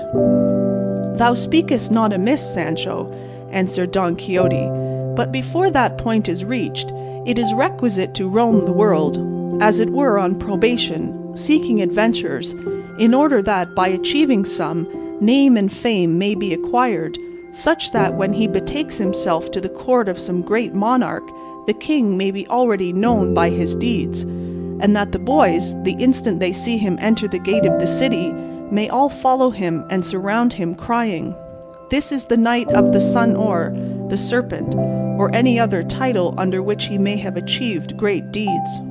'This,' they will say, 'is he who vanquished in single combat the gigantic Brocabruno of mighty strength, he who delivered the great Mameluke of Persia out of the long enchantment under which he had been for almost 900 years.' So from one to another they will go proclaiming his achievements, and presently at the tumult of the boys and the others the king of that kingdom will appear at the windows of his royal palace, and as soon as he beholds the knight, recognizing him by his arms and the device on his shield, he will as a matter of course say, 'What ho! Forth all ye, the knights of my court, to receive the flower of chivalry who cometh hither.' At which command all will issue forth, and he himself, advancing halfway down the stairs, will embrace him closely and salute him, kissing him on the cheek, and will then lead him to the queen's chamber, where the knight will find her with the princess her daughter, who will be one of the most beautiful and accomplished damsels that could with the utmost pains be discovered anywhere in the known world. Straightway it will come to pass that she will fix her eyes upon the knight, and he his upon her, and each will seem to the other something more divine than human, and without knowing how or why, they will be taken and entangled in the inextricable toils of love, and sorely distressed in their hearts not to see any way of making their pains and sufferings known by speech. Thence they will lead him, no doubt, to some richly adorned chamber of the palace, where having removed his armour, they will bring him a rich mantle of scarlet, wherewith to robe himself, and if he looked noble in his armour, he will look still more so in a doublet. When night comes he will sup with the king, queen, and princess, and all the time he will never take his eyes off her, stealing stealthy glances, unnoticed by those present, and so will she do the same, and with equal cautiousness, being, as I have said, a damsel of great discretion. The tables being removed, suddenly through the door of the hall there will enter a hideous and diminutive dwarf, followed by a fair dame, between two giants, who comes with a certain adventure, the work of an ancient sage, and he who shall achieve it shall be deemed the best knight in the world. The king will then command all those present to essay it, and none will bring it to an end and conclusion save the stranger knight, to the great enhancement of his fame, whereat the princess will be overjoyed and will esteem herself happy and fortunate in having fixed and placed her thoughts so high. And the best of it is that this king or prince, or whatever he is engaged in a very bitter war with another as powerful as himself, and the stranger knight, after having been some days at his court, requests leave from him to go and serve him in the said war. The king will grant it very readily, and the knight will courteously kiss his hands for the favour done to him. And that night he will take leave of his lady the princess at the grating of the chamber where she sleeps, which looks upon a garden, and at which he has already many times conversed with her, the go-between and confidant in the matter being a damsel much trusted by the princess. He will sigh, she will swoon, the damsel will fetch water, much distressed because morning approaches, and for the honour of her lady he would not that they were discovered. At last the princess will come to herself, and will present her white hands through the grating to the knight, who will then kiss them 1,000 and 1,000 times, bathing them with his tears. It will be arranged between them how they are to inform each other of their good or evil fortunes, and the princess will entreat him to make his absence as short as possible, which he will promise to do with many oaths. Once more he kisses her hands, and takes his leave in such grief that he is well nigh ready to die. He betakes him thence to his chamber, flings himself on his bed, cannot sleep for sorrow at parting, rises early in the morning, goes to take leave of the king, queen, and princess, and as he takes his leave of the pair, it is told him that the princess is indisposed and cannot receive a visit. The knight thinks it is from grief at his departure. His heart is pierced, and he is hardly able to keep from showing his pain. The confidant is present, observes all, goes to tell her mistress, who listens with tears, and says that one of her greatest distresses is not knowing who this knight is, and whether he is of kingly lineage or not. The damsel assures her that so much courtesy, gentleness, and gallantry of bearing as her knight possesses could not exist in any save one who was royal and illustrious. Her anxiety is thus relieved, and she strives to be of good cheer, lest she should excite suspicion in her parents, and at the end of 2 days she appears in public. Meanwhile the knight has taken his departure.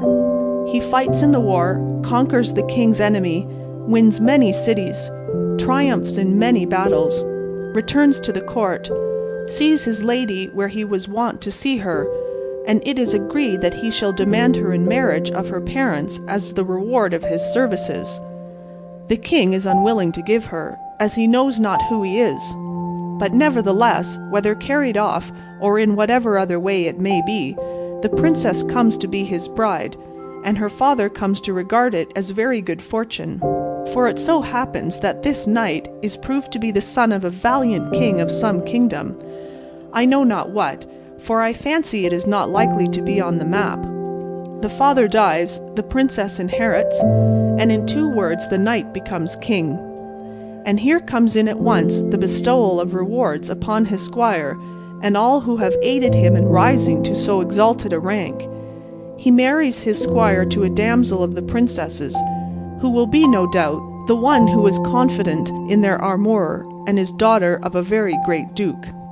"That's what I want, and no mistake about it," said Sancho. "That's what I'm waiting for. For all this, word for word, is in store for your worship under the title of the Knight of the Rueful Countenance." "Thou needst not doubt it, Sancho," replied Don Quixote, "for in the same manner, and by the same steps as I have described here, knights errant rise, and have risen to be kings and emperors. All we want now is to find out what king. Christian or pagan, is at war and has a beautiful daughter, and there will be time enough to think of that, for as I have told thee, fame must be won in other quarters before repairing to the court.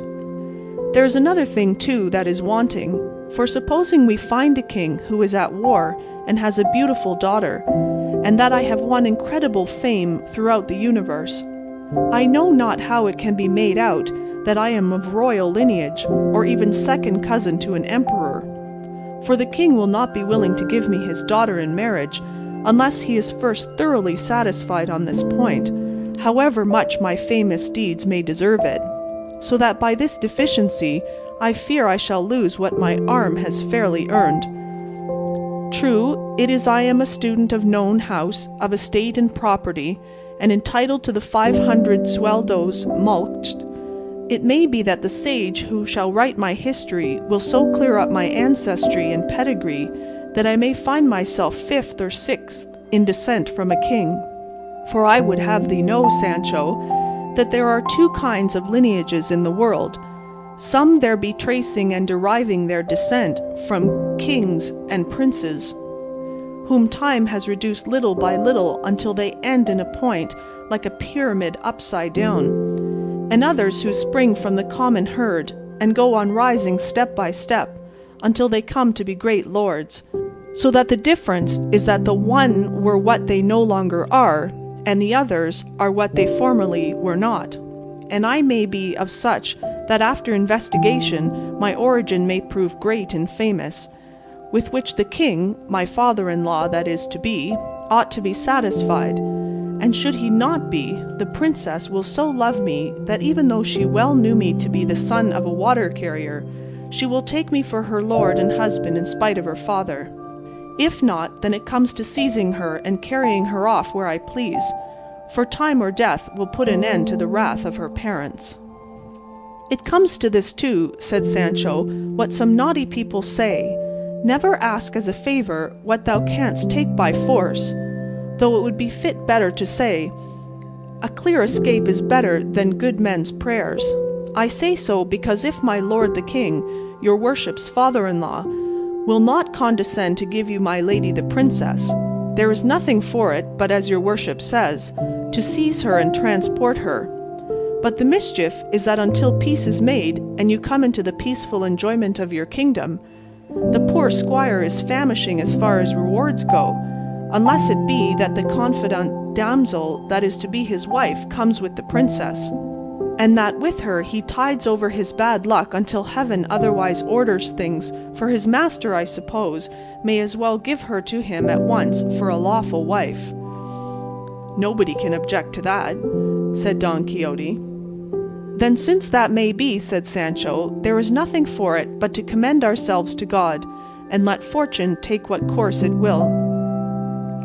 God guide it according to my wishes and thy wants, said Don Quixote, and mean be he who thinks himself mean. In God's name let him be so, said Sancho. I am an old Christian, and to fit me for account that's enough. And more than enough for thee, said Don Quixote, and even wert thou not, it would make no difference, because I, being the king, can easily give thee nobility without purchase or service rendered by thee, for when I make thee a count, then thou art at once a gentleman, and they may say what they will, but by my faith they will have to call thee your lordship, whether they like it or not.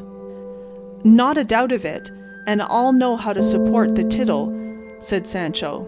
Title thou shouldst say, not tittle, said the master. So be it, answered Sancho. I say I will know how to behave, for once in my life I was beadle of a brotherhood, and the beadle's gown sat so well on me that all said I looked as if I were to be steward of the same brotherhood. What will it be then when I put a duke's robe on my back, or dress myself in gold and pearls like a count? I believe they'll come 100 leagues to see me. Thou wilt look well, said Don Quixote, but thou must shave thy beard often, for thou hast it so thick and rough and unkempt, that if thou dost not shave it every second day at least, they will see what thou art at the distance of a musket shot. What more will it be, said Sancho, than having a barber, and keeping him at wages in the house? even if it be necessary, I will make him go behind me like a nobleman's equerry."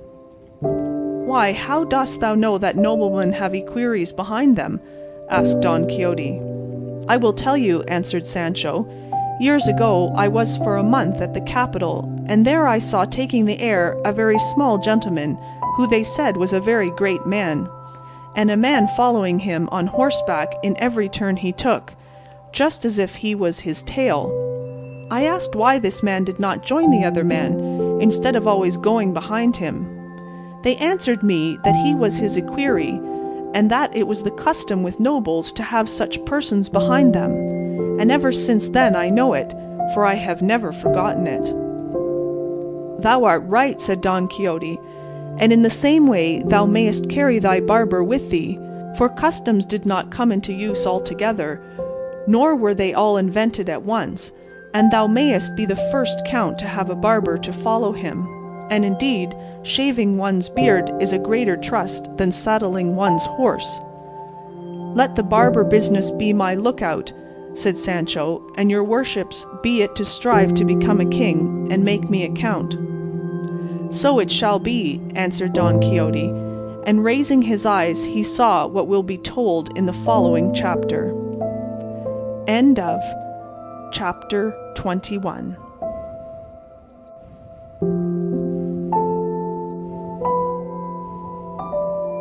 Don Quixote by Miguel de Cervantes Saavedra.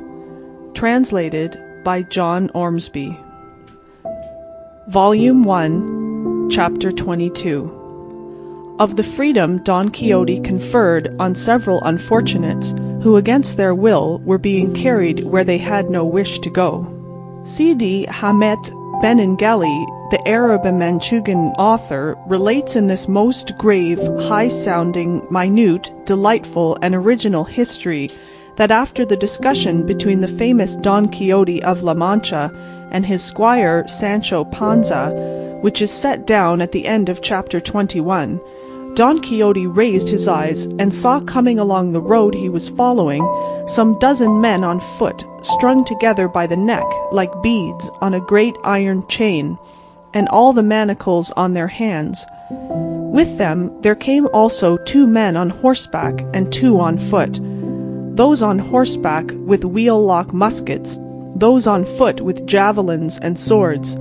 And as soon as Sancho saw them, he said, "That is the chain of galley slaves, on the way to the galleys by force of the king's orders." "How by force?" asked Don Quixote. "Is it possible that the king uses force against anyone?" "I do not say that," answered Sancho, "but that these are people condemned for their crimes to serve by force in the king's galleys." "In fact," replied Don Quixote, "however it may be, these people are going where they are taking them by force and not of their own will." "Just so," said Sancho. "Then if so," said Don Quixote, "here is a case for the exercise of my office, to put down force and to succour and help the wretched." "Recollect your worship," said Sancho, "justice, which is the king himself, is not using force or doing wrong to such persons, but punishing them for their crimes." The chain of galley slaves had by this time come up, and Don Quixote in very courteous language asked those who were in custody of it to be good enough to tell him the reason or reasons for which they were conducting these people in this manner.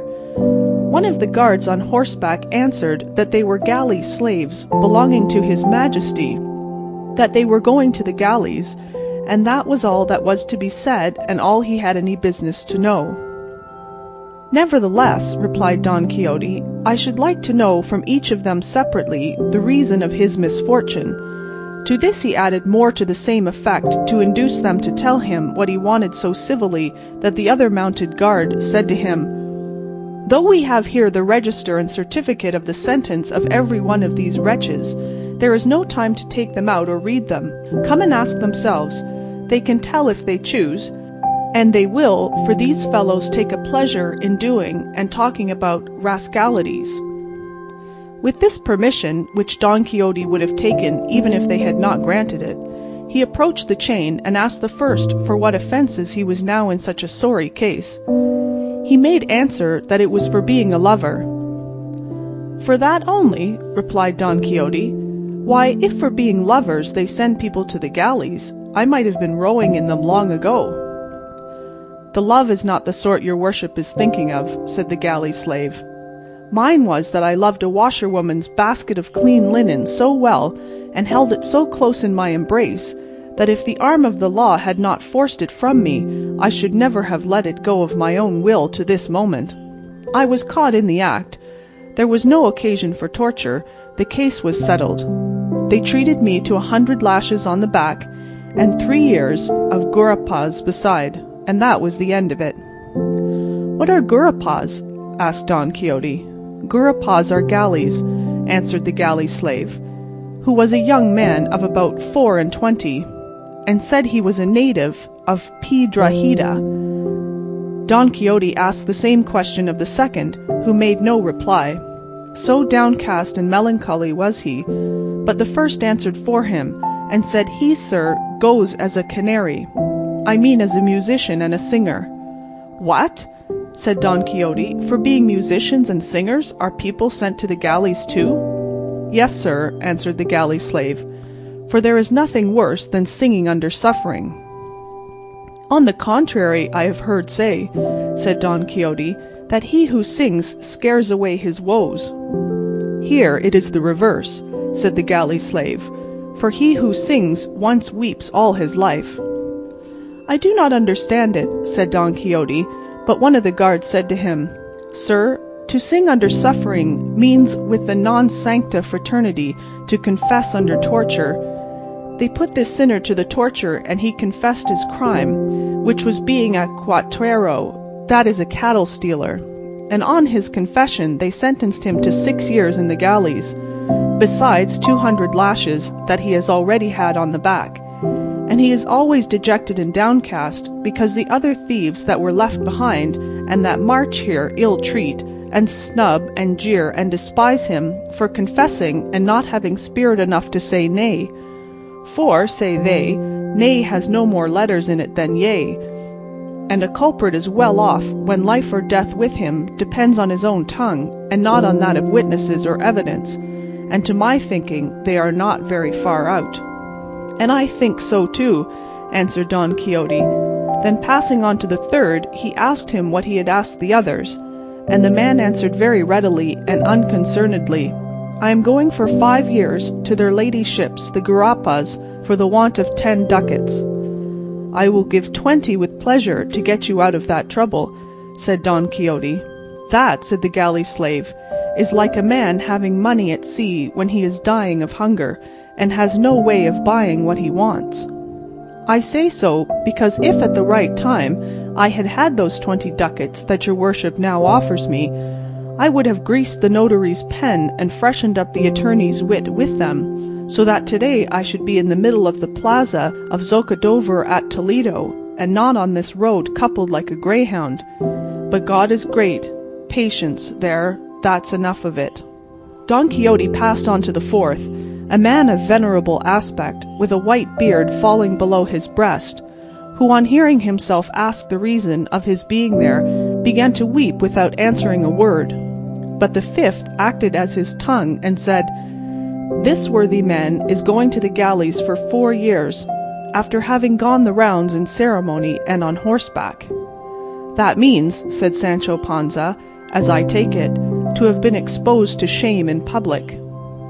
Just so, replied the galley slave, and the offence for which they gave him that punishment was having been an ear-broker, nay, body-broker. I mean, in short, that this gentleman goes as a pimp, and for having besides a certain touch of the sorcerer about him. If that touch had not been thrown in, said Don Quixote, he would not deserve for mere pimping to row in the galleys, but rather to command and be admiral of them.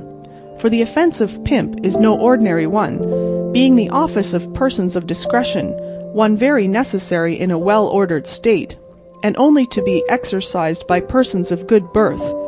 Nay, there ought to be an inspector and overseer of them, as in other offices, and recognize number as with the brokers on 'Change. In this way many of the evils would be avoided which are caused by this office, and calling being in the hands of stupid and ignorant people, such as women more or less silly, and pages and jesters of little standing and experience, who on the most urgent occasions, and when ingenuity of contrivance is needed, let the crumbs freeze on the way to their mouths, and know not which is their right hand. I should like to go farther and give reasons to show that it is advisable to choose those who are to hold so necessary an office in the state, but this is not the fit place for it. Some day I will expound the matter to someone able to see and rectify it. All I say now is, that the additional fact of his being a sorcerer has removed the sorrow it gave me to see these white hairs and this venerable countenance in so painful a position on account of his being a pimp, though I know well there are no sorceries in the world that can move or compel the will as some simple folk fancy. For our will is free, nor is there herb or charm that can force it. All that certain silly women and quacks do, to turn men mad with potions and poisons, pretending that they have power to cause love, for I say, it is an impossibility to compel the will. It is true, said the good old man, and indeed, sir, as far as the charge of sorcery goes, I was not guilty. As to that of being a pimp, I cannot deny it. But I never thought I was doing any harm by it, for my only object was that all the world should enjoy itself and live in peace and quiet, without quarrels or troubles. But my good intentions were unavailing to save me from going where I never expect to come back from, with this weight of years upon me, and a urinary ailment that never gives me a moment's ease. And again he fell to weeping as before, and such compassion did Sancho feel for him, that he took out a reel of 4 from his bosom, and gave it to him in alms. Don Quixote went on, and asked another what his crime was, and the man answered with no less, but rather much more sprightliness than the last one. I am here because I carried the joke too far with a couple of cousins of mine, and with a couple of other cousins who were none of mine.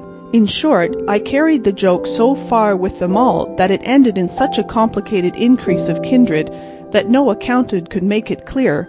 It was all proved against me. I got no favour. I had no money. I was near having my neck stretched. They sentenced me to the galleys for 6 years. I accepted my fate. It is the punishment of my fault. I am a young man.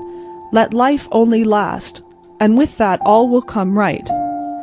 If you, sir, have anything wherewith to help the poor, God will repay it to you in heaven, and we on earth will take care in our petitions to him to pray for a life and health of your worship, that they may be as long and as good as your amiable appearance deserves. This one was in the dress of a student, and one of the guards said he was a great talker, and a very elegant Latin scholar. Behind all these there came a man of 30, a very personable fellow, except that when he looked, his eyes turned in a little one towards the other. He was bound differently from the rest, for he had to his leg a chain so long that it was wound all round his body, and 2 rings on his neck, one attached to the chain, the other to what they call a keep-friend or friend's foot, from which hung 2 irons reaching to his waist, with 2 manacles fixed to them, in which his hands were secured by a big padlock, so that he could neither raise his hands to his mouth nor lower his head to his hands. Don Quixote asked why this man carried so many more chains than the others. The guard replied that it was because he alone had committed more crimes than all the rest put together, and was so daring and such a villain, that though they marched him in that fashion, they did not feel sure of him, but were in dread of his making his escape. What crimes can he have committed, said Don Quixote, if they have not deserved a heavier punishment than being sent to the galleys? He goes for 10 years, replied the guard, which is the same thing as civil death, and all that need be said is that this good fellow is the famous Gines de Passamont, otherwise called Ginecillo de Parapilla. Gently, Signor Commissary, said the galley slave at this. Let us have no fixing of names or surnames. My name is Ingenious, not Ginesillo, and my family name is Passamonte, not Parapilla, as you say. Let each one mind his own business, and he will be doing enough. Speak with less impertinence, master thief of extra measure, replied the commissary, if you don't want me to make you hold your tongue in spite of your teeth. It is easy to see, returned the galley slave, that man goes as God pleases. But someone shall know some day whether I am called Ginesillo de Parapilla or not. Don't they call you so, you liar? Said the guard. They do, returned Gines, but I will make them give over calling me so, or I will be shaved, where I only say behind my teeth, if you, sir, have anything to give us, give it to us at once, and God speed you, for you are becoming tiresome with all this inquisitiveness about the lives of others. If you want to know about mine, let me tell you, I am Gines de Passamonte, whose life is written by these fingers. He says true, said the commissary, for he has himself written his story as grand as you please, and has left the book in the prison in pawn for 200 reals.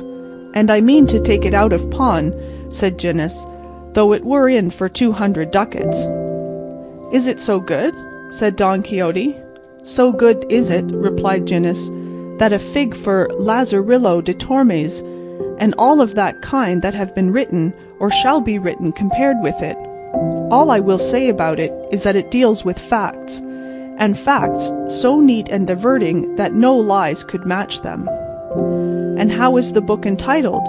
Asked Don Quixote. The Life of Gines de Passamonte, replied the subject of it. And is it finished? Asked Don Quixote. How can it be finished, said the other, when my life is not yet finished?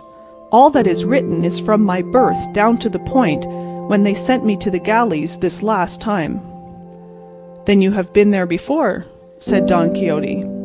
In the service of God and the king, I have been there for 4 years before now, and I know by this time what the biscuit and courbash are like, replied Gines, so it is no great grievance to me to go back to them, for there I shall have time to finish my book. I have still many things left to say, and in the galleys of Spain there is more than enough leisure, though I do not want much for what I have to write, for I have it by heart. You seem a clever fellow, said Don Quixote. An unfortunate one, replied Gines, for misfortune always persecutes good wit. It persecutes rogues, said the commissary. I told you already to go gently, master commissary, said Passamonte. Their lordships yonder never gave you the staff to ill-treat us wretches here, but to conduct and take us where his majesty orders you. If not, by the life of never mind, it may be that some day the stains made in the inn will come out in the scouring. Let everyone hold his tongue and behave well and speak better. And now let us march on, for we have had quite enough of this entertainment.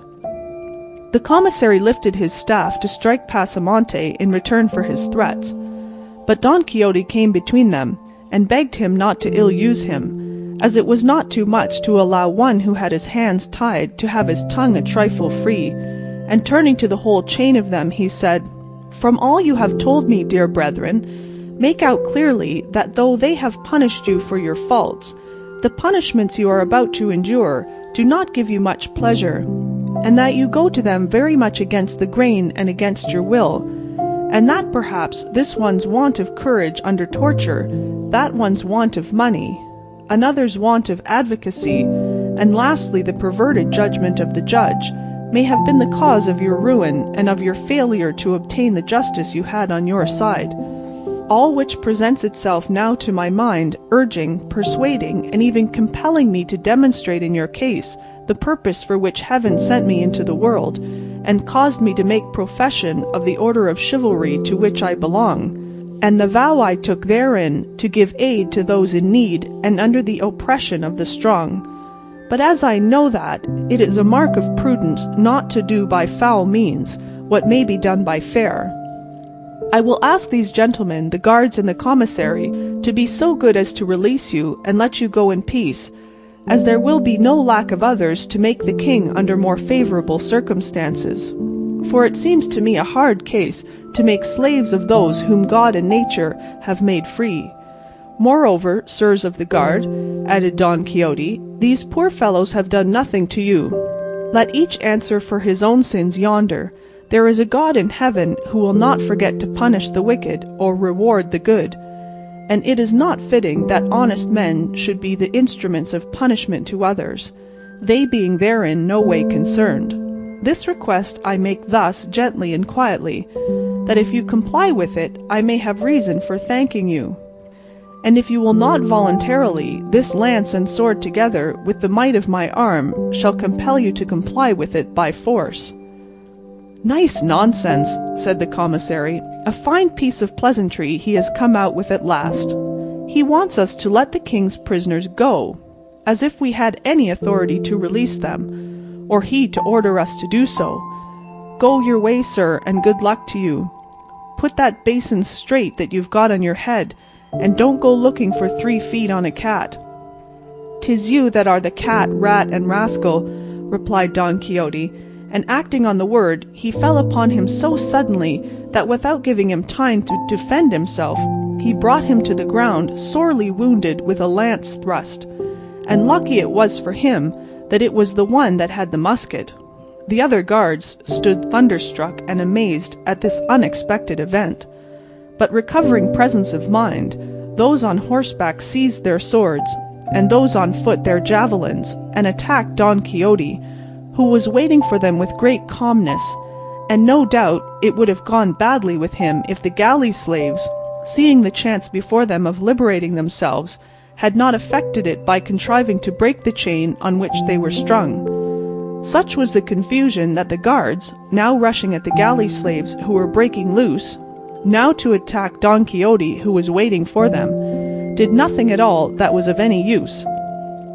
Sancho, on his part, gave a helping hand to release Ingenious de Pasamonte, who was the first to leap forth upon the plain free and unfettered, and who, attacking the prostrate commissary, took from him his sword and the musket, with which, aiming at one and levelling at another, he, without ever discharging it, drove every one of the guards off the field, for they took to flight, as well as to escape Pasamonte's musket, as the shower of stones the now released galley slaves were raining upon them. Sancho was greatly grieved at the affair, because he anticipated that those who had fled would report the matter to the Holy Brotherhood, who at the summons of the alarm bell would at once sally forth in quest of the offenders, and he said so to his master, and entreated him to leave the place at once and go into hiding in the sierra that was close by.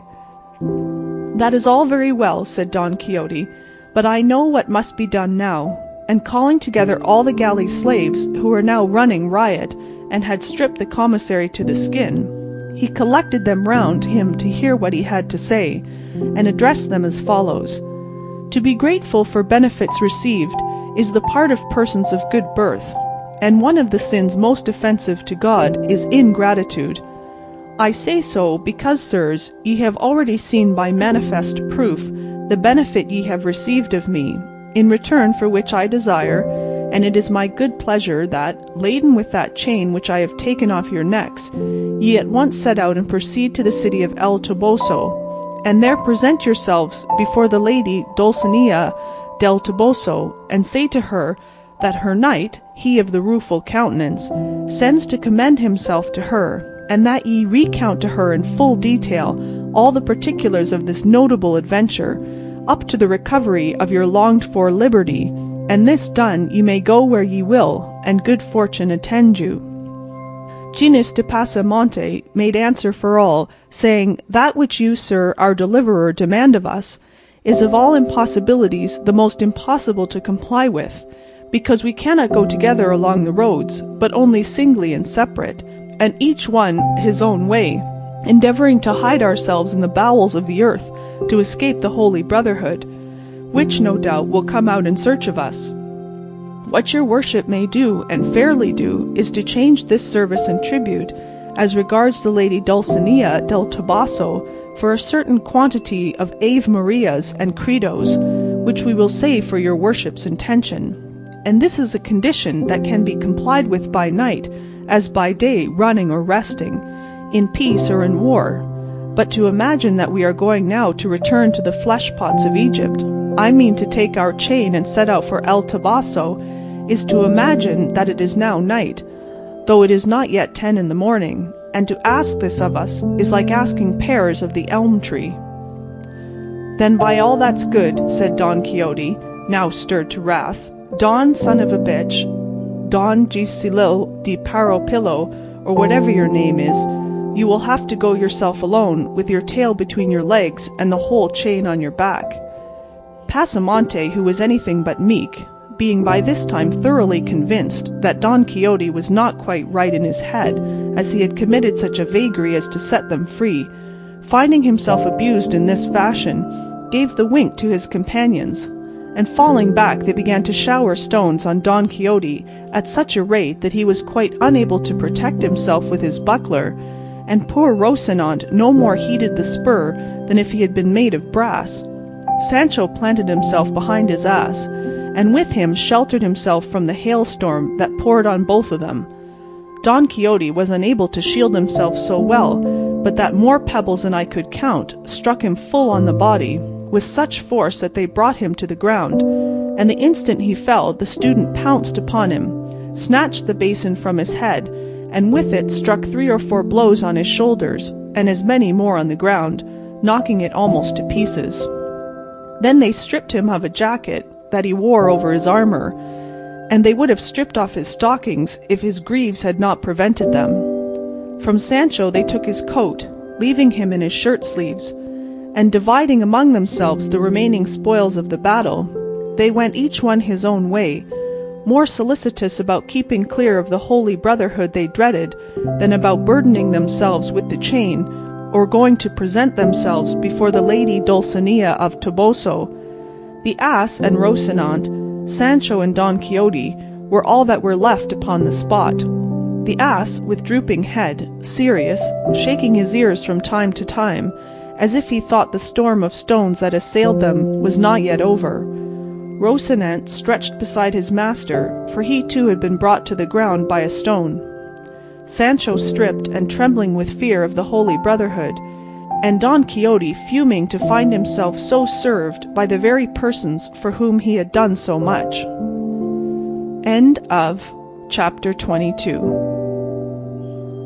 Don Quixote, Volume 1, by Miguel de Cervantes Saavedra. Translated by John Ormsby. Part 8, Chapter 23. Of what befell Don Quixote in the Sierra Morena, which was one of the rarest adventures related in this veracious history. Seeing himself served in this way, Don Quixote said to his squire, "I have always heard it said, Sancho, that to do good to boors is to throw water into the sea. If I had believed thy words, I should have avoided this trouble. But it is done now. It is only to have patience and take warning for the future." "Your worship will take warning as much as I am a Turk," returned Sancho. "But, as you say, this mischief might have been avoided if you had believed me. Believe me now, and a still greater one will be avoided. For I will tell you chivalry is of no account with the Holy Brotherhood, and they don't care 2 maravedis for all the knights errant in the world. And I can tell you I fancy I hear their arrows whistling past my ears this minute." "Thou art a coward by nature, Sancho," said Don Quixote. "But lest thou shouldst say I am obstinate, and that I never do as thou dost advise, this once I will take thy advice, and withdraw out of reach of that fury thou so dreadest. But it must be on one condition, that never, in life or in death, thou art to say to anyone that I retired, or withdrew from this danger out of fear, but only in compliance with thy entreaties. For if thou sayest otherwise, thou wilt lie therein. And from this time to that, and from that to this, I give thee lie, and say thou liest, and wilt lie every time thou thinkest or sayest it. And answer me not again. For at the mere thought that I am withdrawing or retiring from any danger, above all from this, which does seem to carry some little shadow of fear with it, I am ready to take my stand here and await alone not only that holy brotherhood you talk of and dread, but the brothers of the 12 tribes of Israel, and the 7 Maccabees, and Castor and Pollux, and all the brothers and brotherhoods in the world." "Señor," replied Sancho, "to retire is not to flee, and there is no wisdom in waiting when danger outweighs hope, and it is the part of wise men to preserve themselves today for tomorrow, and not risk all in one day.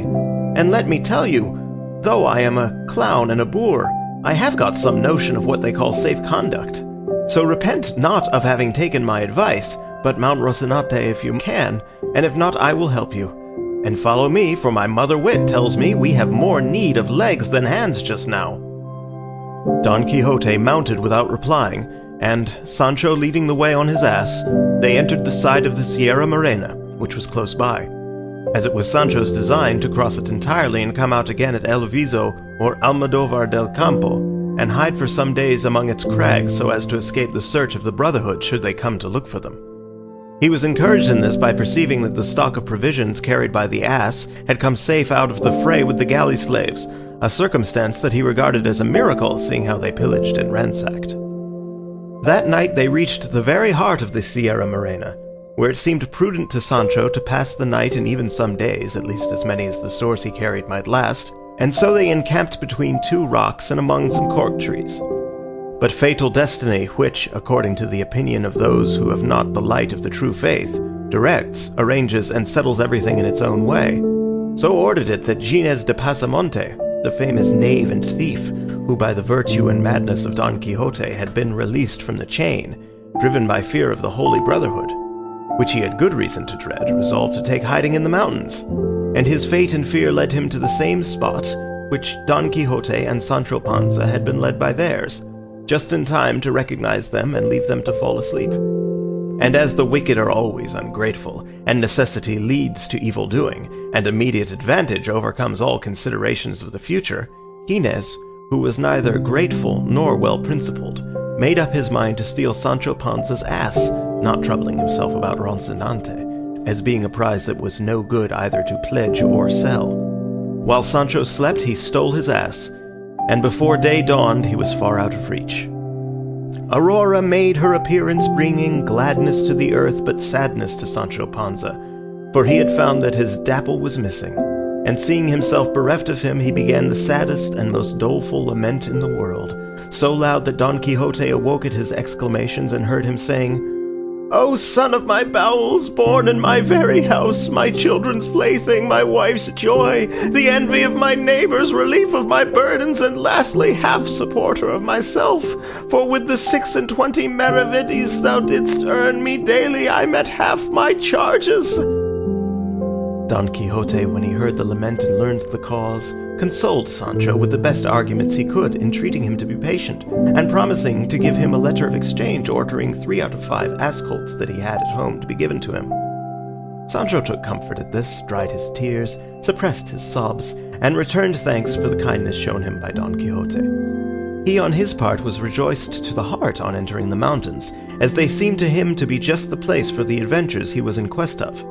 They brought back to his memory the marvelous adventures that had befallen knights errant in like solitudes and wilds, and he went along reflecting on these things, so absorbed and carried away by them that he had no thought for anything else. Nor had Sancho any other care, now that he fancied he was travelling in a safe quarter, than to satisfy his appetite with such remains as were left of the clerical spoils. And so he marched behind his master, laden with what Dapple used to carry, emptying the sack and packing his paunch, and so long as he could go that way, he would not have given a farthing to meet with another adventure. While so engaged, he raised his eyes and saw that his master had halted, and was trying with the point of his pike to lift some bulky object that lay upon the ground, on which he hastened to join him and help him if it were needful, and reached him just as with the point of the pike he was raising a saddle-pad with a valise attached to it, half or rather wholly rotten, and torn. But so heavy were they that Sancho had to help to take them up, and his master directed him to see what the valise contained. Sancho did so with great alacrity, and though the valise was secured by a chain and padlock, from its torn and rotten condition he was able to see its contents, which were 4 shirts of fine holland, and other articles of linen no less curious than clean. And in a handkerchief he found a good lot of gold crowns, and as soon as he saw them he exclaimed, "Blessed be all heaven for sending us an adventure that is good for something!" Searching further, he found a little memorandum book, richly bound. This Don Quixote asked of him, telling him to take the money and keep it for himself. Sancho kissed his hands for the favor, and cleared the valise of its linen, which he stowed away in the provision sack. Considering the whole matter, Don Quixote observed, "It seems to me, Sancho, and it is impossible it can be otherwise, that some strayed traveler must have crossed this sierra and been attacked and slain by footpads, who brought him to this remote spot to bury him." "That cannot be," answered Sancho, "because if they had been robbers they would not have left this money." "Thou art right," said Don Quixote, "and I cannot guess or explain what this may mean. But stay, let us see if in this memorandum book there is anything written by which we may be able to trace out or discover what we want to know."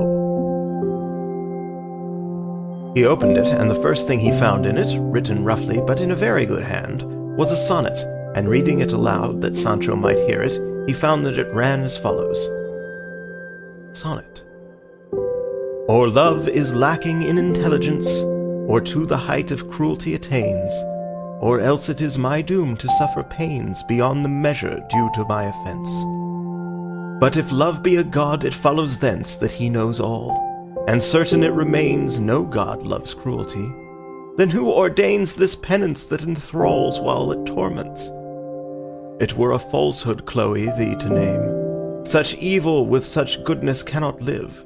And against heaven I dare not charge the blame. I know only it is my fate to die.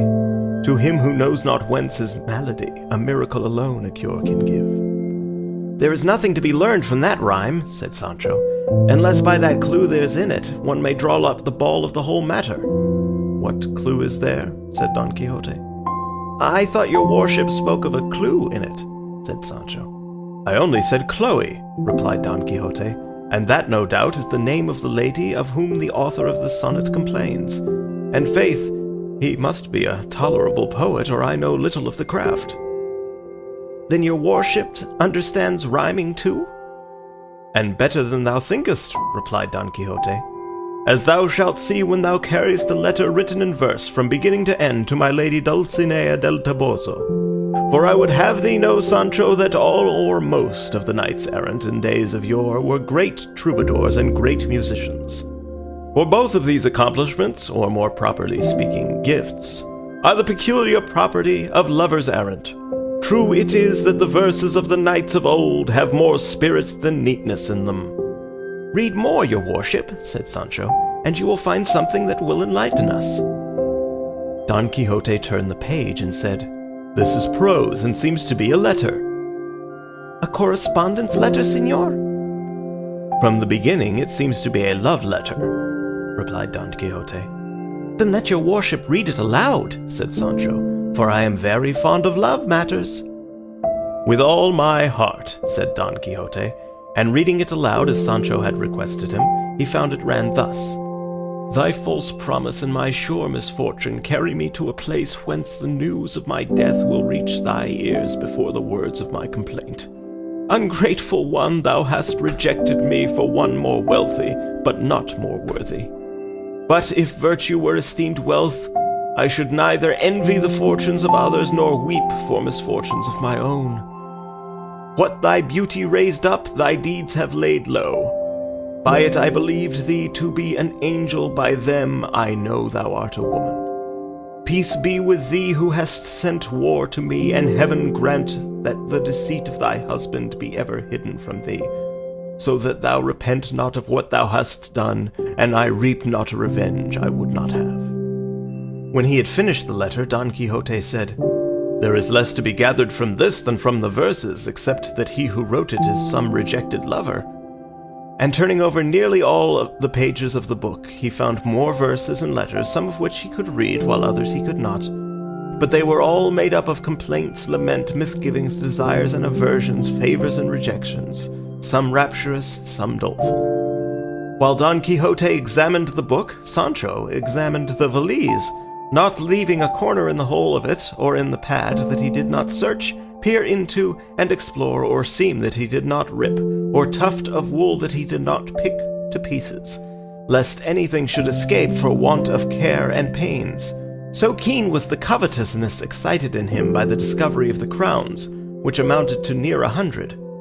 And though he found no more booty, he held the blanket flights, balsam vomits, steak benedictions, carriers' fisticuffs, missing alforjas, stolen coat, and all the hunger, thirst, and weariness he had endured in the service of his good master, cheap at the price, as he considered himself more than fully indemnified for all by the payment he received in the gift of the treasure trove.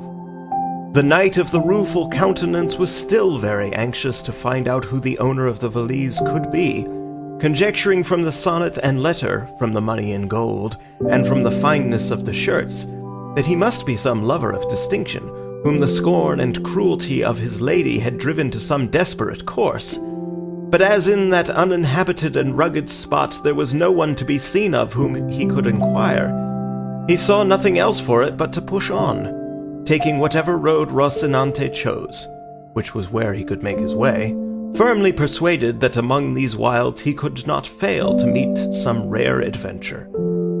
As he went along, then, occupied with these thoughts, he perceived on the summit of a height that rose before their eyes a man who went springing from rock to rock and from tussock to tussock with marvelous agility. As well as he could make out, he was unclad, with a thick black beard, long tangled hair, and bare legs and feet. His thighs were covered by breeches apparently of tawny velvet, but so ragged that they showed his skin in several places.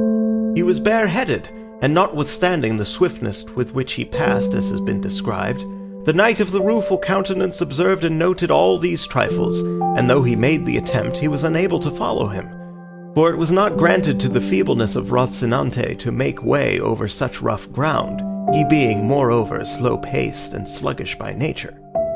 Don Quixote at once came to the conclusion that this was the owner of the saddle-pad and of the valise, and made up his mind to go in search of him, even though he should have to wander a year in those mountains before he found him. And so he directed Sancho to take a short-cut over one side of the mountain, while he himself went by the other, and perhaps by this means they might light upon this man who had passed so quickly out of their sight. "I could not do that," said Sancho, "for when I separate from your worship, fear at once lays hold of me, and assails me with all sorts of panics and fancies. And let what I now say be a notice, that from this time forth I am not going to stir a finger's width from your presence."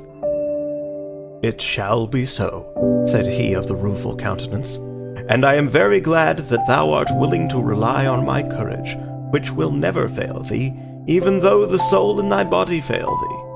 So come on now behind me slowly as well thou canst, and make lanterns of thine eyes.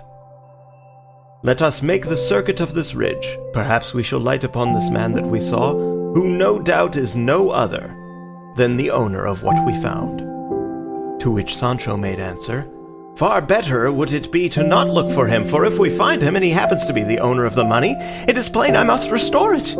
It would be better, therefore, that without taking this needless trouble I shall keep possession of it until, in some other less meddlesome and officious way, the real owner may be discovered, and perhaps that will be when I have spent it, and then the king will hold me harmless."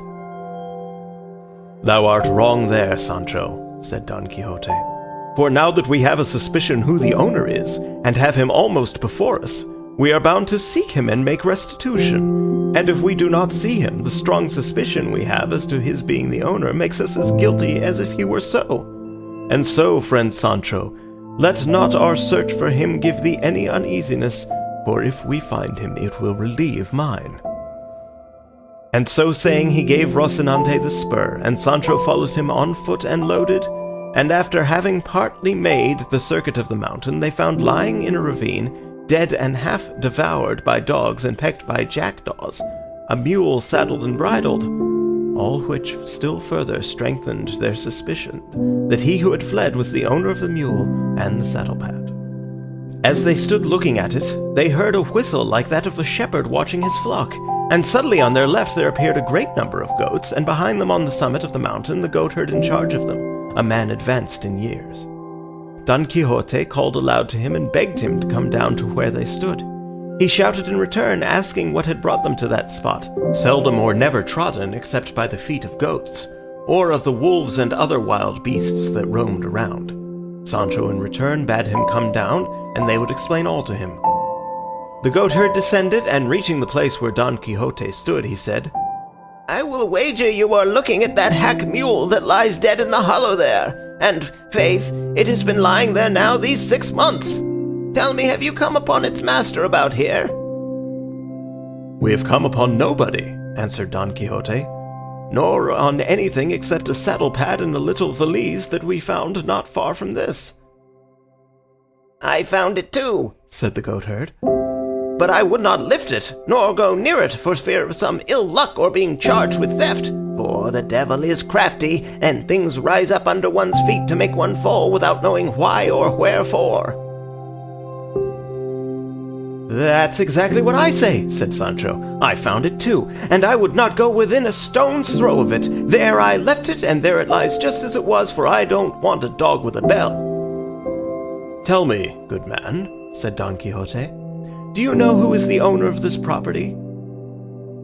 "All I can tell you," said the goatherd, "is that about 6 months ago, more or less, there arrived at a shepherd's hut 3 leagues, perhaps, away from this, a youth of well-bred appearance and manners, mounted on that same mule which lies dead here, and with that same saddle-pad and valise which you say you found and did not touch. He asked us what part of the Sierra was the most rugged and retired. We told him that it was where we now are, and so in truth it is, for if you push on half a league farther, perhaps you will not be able to find your way out. And I am wondering how you managed to come here, for there is no road or path that leads to this spot. I say then that on hearing our answer, the youth turned about and made for the place we pointed out to him, leaving us all charmed with his good looks, and wondering at his question, and the haste with which we saw him depart in the direction of the Sierra. And after that we saw him no more, until some days afterwards he crossed the path of one of our shepherds, and without saying a word to him, came up to him, and gave him several cuffs and kicks, and then turned to the ass with our provisions, and took all the bread and cheese it carried, and having done this, made off back again into the Sierra with extraordinary swiftness. When some of us goatherds learned this, we went in search of him for about 2 days through the most remote portion of the Sierra, and at the end of which we found him lodged in the hollow of a large thick cork tree. He came out to meet us with great gentleness, with his dress now torn and his face so disfigured and burned by the sun that we hardly recognized him, but that his clothes, though torn, convinced us, from the recollection we had of them, that he was the person we were looking for. He saluted us courteously, and in a few well-spoken words told us not to wonder at seeing him going about in this guise, as it was binding upon him in order that he might work out a penance which for his many sins had been imposed upon him. We asked him to tell us who he was, but we were never able to find out from him. We begged of him, too, when he was in want of food, which he could not do without, to tell us where we should find him, as we would bring it to him with all good will and readiness. Or if this were not his taste, at least to come and ask it of us and not take it by force from the shepherds. He thanked us for the offer, begged pardon for the late assault, and promised for the future to ask it in God's name without offering violence to anybody. As for fixed abode, he said he had no other than that which chance offered wherever night might overtake him. And his words ended in an outburst of weeping so bitter that we who listened to him must have been very stones had we not joined him in it, comparing what we saw of him the first time with what we saw now. For as I said, he was a graceful and gracious youth, and in his courteous and polished language showed himself to be of good birth and courtly breeding, and rustics as we were that listened to him, even to our rusticity his gentle bearing sufficed to make it plain. But in the midst of his conversation he stopped and became silent, keeping his eyes fixed upon the ground for some time, during which we stood still, waiting anxiously to see what would come of this abstraction.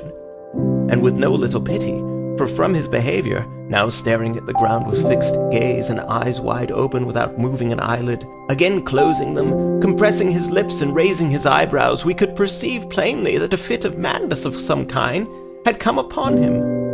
And before long he showed that what we imagined was the truth, for he arose in a fury from the ground where he had thrown himself, and attacked the first he found near him with such rage and fierceness that if we had not dragged him off him, he would have beaten or bitten him to death, all the while exclaiming, O faithless Fernando, here thou shalt pay the penalty of the wrong thou hast done me. These hands shall tear out that heart of thine, abode and dwelling of all iniquity, but of deceit and fraud above all. And to these he added other words, all in effect upbraiding this Fernando, and charging him with treachery and faithlessness. We forced him to release his hold with no little difficulty, and without another word he left us, and rushing off plunged in among these brakes and brambles, so as to make it impossible for us to follow him. From this we suppose that madness comes upon him from time to time, and that someone called Fernando must have done him a wrong of a grievous nature, such as the condition to which it had brought him seemed to show. All this has been since then confirmed on those occasions, and they have been many, on which he has crossed our path, at one time to beg the shepherds to give him some of the food they carry, at another to take it from them by force. For when there is a fit of madness upon him, even though the shepherds offer it freely, he will not accept it, but snatches it from them by dint of blows.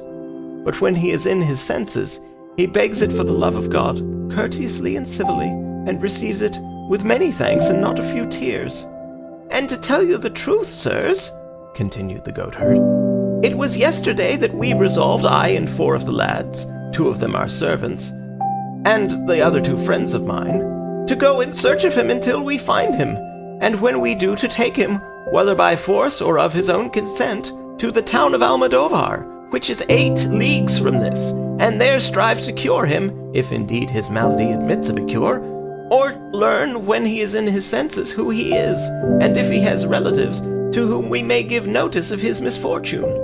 This, sirs, is all I can say in answer to what you have asked me, and be sure that the owner of the articles you found is he whom you saw pass by with such nimbleness and so naked. For Don Quixote had already described how he had seen the man go bounding along the mountainside, and he was now filled with amazement at what he heard from the goatherd, and more eager than ever to discover who the unhappy madman was.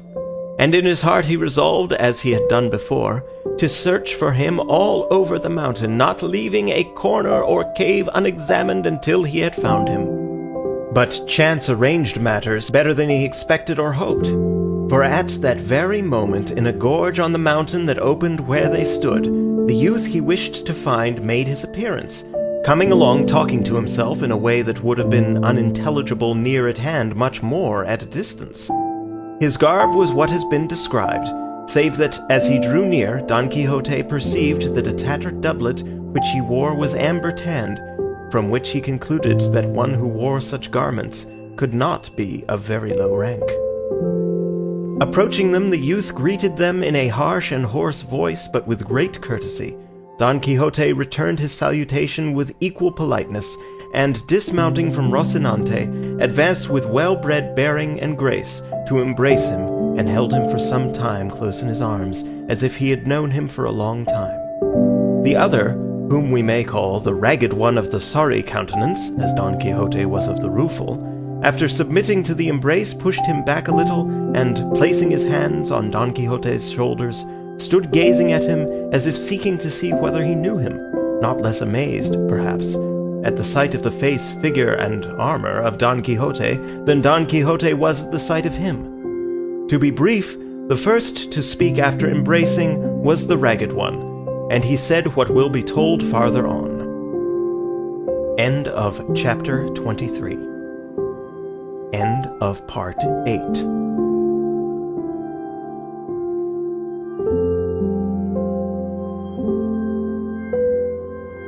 Don Quixote, Volume 1 by Miguel de Cervantes Saavedra, translated by John Ormsby, Part 9, Chapters 24 to 27. Recording by Bob Foster, Montreal, Canada, May 30th, 2006. These 4 chapters are summarized as follows. Chapter 24, in which is continued the adventure of the Sierra Morena. Chapter 25, which treats of the strange things that happened to the stout knight of La Mancha in the Sierra Morena, and of his imitation of the penance of Beltenebros. Chapter 26, in which are continued the refinements wherewith Don Quixote played the part of a lover in the Sierra Morena.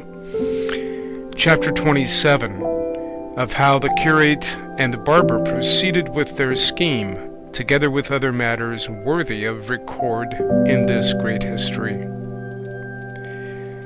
Chapter 24, in which is contained and continued the adventure of the Sierra Morena. The history relates that it was with the greatest attention Don Quixote listened to the ragged knight of the Sierra, who began by saying, "Of a surety, Señor, whoever you are, for I know you not, I thank you for the proofs of kindness and courtesy you have shown me, and would I were in a condition to requite with something more than goodwill that which you have displayed toward me in the cordial reception you have given me. But my fate does not afford me any other means of returning kindnesses done me save the hearty desire to repay them." "Mine," replied Don Quixote, "is to be of service to you, so much so that I have resolved not to quit these mountains until I had found you, and learned of you whether there is any kind of relief to be found for that sorrow under which from the strangeness of your life you seem to labour, and to search for you with all possible diligence if search had been necessary.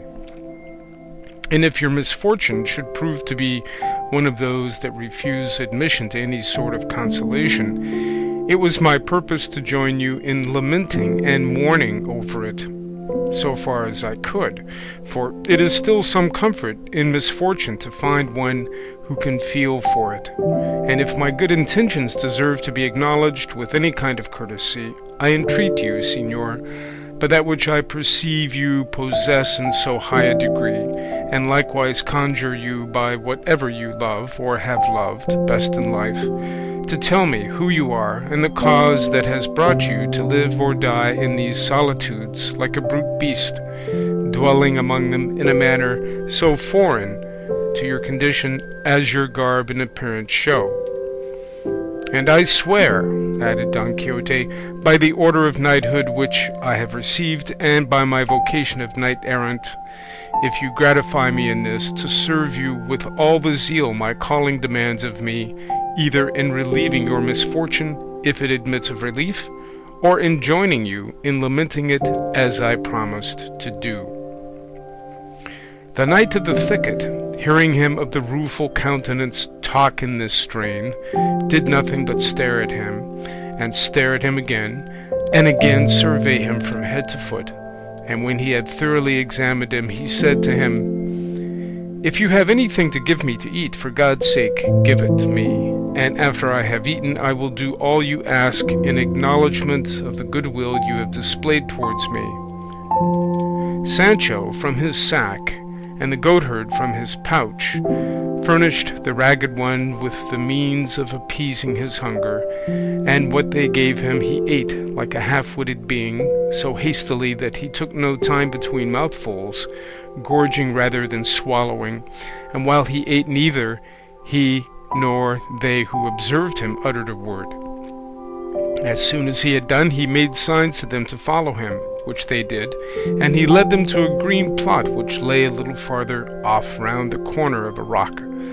On reaching it, he stretched himself upon the grass, and the others did the same, all keeping silence, until the ragged one, settling himself in his place, said, "If it is your wish, sirs, that I should disclose in a few words the surpassing extent of my misfortunes, you must promise not to break the thread of my sad story with any question or other interruption, for the instant you do so the tale I tell will come to an end." These words of the ragged one reminded Don Quixote of the tale his squire had told him when he failed to keep count of the goats that had crossed the river, and the story remained unfinished. But to return to the ragged one, he went on to say, I give you this warning because I wish to pass briefly over the story of my misfortunes, for recalling them to memory only serves to add fresh ones, and the less you question me, the sooner shall I make an end of the recital, though I shall not omit to relate anything of importance in order fully to satisfy your curiosity. Don Quixote gave the promise for himself and the others, and with this assurance he began as follows.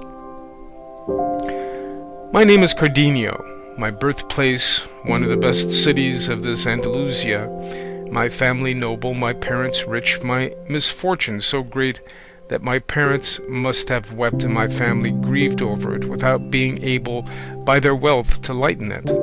For the gifts of fortune can do little to relieve reverses sent by heaven. In that same country there was a heaven in which love had placed all the glory I could desire. Such was the beauty of Lucinda, a damsel as noble and as rich as I, but of happier fortunes, and of less firmness than was due to so worthy a passion as mine. This Lucinda I loved, worshipped, and adored from my earliest and tenderest years, and she loved me in all the innocence and sincerity of childhood. Our parents were aware of our feelings, and were not sorry to perceive them, for they saw clearly that as they ripened, they must lead at last to a marriage between us, a thing that seemed almost prearranged by the equality of our families and wealth.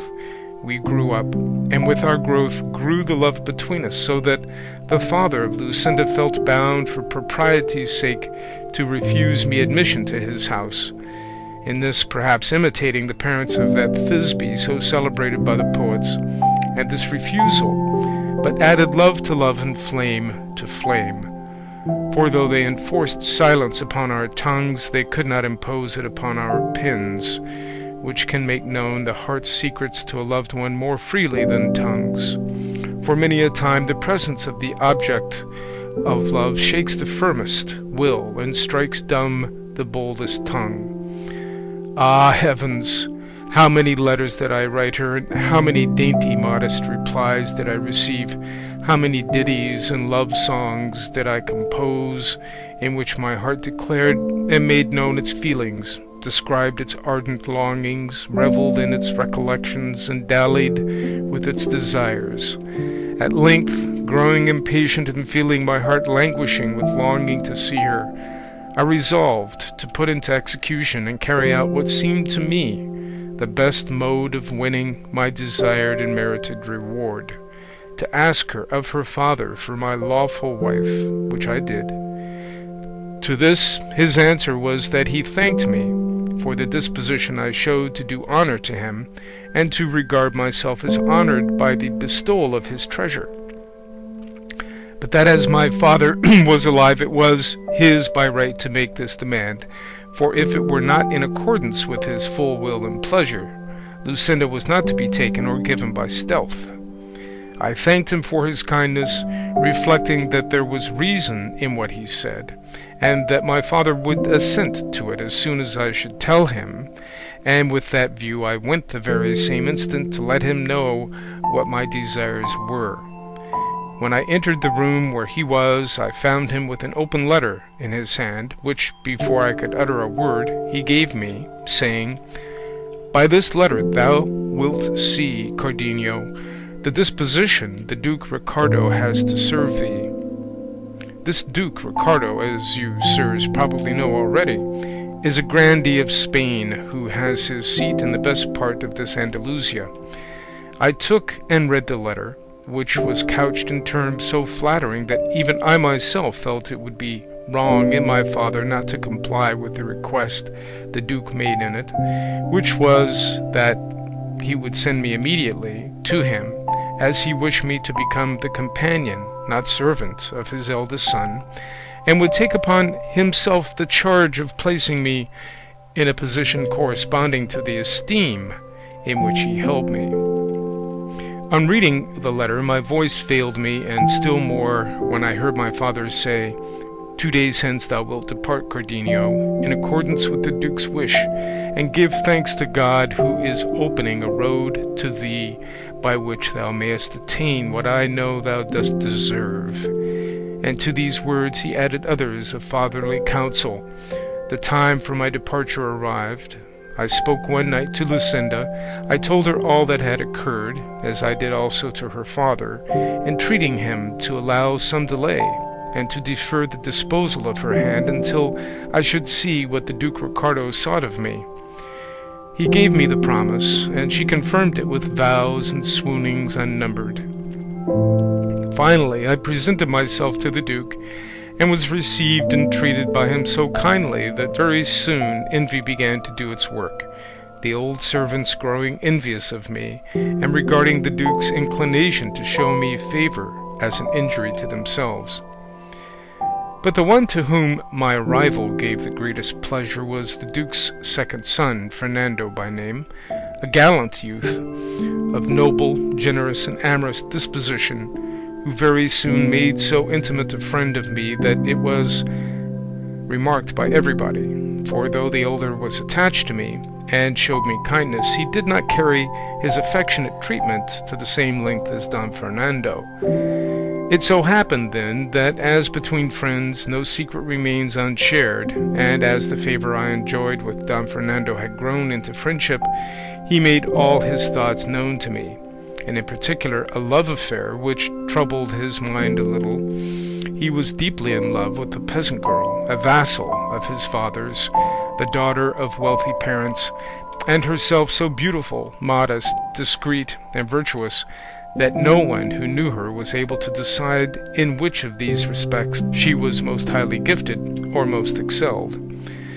The attractions of the fair peasant raised the passion of Don Fernando to such a point that, in order to gain his object and overcome her virtuous resolutions, he determined to pledge his word to her to become her husband, for to attempt it in any other way was to attempt an impossibility. Bound to him as I was by friendship, I strove by the best arguments and the most forcible examples I could think of to restrain and dissuade him from such a course. But perceiving I produced no effect, I resolved to make the Duke Ricardo, his father, acquainted with the matter. But Don Fernando, being sharp-witted and shrewd, foresaw and apprehended this, perceiving that by my duty and as a good servant I was bound not to keep concealed a thing so much opposed to the honour of my lord the Duke. And so, to mislead and deceive me, he told me he could find no better way of effacing from his mind the beauty that so enslaved him than by absenting himself for some months, and that he wished the absence to be effected by our going, both of us, to my father's house under the pretence, which he would make to the Duke, of going to see and buy some fine horses that there were in my city, which produces the best in the world. When I heard him say so, even if his resolution had not been so good a one, I should have hailed it as one of the happiest that could be imagined, prompted by my affection, seeing what a favourable chance and opportunity it offered me of returning to see my Lucinda. With this thought and wish I commended his idea, and encouraged his design, advising him to put it into execution as quickly as possible, as, in truth, absence produced its effect in spite of the most deeply rooted feelings. But, as afterwards appeared, when he said this to me, he had already enjoyed the peasant girl under the title of husband, and was waiting for an opportunity of making it known with safety to himself, being in dread of what his father the Duke would do when he came to know of his folly.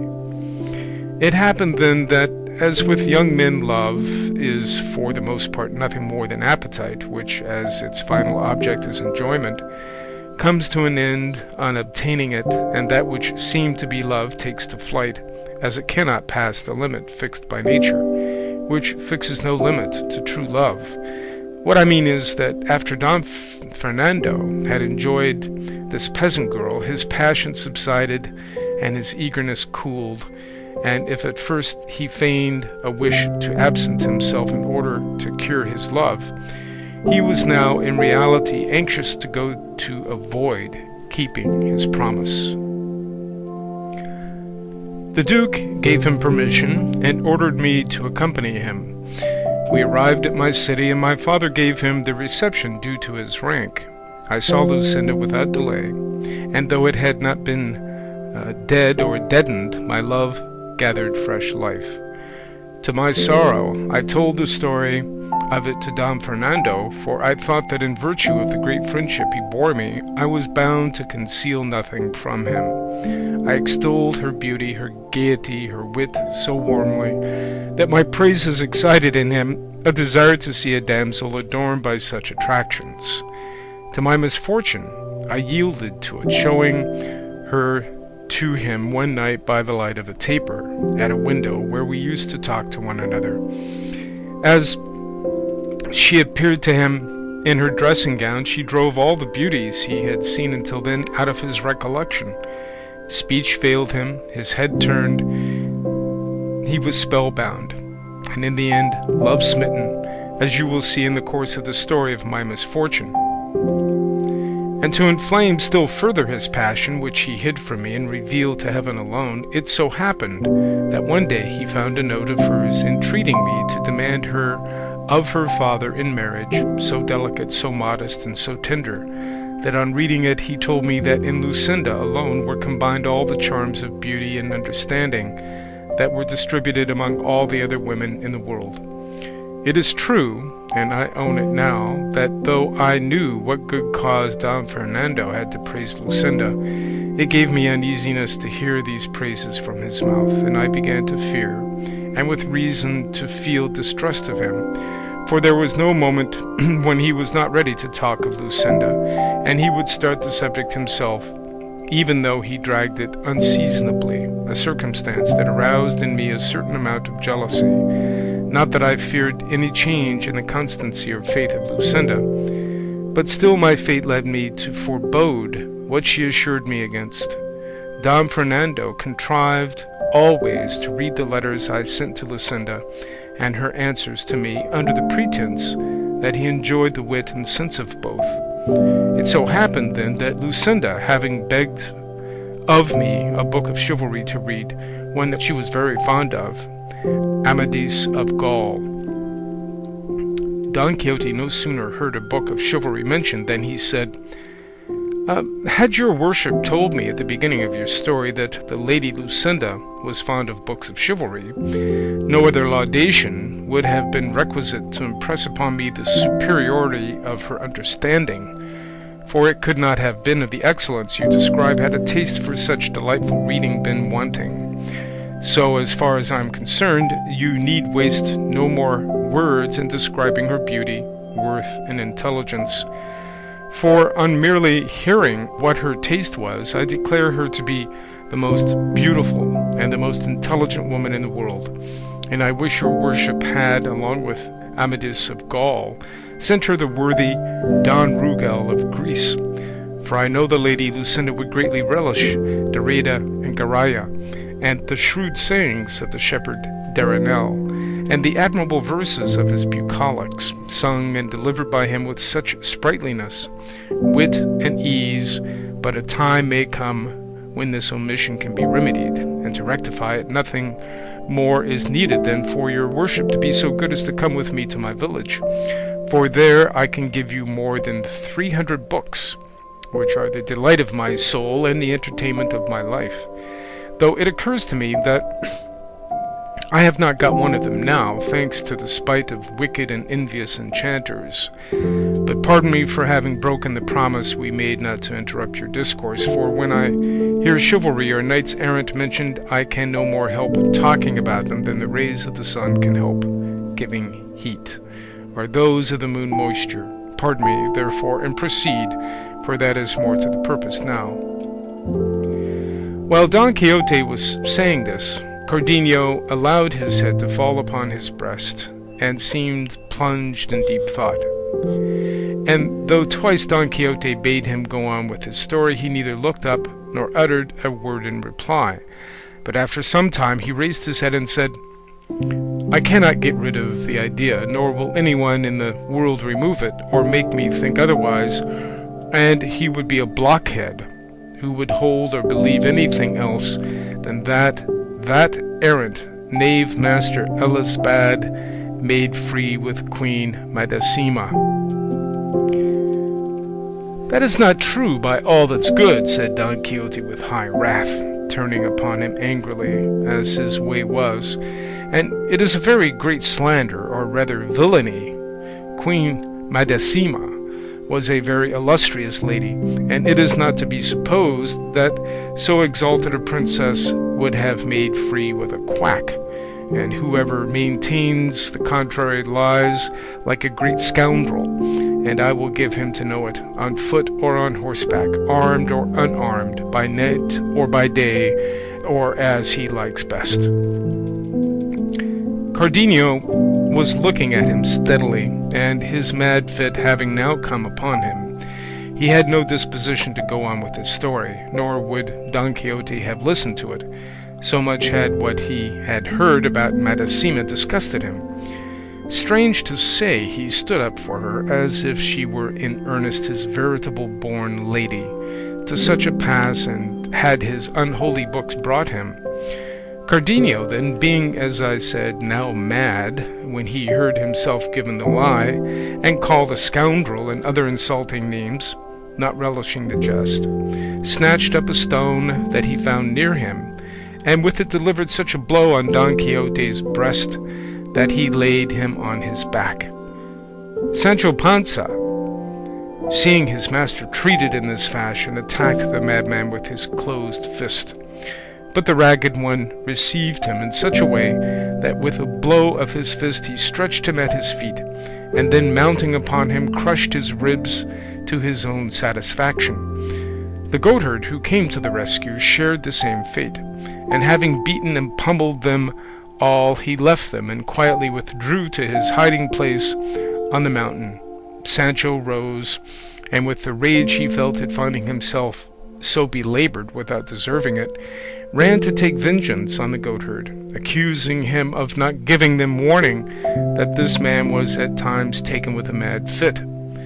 For if they had known it, they would have been on their guard to protect themselves. The goatherd replied that he had said so, and that if he had not hurt him, that was no fault of his. Sancho retorted, and the goatherd rejoined, and the altercation ended in their seizing each other by the beard, and exchanging such fisticuffs, that if Don Quixote had not made peace between them, they would have knocked one another to pieces. "Leave me alone, Sir Knight of the Rueful Countenance," said Sancho, grappling with the goatherd, "for of this fellow, who is a clown like myself and no dub knight, I can safely take satisfaction for the affront he has offered me, fighting with him hand to hand like an honest man." "That is true," said Don Quixote, "but I know that he is not to blame for what has happened." With this he pacified them, and again asked the goatherd if it would be possible to find Cardenio, as he felt the greatest anxiety to know the end of his story. The goatherd told him, as he had told him before, that there was no knowing of a certainty where his lair was, but that if he wandered about much in that neighbourhood he could not fail to fall in with him either in or out of his senses. And that's the end of Part 9, Chapter 24.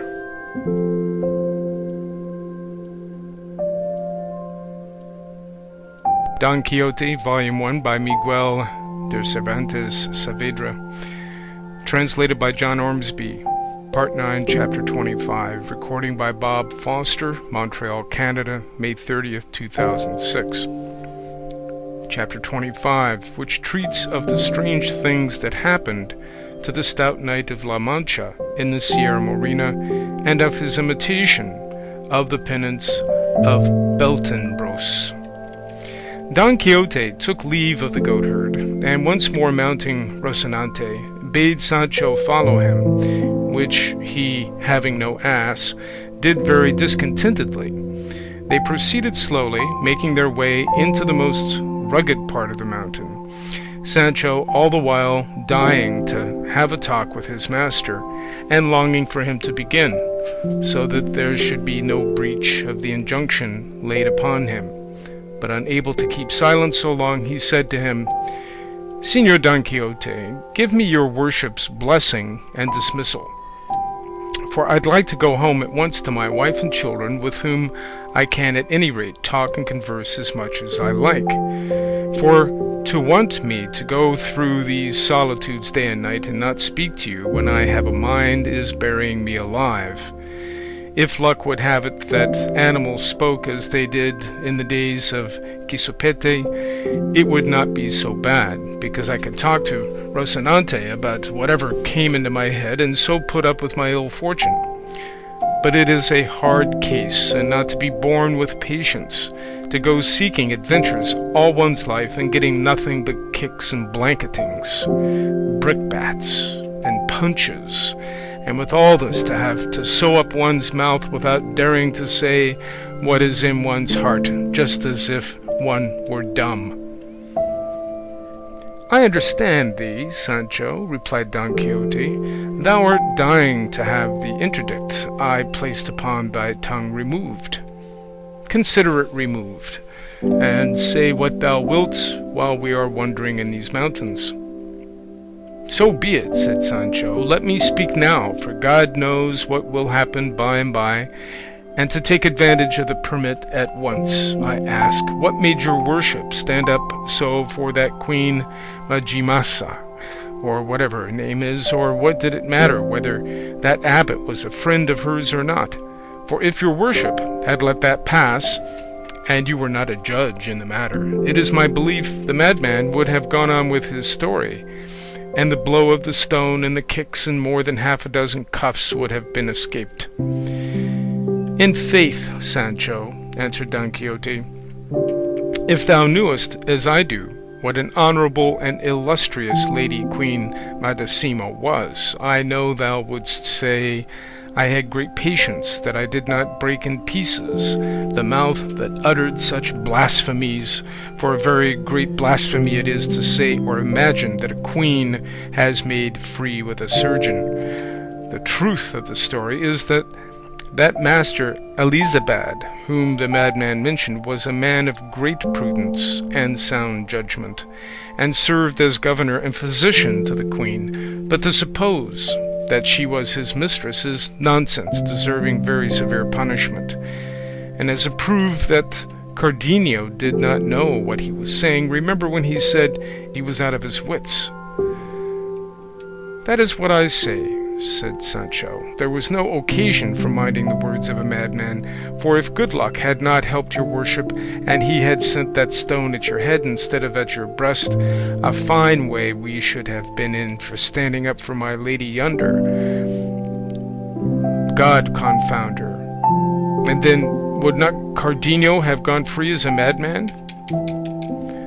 "Against men in their senses, or against madmen," said Don Quixote, "every knight-errant is bound to stand up for the honour of women, whoever they may be, much more for queens of such high degree and dignity as Queen Madasima, for whom I have a particular regard on account of her amiable qualities. For besides being extremely beautiful, she was very wise, and very patient under her misfortunes, of which she had many, and the counsel and society of the Master Elizabad were a great help and support to her in enduring her afflictions with wisdom and resignation. Hence the ignorant and ill-disposed vulgar took occasion to say and think that she was his mistress. And they lie, I say it once more, and will lie 200 times more, all who think and say so." "I neither say nor think so," said Sancho. "Let them look to it. With their bread let them eat it. They have rendered account to God whether they misbehaved or not. I come from my vineyard. I know nothing. I am not fond of prying into other men's lives. He who buys and lies feels it in his purse. Moreover, naked was I born, naked I find myself, and I neither lose nor gain. But if they did, what is that to me? Many think there are flitches where there are no hooks, but who can put gates to the open plain? Moreover, they said of God—" "God bless me," said Don Quixote, "what a set of absurdities thou art stringing together! What has what we are talking about got to do with the proverbs thou art threading, one after the other? For God's sake, hold thy tongue, Sancho, and henceforward keep to prodding thy ass, and don't meddle in what does not concern thee, and understand with all thy 5 senses that everything I have done, am doing, or shall do, is well founded on reason and in conformity with the rules of chivalry, for I understand them better than all the world that profess them. Señor, replied Sancho, it is a good rule of chivalry that we should go astray through these mountains without path or road, looking for a madman who, when he is found, will perhaps take a fancy to finish what he began, not his story, but your worship's head and my ribs, and end by breaking them altogether for us. Peace, I say again, Sancho, said Don Quixote, for let me tell thee, it is not so much the desire of finding that madman that leads me into these regions, as that which I have of performing among them an achievement wherewith I shall win eternal name and fame throughout the known world, and it shall be such that I shall thereby set the seal on all that can make a knight-errant perfect and famous. And is it very perilous, this achievement? No, replied he of the rueful countenance, though it may be in the dice that we may throw deuce, ace, instead of 6s, but all will depend on thy diligence. On my diligence? Said Sancho. Yes, said Don Quixote, for if thou dost return soon from the place where I mean to send thee, my penance will be soon over, and my glory will soon begin. But as it is not right to keep thee any longer in suspense, waiting to see what comes of my words, I would have thee know, Sancho, that the famous Amadis of Gaul was one of the most perfect knights errant. I am wrong to say he was one. He stood alone, the first, the only one, the lord of all that were in the world in his time, a fig for Dambilianus, and for all who say he equalled him in any respect, for my oath upon it, they are deceiving themselves. I say, too, that when a painter desires to become famous in his art, he endeavors to copy the originals of the rarest painters that he knows, and the same rule holds good for all the most important crafts and callings that serve to adorn a state. Thus must he who would be esteemed prudent and patient imitate Ulysses, in whose person and labours Homer presents to us a lively picture of prudence and patience, as Virgil too shows us in the person of Aeneas the virtue of a pious son and the sagacity of a brave and skilful captain, not representing or describing them as they were, but as they ought to be, so as to leave the example of their virtues to posterity. In the same way Amadis was the pole star, day star, son of valiant and devoted knights, whom all we who fight under the banner of love and chivalry are bound to imitate. This, then, being so, I consider, friend Sancho, that the knight-errant who shall imitate him most closely will come nearest to reaching the perfection of chivalry. Now one of the instances in which this knight most conspicuously showed his prudence, worth, valour, endurance, fortitude, and love, was when he withdrew, rejected by the Lady Oriana, to do penance upon the Pena Pobre, changing his name into that of Beltenebros, a name assuredly significant and appropriate to the life which he had voluntarily adopted.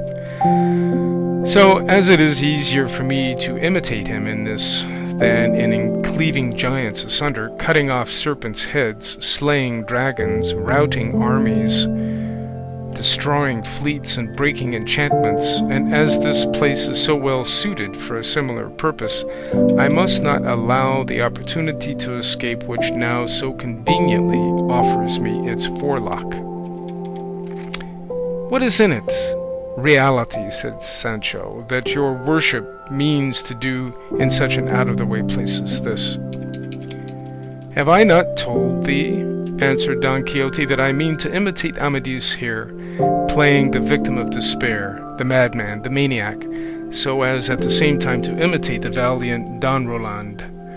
when at the fountain he had evidence of the fair Angelica, having disgraced herself with Medoro, and through grief thereat went mad, and plucked up trees, troubled the waters of the clear springs, slew destroyed flocks, burned down huts, levelled houses, dragged mares after him, and perpetrated 100,000 other outrages worthy of everlasting renown and record.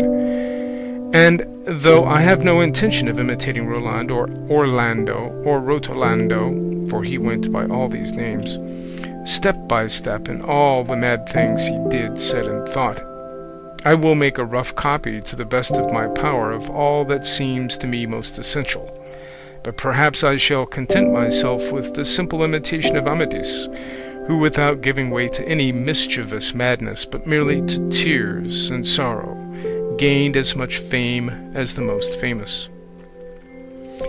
It seems to me, said Sancho, that the knights who behaved in this way had provocation and cause for those follies and penances. But what cause has your worship for going mad? What lady has rejected you, or what evidence have you found to prove that the lady Dulcinea del Toboso has been trifling with Moor or Christian? There is the point, replied Don Quixote, and that is the beauty of this business of mine. No thanks to a knight-errant for going mad when he has cause. The thing is to turn crazy without any provocation, and let my lady know, if I do this in the dry, what I would do in the moist. Moreover, I have abundant cause in the long separation I have endured from my lady till death. Dulcinea del Toboso, for as thou didst hear that shepherd Ambrosio say the other day, in absence all ills are felt and feared, and so, friend Sancho, waste no time in advising me against so rare, so happy, and so unheard of an imitation. Mad I am, and mad I must be, until thou returnest with the answer to a letter that I mean to send by thee to my lady Dulcinea.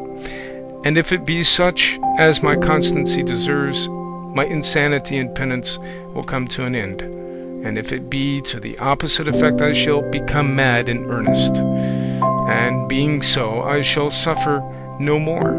Thus, in whatever way she may answer, I shall escape from the struggle and affliction in which thou wilt leave me, enjoying in my senses the boon thou bearest me, or as a madman, not feeling the evil thou bringest me.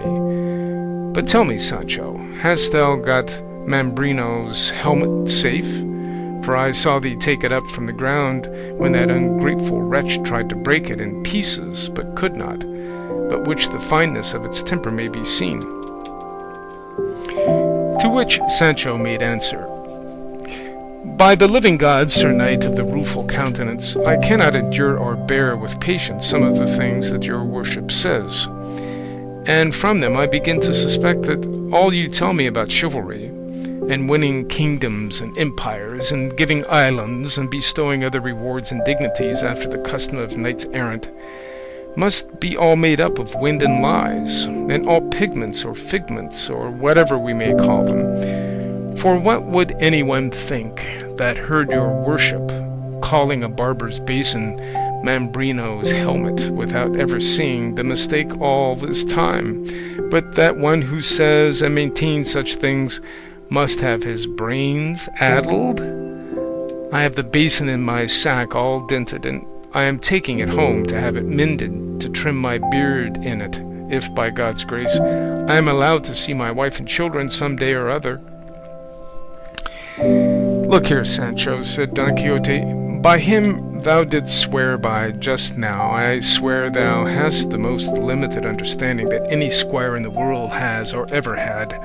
It is possible that all this time thou hast been going about with me, thou hast never found out that all things belonging to knights-errant seem to be illusions and nonsense and ravings, and to go always by contraries, and not because it really is so, but because there is always a swarm of enchanters in attendance upon us that change and alter everything with us, and turn things as they please, and according as they are disposed to aid or destroy us.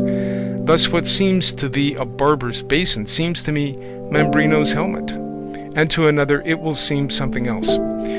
And rare foresight it was in this age who was on my side to make what is really and truly Mambrino's helmet seem a basin to everybody, for being held in such estimation as it is, all the world would pursue me to rob me of it. But when they see it, it is only a barber's basin. They do not take the trouble to obtain it, as was plainly shown by him who tried to break it, and left it on the ground without taking it. For by my faith, had he known it, he would never have left it behind. Keep it safe, my friend, for just now I have no need of it. Indeed, I shall have to take off all this armor and remain as naked as I was born, if I have a mind to follow Roland rather than Amadis in my penance. Thus talking, they reached the foot of a high mountain, which stood like an isolated peak among the others that surrounded it. Past its base there flowed a gentle brook. All around it spread a meadow so green and luxuriant that it was a delight to the eyes to look upon it, and forest, trees in abundance, and shrubs and flowers, added to the charms of the spot. Upon this place the Knight of the Rueful Countenance fixed his choice for the performance of his penance, and as he beheld it, exclaimed in a loud voice, as though he were out of his senses, "This is the place, O ye heavens, that I select and choose for bewailing the misfortune in which ye yourselves have plunged me. This is the spot where the overflowings of mine eyes shall swell the waters of yon little brook, and my deep and endless sighs shall stir unceasingly the leaves of these mountain trees, in testimony and token of the pain my persecuted heart is suffering.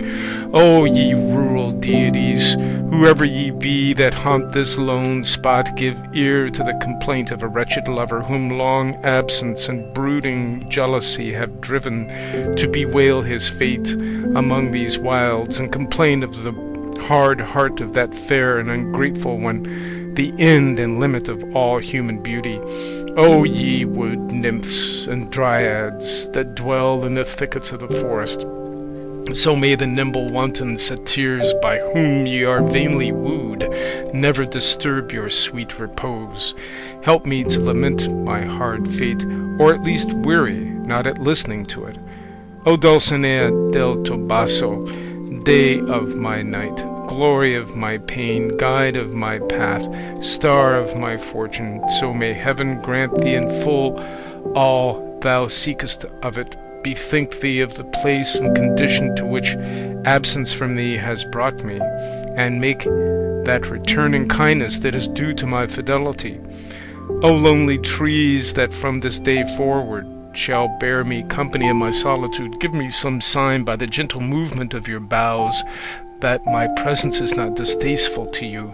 O thou my squire, pleasant companion in my prosperous and adverse fortunes, fix well in thy memory what thou shalt see me do here, so that thou mayest relate and report it to the sole cause of all." And so saying, he dismounted from Rocinante, and in an instant relieved him of saddle and bridle, and giving him a slap on the croup, said, "He gives thee freedom who was bereft of it himself. O steed, as excellent indeed as thou art unfortunate in thy lot, begone where thou wilt, for thou bearest written on thy forehead that neither Astolfo's hippogriff nor the famed Frontino that cost Bradamante so dear could equal thee in speed." Seeing this, Sancho said, "Good luck to him who has saved us the trouble of stripping the pack-saddle off Dapple.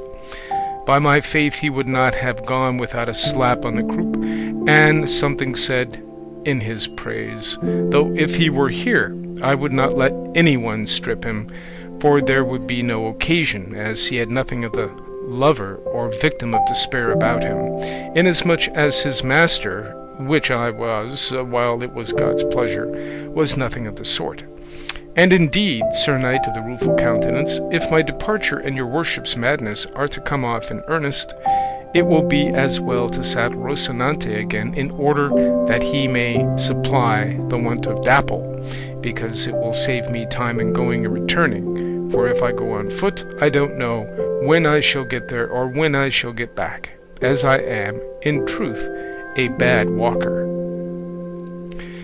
"I declare, Sancho," returned Don Quixote, "it shall be as thou wilt, for thy plan does not seem to me a bad one, and 3 days hence thou wilt depart, for I wish thee to observe in the meantime what I do and say for her sake, that thou mayest be able to tell it."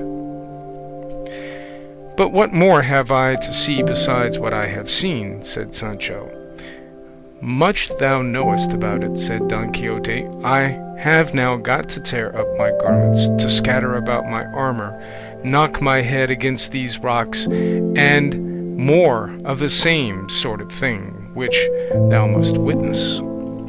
"For the love of God," said Sancho, "be careful, your worship, how you give yourself those knocks on the head, for you may come across such a rock, and in such a way that the very first may put an end to the whole contrivance of this penance, and I should think, if indeed knocks on the head seem necessary to you, and this business cannot be done without them, you might be content, as the whole thing is feigned and counterfeit and in joke, you might be content, I say, with giving them to yourself in the water, or against something soft like cotton, and leave it all to me, for I'll tell my lady that your worship knocked your head against a point of rock harder than a diamond." "I thank thee for thy good intentions, friend Sancho," answered Don Quixote, "but I would have thee know that all these things I am doing are not in joke, but very much in earnest, for anything else would be a transgression of the ordinances of chivalry, which forbid us to tell any lie whatever, under the penalties due to apostasy, and to do one thing instead of another is just the same as lying, so my knocks on the head must be real, solid, and valid, without anything sophisticated or fanciful about them, and it will be needful to leave me some lint to dress my wounds, since fortune has compelled us to do without the balsam we lost." "It was worse losing the ass," replied Sancho, "for with him lint and all were lost, but I beg of your worship not to remind me again of that accursed liquor, for my soul, not to say my stomach, turns at hearing the very name of it, and I beg of you too to reckon as past the 3 days you allowed me for seeing the mad things you do, for I take them as seen already and pronounced upon, and I will tell wonderful stories to my lady, so write the letter and send me off at once, for I long to return and take your worship out of this purgatory where I am leaving you." "Purgatory dost thou call it, Sancho?" said Don Quixote. "Rather call it hell, or even worse if there be anything worse." "For one who is in hell," said Sancho, "nulla est retentio, as I have heard say." "I do not understand what retentio means," says Don Quixote. "Retentio," answered Sancho, "means that whoever is in hell never comes nor can come out of it, which will be the opposite case with your worship, or my legs will be idle. That is, if I have spurs to enliven Rocinante, let me once get to El Toboso and into the presence of my lady Dulcinea, and I will tell her such things of the follies and madnesses, for it is all one, that your worship has done and is still doing, that I will manage to make her softer than a glove, though I find her harder than a cork tree, and with her sweet and honeyed answer I will come back through the air like a witch, and take your worship out of this purgatory that seems to be hell, but is not, as there is hope of getting out of it, which, as I have said, those in hell have not, and I believe your worship will not say anything to the contrary." "That is true," said he of the rueful countenance, "but how shall we manage to write the letter?" "And the ass-colt order too," said Sancho. "All shall be included," said Don Quixote, "and as there is no paper, it will be well done to write it on the leaves of trees, as the ancients did, or on tablets of wax. though that would be as hard to find just now as paper. But it has just occurred to me how it may be conveniently and even more than conveniently written, and that is in the notebook that belonged to Cardenio, and thou wilt take care to have it copied on paper, in a good hand, as the first village thou comest to where there is a schoolmaster, or if not, any sacristan will copy it. But see thou give it not to any notary to copy, for they write a law hand that Satan could not make out. But what is to be done about the signatures? Said Sancho. The letters of Amadis were never signed, said Don Quixote. That is all very well, said Sancho, but the order must needs be signed, and if it is copied they will say the signature is false, and I shall be left without ass-colts. The order shall go signed in the same book, said Don Quixote, and on seeing it my niece will make no difficulty about obeying it. As to the love letter thou canst put by way of signature, yours till death, the Knight of the Rueful Countenance. And it will be no great matter if it is in some other person's hand, for as well as I recollect Dulcinea can neither read nor write, nor in the whole course of her life has she seen handwriting or letter of mine, for my love and hers have been always platonic, not going beyond a modest look, and even that so seldom that I can safely swear I have not seen her 4 times in all these 12 years. I have been loving her more than the light of these eyes that the earth will one day devour, and perhaps even of those 4 times she has not once perceived that I was looking at her, such is the retirement and seclusion in which her father Lorenzo Corchualo and her mother Aldonza Nogales have brought her up. So, said Sancho, Lorenzo Corchualo's daughter is the Lady Dulcinea del Toboso, otherwise called Aldonza Lorenzo? She it is, said Don Quixote, and she it is that is worthy to be lady of the whole universe. I know her well, said Sancho, and let me tell you, she can fling a crowbar as well as the lustiest lad in all the town. Give her of all good, but she is a brave lass, and a right and stout one, and fit to be helpmate to any knight-errant that is or is to be, who may make her his lady, the whoreson wench. What sting she has, and what a voice! I can tell you one day she posted herself on the top of the belfry of the village to call some labourers of theirs that were in a ploughed field of her father's, and though they were better than half a league off, they heard her as well as if they were at the foot of the tower. And the best of her is that she is not a bit prudish, for she has plenty of affability, and jokes with everybody, and has a grin and a jest for everything. So, Sir Knight of the Rueful Countenance, I say you not only may and ought to do mad freaks for her sake, but you have a good right to give way to despair and hang yourself. And no one knows of it, but will say you did well, though the devil should take you. And I wish I were on my road already, simply to see her, for it is many a day since I saw her, and she must be altered by this time, for going about the fields always, and the sun and the air spoil women's looks greatly. But I must own the truth to your worship, Señor Don Quixote. Until now I have been under a great mistake, for I believed truly and honestly that the Lady Dulcinea must be some princess your worship was in love with, or some person great enough to deserve the rich presents you have sent her, such as the Biscayan and the galley slaves, and many more, no doubt, for your worship must have won many victories in the time when I was not yet your squire. But all things considered, what good can it do the Lady Aldonza Lorenzo, the Lady Dulcinea del Toboso, to have the vanquished your worship sends or will send coming to her, and going down on their knees before her? Because maybe when they came she'd be hackling flax or threshing on the threshing floor, and they'd be ashamed to see her, and she'd laugh or resent the present. End of Part 9, Chapter 25, Part 1.